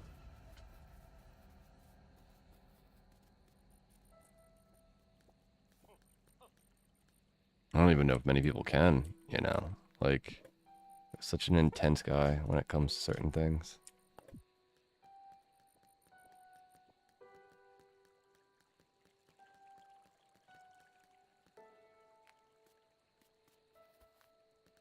Alright, let's put this back. And Let's free our wombats. I think the game is even like confused, like you can't throw this. Like I try to open it and it just like stops midair. Uh-oh. Are you okay, buddy?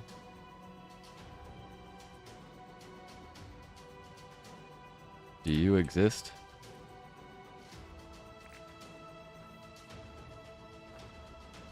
Oh, you exist.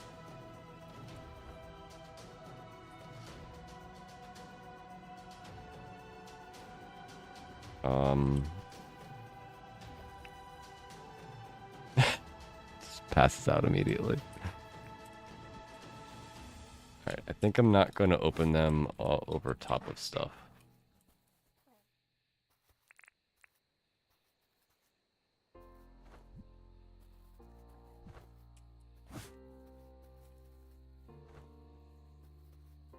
I've heard that Prince was mind-blowing, but I don't think I knew anyone that knew him.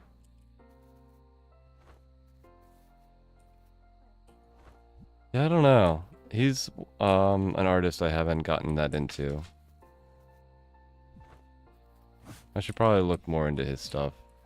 The only thing I know about him is like the stuff that Dave Chappelle I think joked around about. But I don't know if like how relatable any of that is.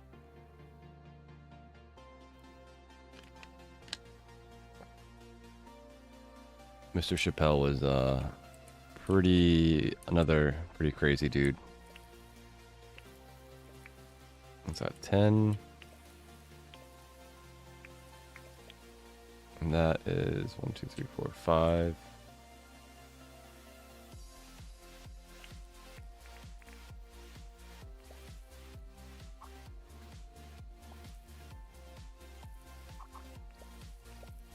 And then we need another 5, and then the rest of these are good. Lately, when I go to the island reef, my helicopter at home has been self-destroying and being in a box hovering several layers high. I have to build dirt steps to get to it. That's crazy. I wonder what's causing that.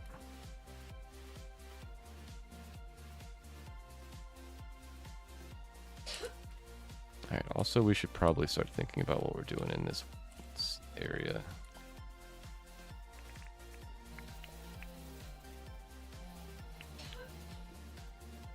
So I think we're going to cut down some trees.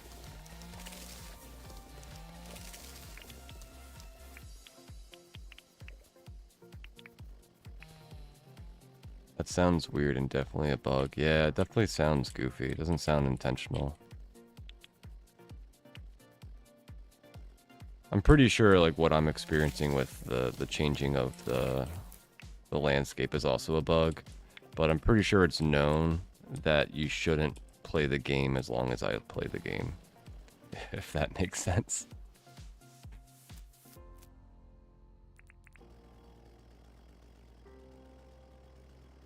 It's made me not want to go to the island. I could see that.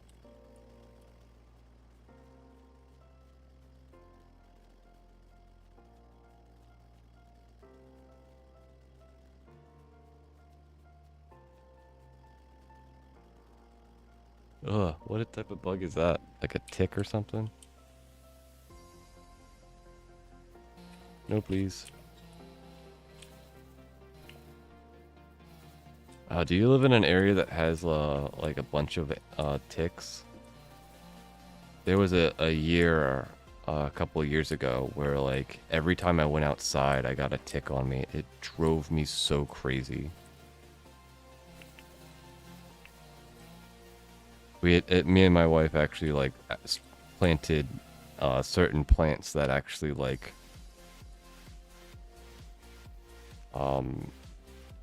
deter ticks from being around. It's a beetle. It's a ladybug. It's a green one. If there were green ladybugs, I'd be so down with that.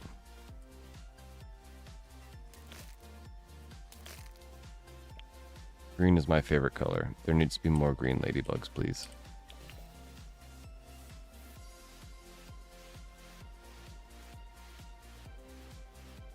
Alright, I think over here we're gonna do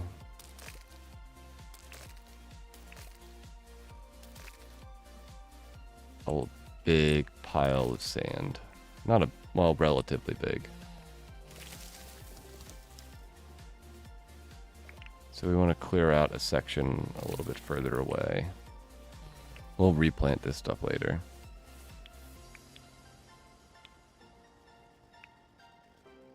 Could be a baby ladybug. Those things have some crazy life cycle. Like you wouldn't even recognize them as like a baby form. I haven't heard many ticks out here. However, decades ago our dog had a tick on their ear and I removed it. She screamed, but after that she's all happy and kisses. Yeah.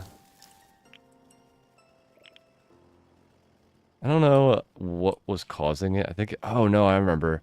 It was, we had an abnormally warm winter. So like normally like a certain percentage of the insects get like wiped out during winter. And we had a really warm one with like no like almost, I don't even think it snowed that year. And it was like insect heaven the next year. Like at least we got snow this year, so a lot of insects like that might have survived got sort of, you know, nuked a bit.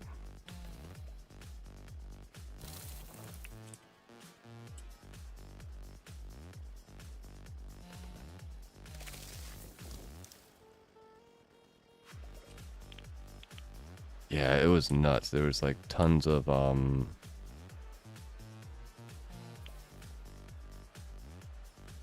like mosquitoes and gnats and all types of stuff. It was no fun.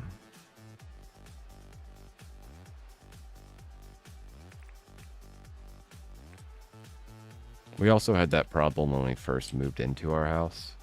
Hey, Crumb Crumb, you get your snackers? Come on. You got dinners? It's like, oh yeah, I'm nice and happy and full. And I just like phased through that. That was interesting.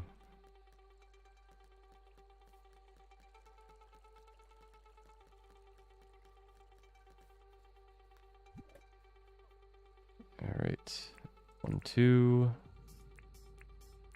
So in theory, we're gonna have 25 of these. When we moved into our house, there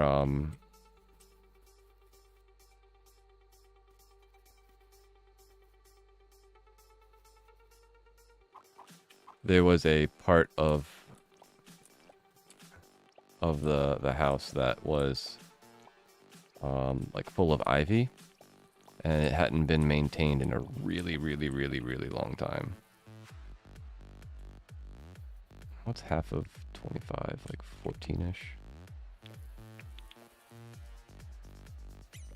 Ah.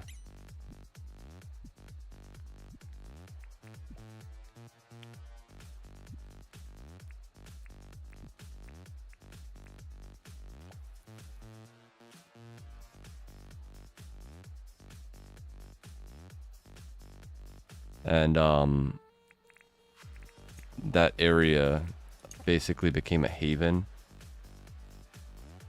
for like mice and stuff, because it was just this like nicely covered area that they could like hide in. And like the first year we lived here, we didn't really know anything about it. Like I wanted to get rid of the ivy because I just don't really like English ivy. It's like it just keeps growing and it's everywhere and it's invasive into our area. It's really annoying. And at one point, I looked on the edge of my yard where my neighbor's yard connected, and I realized there was these divots like 2 inches into the grass that went out like 6-7 feet into my neighbor's yard. And I was like, I wonder what that is. And then it clicked. Those are mice paths. Like mice have been running in and out of this area so much. They have a little highway of like where grass doesn't grow, and it's like a little like mouse depth of height so that like they just run through it. And I was like, holy moly, like that's how long they've been here. that they have like their own little like mouse highway in and out going to like different areas. And like that year we started finding like mouse droppings down in the basement, and like so we were like, well, we need to fix this. So we put out like we just destroyed like all of that ivy stuff. I had to dig like a foot down into the ground and just pull up all of these vines. And then once I pulled everything up, we put a tarp on top of the entire area, and we tarped it for like a year and a half. So we basically burned the ground, didn't allow it to have any sunlight for a year and a half. And it was like, you know, a bug haven for a little bit because bugs love moist, like no sunny area.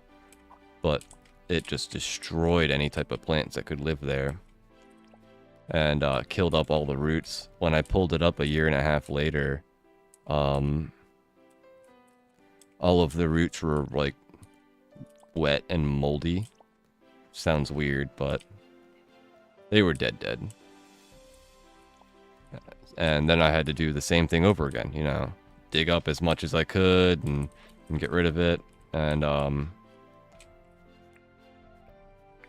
we substantially lowered the amount of like mice things that we found around the property, the house.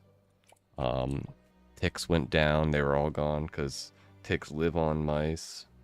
So sometimes it's not just like one thing that causes, you know, insects. Sometimes it's a compounding factor. We also had the first year, like during that time that it was being burned out, like the first 2 years of we found snakes all over our yard. And it makes sense. If there's a huge amount of mice that live in the area, there's enough of a population for snakes to live in your area. So once we got rid of the mice, the snakes disappeared. Like it was just like now, and then the insects lived. Like we got rid of the environment that was like that was our entire house or our property. Yeah, it was literally like an undergrowth. It was a crazy like situation. Luckily, we didn't have any. Well, we had snakes, but they weren't like, you know, stink lizards.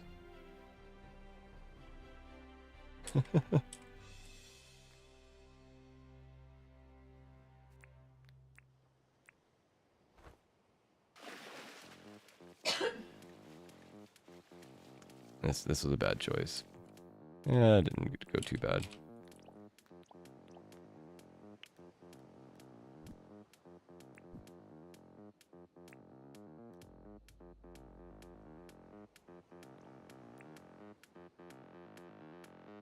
Yeah, we had like an entire ecosystem all based off of like mice. It was so wild.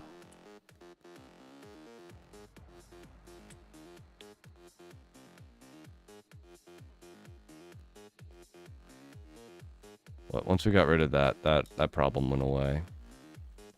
Theo just popped into existence. Hi, buddy. Are you gonna go hop into your house? You're just gonna face... You used the gate! Holy moly, good job, bud. I'm so proud of you.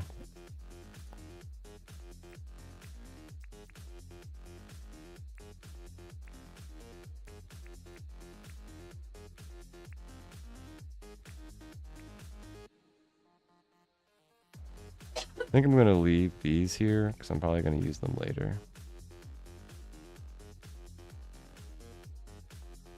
And I think I need to take this away and this away. And these need to go elsewhere. Yeah, he just phased into his area. Okay.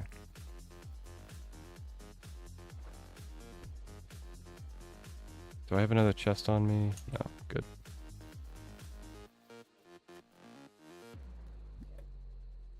Are you making more coffee?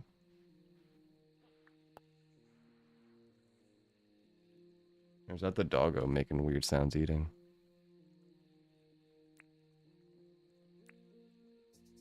Pits and bowls, man, they make weird sounds.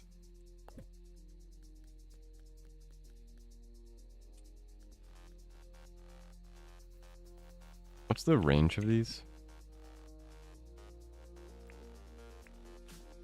8 tiles out.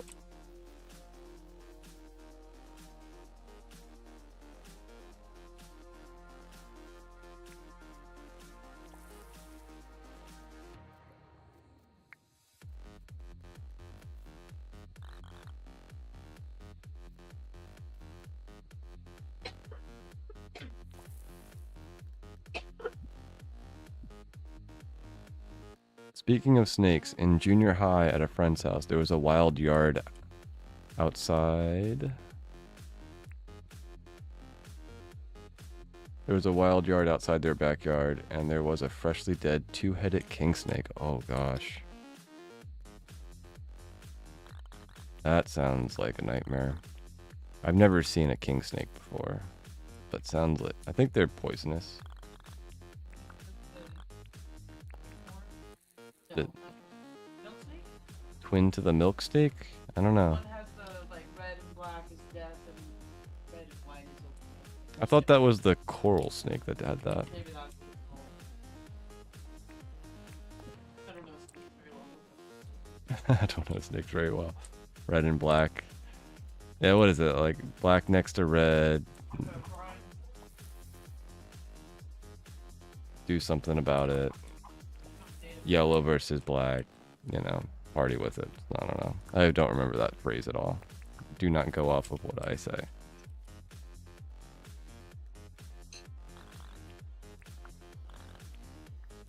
Yeah, the only thing I've ever seen, we've seen garter snakes, like garden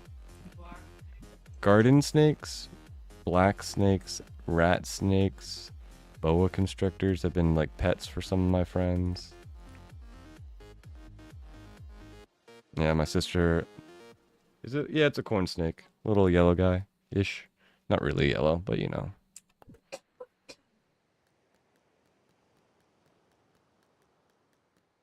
Hey, Crumb Crumb. Need more snackers? He's like, I might need snackers.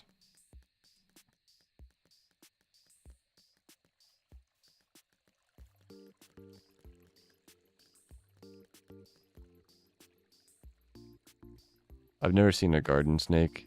In high school field zoology, I got to handle some snakes. That's pretty cool. I know there's a lot of people that have like a big fear of snakes. I don't have a big problem with reptiles most of the time.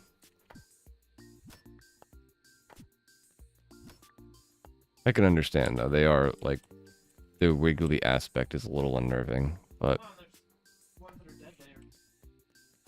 yeah, like I respect snakes is how I would explain that.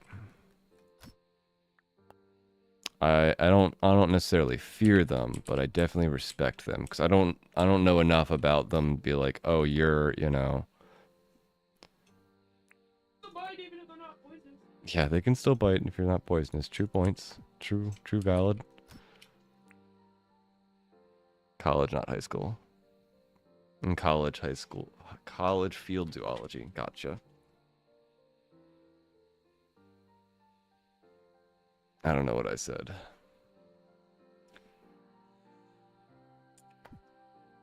My brain is getting a little squishy after streaming for so long. Alright, so we have enough of these. What about these? These use iron bars. And hardwood planks. I'm out of hardwood planks now. Chat, I'm using all of the wood.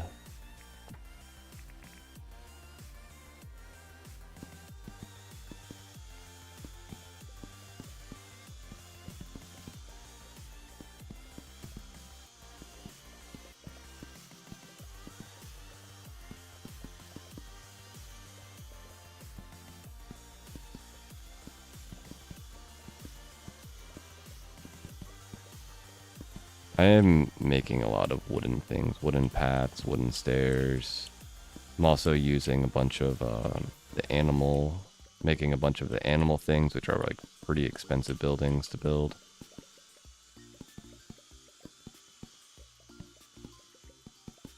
I go through resources pretty ridiculously, all things considered. A lot of my builds are pretty large. Like, just paths use so much of my resources.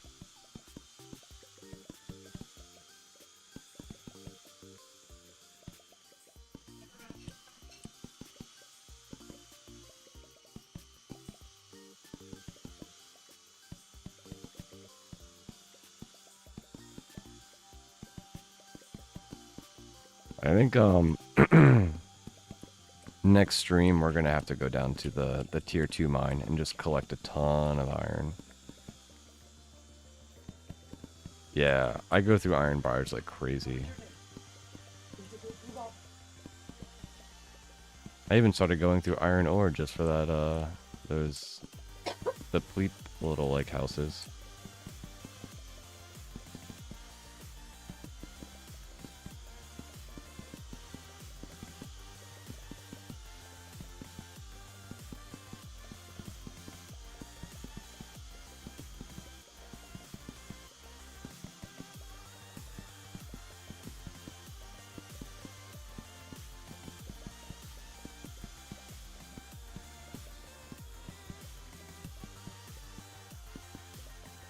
I am missing so many of these things. I'm hitting like maybe 3 out of the 5. It's so terrible.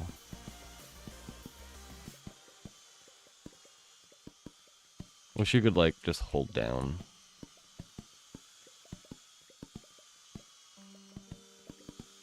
Ah, if I like double click, I might get a little bit more. Using like both my fingers to double tap the clicker. Just going through my mouse even quicker.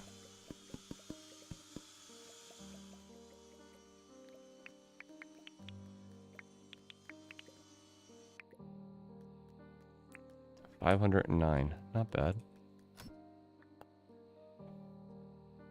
I need to use iron ore for the advanced slingshot for feathers, but now I go through iron bars so fast. Oof.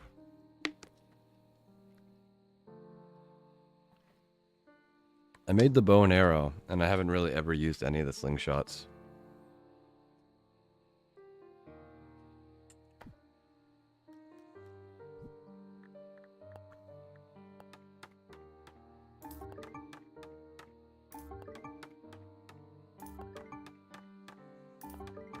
Five, 6, 7, 8, 9. Need nails. I started to go crazily through iron or tin too, using all of those tin gates and tin things. It's pretty nuts. I used to like both slingshots a lot, but the basic one more so, since it only uses rocks. I use enough concrete that I use enough of the ores that I have a tough time rationalizing using the slingshots in either way. Slingslot. Yeah, those words. Because, like, I've quite literally run out of stone before. Like, when I mined up the world, like, most of the stuff around, I probably had, like, 1,200 of this. And then I used it all up. And I had to go back down to the mine and get more, which is like a crazy concept. Like I even use up like tin sheets in a crazy amount too.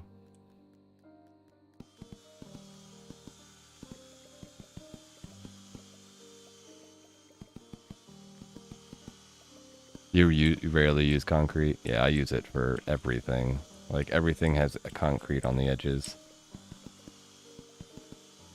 Or cement, whatever it's called. You know, one of those words that makes sense.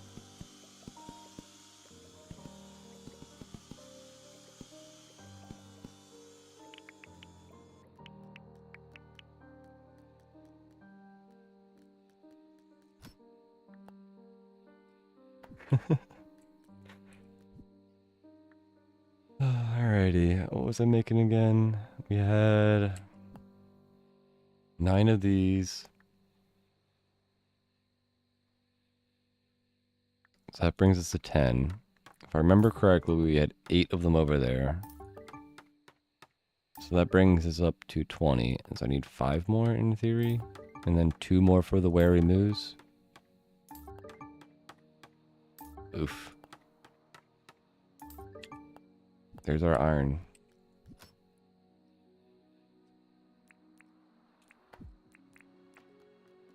At least you can double this stuff in this blast furnaces.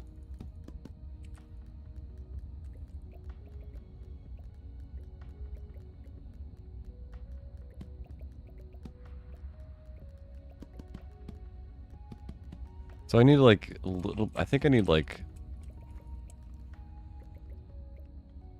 definitely think I need like 4 rows of 5 or 6 of these blast furnaces to be able to like continuously use it.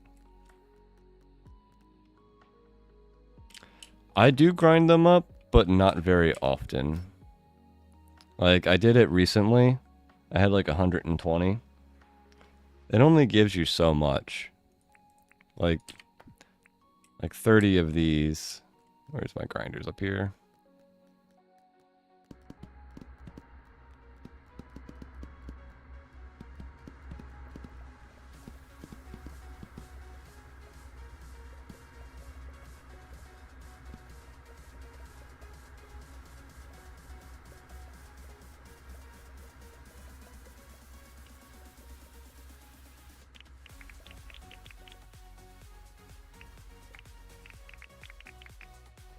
Like I got 4 iron ore from that.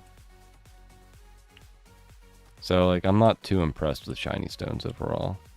Like I do get, you know, a decent amount of tin and copper, but I have over 1,000 of that ore. So if I really need that, I just sit there and, you know, I cook it up. But iron is where I'm always low. I think I got enough of these though. My math correct? Or I had 8 of them over there, so 17 would give me 25. I think. You have to wait a minute, Yui. Not yet. It's only just stated. You know what? If I sleep, I think I'm probably going to end stream because we are hitting 9 hours. So let's just go over there, place these, and see how many I actually have. Otherwise, I have another hour of a day, and I don't like not spending the whole day. Alright, so 1, 2, 3, 4, 5, 6, 7, 8, 9, 10, 11. Alright, I lied. Did she just... Gross. Why is my doggo so dumb?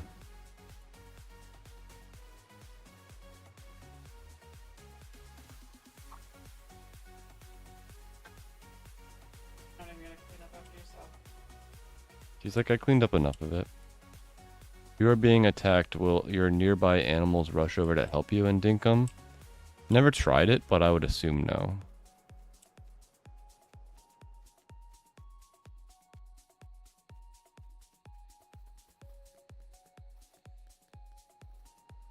I might be wrong about that, but I don't know, honestly. Where should I put this?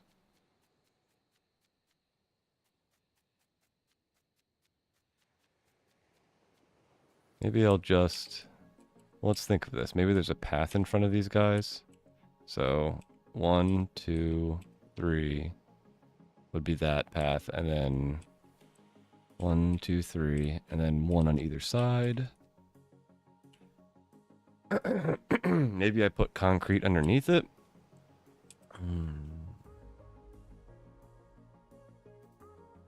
Cement.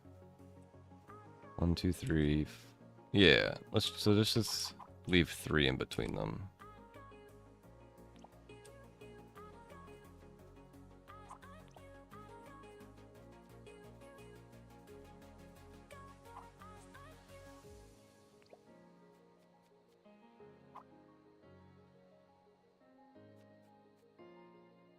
The animals might be like, protect you Because all this has when you don't pet me.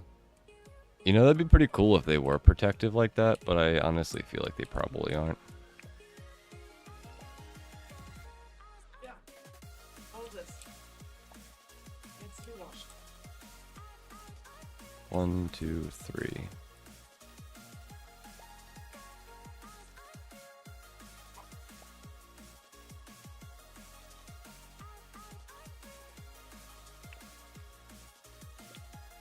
Just in case I don't catch a live over the weekend. Good luck for Monday. Thank you, Karen. Yeah, I don't know what's going on tomorrow. I have a house or an apartment that I need to go pick up some fish at that currently don't have an owner. So we'll see what tomorrow is like. I might stream for a little bit in the morning. Yeah, we don't quite know what's going on yet. The exact schedule has not been clarified. I'll just say that. We're gonna be available from the family. Yep, we will be available and we will help as much as possible. 1, 2, 3, 4, 5, 6, 7, 8, 9, 10, 11, 12, 13, 14, 15, 16, 17, 18, 19, 20, 21, 22, 23. So we need 23, 24, 25. And we have 3 extra. Alright, I should probably check this math again. Thank you, Karen, though. I appreciate that. I hope Monday goes well. Who knows what's going to happen. Hey, you never heard from anybody today. No, I did. I have to be there at like 7. They texted me. It's just it happened in the middle of the stream. Nobody called. Your wife likes to be informed of things. Alright, 10, 11, 12, 13, 14, 15, 16.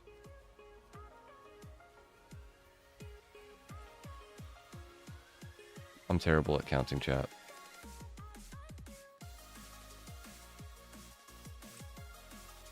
You know, it's probably an easier way to count. Look from above instead of walking around. Alright, so there's 3 there.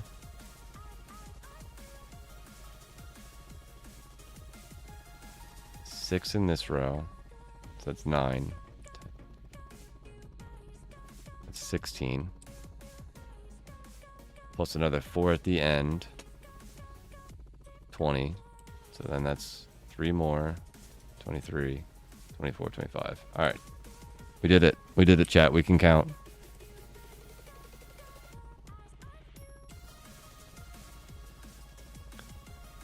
And little wary moose, guess what?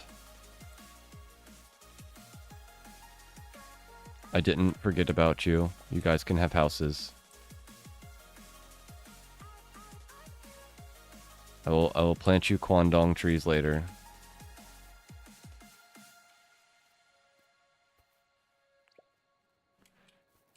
Are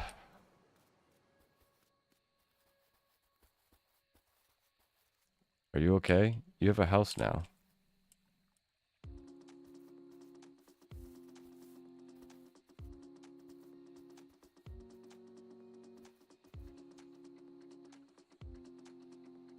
This reminds me of villager crap. Like a villager will be like, no, I want a bed. And I want a bed that's halfway across the world. I don't care about whatever you want. I want that bed. Alright. Is there one of these empty?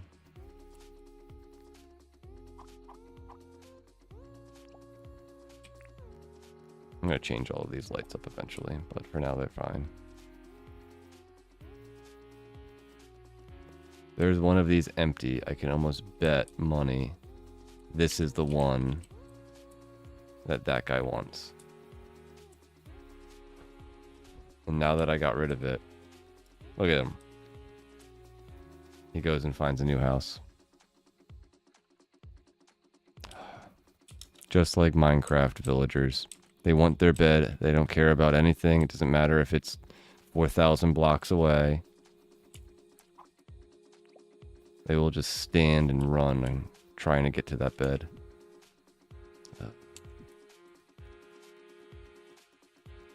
If you can't tell, I have like post-traumatic stress from that crap. I hate villagers. They're so frustrating.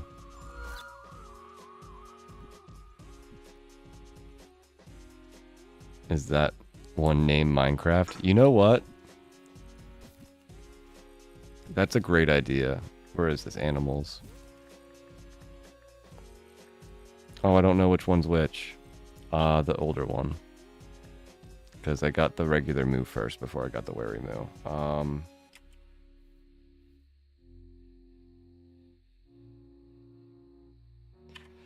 Nitwit. Legitimately, there's a villager in Minecraft with a green, like, jacket, and he's called a nitwit because he doesn't have any, job and he can't trade with you. He's like the village dummy. So, this is the village dummy. We got James and Minecraft nitwit.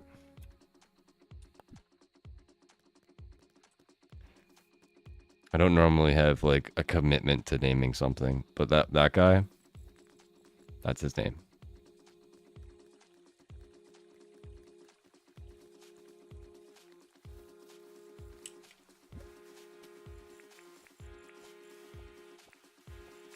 All right, let's see. Do we have...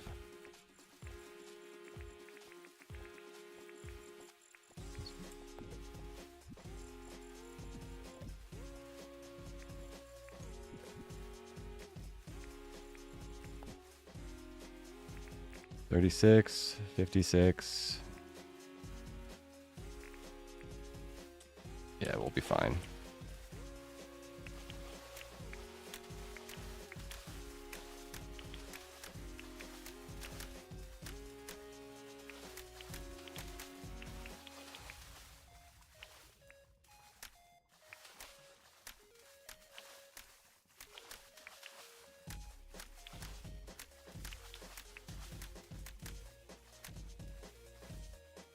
I'm glad being underwater with the helmet is just the same as walking around. That'd be so frustrating if it cost stamina to like walk around.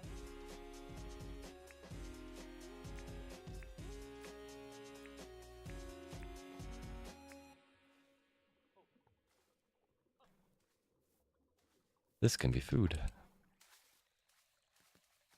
When I do that, I lose stamina. I must be doing something wrong. I think it's something that's changed in the experimental build. I might be wrong, but I think you can walk underneath with the water with the diving helmet, and it shouldn't cost stamina. But that might be a unique feature of the experimental build. Not sure. Been just long enough that I've been inside the experimental build that I'm not quite sure what is and what isn't. But I can see, like, because you just eat food to fix your stamina, I could see this being something that uses stamina. But honestly, I'm one of those people that I would play this game in hard mode, where like probably walking around would cause a loss of stamina. Like I'd be okay with it just being like, you know, ridiculously difficult to play this game. Like put all of the things to the max. Let's do it.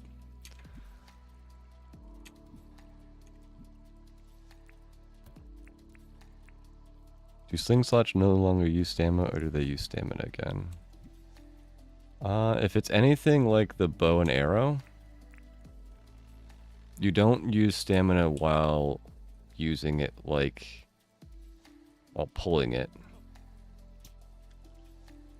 And it doesn't look like my bar goes down.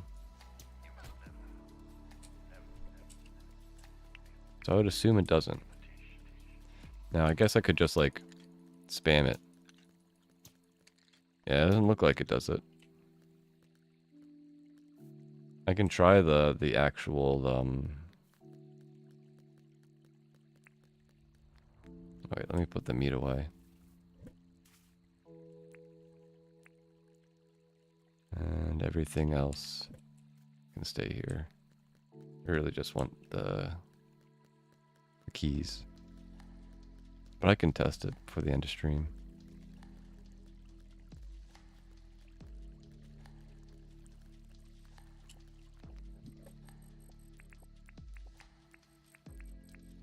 Only thing you can do with freshwater clams is currently sell them. And I don't need more thongs. I have all the thongs in the world.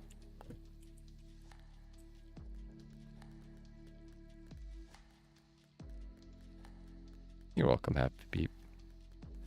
I'm more than willing to do a little bit of experimenting. You've done a bunch of experimenting for Discord and everything, and so why not? Do do do do do do. Put the paths away for now.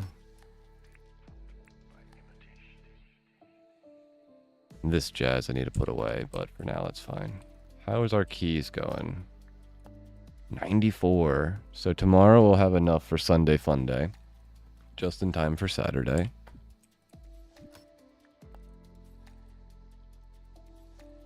Bum, bum, bum.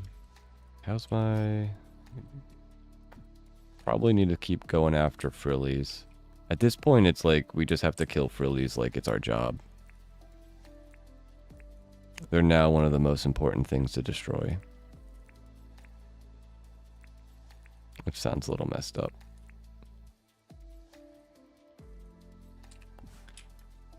Alright, slingshots. I think I can store you in here. Nope, in here. Ooh, I do have 2 more guitars. Sweet. I probably store them in the red chest, don't I? Yep. Red chest is my aggressive chest. Alright, so 5. And let's see if we got something to aim at. I mean, we could just shoot it, but aiming is fun. I think everything went to bed.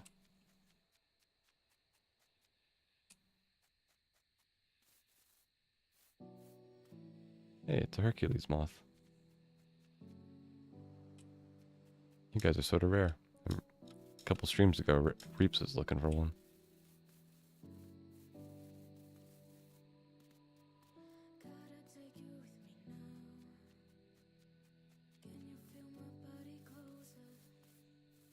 Wow, it's like eerily quiet in this world now. Hey, we got a gator to shoot at.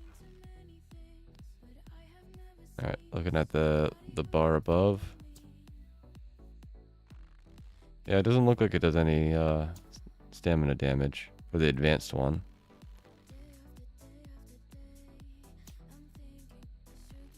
The gator's like, I'm just gonna walk this way.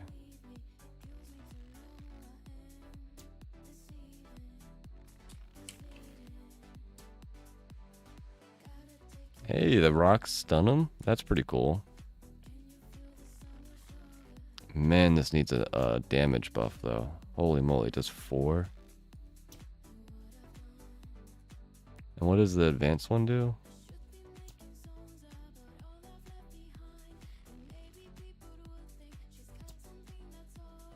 6? That's rough. Yeah, it's pretty cool that the rocks can stun them.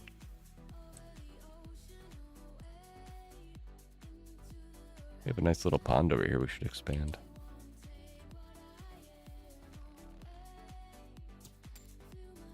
Oh. What?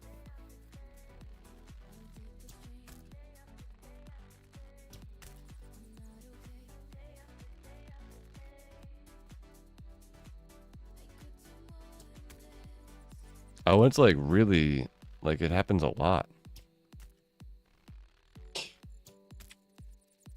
That's really cool. I've never used this like that.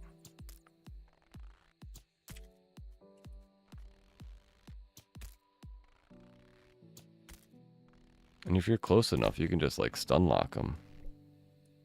Yeah. Oh, I just shot the camera. That was weird.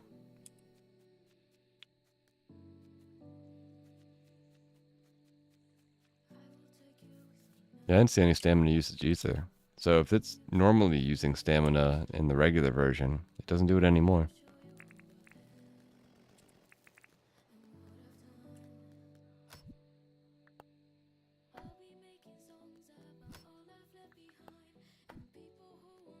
Another thing, I don't have to pull it all the way back to do full range and full damage. Makes quicker shooting. Really?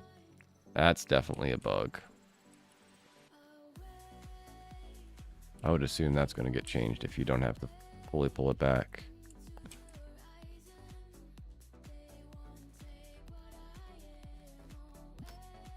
I haven't seen enough people use it, so I didn't even know anything like that.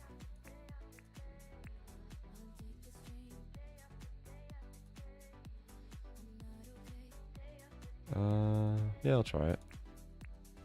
I don't have any iron ore anymore, so I have to use this one. So let's see.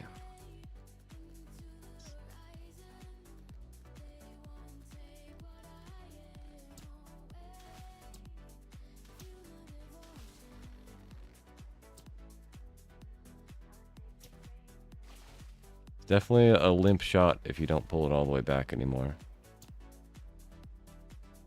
Can I shoot further by shooting up higher? Is the physics of it better? Ooh, it is. Nice. Wish I could shoot these guys. Imagine if you could like knock out a fish.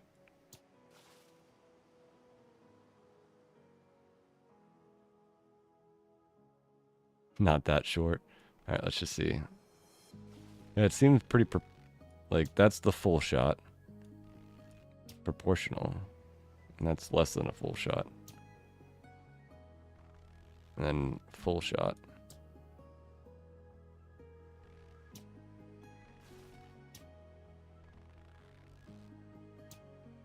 Yeah, it seems very proportional now. So they must have fixed it. Yeah, if you go up like all like nice 45-degree angle. Woo!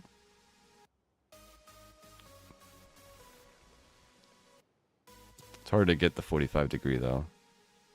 It's definitely got some distance to it. Versus if you just do it that way. It's a little bit shorter. Yeah, I wish it did a little bit more damage. At 4, it's like that's rough. That's gonna take forever to kill a shark. I mean, it's definitely better than jumping in the water and getting wrecked. But I think I like my rocks more.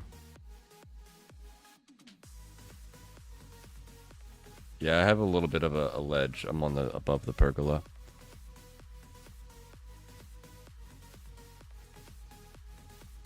For quite a while, that was your main way to take out alphas. Yeah, I could see that working. Yeah, when the sharks swim away, that's definitely annoying. I agree. And you can get them pretty low up until that point, so that's a good point. All right, I think we have everything set up.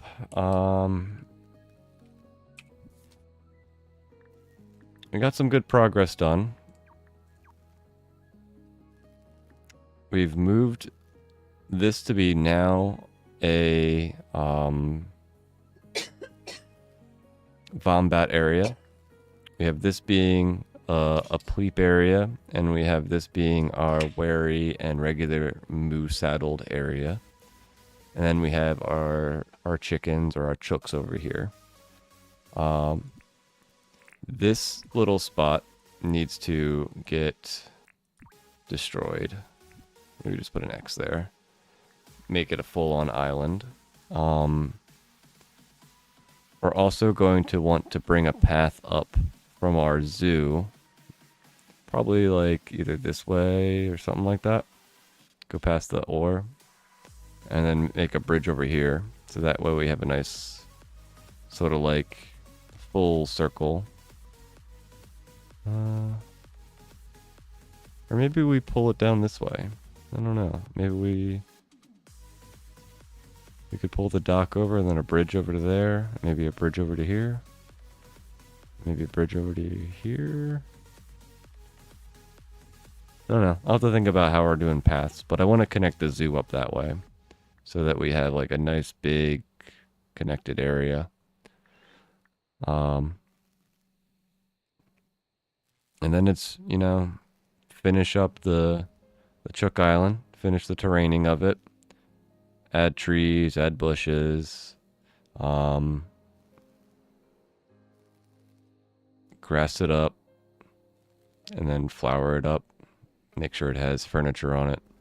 And we'll be finished that area. We still have a bunch to do here. We got all types of projects going on. But I think we made some good progress today on this area. I would say we got like 70% of the terraining done. I'm a cheese ball that likes ranged fighting. You're good.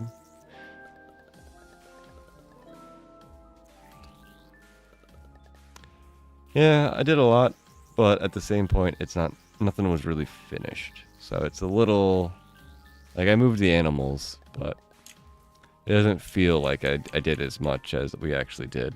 But I think next stream, if we put another, 6-7 hours into it, we should have all the terraining done. We should have all the trees planted, and we should be doing pretty good. I want to thank everybody that's hanging out and was here today. You guys are amazing. I really appreciate everybody lurking, chatting, just stopping by. You guys are part of the reason why I stream, and I enjoy you guys being here. If you're on YouTube, don't forget to subscribe and like if you enjoyed the video. If you didn't, thumbs down, comment down below so I know how to improve stuff. If you're on Twitch, don't forget to follow. And we should be back tomorrow. Probably another early stream. It might be a shorter one, depending on whatever the schedule's like. I have no idea. Life is complicated sometimes. But I hope you guys have a good rest of your day, night, whatever time zone it might be. And thanks again for hanging out with me. TTFN. Ta-ta for now.